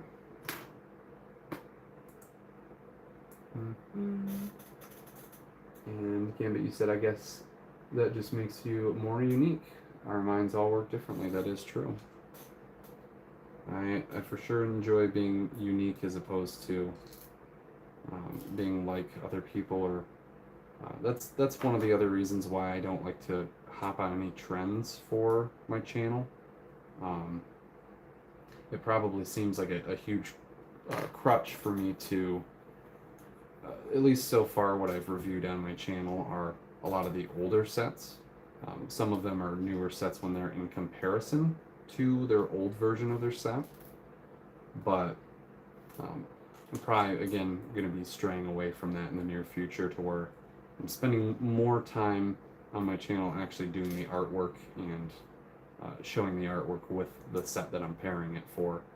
So essentially just doing long form videos the way I should be.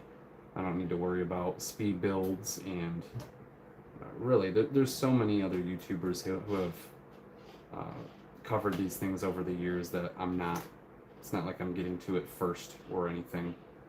So yeah, I need to start working on more of the current and more popular sets, like Minas Tirith, or maybe some of the other Lord of the Rings sets I'll end up getting. Yeah, I don't know where I was going with that in relation to you saying that my mind's more unique. I forget if I even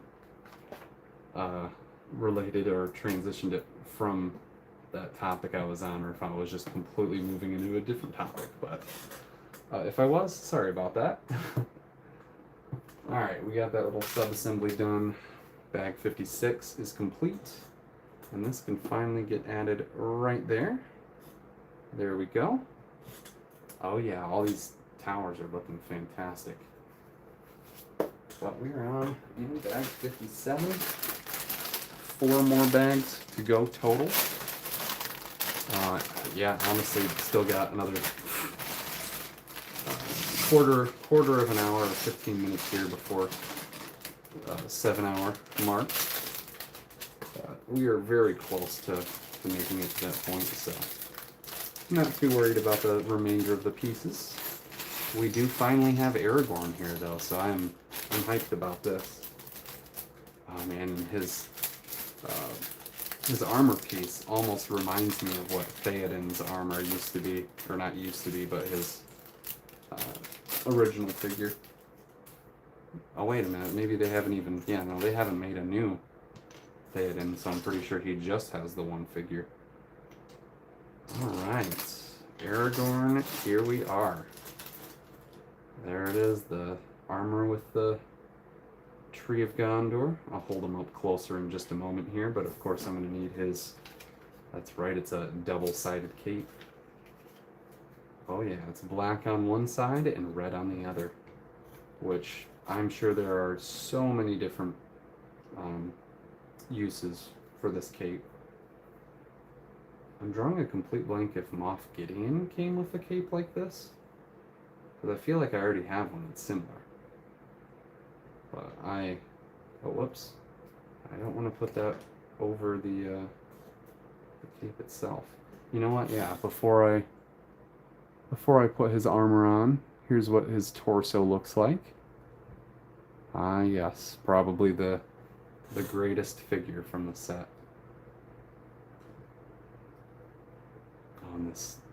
The torso and arm printing is fantastic too. He's got that really nice armor on there, plus the different layers of his the fabric under his chainmail and everything, or over his chainmail rather, I think it would be. And cape over the armor piece. Glad it's done that way. Yeah. Just gotta make sure I'm not creasing anything or denting it. But Aragorn's, or yeah, there we go. So Aragorn has a somewhat smiling face, and then he's got a more serious look to him as well. And there we are. I'm definitely going to have him smiling a bit here, especially because of Arwen being a part of the set. Yes, and that There's that same crown and hairpiece that we've gotten 2 of with the statues earlier in the set. And of course Aragorn's, I'm drawing a blank on the name of the sword, but the sword that was broken and reforged.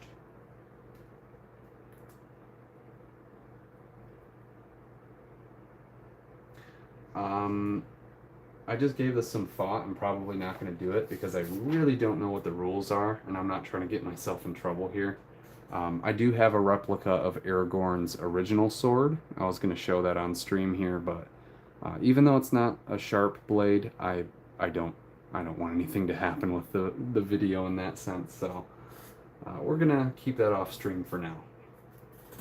But I do indeed have Aragorn's original sword.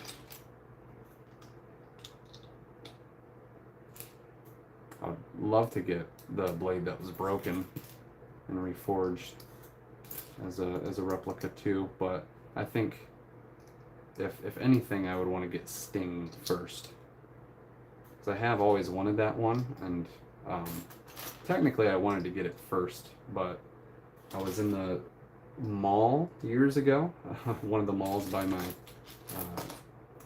my city, and yeah, I randomly spotted it in there in one of the I don't remember what type of store it was, but had a bunch of cool swords and blades and weapon replicas, and they had a bunch of other stuff in that store too, like different gems and stones, different,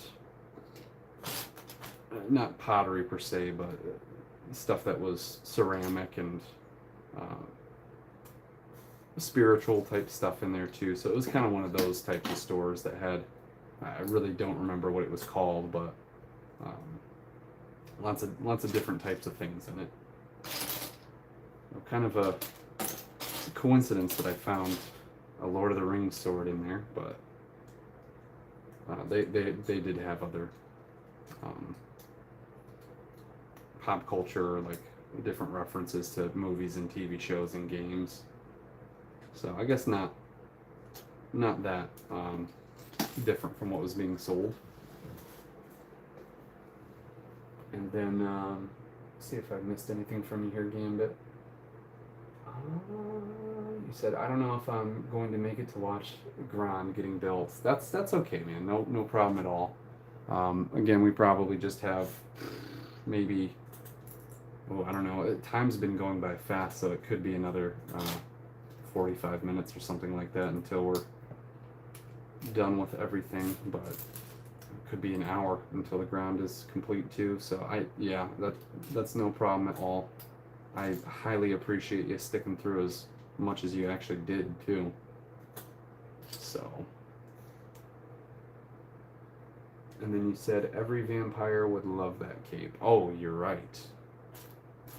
I actually have from the Vampire's Crypt with that studio set, very cool cape that comes with that figure. It's cooler than the one that Aragorn has, honestly, but the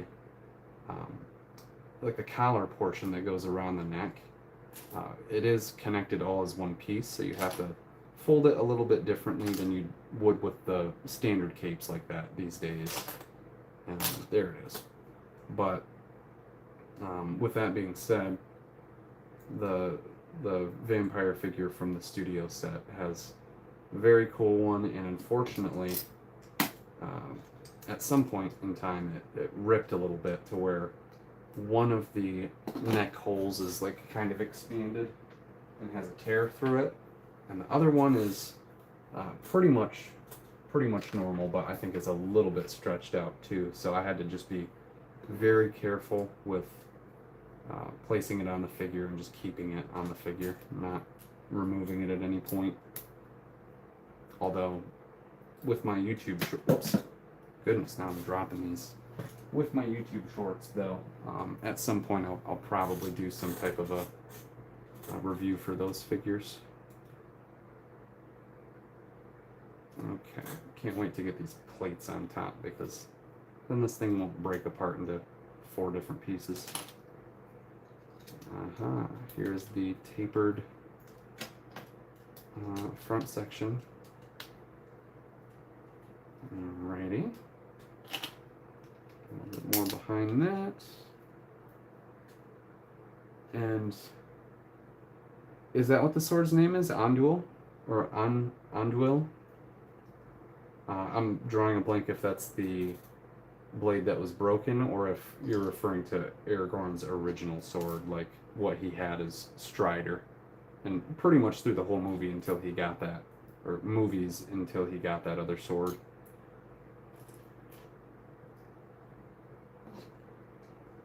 But yeah, I'm drawing a complete blank what the actual name of that is. Also, is that for sure the way that goes on? I'm just double checking something here.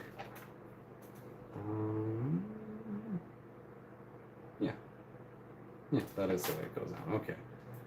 There we go, second guessing myself again. Okay, got a couple of those. Oh, no wonder I'm placing stuff on too quickly again. Okay. Andruil, or Andruil, I don't know if I'm pronouncing that correctly or not. Kind of a tongue twister, but was reforged from the shards. Yep, that's right. And the legendary sword that cut the One Ring from Sauron's hand. Yes. Which that I do remember all of that. I just, again, I'm terrible with technical terms and just names for things. They just, for whatever reason, they don't stick for me that great. Same thing with names in general. Not very great with names, but if I see someone's face over and over again and then I compare a name to it, then that makes it a lot easier. Although, at my job, there's definitely a lot of regulars, and even though I've seen them quite often, quite a few of them I still don't remember by name, or at least I haven't conversated with or conversed with them enough to remember what their name is. That's unfortunately, I don't want to say that like the regulars that I don't know their names are less memorable, but I mean, I hate to say it, that is kind of true when you're not having a conversation with somebody more regularly. I guess you can't really consider them your regular. They just stop into that location regularly. So, yeah, it all depends on if you have a nice conversation, essentially. And then that's what helps you remember, or at least personally, that's what helps me remember people's names. Otherwise, I hate to say it, but when it comes to retail, sometimes you just never see the person that you're helping out ever again. So, not that you want to treat people like that's going to be the case and just not be nice to them. Obviously, that's not the way to go. But on the other end of that, yeah, it's sometimes a little difficult to get to know people without working with them on like a specific job and being able to communicate with them. Because if you're and I know I'm like kind of jumping to coworkers now instead of just regulars, but even with coworkers too, I've had retail jobs where I see people plenty of times, but you just don't really have any type of conversation with them, so you end up either leaving a job, moving on to the next, or moving into a different department or whatever it might be, and then you just literally never talk to that person again, even if you're in the same building. I don't know if that's just me. Hopefully I'm not like throwing myself under the bus and roasting myself, but no, sometimes it's difficult with retail positions. You talk to so many people that if you did that for every single person, you'd be pretty fatigued. Hard to keep up with having a few friends. At least these days. Okay. Now watch one of the regulars for my job is somehow going to be watching this and be like, all right, buddy, I see how it is. Not that they're going to potentially know who I am from my channel, but if they see me as a regular, then more than likely they'll recognize my tattoos. So, and possibly my voice as well.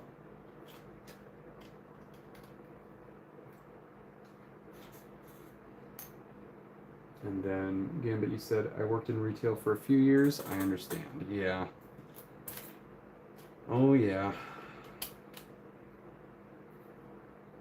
Oh, nice. These are 1x16s, unless they're 14s. 2, 4, 6, 8, 10, 12, 14, 16. Yep. Or 1x16, if I said 2x. That's what I meant. And there we go. Yeah, something about the later portions did kind of slow down a little bit more too. Like not more detailed or anything like that, but for whatever reason even though some of them are bigger pieces too, I don't know what's causing the slowdown towards the end here. So I remember looking at like 5.5 hours, and we're already at 7 now. Like, what happened to the time?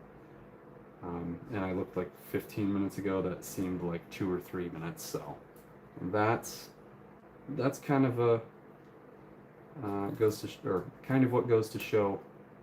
No, that's not what I'm trying to say. Ignore me. Ignore me. Sometimes I start talking and I don't know where it's going. I forget what that meme is. Sometimes I'll start talking and I'm not really sure where it's going to go, but I hope I find it. It might have been Michael from The Office. Oh man. I have the entire Office series on DVD, and I gotta watch some more of those episodes soon. What a fantastic show. Oh wow, they did a really nice job with that. Tapers out quite perfectly along with the plates, and just barely goes over the last studs to where it almost touches up against the stud there. Quite impressive. But now what do we have? Let's see here. I can hear my dog starting to get a little antsy, so good thing I'm getting towards the end of the build here. And for sure pairing the Grond along with this. I hope that's not a mistake, putting the Grond at the end, even though it's part of the set, or you know, it's the gift with purchase that came with this set. I'm hoping that it's not because of being at the very end of the build here, overlooked in any way. I mean, the streams in general, I totally don't mind if they're not going to get a huge amount of views. Obviously, with being my first 3 that I've ever done, they're not going to be really doing a whole bunch of work for my channel, I don't think. But I mean, like you were mentioning, Gambit, I have gotten a few more subs from Monday, or between Monday and now. So definitely helping a little bit, that's for sure. Oh, lots more of the plates to put on top. Okay. There we go. Those. I definitely really like the stonework that they did for this set. I've imagined a few ways that if I ever do my own stonework that I can work on it, but it totally depends. I haven't actually tried placing any of those parts together, so it's possible that my ideas won't even work. But I want to do something that's more of like a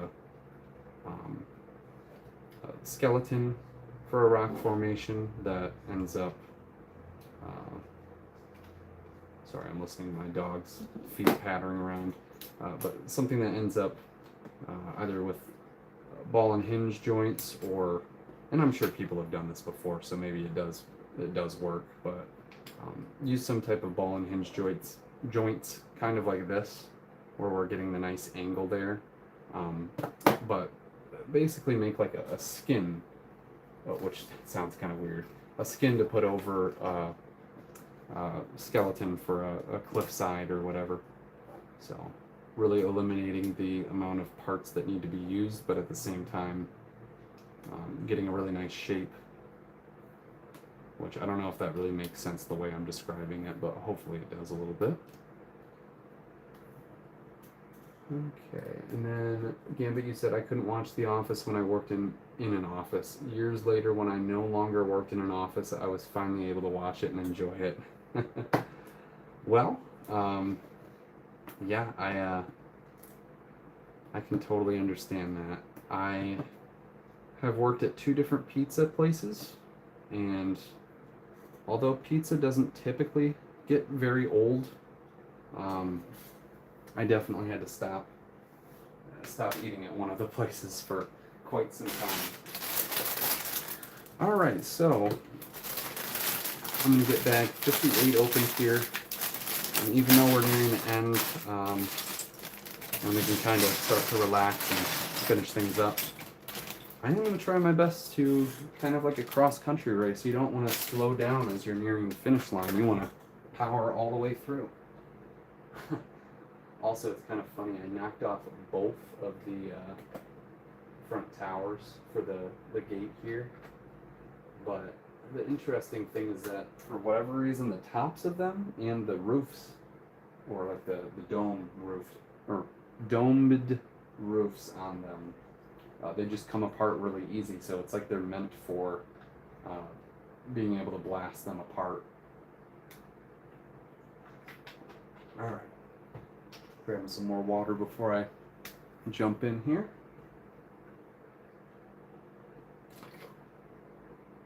Three bags left indeed. Now, Gambit, when you were finally able to enjoy The Office, were you able to watch it all the way through, all 9 seasons?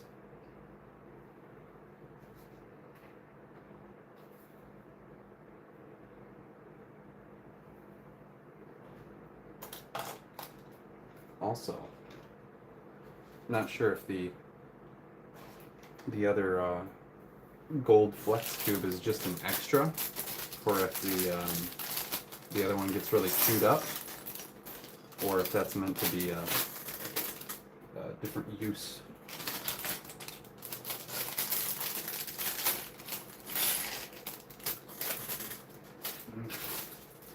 Sorry for any of the chair squeaks. And you said not all 9 seasons, just whenever or whatever appeared on TV. So I guess most of it. Alrighty. Not bad at all.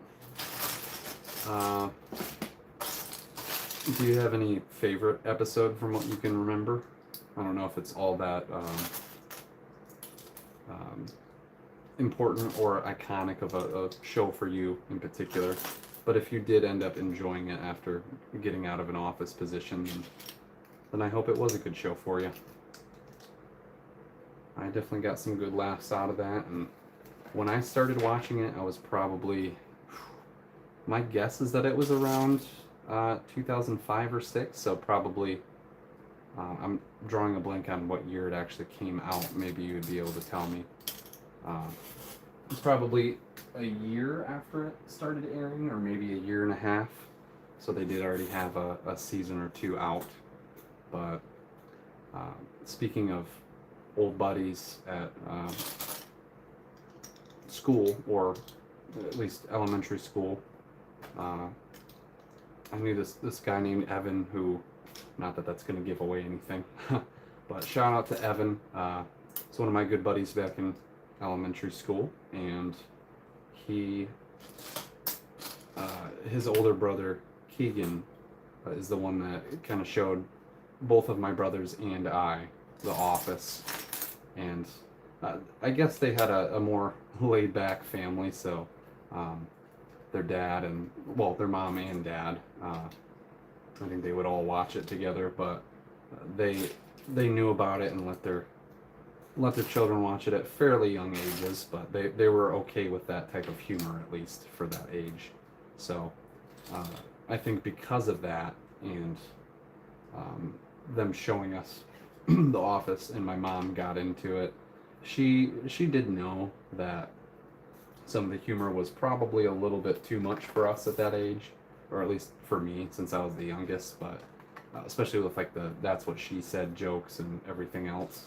Um, you know, it's not too inappropriate of a show, but it can definitely get there at times. So, yeah, it was surprising to me that we kind of latched onto that so quickly, and she really got a kick out of it. So it was a good time the first watch around, and I've probably only seen The Office like 2 times all the way through, maybe not even, but definitely once all the way through, and most of the episodes again. I think the later seasons I don't care for as much, but season 1 through like 5 are definitely my favorites, especially when Michael is starting his Michael Scott Paper Company. But the fire episode was your favorite. Nice. Ryan started a fire. Yeah, that was definitely one of my favorites. I would say for me, I don't know why. It's especially how I mentioned earlier with like memorizing different melodies and tunes. The Booze Cruise episode is my favorite. Specifically, it just makes me laugh the most. Even though there's a lot of funny jokes in The Office, it makes me laugh more when Michael is up to some straight stupidity and he's just doing something. On the Booze Cruise, when he went up to the stage and he was doing his dancing, I think it was Creed along with his band that was playing the music, but there was just some funny tune that was going on, and he's like slapping the tops of his knees along to that tune, but that always made me laugh a whole lot. So Booze Cruise was one of my favorites, but honestly I have so many favorite episodes, or at least memorable ones that I enjoyed.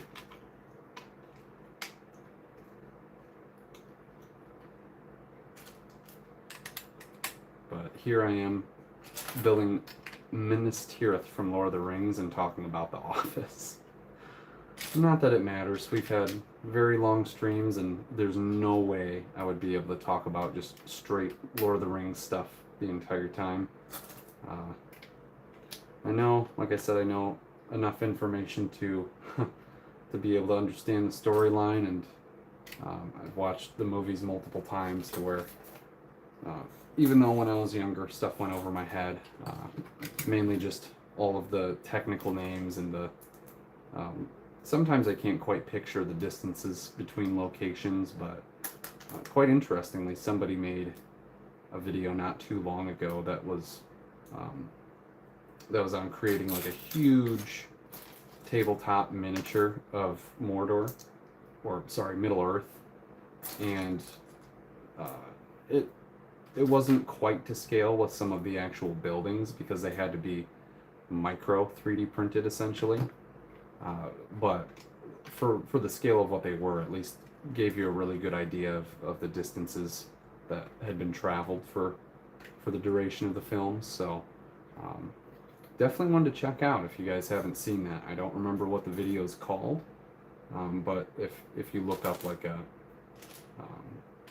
diorama or miniature scale Middle Earth, it should pop up, and I'm sure there's been a few videos on that, but definitely a couple in particular will have some good information on the scaling.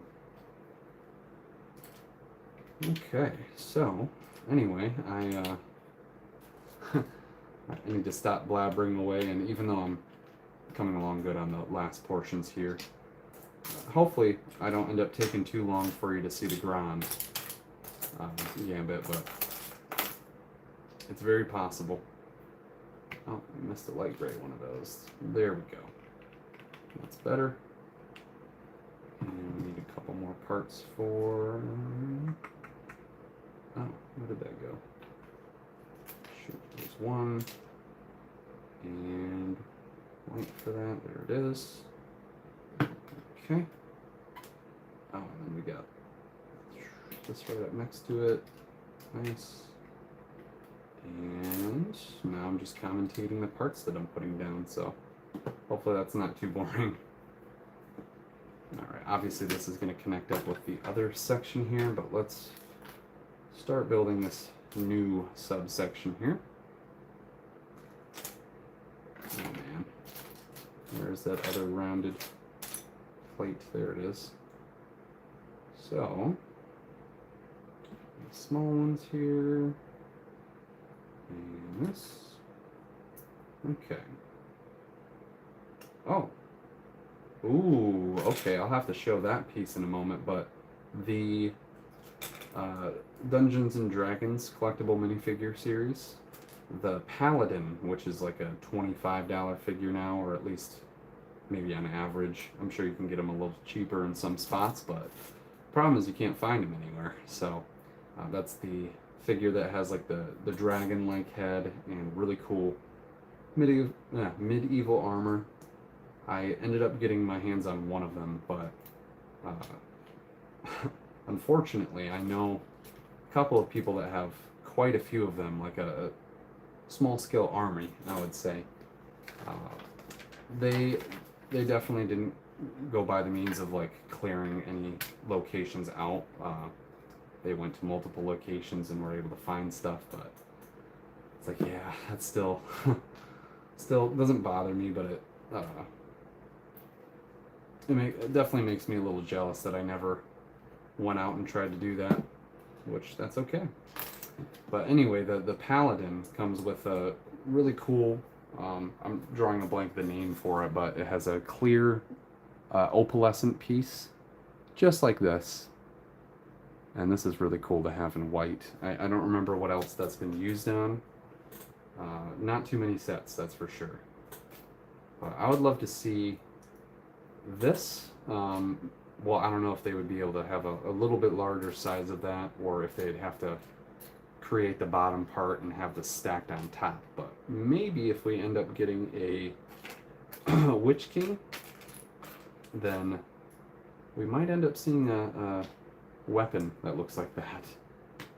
So it's funny to me too that Peter Jackson, I guess, wanted to keep making that thing bigger and bigger and bigger, and people were getting pissed off.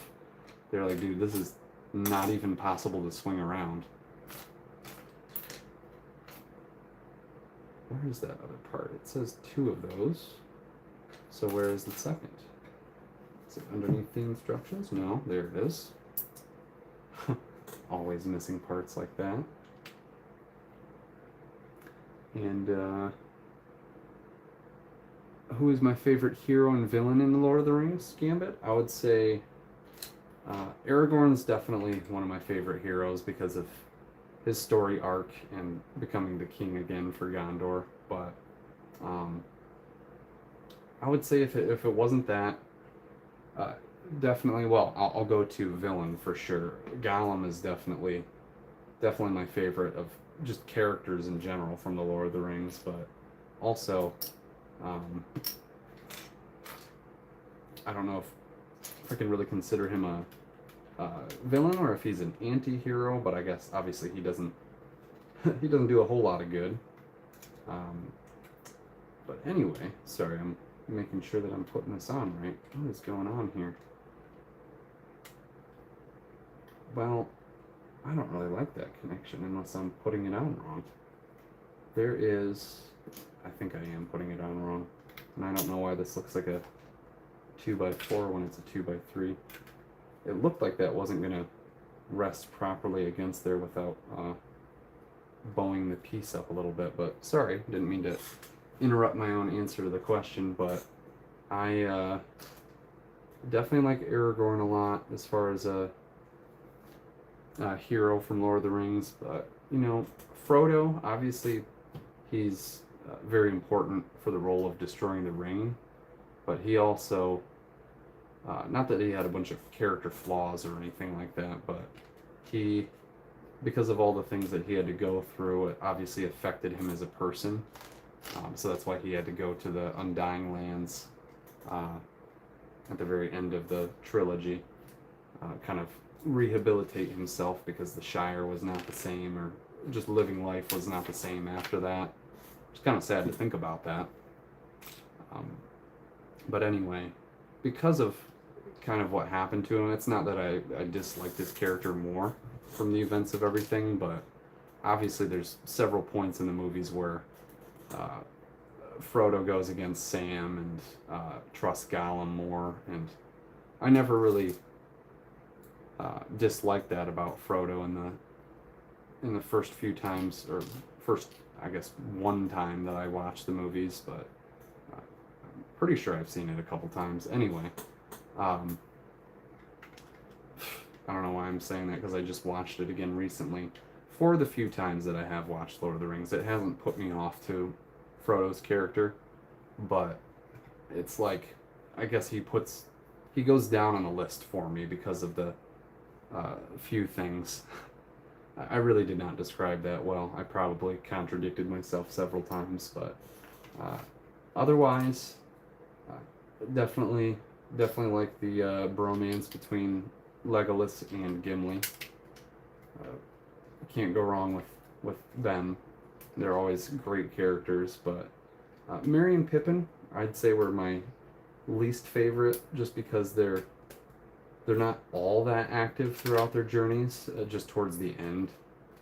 Well, definitely in Isengard with the Ents and everything, but that's where their story starts to pick up. Otherwise, they're kind of not useless at the very beginning, but they obviously keep making some problems, creating some problems. But yeah, I think especially the kind of relating it back to things that happened in the movie, not making me dislike characters more, but when Boromir ended up dying, and you're just seeing Merry and Pippin just kind of watching in shock. It didn't really make me mad that they didn't try and do something. Obviously they did at the very end kind of rush at the orcs, and then they got picked up and dragged away.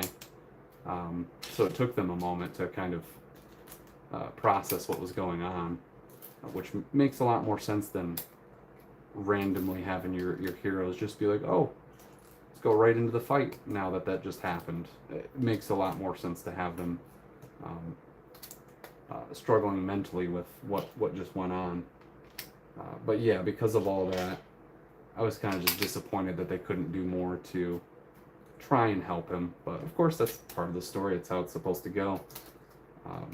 So not that like caused me to dislike their characters, but I think all those little aspects of the story, of course, are what are going to make or break your favorite characters. Okay, did I miss a tile on that side? I did not. Just, what is that? Oh, I don't know why that looks so strange, but there was the plate right next to the 2x2, or sorry, the 2x2 plate right next to the tile, and for some reason it looked like on the instructions, like the side of this plate was elongated. But I'm sorry, I gotta stop talking so much too, because now we're getting to that last point of the build where we want to finish things up and not make them take longer than they need to. Nice circular fountain in the middle here. And of course, the little grass patch up at the top. And it kind of surprises me how much is still left, even though there's only a couple bags. Alright, what else do we have here? Okay, and that goes there. Sweet. What else have we got?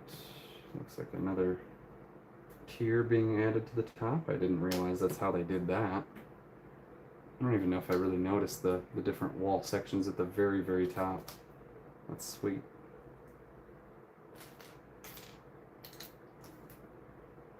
But yeah, sorry if the energy's kind of dying out towards the end here. I want to keep you guys entertained and all, but I am struggling to make sure that I'm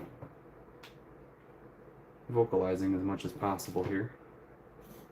Oh, here we go.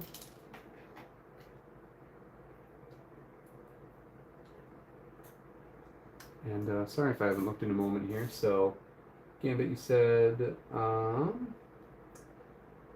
well, he did kill Deagle and tried to kill Frodo and set up Sam. I'd say he is a villain. Well, yeah. I don't know why I tried to make the argument that maybe he could be an anti-hero, but I guess I had in the back of my mind, since Gandalf kind of felt bad for him and kind of hoped that he would turn around. There was always still that sliver of hope, but it, of course, never ended up happening. If you didn't notice from watching a couple times, it's a very small detail. I only realized because I watched a video that was explaining it, but at the very end, after Frodo and Sam are laying on the side of the volcano and everything, or Mount Doom, when Gandalf is flying in on the eagles, he is on one eagle, and that's the one that picks up Frodo, which makes sense. The second eagle, nobody's riding it, but it picks up Sam, and there's a third eagle. And if you really don't think too hard about it, it's like, yeah, that was literally meant for Gollum, in case he did have a change in heart at the very end, and or if when Frodo destroyed the ring, it like helped him and he was able to cope. But obviously that was not the ending we got. So yeah, it was meant to kind of represent that he still had hope for Gollum. But it's too bad that wasn't the case. But yeah, I agree in that sense. He's definitely a villain. He's definitely a villain as opposed to an anti-hero. But at the same time, Deadpool is considered an anti-hero, and he does a lot worse than Gollum does. I know that for sure. Okay, that gets put on here. For a moment I thought that wasn't lining up right, but nope, sure is. Aha, and here's the fountain. That makes sense why that's the central fountain piece, and I like the top of it too. It's very cool. Just that flower. I'm drawing a blank if it's specifically for sunflowers or just different flower petals. Okay, 2 more bags to go here. Very close, and it looks like we are attaching both of these together. Boom, just like so. All right. And I don't know if this gets placed up top. It doesn't look like it. We're still working on some things. But we are now to Arwen.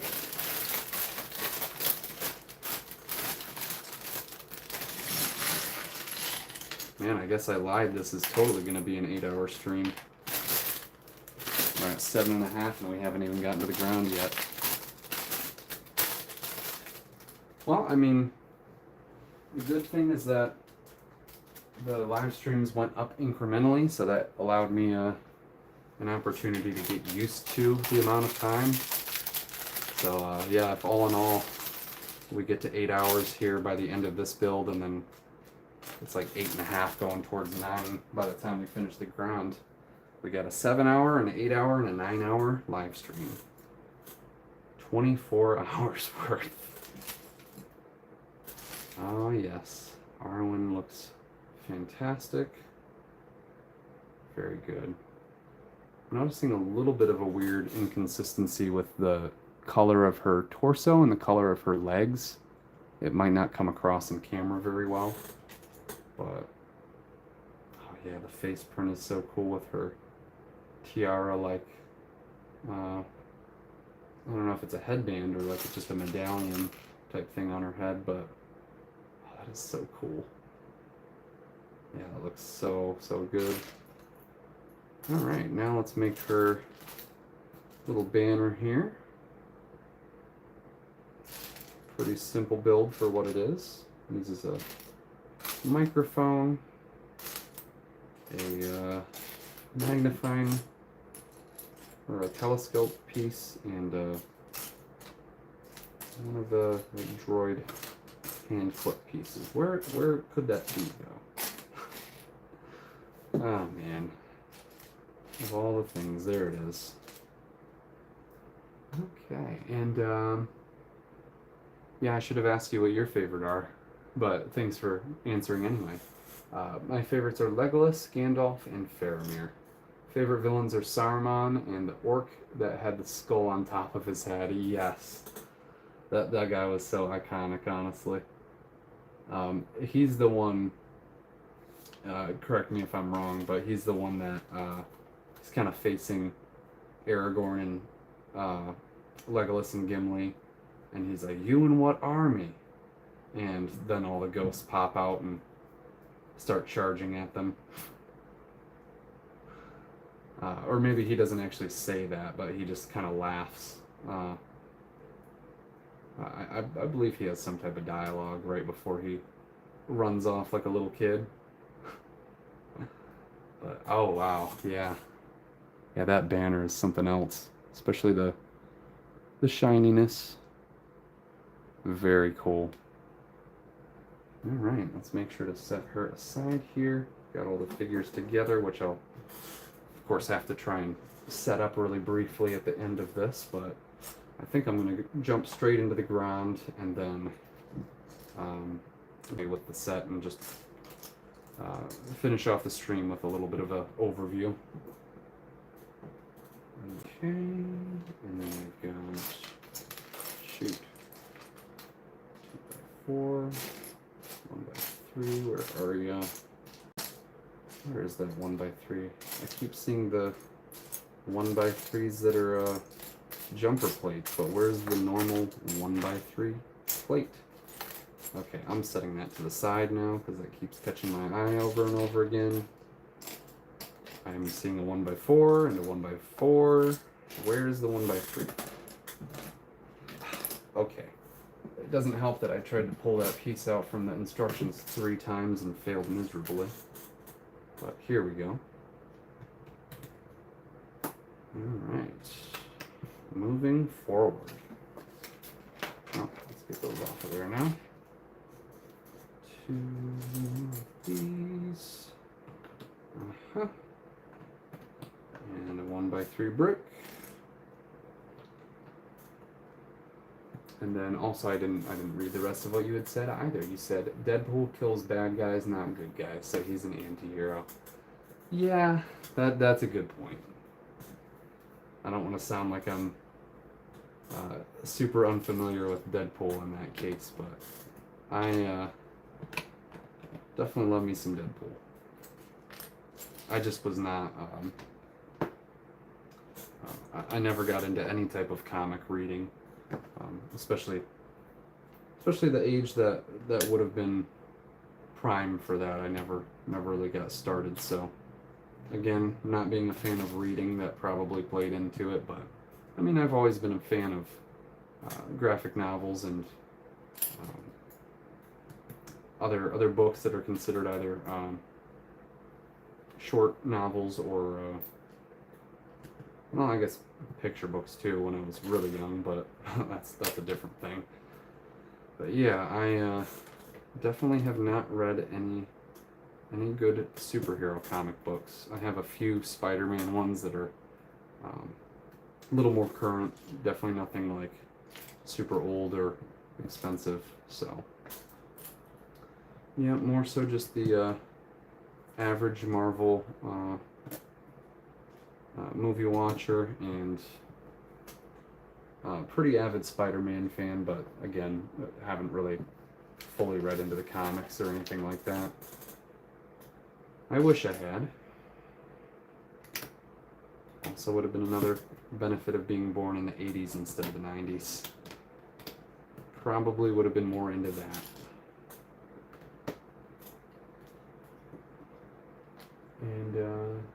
And then you said, yes, that's him. Yep, the skull guy, right? And yeah, it's looking really good. Also, Gary Watkins, thank you for leaving a comment, and also, I'm not sure entirely how long you've been watching. Still getting used to the chat and making sure that I'm glancing over often enough. So apologies if I've been neglecting you at all, but I appreciate you stopping by the stream here. And hopefully I didn't already scare you off, because that's been tending to happen a lot.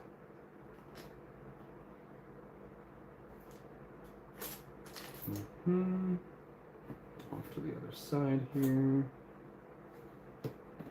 There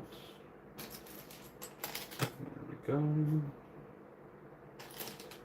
I'm happy that we're at the back section of the set, though. There's nothing else that goes behind it.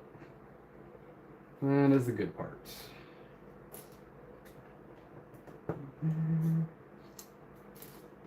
I've got to work a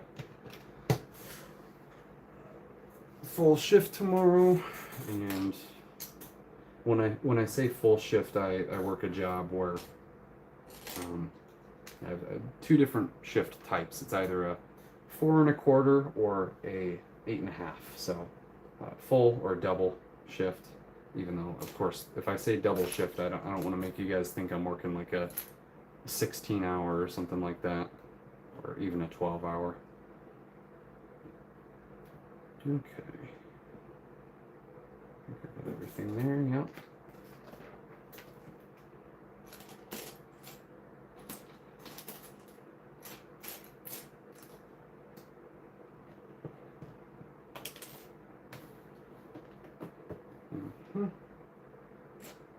This one. Okay. Yeah, I was definitely not anticipating today's build being quite as long as it has gone. Again, it felt like it slowed down a bit more towards the end here. There was a little gap in between where I was building more of the rock faces, and that seemed to be running a little bit quicker along. But now that we've gotten towards the end where there's a fair amount of details on top here, it's really starting to kick down a notch again. And where's that other jumper plate? There it is. Very good, very good. Gary, did you leave on me already? That's okay if you did.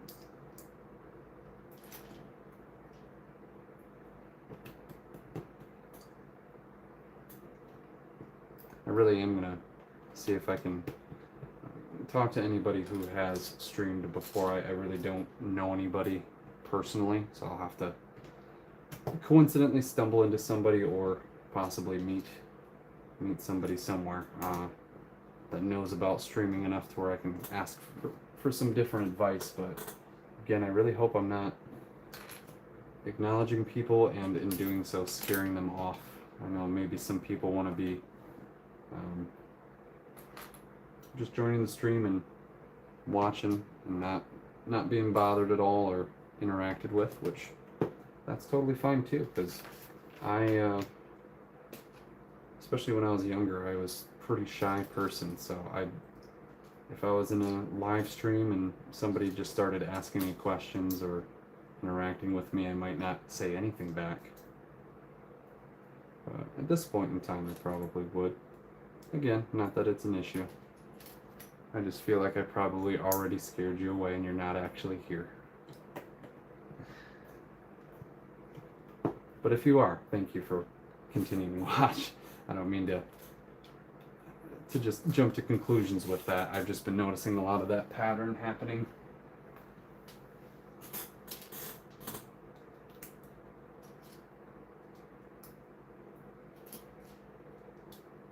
All right.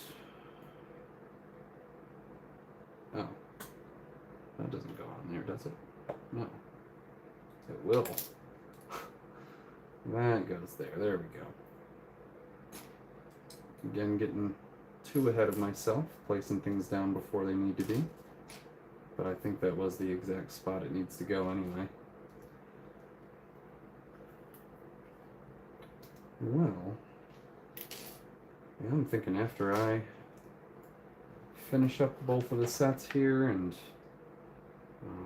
finally end the streams, I'm definitely going to have to let my dogs out, and hopefully they're not getting antsy at the moment. I think they're doing okay, and they've managed pretty good for the past couple of streams, so kind of wanted to get a feel for that too, make sure I'm not spending too much time away from taking care of them. Usually it's not an issue, especially if I'm spending the day at work and come home after like 9.5 hours that I've been away, so yeah. I bet they're ready to go out though. I'm surprised I didn't have to run to the bathroom myself during this stream. I think I only went once yesterday and that's it.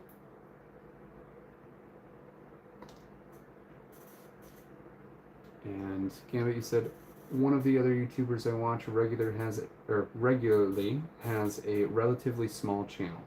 He announced he was doing a live stream, his first, and 1 month before the event started announcing it. Wow. I don't remember how many days before I did my stream. It was probably, I don't remember. It was maybe a day or two before that I mentioned I was going to be live streaming. I made a post on my channel. So I did announce it initially, but for sure I didn't continue announcing any live streams. So it could be something I can change in the future here and make things a little better for myself. But at the same time, starting out, I kind of want to go slowly. That way I'm not overwhelming myself with the amount of viewers and or people commenting. I don't want to not be able to keep caught up with that. So right now the pace is going pretty good, I think. Now we're finally completing this this section of the, I guess what would be King's Hall. It's just the micro version of it up top that has been fleshed out on the inside as figure scale or minifigure scale. There we go. Now we're talking. Oh, there we go. And it looks like 2 of these.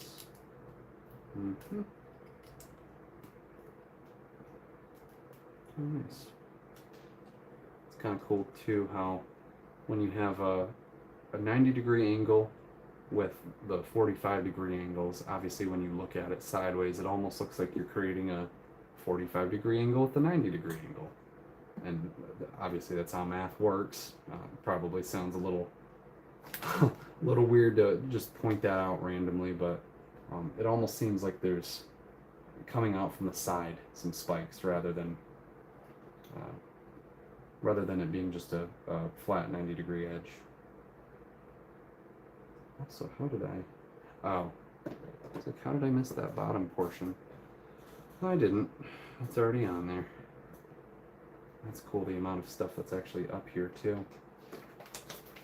Okay. Well, yeah, just the one bag to go after this, so Gambit, you said he offered prizes for people who were on and gave away a bunch of stuff. Who's my favorite female from Lord of the Rings? Honestly, as weird as it is, I would say probably Eowyn, because for one, her battle with the Witch King and just stepping up to the plate and being part of the battle, that was cool in general. I always found that pretty badass. But just the fact that she had the battle with the Witch King, and unfortunately she had to witness what happened to Theoden, her dad. But I'm also happy that she and Faramir got together. I think that was a good fit, rather than her trying to simp for Aragorn the entire time. But she meant well, obviously, and seemed like a really good person, especially if you were in that time period, or obviously it's not historical, but if you were a part of that fantasy world and knew her, it'd definitely be somebody I would respect. And now I don't know why I didn't start saying anything when I put some of the pieces on, but we're starting the White Tree of Gondor now. And I forgot how small it was with the one larger leaf, or like the foliage. But I mean, that makes perfect sense to the actual size, so there would be no reason it needs to be bigger than this. Just kind of funny. Okay, so that gets clipped into... Oh, okay. Goes right here and moves at an angle. Very nice. So there it is, the White Tree of Gondor. Fix a couple of the roots a little bit, make it look better. Move them towards the ground.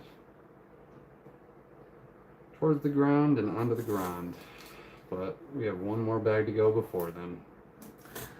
Alright, Gambit, we've made it to the last one. Oops. There I go again, stepping on literally the same exact tower. Oh my gosh. I don't know why that keeps happening too. But we are finally to the last bag. I hope you have enough energy to stick it through this last one, but if not, it's completely understandable. I don't blame you. And you've got 2 of your own to build as well, or at least one of the 2, so you have quite a bit of work ahead of you, my friend. That's for sure. Okay, I'm going to try to not step on that front gate anymore here. Here we go. Very last bag. What are we at time-wise here? 15 more minutes until we hit 8 hours, so yep, looks like we'll be about an 8-hour build for this last one here. And then she's your favorite too, very nice. Last bag, you can do it. Or I can do it, yes. Thank you, thank you. And I see what you're saying. You can stay awake. My bad. I thought you were, in that sense, cheering me on as in, I can do it, I can finish it. But yes, I'm glad you can stay awake. Or, even if you're not fully tired, maybe it's just because you gotta go soon, but totally okay. We'll get through this together, and if you don't make it to the Grond, well, I'm just kind of being redundant. Obviously, we were talking about being able to make it through that, but anyway, you can tell where my mind's getting for this point of the night here. Definitely not a super late one, but hopefully I'm not not super untalkative or quiet when I'm at work tomorrow, which I doubt that's going to be the case, but Wednesday, when I went in for my other shift, I had to tell a couple of my coworkers, like, yeah, sorry, I'm burnt out. I don't have much to talk about today, so sorry if I'm quiet. Well, I imagine that could happen again. Yeah, it looks like we're just down to the final spiky tower that's at the top here. Oh my goodness. Now we're looking for, there it is. It's always the one.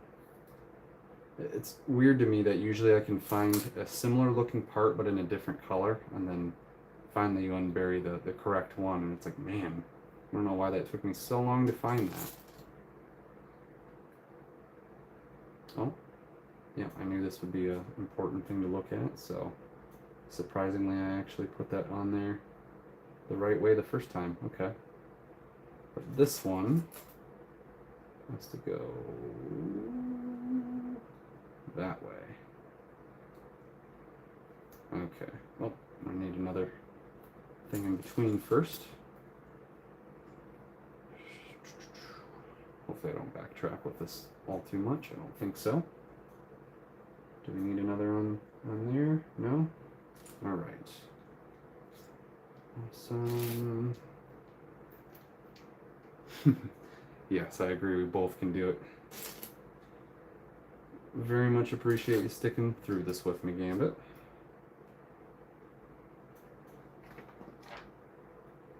When I started my YouTube channel, I unfortunately I was going to have a list of my first 100 subscribers, and I was going to do some type of a, maybe not a giveaway, because I'm not a big enough channel yet to be doing that type of stuff. But I wanted to do some type of special thing, maybe like a piece of artwork that had my first 100 subs named on it, or give them the opportunity if they wanted to have something displayed in the background with their name or whatever it might be. But I feel kind of bad because I didn't put two and two together that, you know, not everybody has their channel listed as public for being able to for being able to view their name and everything. So some of my subscribers, I'll see the name come through, but other times it'll just be well, I think the notification of when I actually get their sub, I see their name, but if they never interact or do anything like that, then sometimes when it's, I guess what I was trying to say is when I've looked at my subscriber list, I think that's different from when I actually get the notification at first. That's where sometimes I don't see specific people, or they just won't show up for me if you have your account listed as a private one. So, or I honestly don't know how that setting works, or if it's called something different. Maybe I'm referring to it the wrong way here, but either way, it's still something that makes it harder for people to be given credit. So I was never able to get the first true 100 subscribers to my channel and really like write them down. I think I started to write them down as I was first going with that thought, and then realized like, yeah, I'm not actually seeing like a correct list of the viewers. It's more so only the ones that want to be shown. Man, this thing was kind of confusing and tedious to build. Okay, what else have we got for it? A bunch more of the white version of the Darksaber, essentially. 12 of these, 2, 3, I don't know why they didn't put this on the piece before. 4, 5, and 6, 7, 8. Looking over here, and I'm not entirely sure if we have a new viewer that joined recently. Mentioned it a few times throughout the stream, but I do apologize if I don't notice you pop in right away, and if I'm not acknowledging you. But I do thank you for stopping by. We're nearly done with Minas Tirith here, so not too much left to watch. Probably another 7 to 10 minutes or something like that, but then right afterwards we're going to be moving into the Grond. Oh man, I really want to figure out. Okay, it's telling me that I have to have that a specific way, but I can't tell. Oh, there we go. Okay, now I've got it. Yeah, some of those Technic piece lineups are a little hard to grasp sometimes. Never really got too much into the Technic sets themselves, but because of being a Bionicle fan for pretty much since the very beginning, or close to, I've always been pretty used to different Technic joints, and not necessarily the exact same ones that have been around for or the exact same type of pieces that have been around for the cars, stuff like that, but definitely helped enough to understand how that thing, or how to take different sets apart when it comes to Technic, because they are difficult ones to remove the pieces on sometimes, especially if they've done a build technique that's like almost impossible to back a piece out of its location. I know that's happened a few times. I don't know if they do that because they have no choice or because they just literally did not notice that it caused that issue. And then strange looking tower. Yeah, it sure is. I'll have to see if I can spot this one in the movie. What? I mean, really not a hard thing to do with it being at the very top of the Citadel. Oh look, there we go. I can actually name it properly by the end of the stream. I thought I wasn't going to be able to do that. Ah, jeez. Okay, now the other complicated bits. Mm-hmm. Oh no. So there's number one. Under there. Two more of those. I'm surprised. Oh, yeah, it is a three-sided thing. I was thinking four in my mind for a moment, but definitely not. Man, why am I grabbing random parts I don't need? Okay.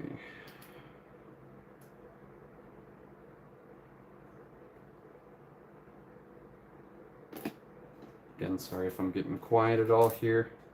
Really just zoning in on that last portion of the build. Trying to get this complete, but also making sure I'm not rushing the very end and missing stuff. Don't want to do that. But, speaking of which, I missed a stud on there initially. These are going to go right up on here. Go onto the black. Oh, maybe there's 6 sides. Yeah, it does look like there are. Wow, that's actually something they don't do very often, a 6-sided tower. That's quite the building feat there. I don't think I would have remembered that you can change the orientation for the 3-pronged Technic axles. But it's definitely a very good thing that they can be turned like that. Oh, come on. Regular 2, 1 by 1. There we go. And 3 of these are going to be the other parts. I think the craziest thing is being able to look at the rest of the set right on the table here. Kind of just put 2 and 2 together. Wow, that's the end right there. Not quite the end of the stream though. Still got the ground. One more to go with this.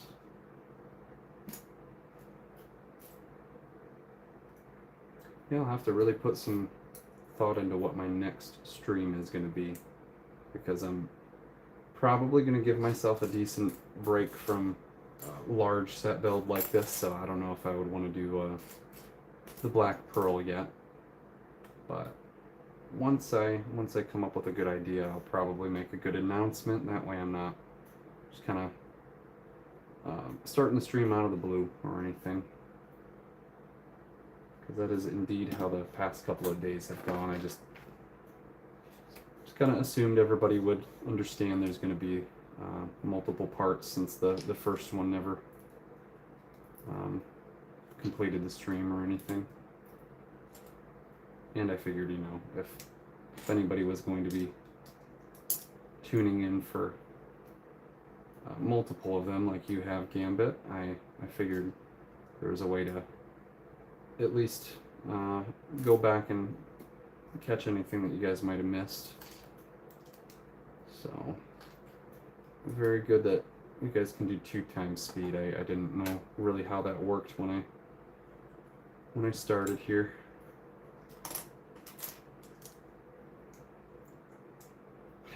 I can really notice my thoughts are slowly coming in and then kind of fading out as I'm talking, and then I don't know how to describe it other than that. It's kind of funny to me. Oh shoot, I just realized I don't need multiple of that specific one. Shoot, okay. This. And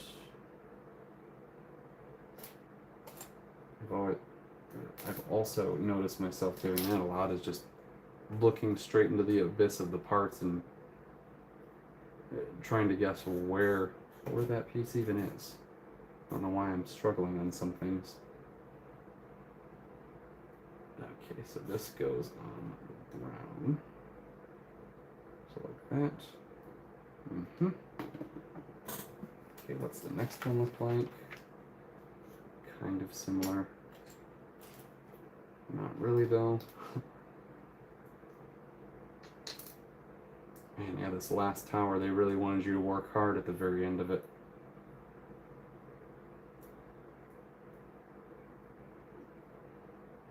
Okay, so then this.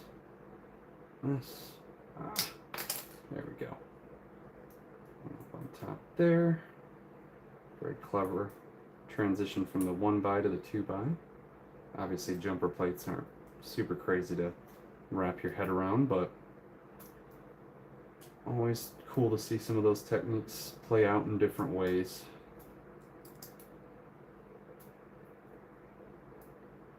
And definitely missed a couple of things. You said, I tried Technic and did not enjoy building the set. Yeah, they're for a different type of builder, that's for sure. Not that that's a bad thing in any way, but they're not for everybody. And he said, it's all right, you're almost there. I'll give myself a break from a long live stream. I think you're tired. Yes, I would say a little bit. Quite honestly, I don't feel like I'm about to nod off or anything like that. But I'm for sure feeling the fatigue of the heat. I don't know why, but my fan, even though I've had it on the same setting as I have for the previous streams, it wasn't a hotter day or anything. It was pretty much the same temperature, but for whatever reason, I've been sweating quite a bit more with this stream. So where is that final? Oh, it's because I don't need that. Never mind. This is for the last one. Almost missed putting this back on here. Also, why is that not connecting properly? Oh, okay. It's just some of the plates have to be realigned because the axle might have things squeezed together a little bit too much. So bear that in mind when you're working on yours, Gambit. The very last tower, you might have to shift some things around a little bit. Okay.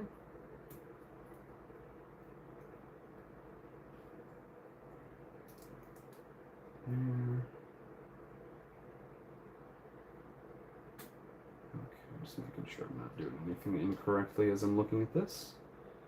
Seems to be all good. And a couple of these. Yeah, just about there. Then the real test is going to be how I'm going to finish off the stream as far as putting the front gate on, showing the full set, and moving into the Grond. I don't know if I want to just start building the Grond in a moment and then place everything together afterwards, but traditionally that's not how I'd build a set. I would want to finish this one off first and then move on to the next, but I don't know, I'm getting anxious to to open it up and see that it works. Alright, remaining two sides are there. What do these even clip into? Oh, I see. So that one's here. And I'm assuming this one is Oh, they both go on this side? Yes, they do. I see, I see. Wow, that really is impressive, doing a 6-sided building.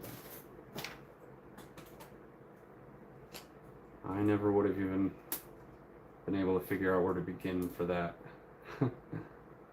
Maybe, but probably not.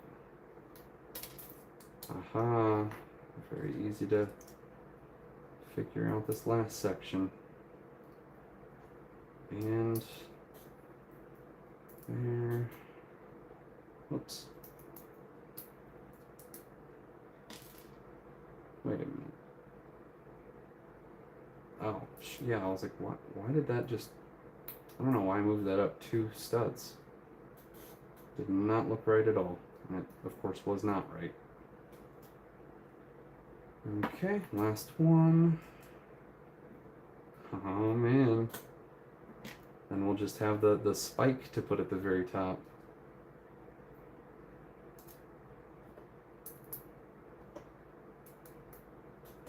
Alright. Last remaining pieces here.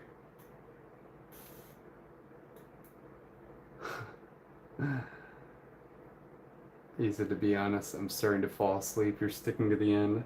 Thank you so much, dude. That means a lot. It really does. And you were so close to it, so I'd hate to see the last portion in the Grond be what you miss. Okay, that's the tower, and we just need to go... Let's see here. Where did that one part go? Even if it did roll somewhere and off of the table, or off of the table, I definitely have more, so I'm just gonna go ahead and grab one. But I wanted to spot if I had that particular piece, because I want it to be put together the proper way, how it was in the bag. I don't know where that went. But yeah, there's supposed to be one more piece that goes there. Imagine that be the one singular piece that I never got, was just that end one there. But yeah, I'm not going to bother with that. Oh, you know what? I just found it on the ground. Perfect. Found it on the ground, and now we've got the Grond. Boom. All right. Number 1, door faces forward. There's that. Make sure I didn't just mess up a part on there. Nope. And now, this is definitely an extra golden tube. That's good that they give people that, so they don't waste, or not waste one, but if one gets broken, they don't have to spend a great deal finding a new one. Okay, everybody, we have made it to the end of Minas Tirith in particular, and I'm just grabbing the front gate currently, making sure I'm not dropping it as I'm picking it up. Imagine getting to the very end of the stream and immediately dropping the front gate section, not being able to put it all together until rebuilding it. Ooh, ooh, not for a set like this. Not today. Okay, there's the front gate reconnected. Sorry if it's a little bit out of frame at the very top there. I don't think there's a better spot for me to actually put it. So, boom. Right under the top, if we can get it there. It's definitely having a little bit of a struggle with this one portion at the front. There it goes. And there is Minas Tirith complete, everybody. Woo! Thank you, Gambit. Oh man, that was a good one. I can probably do a little bit of work moving it forward here. Also, the one thing I'm very curious about is how many of the... Oh, of course it doesn't show me in the third instruction booklet. Is it in the first? I wanted to know how many... Here we go. White masonry bricks there are, just to see some of the pieces that I got nice quantities in. I can't even spot it. It might even be Page forward. Yeah, probably. I don't know. I don't want to waste too much time here. I'll get to the Grond in a moment, but I'm just trying to find that one. Shouldn't be too hard, but there's quite a bit to look at here, so I will. I'll go ahead and answer that question later if I can. All right, let me scoot this guy forward and give a little bit of a better view here. And once we do that, then we can move straight into the Grond. Oh. Slid in a really weird fashion, but there we go. Maybe try to center it a tiny bit more. I don't know if maybe my camera definitely moved a little bit. Sorry if that angle is bothersome at all, guys. Yeah, we're already over 8 hours now. Okay. Yeah, it does look incredible. Again, sorry you can't really see the top of this tower here, but I'm sure that's not really too much of a concern at the moment. So, oh wow, yeah. As you're building it up, it is really deceiving because it feels like the upper portions are going to really slim out and kind of fade back into the set, but mainly it's the stonework and this pointed section coming out and forward that's really refilling that space, but it is a lot taller than you would really think. So, all right, well, we're going to keep the set itself to the side here. I'm going to go ahead and at least place the figures so that way I have them a little out of the way while I'm building the Grond. Don't mind me if this ends up taking a second here. I do apologize because I know you're getting tired here. Yeah, but I hope I'm not dragging this out, essentially. But yeah, we're gonna put, I guess not all 4 of the guards can fit there, so I'll put a couple up at the top of the walls. Okay, I want to make sure I'm not messing up anything either, so here we go. That'll work better. Just gotta make sure his shield isn't in the way. That's the issue that's happening.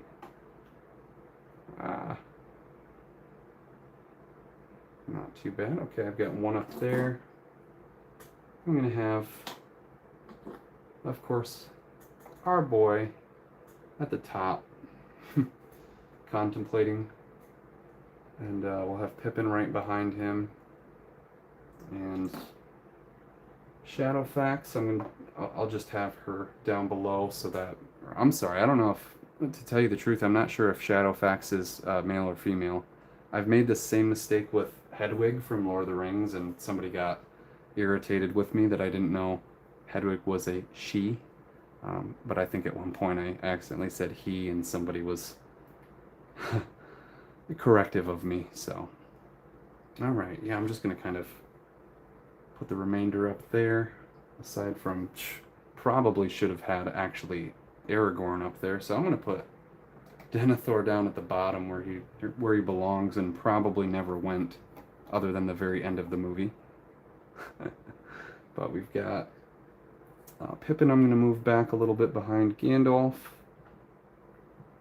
It's kind of hard to place them all up at the top, obviously, unless you really squeeze them in, but got Arwen, and Faramir can go at the back with Pippin, which honestly makes a little sense since he was willing to do all he could to save him. So very awesome. We got all the figures posed up at least a little bit, and now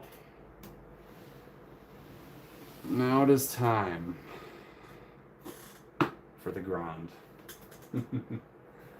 Faith and Misery, thanks for dropping back in. And I almost missed your first message here. You said, been lurking for a while, wasn't able to interact, but wanted to pop in and congratulate you on the amazing build. It's a showpiece. Thank you, Faith. I really appreciate you being able to stop back in and see the very ending of the set there. However, we also have the Grond gift with purchase. So I'm going to go ahead and give myself a little bit of refresh of water here, and then we're going to jump right into that. So,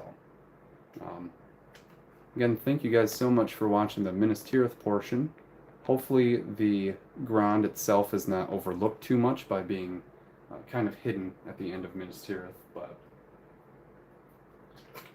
of course, you guys are here now, so that is all that matters to me.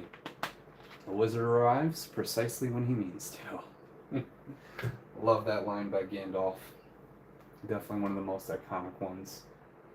Oh, and I don't know why I read that as, am I going to drop a detonator? I was like, what? Am I going to drop Denethor? You know, truthfully, I would. But with how expensive the set is, I'm not really trying to scratch any of my figures up. So, I hope you guys can understand I'm not going to be doing that today. Well, here's the best I can do. My floor is carpeted.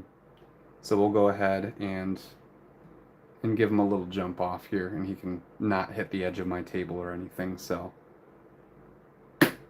Or you know, we can directly hit into stuff, so. I probably should have watched what I was doing rather than look at my camera. I was trying to make sure that it looked good for you guys, and I just botched it. Alright, so here it is, guys. 40893, the Grond with 307 pieces. And I'm going to open this straight away here. Don't want to take up too much more of your guys' time. It's for sure been a long one. So, alright. Let's see if I can guess correctly. Am I right with 3 bags, or is there going to be 2 bags? And honestly, I think I said 2, not 3. So, there are 2 bags. Sweet. I'm going to go ahead and put that box in view for you guys, just so you can admire it a little bit more. I'll go ahead and fold up the side so it's not quite as big there. But I'm not expecting the... What is that? You guys heard that, right? That is so weird. I never noticed any type of notification when I looked at my phone there. I don't know if it's trying to tell me something. That is really weird. But you guys definitely heard that beep. Yeah. Awesome. Oh yes. I've been waiting for this as well. Here we go, guys. But yeah, I was not expecting my I was not expecting the instructions to be this small. Low key because of the because of the Grond being fairly expensive on its own. Well, same thing. The Minas Tirith set is obviously very expensive, but in order to get this on the aftermarket, it's really expensive. So I'm gonna try to not flaunt the QR codes, and I'm probably gonna scan those immediately when I'm done streaming here. But again, if one of you guys gets to that before I do, I'm not going to be super upset or anything. That's more so, oh, you know what? There were 3 bags. I was wrong. I don't know why I'm opening that one up. Getting into talking and forgetting. But anyway, here we are with the first orc. Oh, yes. Oh, wow. That's such a cool body piece. I never really looked too closely at it, even though it's literally right on the front of the box there, but man, that really brings me back to the other orc torsos. That is so cool. And that helmet piece is really nice too. I know it's been used before in other sets, and including, whoops, there it is. Including some of the previous Lord of the Rings sets, but yeah. Here is orc number 1 of 2, which hopefully I can get his sword in. There we go. Alright, hopefully I can focus him decently for you guys. I know it's going to be a little dark there. Oh, no, there we go. Very good. Alright. Yeah, I was not anticipating tiny instructions, but I guess for the box size, that does kind of make sense. Okay. Let's see if we can beat the clock here for 9 hours. I don't know if it'll be that long, but I think we can do it. Although there's probably going to be a little bit of open space at the end of the stream, so I can show you guys a little bit more. And I'll probably do I don't know. I haven't really thought about that yet. I was just gonna say I'll probably do a like a recap video, or I guess like a little overview of Minas Tirith, but more than likely, since I'm gonna do my artwork for it, that's probably gonna be once I'm designing and creating the artwork. I might stream that one, especially if it's going to be a big one. Otherwise, with that being said, I might just wait to do any type of video until I have something completed with that. Also, I'll just drop a stud. I want to make sure I'm not dropping too many parts and losing them, so apologize if I'm taking little pauses for that. I want to try and, again, get through this as quick as possible. And I imagine probably the most tedious portion of this build will be the actual wolf representing Grond itself, rather than the I know the whole thing's called the Grond, but the frame for the battering ram is probably a little easier than the actual build itself. Oh man, I don't know if I've ever seen this tooth part in brown before. That's kind of cool.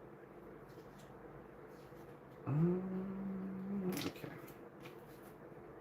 I didn't miss something else, did I? Yes, I did. And it's the one that goes on the base there. Okay. Whoop. All right. And let's see if I missed anything else here. Oh, I don't know if I did read the other thing that you said, Faith. You said, thanks. I've never been known for my good timing, but there is always a first time. That is true. And but that's okay. It's no problem that you even if you couldn't interact, I'm glad that you were able to join in when you could. So there we go. Got that portion done, it looks like. Moving on to a couple of the side supports. And we're going to need 2 of these, so I might as well build them at the same time. Usually how I do it. Okay.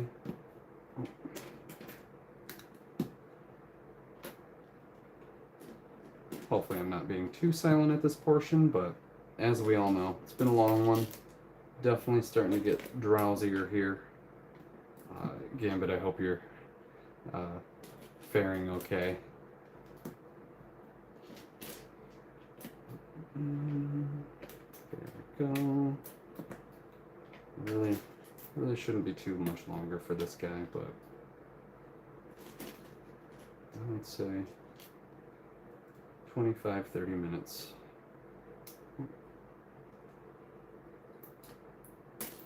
Okay. Right. Another one of those. And then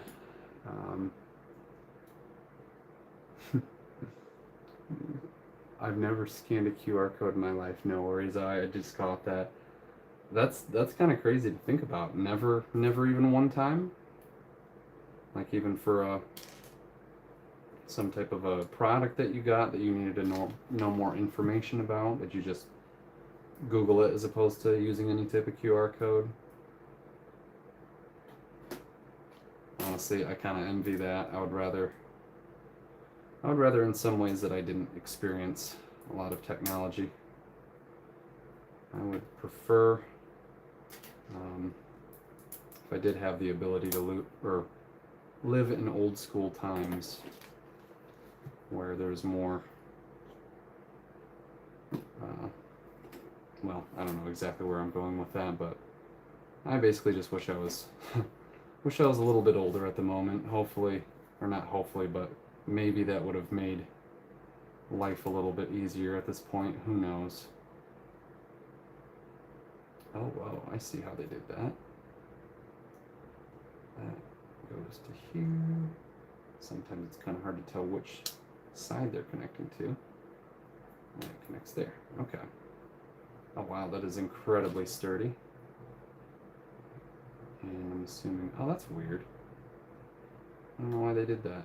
I was thinking this other one was going to go this direction facing out, but for whatever reason they have all of them facing forward, I guess. Why does that seem different than the last? I guess it's not. 3 of these. 1, 2, 3. Are these going to be for the wheels or something down here? Yeah. Maybe some of them. There. There. And there. Okay, what's next? What's next? Oh, I see. We'll probably have to connect in the midsection here soon. Well, yeah, I wonder if the Minas Tirith set itself was unavailable after like 24 hours. I wonder how many of the Grond sets they had total, and I wonder how quickly it took them to get through them.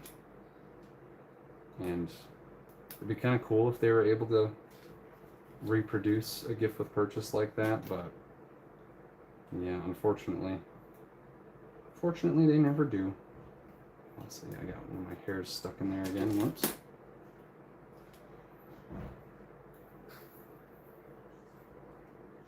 Apologies if we have any talking going on in the background here. Okay.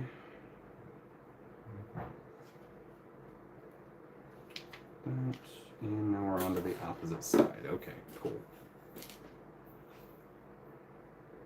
And let's make sure I didn't miss anything here.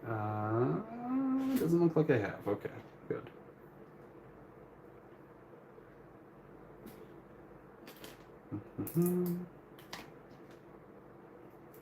Hopefully you guys are still enjoying well enough. I know I'm at the point of almost being completely silent as I'm building.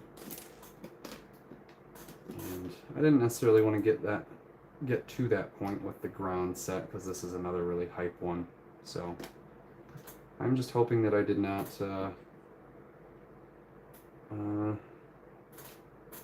what's the word I'm looking for? I'm hoping it wouldn't have been better to stream this separately. It just would have felt like a really unnecessary and short stream, I guess. That's just me. Plus, I'd hate to kick you guys out of the current stream and then make you rejoin another one just to watch the Grond, so there's that.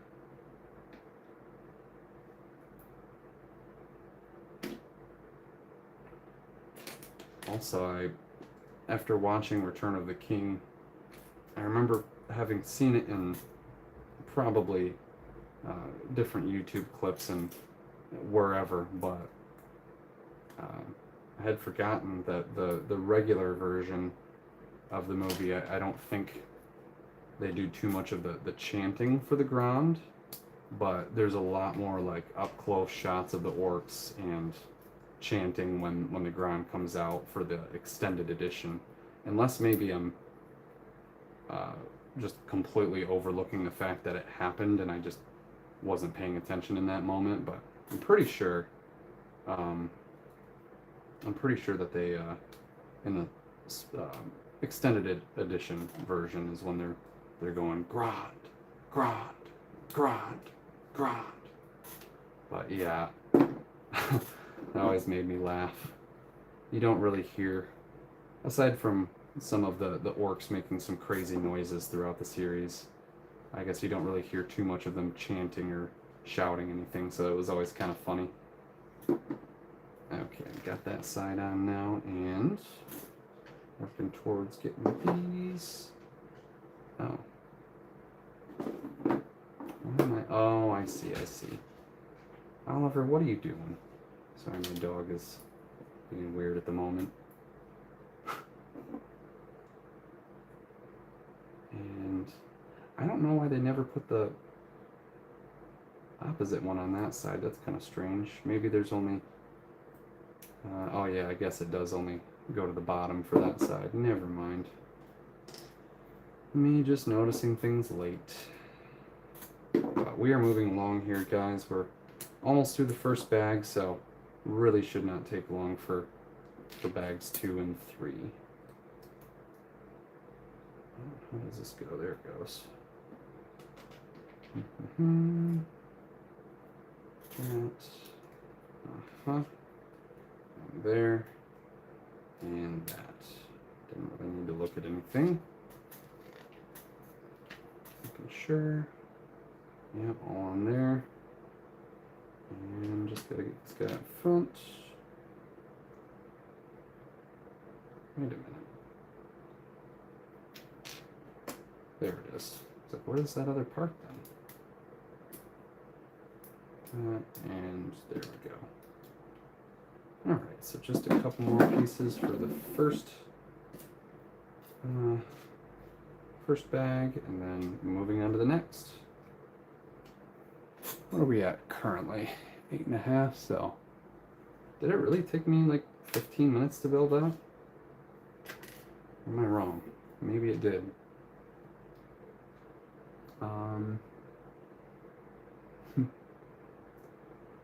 Soil. And Faye says, just want to shout out Gambit for Hire, a true rock star during these live streams. For real, man. I was not ever expecting that there was going to be somebody to watch literally like the entirety of the streams. So you just went through 24 plus hours of watching, or almost 24 at least. So that is highly impressive. Obviously I had to sit through the same amount of time for actually doing the stream, but that's completely different. Even though you're not having to do the physical labor of putting the sets together, I feel like it's harder to watch something for that long of a period of time if you're not doing it yourself. So hats off to you, that's for sure. But oh yeah, I'm just catching when you said you thought it was funny when the goblins squeal. I guess they do make the first time I remember the squealing noise was when, wait a minute, maybe that is the scene I'm picturing. I don't know if it happened earlier on, but for sure when Sam has to go up into that tower to save Frodo after getting bit by Shelob,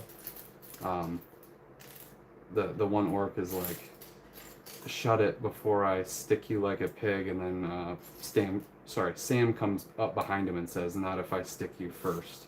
I feel like that's for sure one of the times that I hear them squeal, but I'm drawing a blank any of the other times.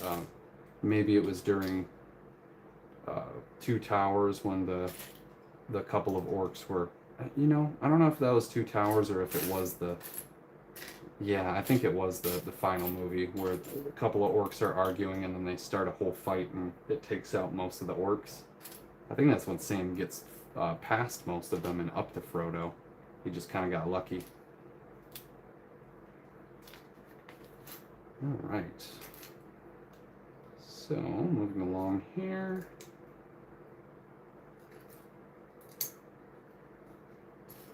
Not too bad. Not too bad at all.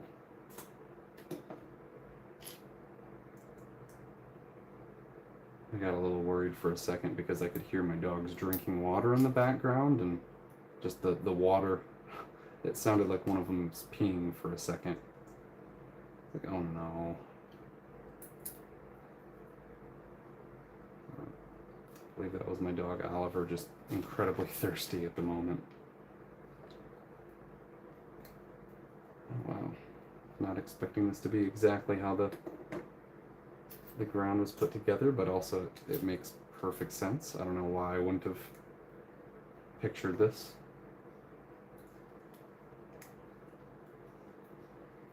And let's see here. Faye says, doesn't surprise me, Gambit has always been my favorite Marvel character. Spider-Man and Wolverine a close second and third. Awesome. Well, Faith, I'm a huge Spider-Man fan myself, so I do have one tattoo on my left shoulder that's a Spider-Man symbol. Don't get me wrong, I grew up with Tobey Maguire, and he's definitely, well, the best way to put it is he's number 2 for me. I'll always have that nostalgia of watching the original Spider-Man movies, and not that I put it down on the tier list for specifically being a Tobey Maguire or anything like that, but I do like the portrayal of Tom Holland's both Spider-Man and Peter Parker. I know a lot of people have made this argument, but I really do think Andrew Garfield did play the Spider-Man role a little bit better, and Tobey Maguire did play the Peter Parker role a little bit better. But all in all, or at least in my opinion, Tom Holland did the best of both. So my tattoo is of the Tom Holland Spider-Man symbol, if anybody's curious. Since I would have to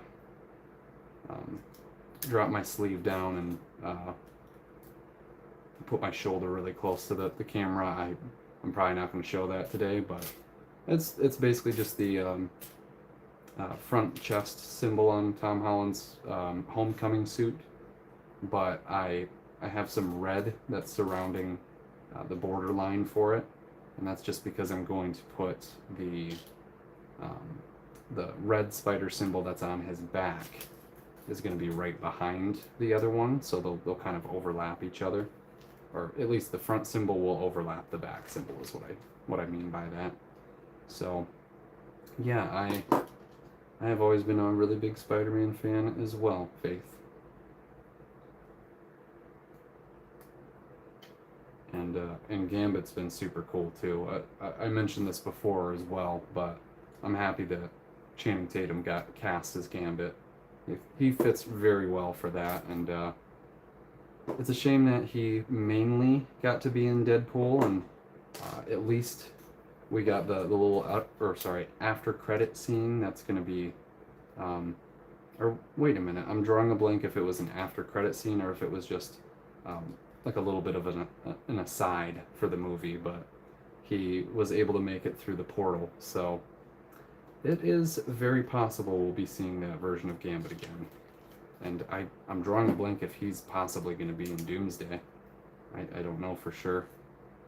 Again, with movie stuff, I tend to stray from any type of spoilers. There we go.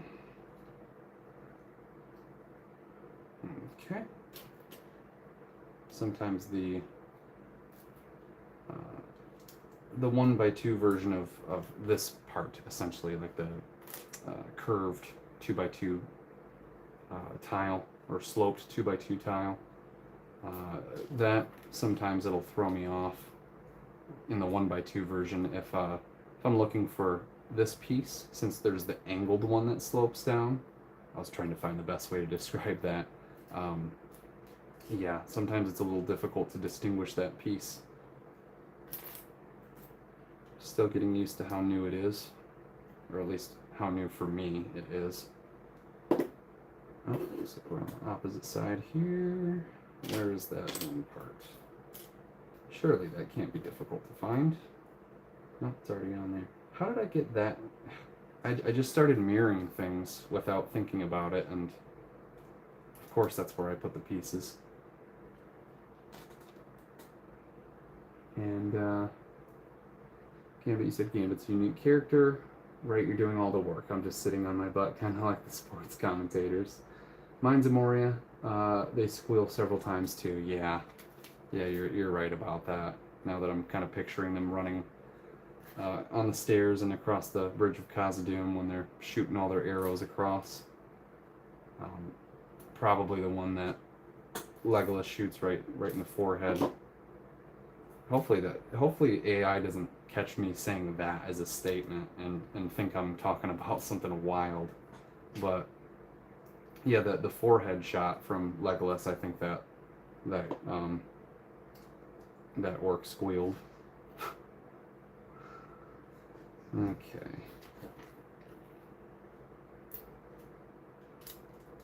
Not too much longer with the Grond. Oliver, what are you doing? Oliver. Come here. Oliver. Ah, he's not paying attention. Oh, here it comes. Hi, buddy. What you doing? What is it? We'll be done soon, dude. Sometimes I feel bad when I'm working on stuff like this if I take too long. Also, I really hope I didn't... Did I mess this up? Why does this look wrong? What the heck? Did I put that on the wrong side? I bet I did. Sorry guys, gotta backtrack really quick again. It's this one part. How does that go? That should not be hard for me to distinguish, but I guess it is. Okay. Oh. Oh, that's what I did. Or is it? I don't understand how that's on there so weird. What the heck? I must be tired if that's going on. There's no way I placed that on there wrong. What? There's a whole space below that. But how is that? Did I miss like a... Oh my goodness, I am just fully second guessing myself. Yeah, I missed a whole 2x4. No wonder. Oh, man. And this like connects underneath where these brackets are connected to already. So it's gonna have to pull some stuff apart there. Not too badly, but man. And then this goes... Sorry about that, guys. Love backtracking. Love it. I legitimately do not have to do that very often for any of my sets.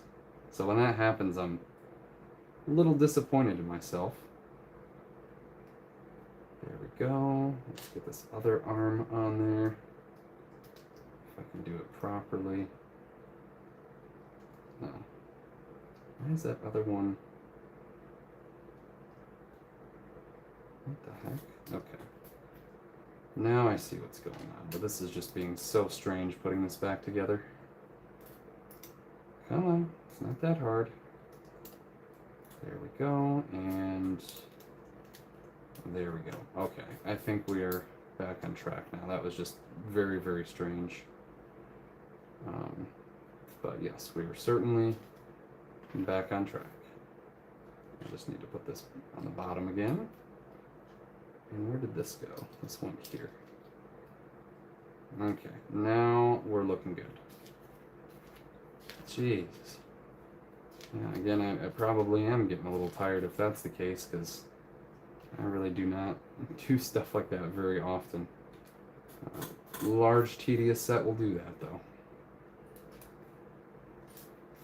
And, oh, Gambit, you said you don't have any tattoos? Okay.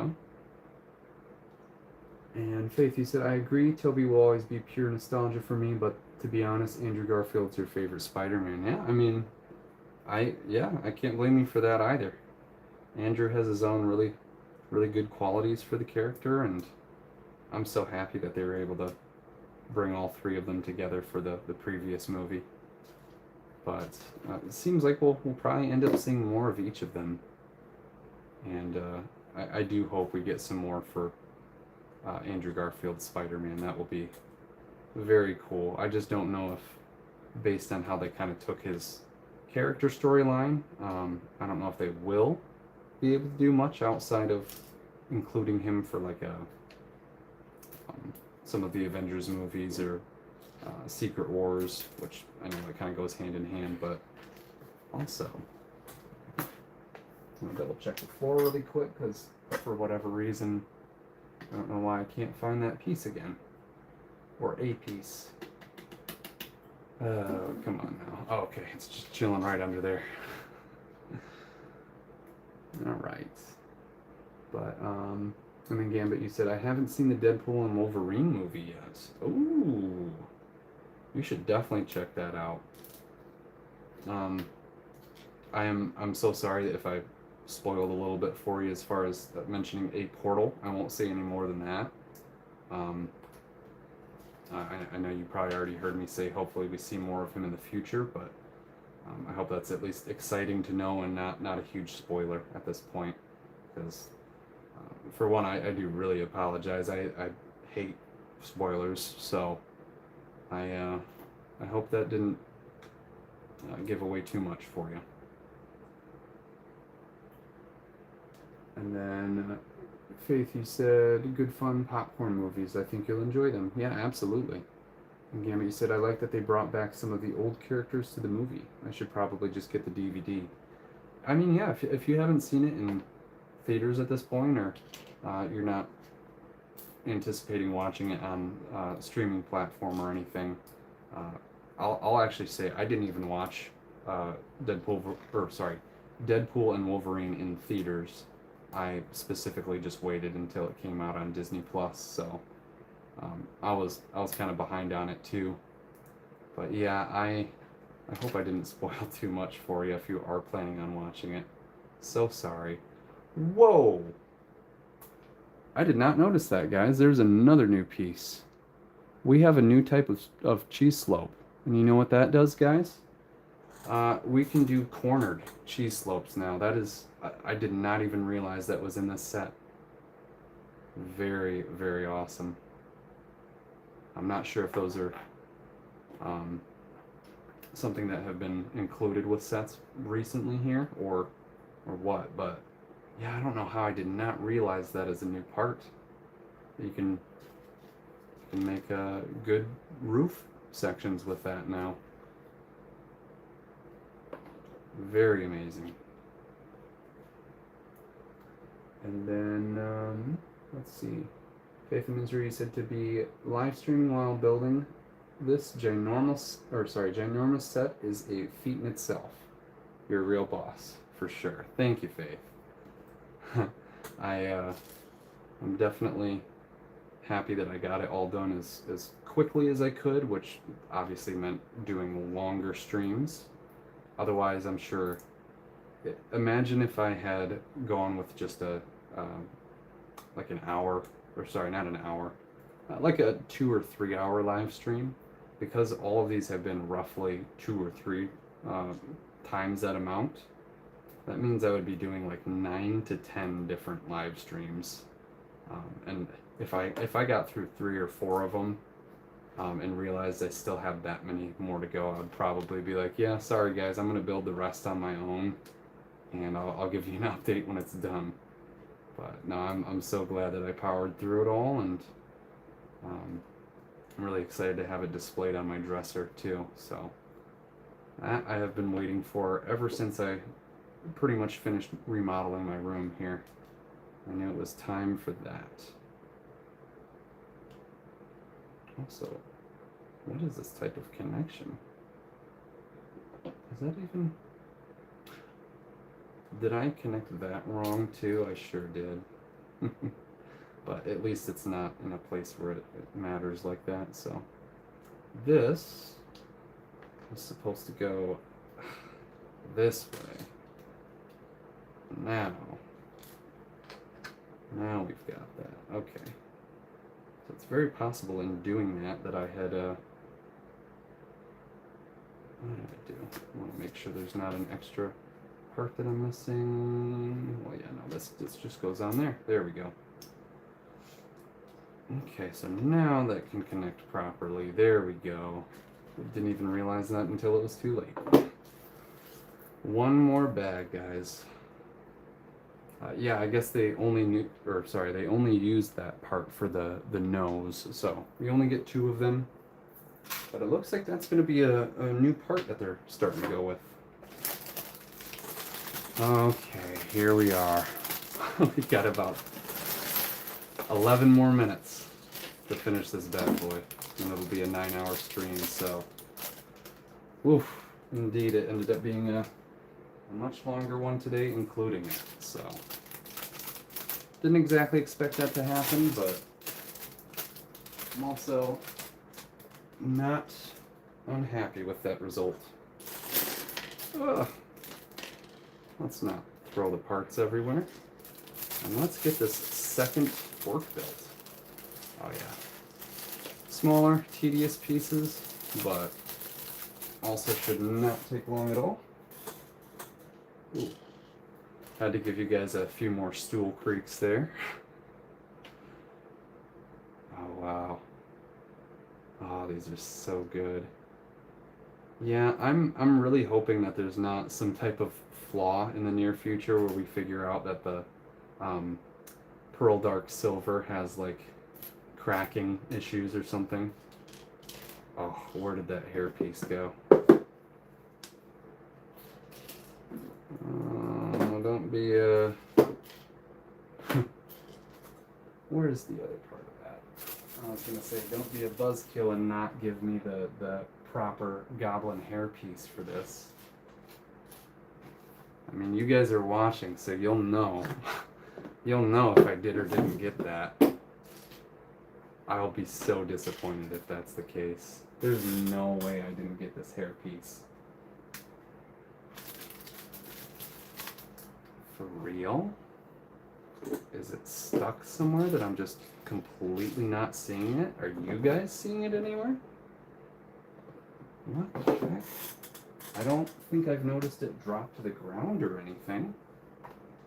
I'm looking even closer at the parts. Ooh, LEGO might need to hear from me, guys. I'm not liking the look of this. Uh-oh. I'm gonna have to, like, send LEGO a portion of my stream of opening this and be like, direct proof. Man, okay, well that's gonna be super disappointing if I literally didn't get the hairpiece for this orc. If I end up finding it somehow like on the ground, then I really hope I'll be so happy. But after all of that talk, saying that more than likely nothing in Minas Tirith is going to be missing, now we have... Okay, never mind. It totally fell. See, I'm not a dishonest person. I don't want to try and make a claim that's false here, but that nearly gave me a heart attack. Don't take away one of the good pieces from me. Okay, let me see if I need to catch up on anything. Sorry if I'm slowing down again, guys. Gambit, you said, I like that they brought back some of the old... Oh, you already mentioned that, or I already read that. That's right. But Faith, you said to be... I saw the preview, so I know about the portal. Okay. That's good at least. But then there's a guy on YouTube that is building 1 bag a day. Literally will take him 2 months to build. Wow. And I mean, especially if you're a busy person, 1 bag a day, I can understand something like that. But also, I do like those kind of gimmicks that people decide to create for themselves. Like, yeah, I could totally do it this normal way, but I'm gonna go ahead and go the long route, or purposely not make it more difficult, obviously, because it's gonna be a lot easier to not have to endure that amount of time several days in a row. But yeah, I couldn't see myself doing that. That's a whole other type of ball game there. Okay, we are almost done, guys, here. We got about 6 minutes to finish this. Six minutes? if you guys know the reference. Okay.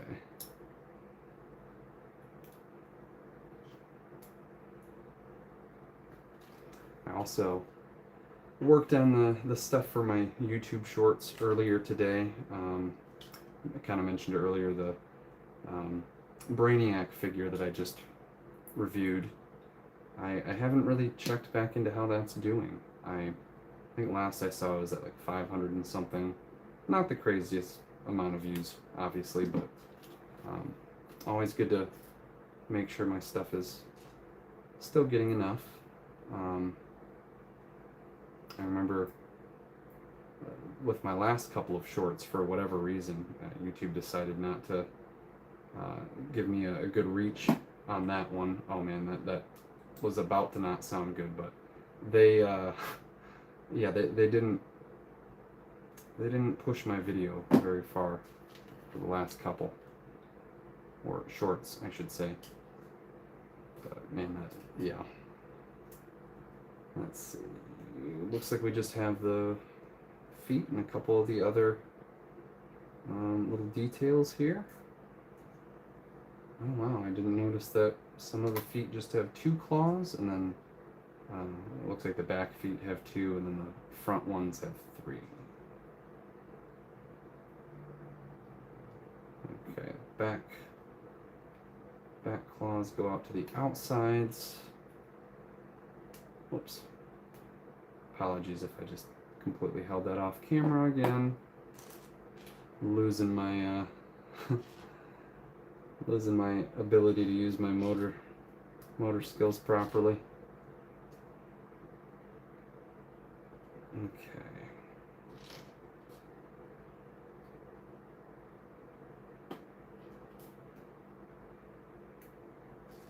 It's kind of weird though how each stream incrementally got an hour longer.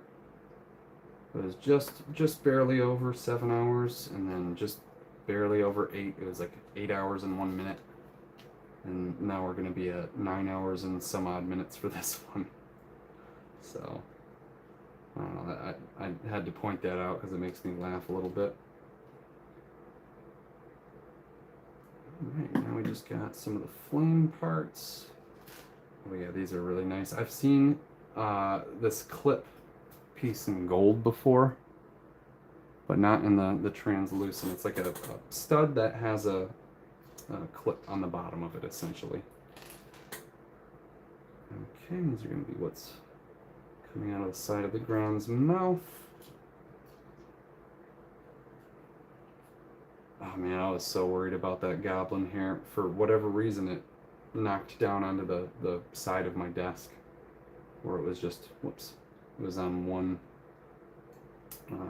shelf,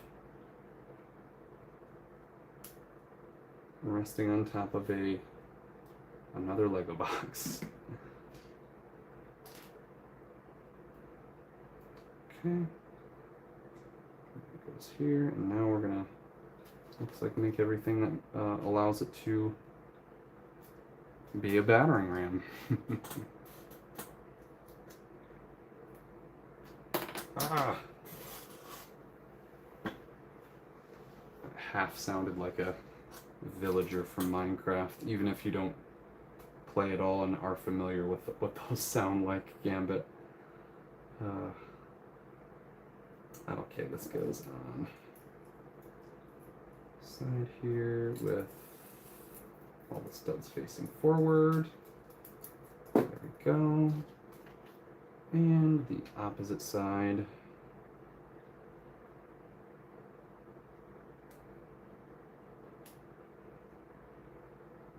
Okay. Well, I am definitely, I don't think I have enough energy to take a shower tonight, but I'm going to need one in the morning. It is unbelievably hot. Even though it's like not as bad as it has been here. For whatever reason, I'm still feeling the fatigue from it. Alright, got a couple more chains here. We're going to add to the, I guess I added them to the wrong side at first, but Well, just the other ones we needed, essentially. And anything else I missed? Do you know if LEGO has a suggested time it takes to build a set? I don't really know if they do. Normally it's just,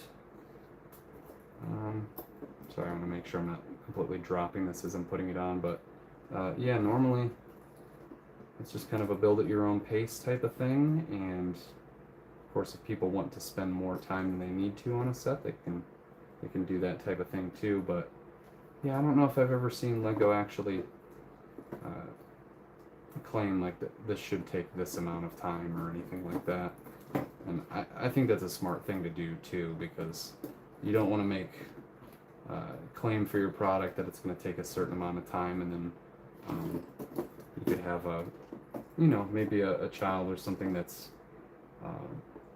special needs, or it doesn't have the ability to put something together as quickly or as easily as other people. You don't want them getting discouraged, thinking that it's supposed to take a certain amount of time and then ends up not.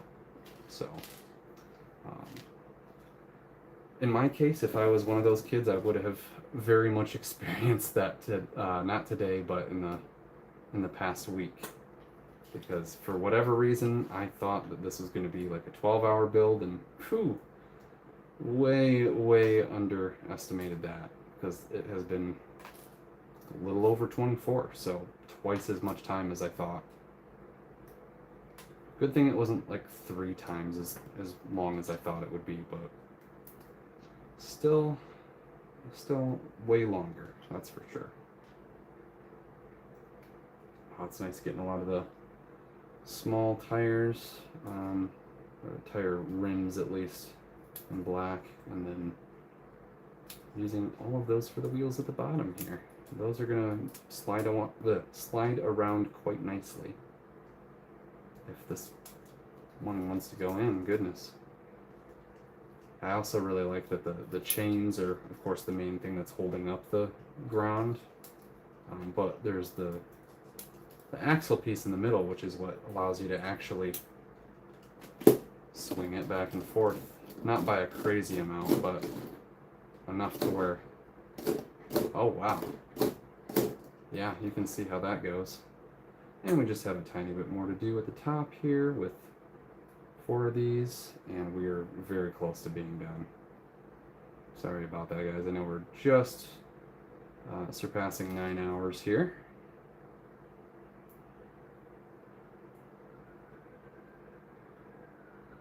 And I'm very glad I found it too, Faith. I was so worried for a moment.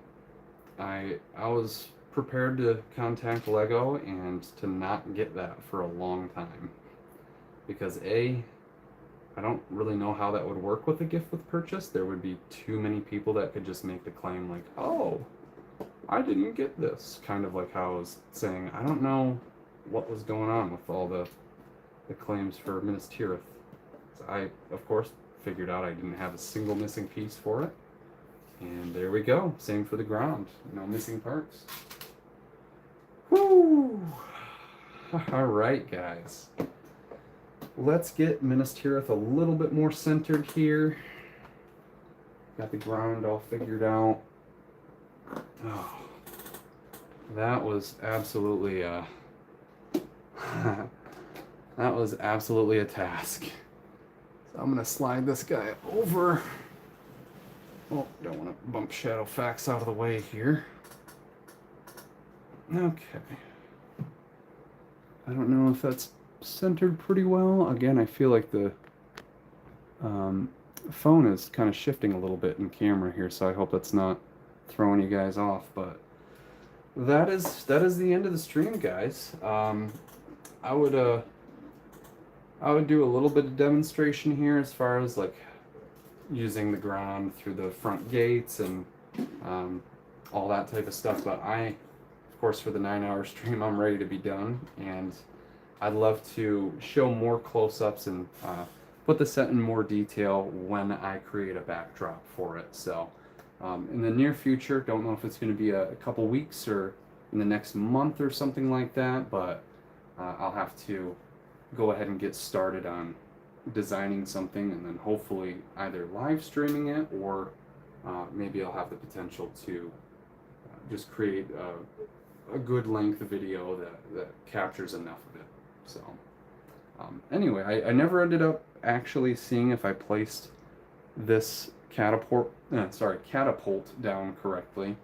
I'll have to look at the instructions briefly, and it seems like it's actually supposed to be about right here. So I had it close enough, but it definitely needed to be moved over a tiny bit. So, okay. Well, I think we're going to go ahead and end the stream. I don't want to drag along too much farther here, but I want to make sure I'm not missing out on the last stuff you guys are saying. But I like that they brought back some of the old characters. I already got that. Real feeding itself. Okay. Oh yeah, thank you guys. Thank you. And I should be proud. The set is phenomenal. Thank you for your dedication in keeping us entertained these 24 hours. Of course, Faith. I am looking forward to doing more stuff like this, including more large set builds. Who knows if I'll end up having more incredibly long streams in the near future, or in the future at all. Definitely going to be some streams for building, but probably not at this scale. So, yeah, I'm going to go ahead and wind things down for the night here, get things set up. I do want to show one more time. I don't know if you caught it earlier or not, Faith, but I went to one of my craft stores today and got a cheap whoops, sorry to shake the camera there, guys. A cheap $7 cloth for on top of the dresser to my left here. Make sure I'm not going to scratch any of the top of that up. But yeah, I don't know why I'm seeing a shiny bit in the camera there. Maybe it was just in the fold, or it's on my phone. But anyway, that matches up pretty good with the look of the tan pieces, which are meant to resemble dead grass, essentially. So I'm going to fill out the space a little bit more, give it a bit of an environment, and hopefully that backdrop can be something in addition to it. So yeah, guys, I hope you have a great night. Gambit, again, thank you so much. You're a real trooper. You 100%, honestly, both of you guys and a few of you others who have sent comments through the chat. I'm not going to forget you guys at all. You're going to be one of the, or a few of the channels that I completely remember the name of throughout my YouTube history here. So you guys have made a name for yourselves. I hope I can do some type of a prize, or I'm not looking for the correct words here. My brain is shutting down for the evening, but I want to do something for you guys in the future to where you can be recognized more. So yeah, thanks again so much, Faith, and good night to you guys. Hope you sleep well. Have a good day at work tomorrow for those of you who are going to be working any long shifts or any shift in general. So again, have a great night, guys. I'm probably just dragging this out longer than it's supposed to be, but hope you all take care, and I will see you in the next one.